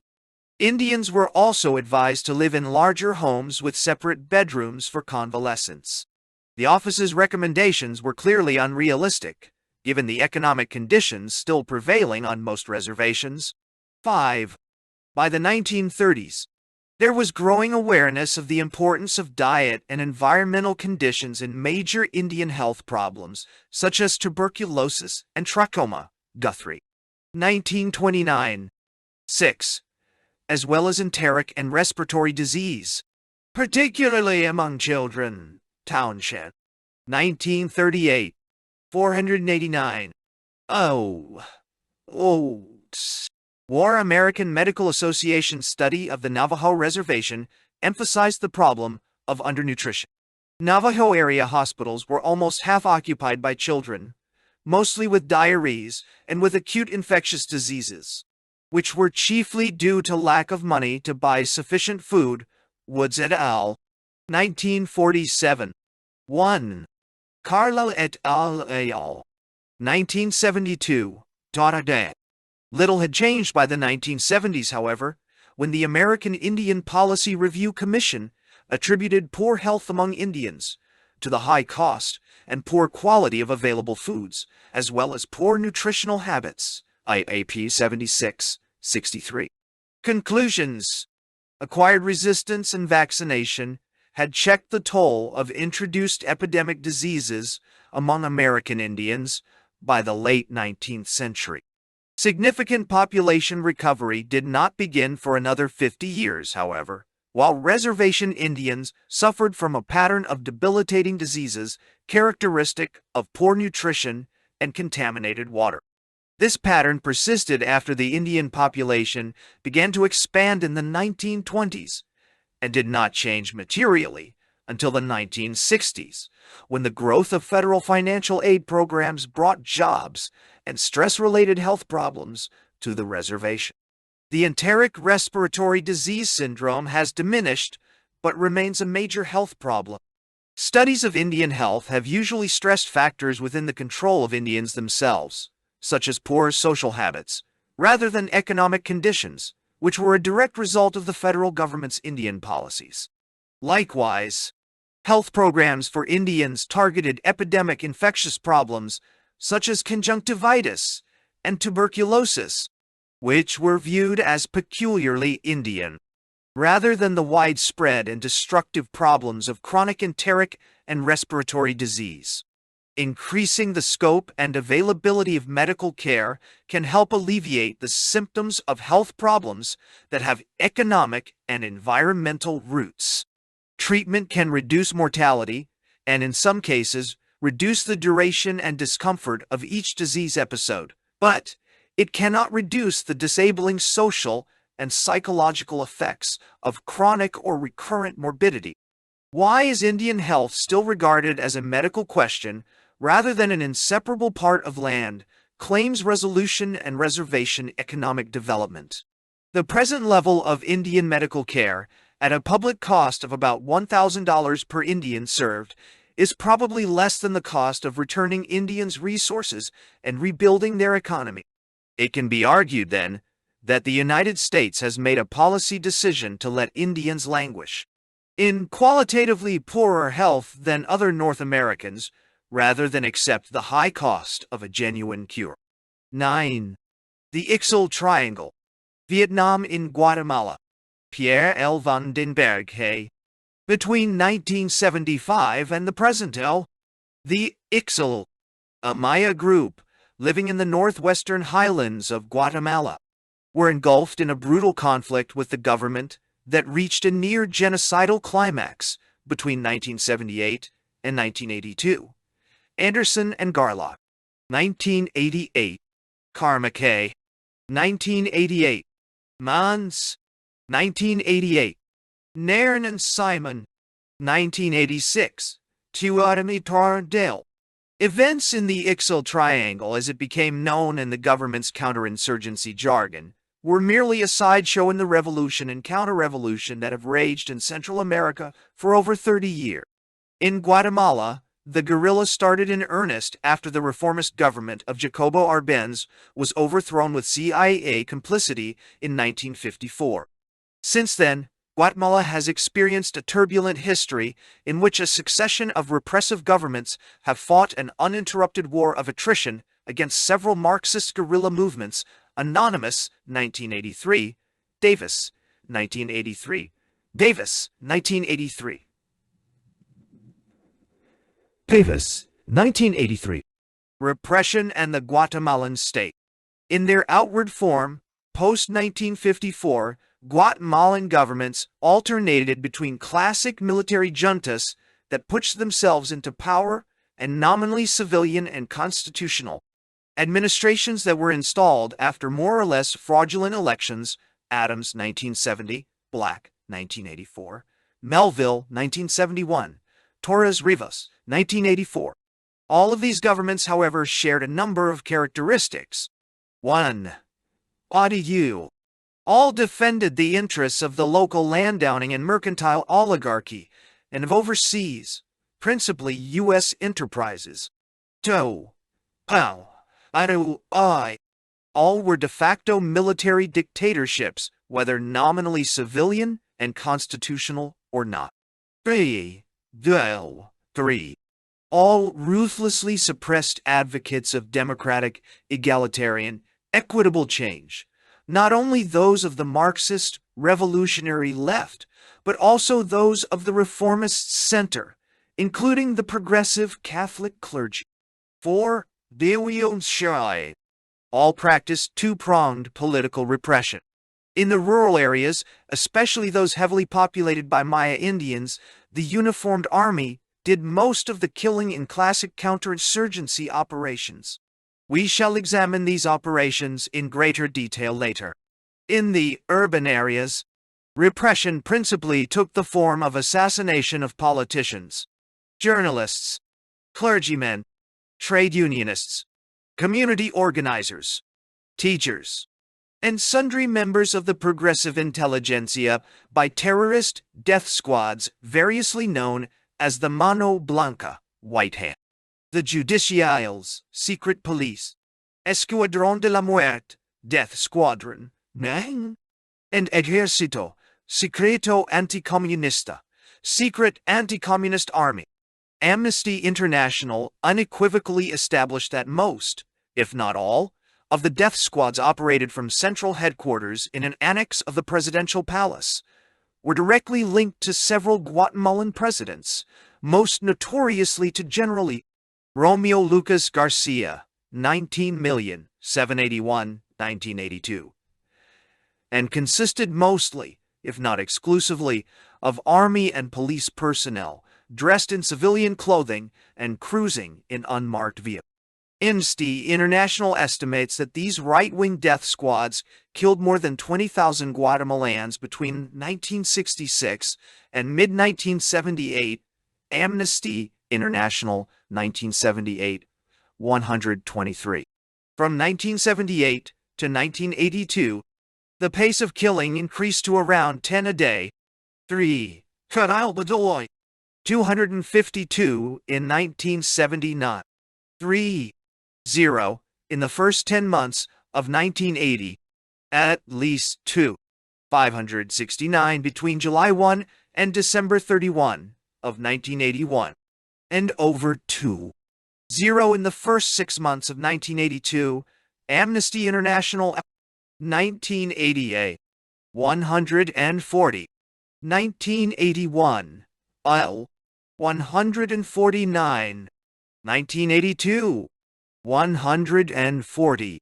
1983, 141. Months, 1988, 30. Estimates 50,000 to 75,000 violent deaths between 1978 and 1984, and 35,000 disappearances at government hands in the past 2 decades. She also cites a Guatemalan government estimate that political violence in the early 1980s produced 100,000 orphans. Harf and Gurr, 1987, give estimates of 30,000 to 63,000 deaths between 1966 and 1984. The trademark of government death squads was that their victims were almost invariably tortured and mutilated as a way to inspire the most terror. Torres Rivas, 1984, 40. In about 80% of the cases, death was by a combination of slow strangulation with a tourniquet and repeated stabbing and cuts. Ears, testicles, noses, and hands were frequently severed. Amnesty International, 1975, 1981b, 1984b. Respectful of the Day of the Lord, however, the death squads did not work on Sundays. Torres Rivas, 1984, 40.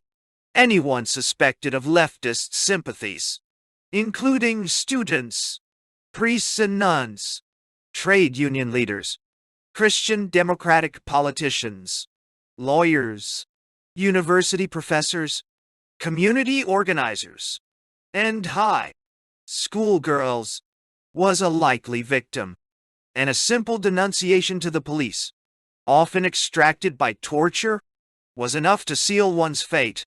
A remarkable feature of the Guatemalan government's repression was its cost-effectiveness. Opponents of the government were either warned of impending assassination and scared into exile, or tortured and murdered within hours, or at most days, of their capture, thus sparing the state the cost of incarcerating them. The grim political witticism "Aquí en Guatemala no tenemos presos políticos," here in Guatemala we have no political prisoners, is only a slight understatement of reality. The guerrilleros, for their part, also committed a substantial number of political assassinations against landowners, labor contractors, hacienda foremen, peasant collaborators, army and police personnel, government officials, and other class enemies, but on a much smaller scale than the government and generally without torture and mutilation. Of the victims killed between July and December 1978, for instance, only 5 were members of the upper class and 28 of the armed forces and police, presumably killed by guerrilleros, compared to 458 peasants, workers, professionals, and students who were presumed victims of the government. Torres Rivas, 1984, 43. By this admittedly imprecise criterion, the killing ratio was roughly 14-1 in favor of the government. The urban side of the repression, incidentally, was much more extensively reported in the local press than the often even more murderous operations in the more isolated rural areas. The government apparently welcomed the publicity given to the murders of its more prominent victims. Dead peasants, on the other hand, did not make for interesting reading and were of little concern to urban Ladinos. Killing Indians is an old tradition in Guatemala and is hardly news. Besides, Guatemalan and foreign journalists avoided isolated Indian areas. Consequently, murder in the countryside had few impartial, outside witnesses. Like the genocidal massacres against countless other nations in the backstage of human history, the anti-Indian war was largely a silent genocide, the kind that leaves few archival traces, and that can readily be denied a few decades later. Background to genocide. Guatemala's population of 9 million 1990 estimate is made up of two main ethnic groups. The Spanish-speaking dominant majority group is westernized in culture, predominantly Catholic, but with a rapidly growing Protestant minority, and represented in all social classes, including the urban proletariat and most of the peasantry along the Pacific and Atlantic coasts and in the eastern part of the country. It calls itself Ladino, a term of colonial origin meaning speakers of the language, Spanish, but by descent it is mostly of mixed Amerindian and European ancestry. The people who call themselves Ladinos in Guatemala would be called mestizos in Mexico, Peru, or other Latin American countries with a strong Indian presence. Although most Ladinos are poor, and some are still illiterate peasants, the country's ruling oligarchy and all of its urban middle class is solidly Ladino. Much of the Ladino elite, especially the affluent coffee landowners and urban businessmen, is of fairly recent European origin, second or third generation Germans, Italians, or others intermarried with older stock Spanish. Some of the merchant class is of Chinese origin. Ladinos make up nearly two-thirds of the population, 60 to 65% depending on definitions, and their language and culture completely dominate national life. One except in heavily Indian areas where, in recent years, a grudging place is conceded to Maya languages in the lower primary grades of school. All education is through the medium of Spanish, as are nearly all transactions in business and government. Spanish has a near monopoly of literacy, of the mass media, and of public life in the urban areas. Very few Ladinos speak any Maya languages, but increasing numbers of Indians are gaining varying degrees of fluency in Spanish. Consequently, the use of Spanish is steadily gaining ground at the expense of the indigenous languages. Although their culture and language completely dominate, indeed define, the Guatemalan nation, Ladinos as a whole, cannot be said to constitute the ruling group of Guatemala. The Ladino population is highly stratified by class, with many Ladinos being only marginally better off than the Indians. A few hundred families of large landowners, bankers, and businessmen, many of recent European extraction, dominate the economy of the country.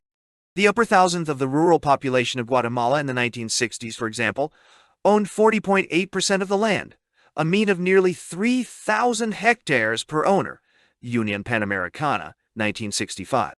Conversely, nearly half, 47.5%, of the country's farms covered less than 1.4 hectares each and accounted for only 3.2% of the total farmland in the 1950s, Monteforte Toledo, 1959.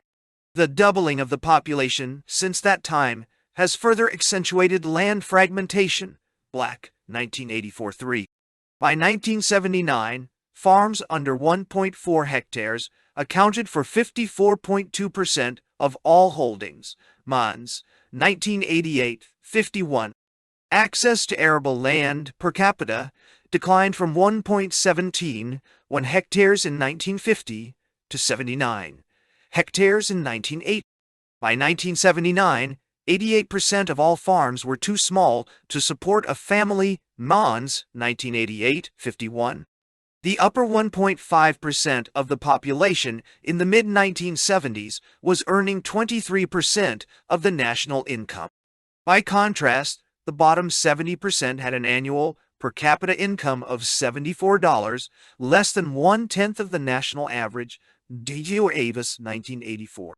Roughly half of that poorest class is Indian. The other half is made up of Ladino peasants, proletarians, and unemployed subproletarians. The economic oligarchy largely leaves the dirty work of government repression to the Ladino middle class and thus only indirectly controls the state. The bloated state bureaucracy of civil servants and army officers is drawn primarily from the upwardly mobile urban petty bourgeoisie. It is largely made up of the sons of craftsmen, shopkeepers, primary school teachers, and white-collar workers. The army rank and file consists almost exclusively of peasant conscripts, most of them Indians, who are virtually kidnapped into service by special squads of recruiters, known as comisionados militares, military commissioners. Besides the regular army, the Guatemalan state resorts to the services of several elite repressive units: the Caibiles, Special Forces, the Policía Militar Ambulante, the Policía Nacional, and the Guardia de Hacienda, Treasury Police, Amnesty International. 1981b. Most of the members of these groups are recruited from the Ladino lower and lower middle class. Somewhat over a third of Guatemala's population consists of native speakers of 22 Malayalam languages. The largest language groups are the Quiche, the Mam, the Kekchikal, and the Kekchi, Colby and Van den Berghe, 1969. Collectively, these people are known as indigenous, the neutral official term, or indios, a slightly pejorative term in Spanish. Divided by language, isolated by the rugged terrain of their mountainous homelands, fragmented into semi-autonomous, small, town communities, municipios, each with its dress style, fiesta days, and customs, and marginalized from the rest of the nation by poverty, exploitation, and lack of knowledge of Spanish. The Indians are not a self-conscious national group yearning for self-determination. Rather, they are atomized, rural proletarians living from subsistence agriculture on minifundia, small plots, supplemented by seasonal wage labor on Ladino-owned fincas, plantations. They have been politically oppressed and economically exploited for the nearly 500 years since the Spanish conquest, and probably by their indigenous rulers before that. Indian ethnic consciousness centers around the municipio, or, at most, the language group. There is no pan-Indian nationalist movement. In fact, Guatemala is best seen as a mini-empire with a dominant Ladino majority ruling over a score of captive Maya nations, rather than as a simple Ladino-Indian dichotomy. The Ixil, an ethne numbering some 45,000 to 50,000 people in the late 1960s, and perhaps 70,000 to 80,000 now, inhabit the three municipios of Nibaj, Cotzal, and Chajul, in the northern part of the department of El Quiche, in the rugged Cuchimatanas Mountains, Colby and Van den Berghe, 1969. They occupy a traditional area of 2,314 square kilometers. In recent years, several thousand Ixil refugees have fled into Mexico, and thousands more have blended into the Ladino population in the rest of Guatemala. Mons, 1983. In the 1960s, the Ixil made up 92% of the population of their homeland. The few thousand Ladinos in the Ixil region were principally urban petty bourgeois living in the three small towns, Colby and Van den Berghe, 1969. Ixil peasants, like nearly all other Guatemalan Indians, live as slash-and-burn horticulturalists and small-scale livestock holders on steep, high-altitude lands between 2,200 meters above sea level. The population explosion of the last century has made their land base more and more precarious, and they have been increasingly forced to work seasonally for wages of less than $1 a day on insalubrious lowland fincas. Their subsistence agriculture has been steadily deteriorating through erosion, overgrazing, and overpopulation for at least a century. Even 2 decades ago, this process of rural pauperization was far advanced. Colby and van den Berghe, 1969. This, then, is the situation in which the Ixil found themselves on the eve of the cataclysm that was soon to engulf them. 3 additional comments are in order. First, the Ixil were not alone in their sufferings. Guatemalan government troops went on a murderous rampage that affected other areas as well, especially the departments of Quetzaltenango, Huehuetenango, Alta Verapaz, and the rest of El Quiché, all heavily Indian areas. Over 300 civilians were murdered in a single army massacre in July 1982 in San Francisco. Huehuetenango, for instance, Amnesty International, 1983, 142. Fala, 1983, 4,344, and 400 were killed in La Union.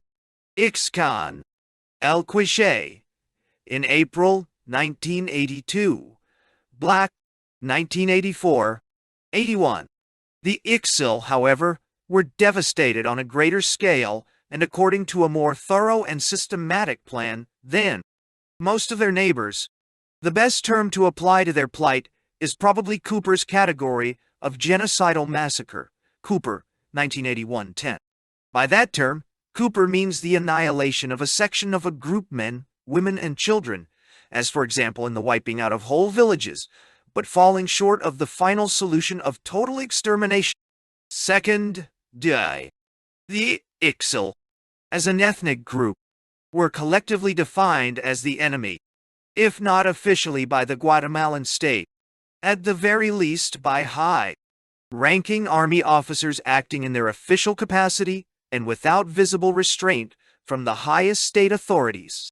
Thus, the genocidal massacres against the Ixil cannot be blamed on the spontaneous excesses of irate mobs, as in the cases of race riots of pogroms. They were part of a state-sponsored campaign of repression, modeled largely on U.S. counterinsurgency methods in Vietnam. Incidentally, both the Guatemalan government and the guerrilleros self-consciously accepted and adopted the Vietnam precedent as a model for their behavior. The Ixil martyrdom was, in fact, a small-scale, low-tech Vietnam-style operation conducted on the cheap by a small, rather poorly equipped Third World Army, and, for a change, with only little direct help from the U.S. government. United States military aid to Guatemala was suspended in 1977 as part of the Carter administration's effort to support human rights. It was not resumed until 1982. Israel became Guatemala's principal arms merchant in the interim, equipping the army with Galil assault rifles, armored cars, and Arava aircrafts, and providing training and technical assistance. Black, 1984. 54,158. Third, the guerrilla group involved in the Ixil region, the Ejército Guerrillero de los Pobres, the guerrilla army of the poor, was not a humanitarian angel of mercy. It was initially a small group of 16 young Marxist, urban intellectuals enamored with their revolutionary idol Che Guevara and inspired by the Cuban Revolution. It was a group of romantic, passionate, violent, dogmatic, arrogant revolutionaries determined to liberate the peasants even if it killed them by whatever means at whatever costs. They, too, engaged in widespread assassination of civilians, but theirs was a violence pinpointed at their class enemies, the agents of reaction, not an indiscriminate terroristic rampage, as was the army's modus operandi. It is probable that the guerrilleros repeatedly provoked army reprisals against the Ixil. Certainly the army welcomed the guerrilleros' actions as the quickest method of driving the Ixil into their arms. The guerrilleros were, no doubt, callous about human life, as most dedicated revolutionaries quickly seemed to become in the heat of warfare, but they were not genocidal mass murderers on the loose, as the Guatemalan army was. Therein lies the crucial difference. The Ixil, as reluctant rebels. How were the Ixils sucked into their national calamity? The guerrilla movement was clearly not a homegrown war of national liberation. The Ixil, to be sure, have a sense of ethnic consciousness. They know they are different from both Ladinos and their Indian neighbors, belonging to other language groups, but there has never been an Ixil nationalist movement. Like many other peasant groups whose ancestors have been vanquished and who have experienced generations of oppression and exploitation, the Ixil were mistrustful and resentful of Ladinos, whom they call, somewhat pejoratively, mus, but they were also pragmatic survivors. Realistically assessing the probability of successful revolt as low, they consistently adopted the prudent strategy of being officialistas, ostensible supporters of the party in power. Their tactics of opposition were those of the weak: passive resistance, withdrawal, protective isolation, evasion, covert non-compliance, and deception. These methods served them as well as their unenviable position allowed. They survived. In January 1972, a small band of 16 urban Ladino youths calling itself the Guerrilla Army of the Poor, EGP by its Spanish acronym, entered Ixil country. Solidarity Publications, 1982. 5. They were total strangers to the area, but they smelled a revolutionary situation. A sullenly resentful peasant population ready to be conscientized, where most attempts by Marxist urban intellectuals to mobilize Latin American peasants, including those of the EGP's hero, Che, failed. The EGP succeeded with the Ixil. Why? Partly because the EGP was more ruthless in its determination to use all available means to attract or force the Ixil to its side. Through an escalating campaign of selective assassinations of Ladino landowners and contratistas, labor contractors for Indian migrant workers, and ambushes of government troops, the guerrilleros were successful in bringing about a steady increase in government repression against the Ixil. They had an easy time of it, for it does not take much to provoke Ladino officers contemptuous of Indians to start killing them with abandon. There is little doubt that army troops were the most effective guerrilla recruiters among the Ixil 1985. Besides the EGP, however, there was another dynamic element in the local situation that developed independently of the guerrilla, but almost simultaneously. Starting in the late 1960s, some members of the Catholic clergy, especially foreign missionaries working in the Indian areas, became attracted to the theology of liberation and started organizing peasants in cooperatives and community development projects. They also trained a large number of Ixil catechists bent on reconverting the Ixil from their traditional syncretistic form of Catholicism to standard orthodoxy. Melville, 1983. Initially, the catechists were widely resented in the Ixil area as brash young punks, disrespectful of their elders and of tradition. Colby and Berghe, 1966, 103. The government saw the progressive members of the Catholic clergy in the 1960s, mostly US-American missionaries, as meddlesome foreigners sympathetic to the Biundual and Gurundodio guerrilla and expelled a group of them in 1967.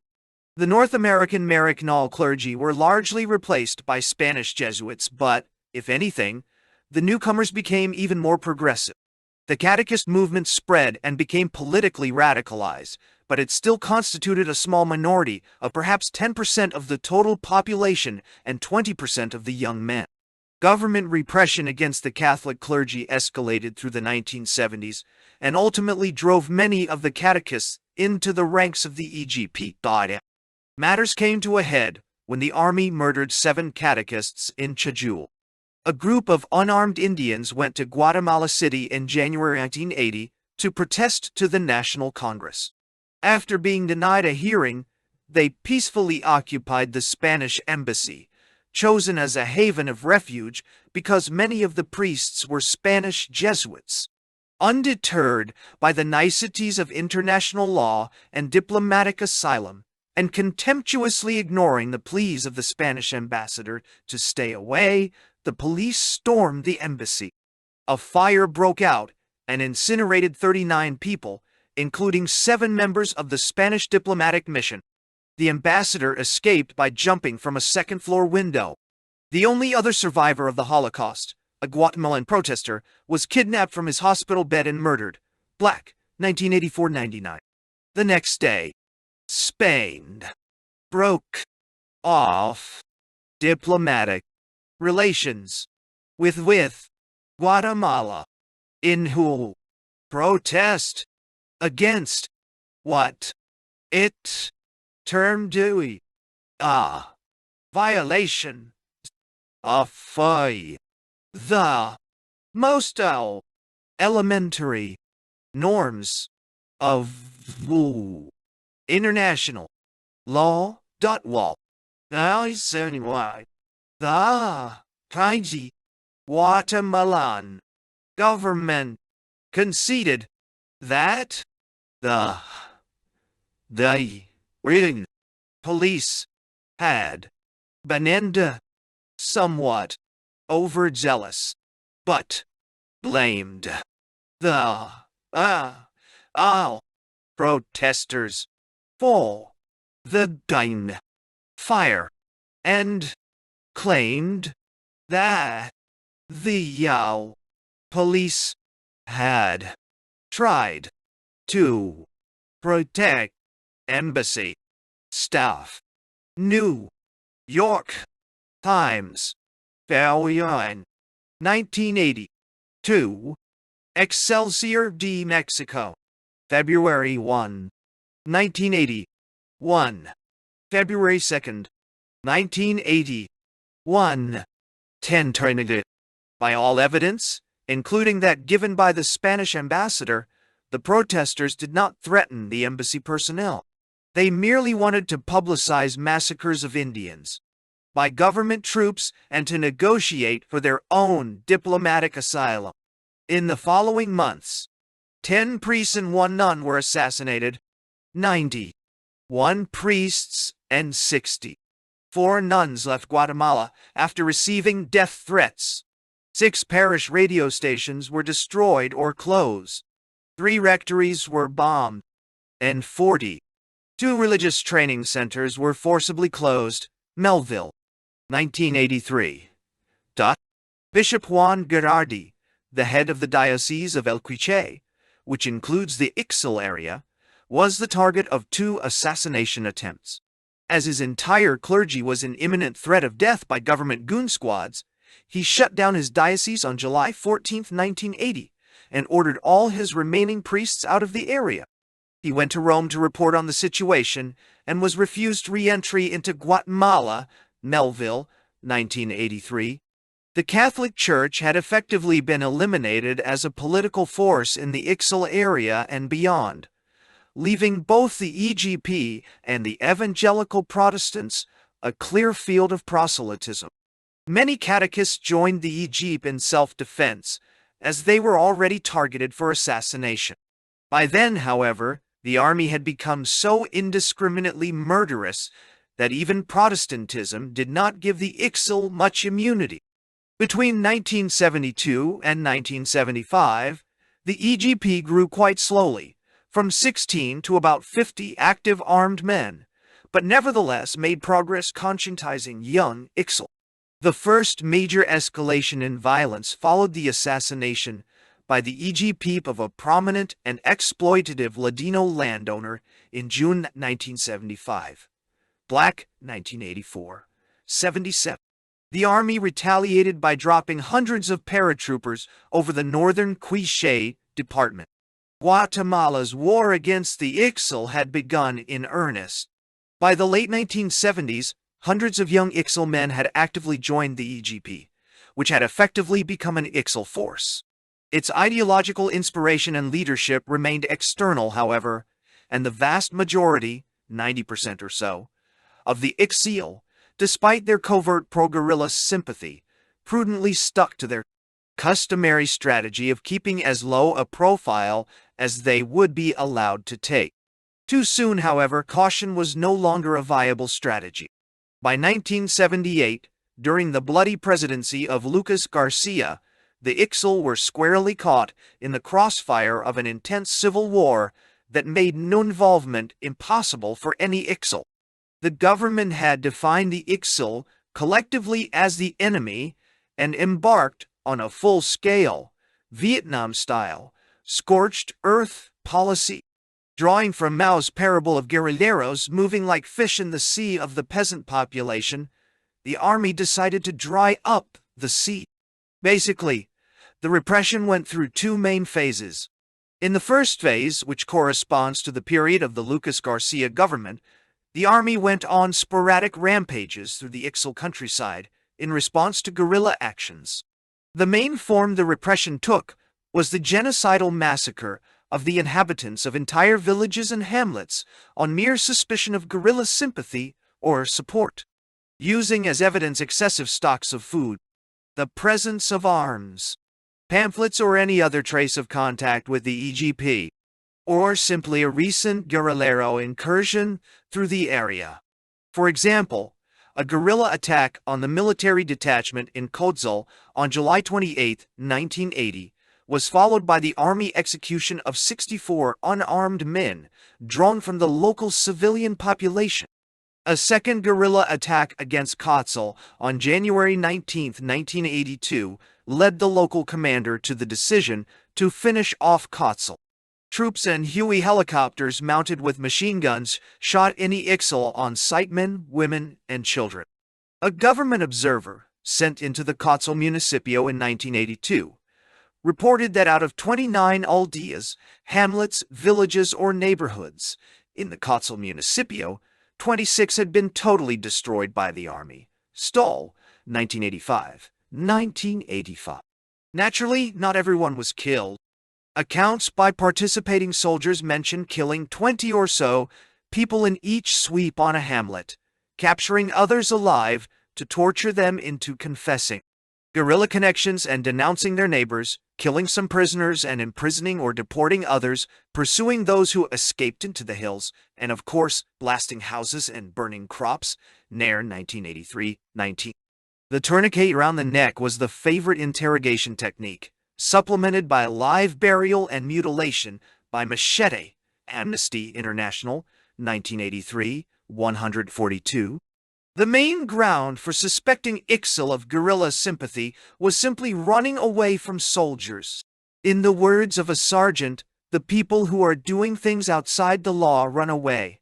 Nairn, 1983-19. The entire operation in the IXIL zone, by the way, was the work of a lightly armed infantry battalion and a small artillery detachment, a few machine guns, some light motor transport, and a handful of US-made Huey helicopters. The latter were hampered by lack of spare parts because of Carter's 1977 suspension of military aid to Guatemala. Army officers bitterly complained about lack of air support. In the words of an enthusiastic lieutenant, with 6 helicopters, for example, the airborne troops would land all at once before the AV-XL could make a move. The nicest, the ideal, the dream, would be a surprise. Suddenly, pow! Helicopters with troops. Ta, ta, ta, ta, ta. The lieutenant's rendering of machine gun fire all at once from the air. Pow! No escape routes. That would be ideal, quoted in Nairn, 1983. 20. Without helicopters, complained the army, IXIL watch posts could spot army patrols from 3 kilometers away, which gave people a chance to escape. These genocidal massacres, in which several thousand people lost their lives, left the IXIL 3 alternatives, all of them perilous. They could stay put and try to duck the bullets, they could take to the hills and join the EGP, or they could flee to Mexico. The first option meant to live in constant terror, but at least one could try to save one's house, animals, and land. The IXIL knew that the guerrilleros could not effectively protect them. Their incursions, mostly under the cover of darkness, merely exposed the peasants to army swoops. Indeed, for many IXIL, it would have been an overstatement to say that they sympathized with the guerrilla. Rather, they feared and hated the army more, as the army was directly responsible for at least 90% of their casualties. But they were also aware that the EGP was frequently provoking army reprisals. The second option, joining the guerrilla, was largely limited to healthy and unmarried young men. It meant abandoning one's family, house, livestock, and fields and leading the life of the hunted in the wilderness. Hundreds of young Ixil men chose the EGP, some no doubt out of conviction, but most probably as an act of desperate self-defense. In any case, the EGP, by the late 1970s and early 1980s, had become principally an Ixil force as far as the rank and file was concerned. The EG grew in strength and effectiveness. Army terror had boomeranged. The EG never grew strong enough, however, to control any populated centers on a continuous basis or to protect the civilian population against the government. Joining the guerrilla was thus at best a strategy of individual survival, open only to unmarried young men. The third choice, fleeing to Mexico, was also fraught with danger and meant total economic ruin. It entailed abandoning one's land and homestead with a high probability of never being able to reclaim them.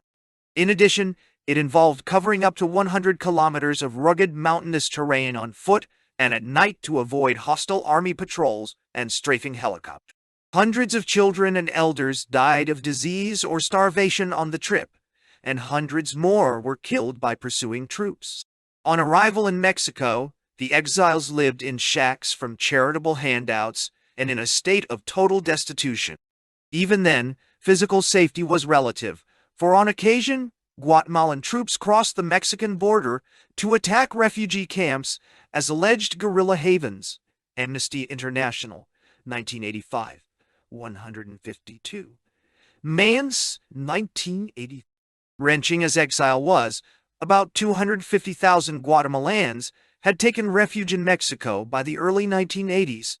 In 1987, there were still 41,000 Guatemalan exiles in Mexico, several thousand of whom were Ixil, United Nations High Commissioner for Refugees, 1987. Then came the second phase of the Guatemalan state's war against the IL. Efrain Rios Montt, a U.S.-trained retired Army general, assumed power after a military putsch in March 1982. His reign of terror lasted until he too was overthrown by his brother officers in August 1983. By the standards of his predecessor, Rios Montt was a gentle butcher.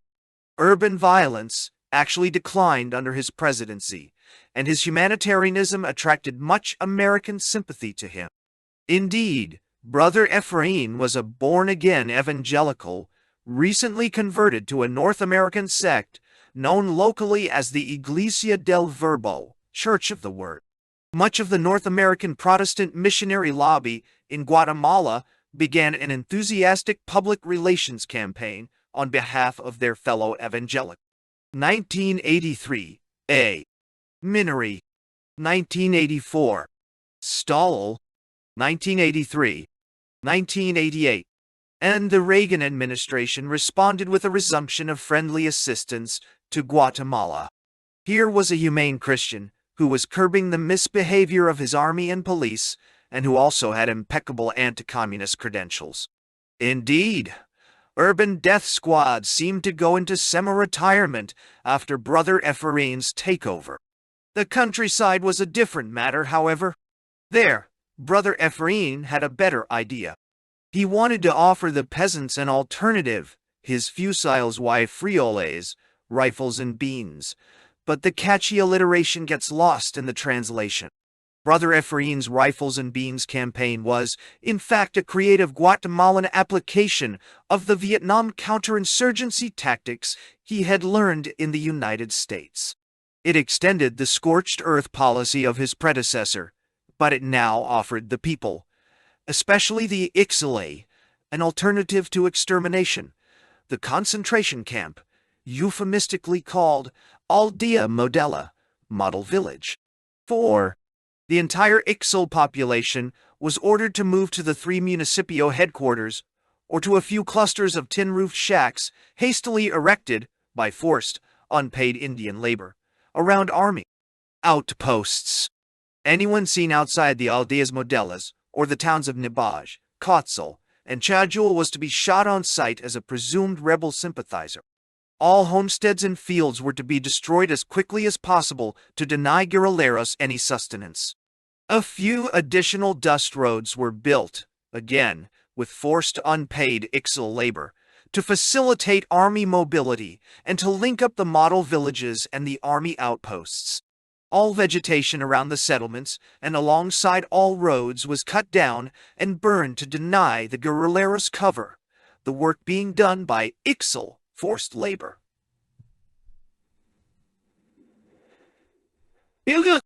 Finally, as a master stroke, the entire adult male population was regimented into a patrolla civil patrol, under army supervision, and forced to conduct anti-guerrilla patrol, preferably in dangerous areas where they would suffer many casualties, and thus turn against the EGP, NER.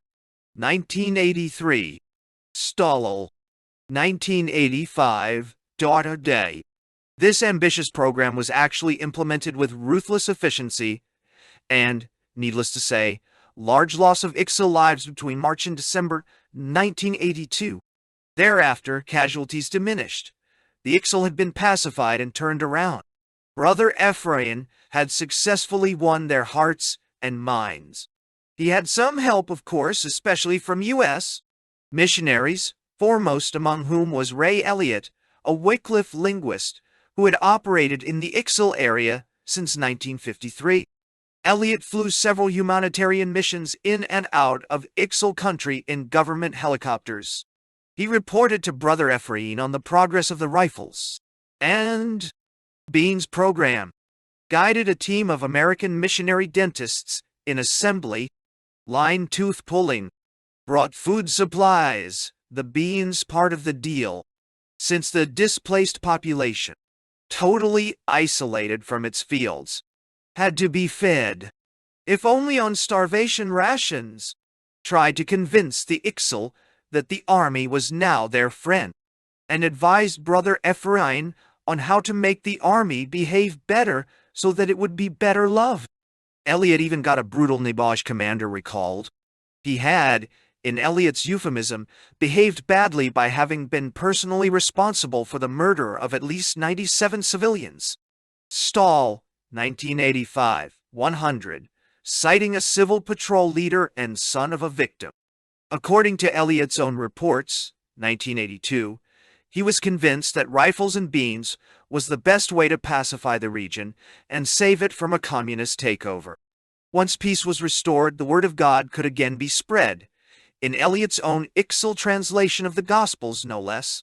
The New Deal for the IXIL meant regimented life under army surveillance, on starvation rations, and in cold, drafty shacks built of tin roofs and flimsy reed or plank walls. Compared to the sturdy, warm, spacious IXIL houses consisting of 2 rooms and a veranda, built of thick adobe walls under a Spanish tile roof, the aldeas modales were ghastly slums.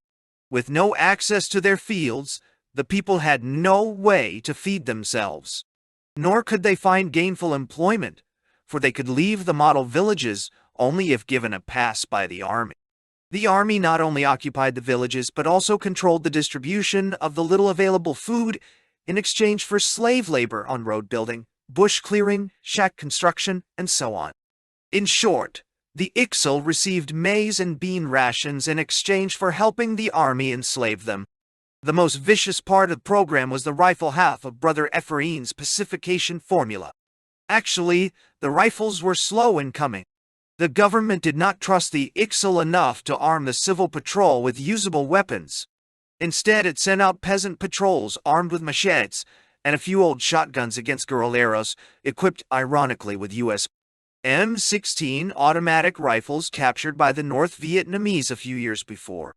The civil patrols were, of course, sitting ducks, as they were indeed meant to be. Army massacres had turned the IXIL against the government. Now the government was successfully reversing the boomerang effect. Let the civil patrols promote an IXIL civil war. Let the IXIL guerrilleros kill their brothers in the civil patrols. That would win hearts and minds for the government. The more poorly armed the civil patrols were, and the more casualties they suffered, the speedier their change of heart would be. Indeed, Brother Ephraim was smashingly successful. The EGP, driven to desperation, started attacking the civil patrols with abandon. For example, the Kotzil Civil Patrol, formed in January 1982, had by December of that year lost 76 of its 900 men to guerrilla fire. Stahl, 1985. Meanwhile, Brother Ephraim's missionary supporters were concerned about the bad press he was getting. Minnery, 1984. A good Christian, they said, was slanderously made responsible for atrocities beyond his control. Amnesty International was running a campaign of character assassination against him.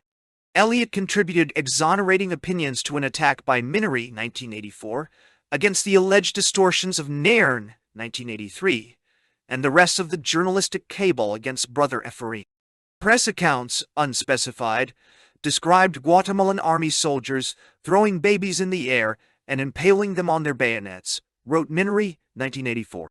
How could this be, as the Guatemalan army used Israeli assault rifles devoid of bayonet mounts? Asked Minnery, 1984-21. Yet even Minnery conceded in a masterpiece of understatement, 1984-16, that the army sometimes overreacted. The Indians were caught in the middle.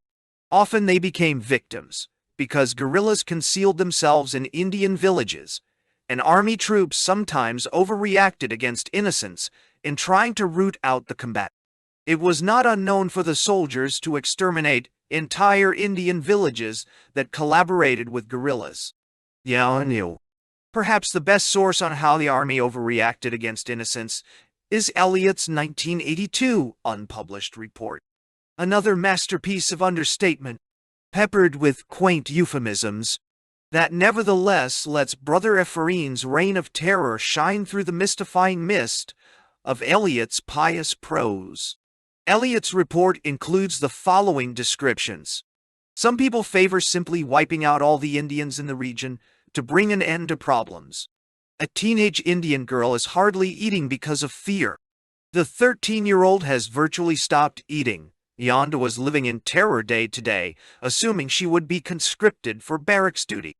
Barracks duty is Elliott's coy euphemism for gang rape, sometimes until death. Their teenage daughter went through a traumatic time of fearing she would be taken to entertain the soldiers, and still doesn't venture out of the house if she can help. X, said the two teenage daughters his wife had brought into the capital, are safe where they are. Both were prime grist for the Entertain the Soldiers mill in Nebaj, and were virtually fleeing for their lives as well as their virtue.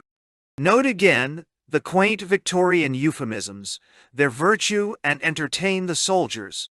Von Nixil Evangelical tried to convince others to obey army orders to leave their village, but they replied, "Why? What is there for us there?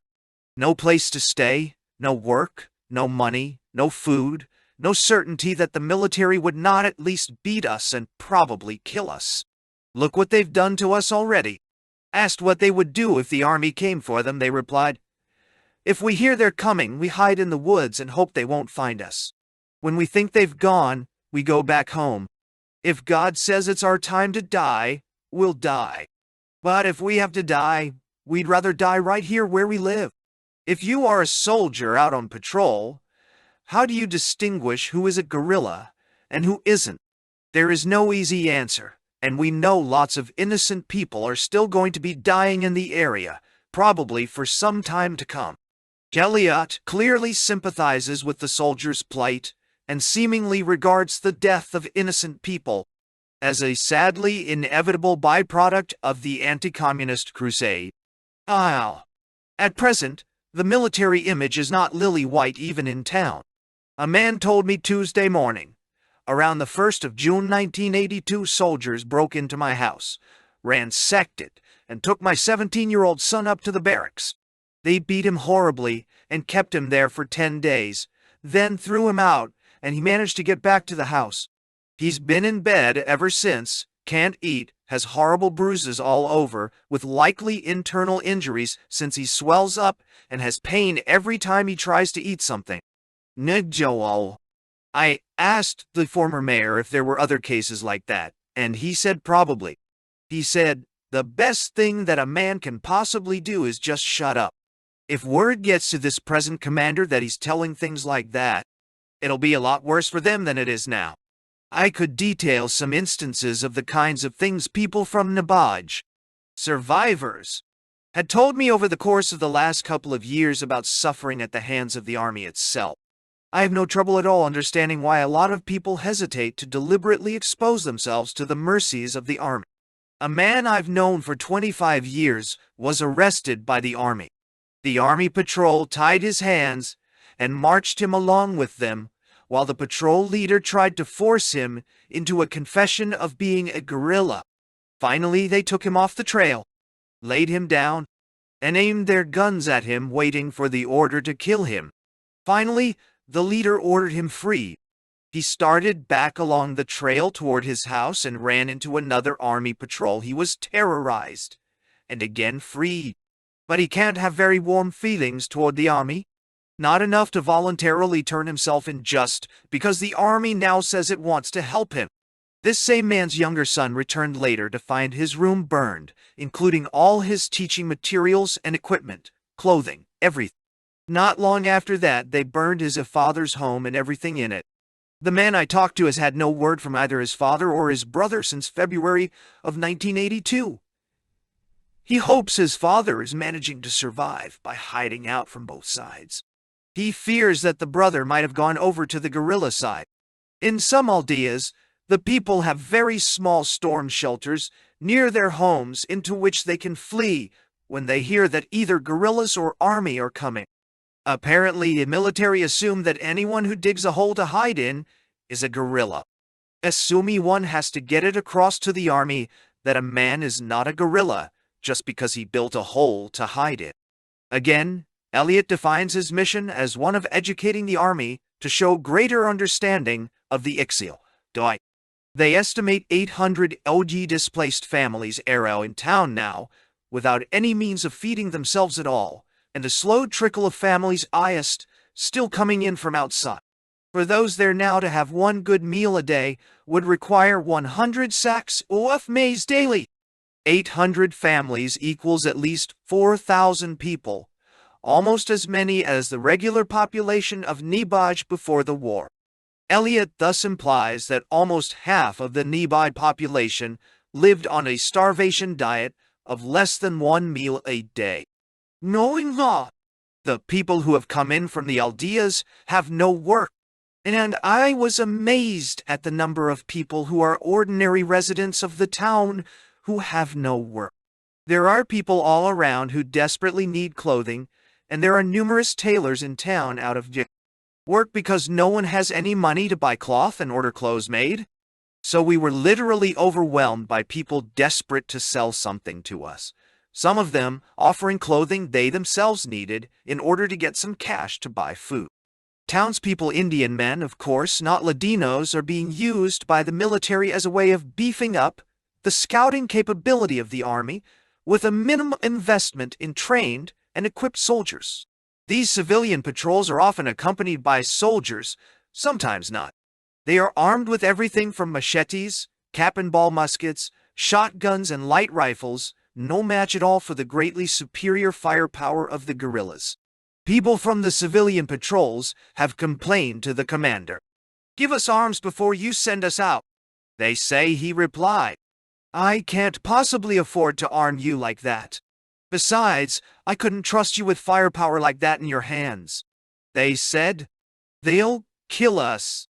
We can't even defend ourselves, much less take any offensive action."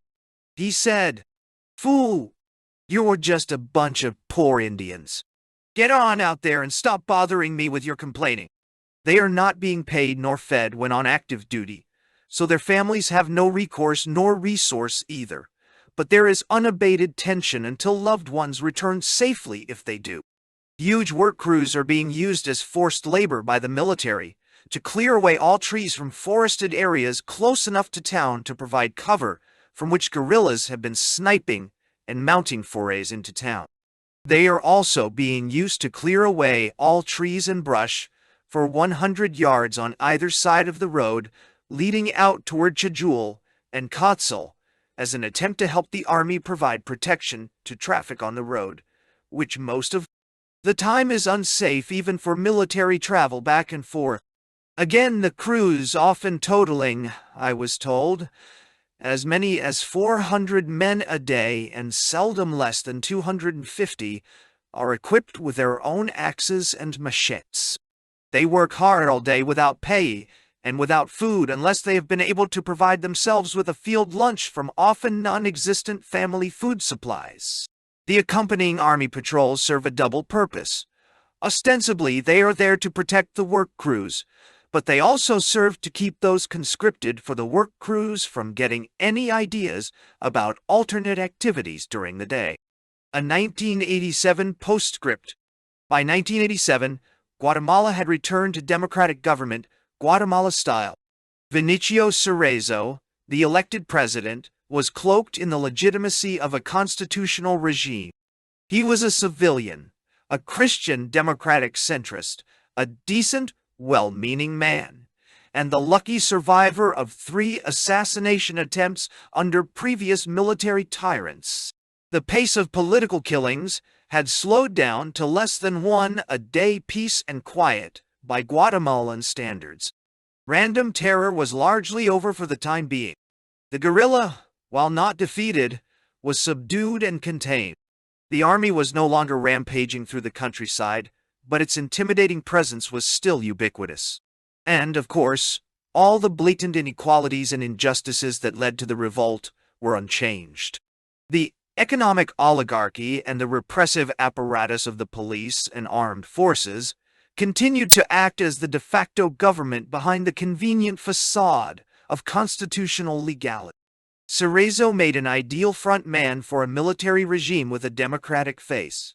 He was presentable in Washington, where both Republicans and Democrats saw in him the incarnation of a sweet, reasonable, democratic, progressive moderation. He was the ideal broker of U.S. aid, without which repression in Central America is difficult and expensive. The democratic charade is a small price to pay for U.S. guns and bullets. When I revisited Nabaj and Chajul in July and August 1987, Ixil country was still very much under army occupation. A battalion of infantry was posted in the Ixil Triangle. Heavily armed troops patrolled the streets and markets, and small garrisons still dotted the countryside.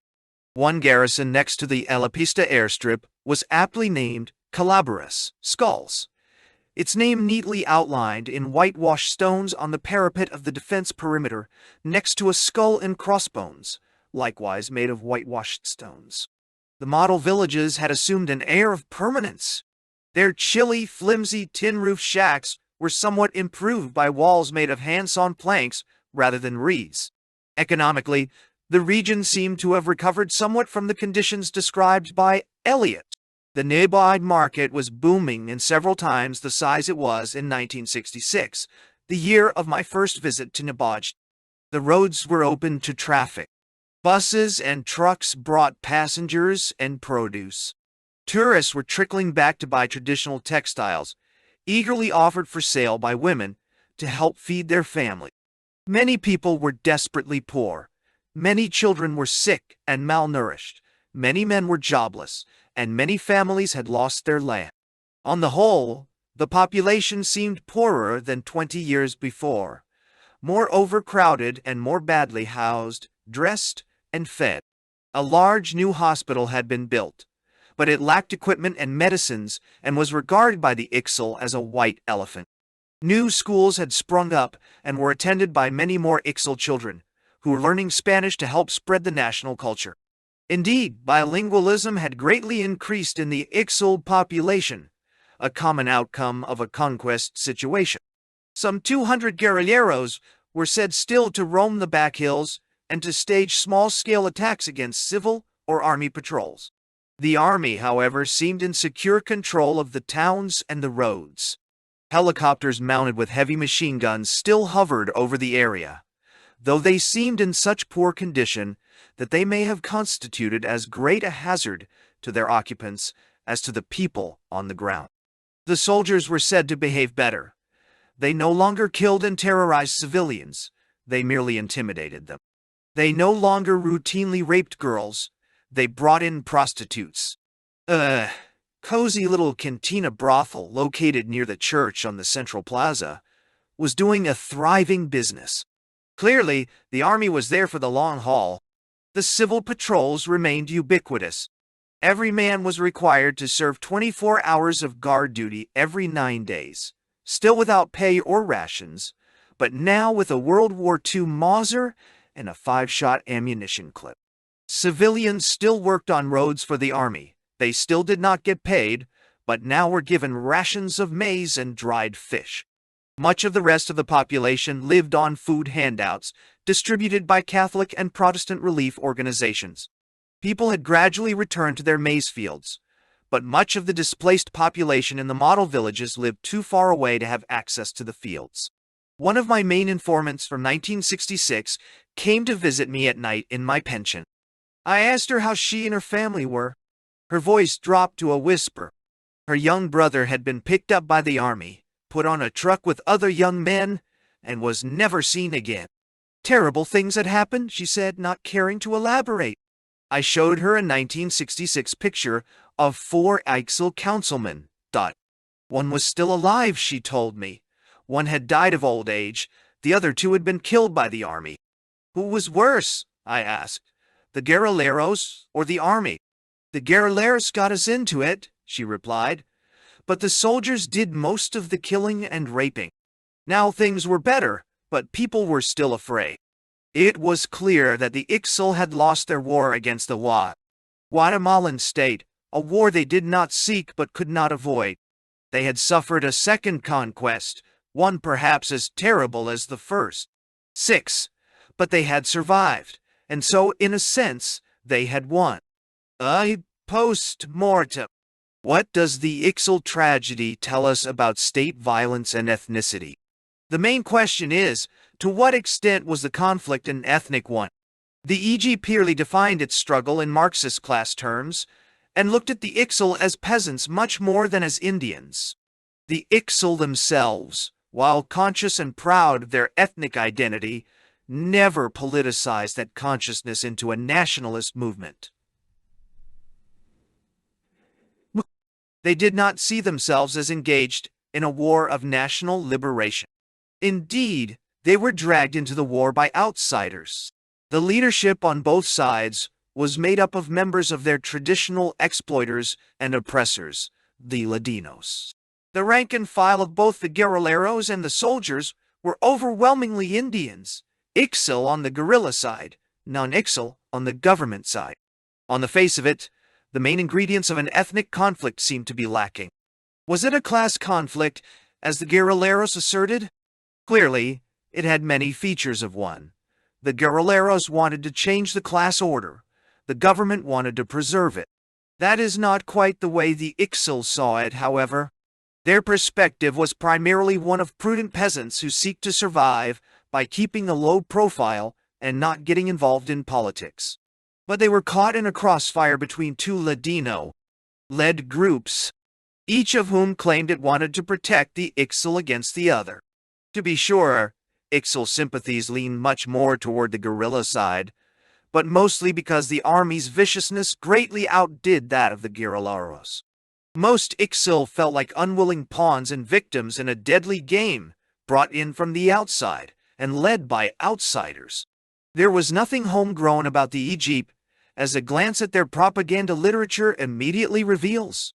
The literature positively drips with the romantic Marxism of Latin American urban intellectuals and has practically no IXL content, even at the height of the conflict in 1982, when most of the guerrilleros were IXL.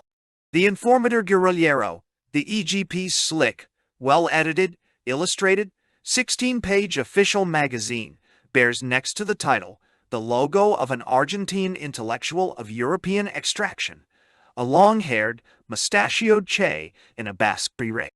On page 11 of issue number 2, 19 of 1982. There are pictures of a French solidarity meeting in front of the Centre Pompidou. Of the same issue shows a pose photograph of a young Indian woman smiling broadly and carrying an old shotgun. She is traditionally dressed and is clearly a non-combatant. Her gun is merely a prop staged to convey authenticity to the guerrilla claim to Indian support. Carries a 1954 photograph of Che as a tourist in Rwanda touching the glyphs of a Maya stela. That exhausts the Indian content of the informator guerrillero. What made the conflict ethnic was the government's definition of the situation, confirmed by its selective perception of local people's behavior. The principal agents of repression, Ladino army officers, came to the Ixtal Triangle with all of the traditional prejudices of their class against Indians. These prejudices were further confirmed by local Ladinos, who, being occasional targets of guerrilleros, looked at the army as their protector. Ironically, both the guerrilleros and the army agreed on their perception of the situation as a revolutionary one and on their expectation that the Ixtal, downtrodden as they were, would naturally support the guerrilla. After several years of escalating army brutality, the expectation became a self-fulfilling prophecy. As the army had come to protect Ladino interests and had defined all Ixtal as actual or potential subversives, where could the Ixtal turn but to the guerrilla? Locally, the Ixtal-Ladino distinction, while perceived on both sides of the ethnic boundary as an ethnic one, overlaps almost perfectly with class lines. Nearly all Ixtal are small-scale peasants, most desperately poor, some modestly secure, virtually none rich. In 1966, there was one Ixtal in Niba who had become a contratista and was enviously described as rich by the Ladinos. The local Ladinos, for their part, all see themselves as culturally superior to the Ixtal, even though many were illiterate as late as the 1960s. And they are for the most part medium-sized landowners who hire Ixtal labor, craftsmen, civil servants, school teachers, and petty entrepreneurs such as shopkeepers, contratistas, maize millers, and truck drivers. They are, in short, a petty bourgeoisie. To the guerrilleros, they were the class enemies of the poor. To the army, they were the friends of the authorities. The guerrilleros defined the situation in class terms. The government and the local Ladinos imposed an ethnic definition on the situation. Both views have considerable empirical support, but it was the government's definition of the situation that gave the conflict its ethnic and thus quasi-genocidal character. The government turned counterinsurgency against the guerrilla into an open season against the Ixtal. The Ixtal, not unreasonably, saw themselves as the quarry. Seeing the Ladinos spared, they concluded that the war was a genocidal one against them. Coercion. They cared little about the demonstration of international proletarian consciousness at the Centre Pompidou or, for that matter, about the EGP's lofty claims, in late 1982, on the brink of defeat, to have consolidated our military guerrilla force and reinforced the social base of the revolution, EGP. 1982. 4D. The price of being the social base of the revolution was too high. Besides, the revolution was not theirs in the first place.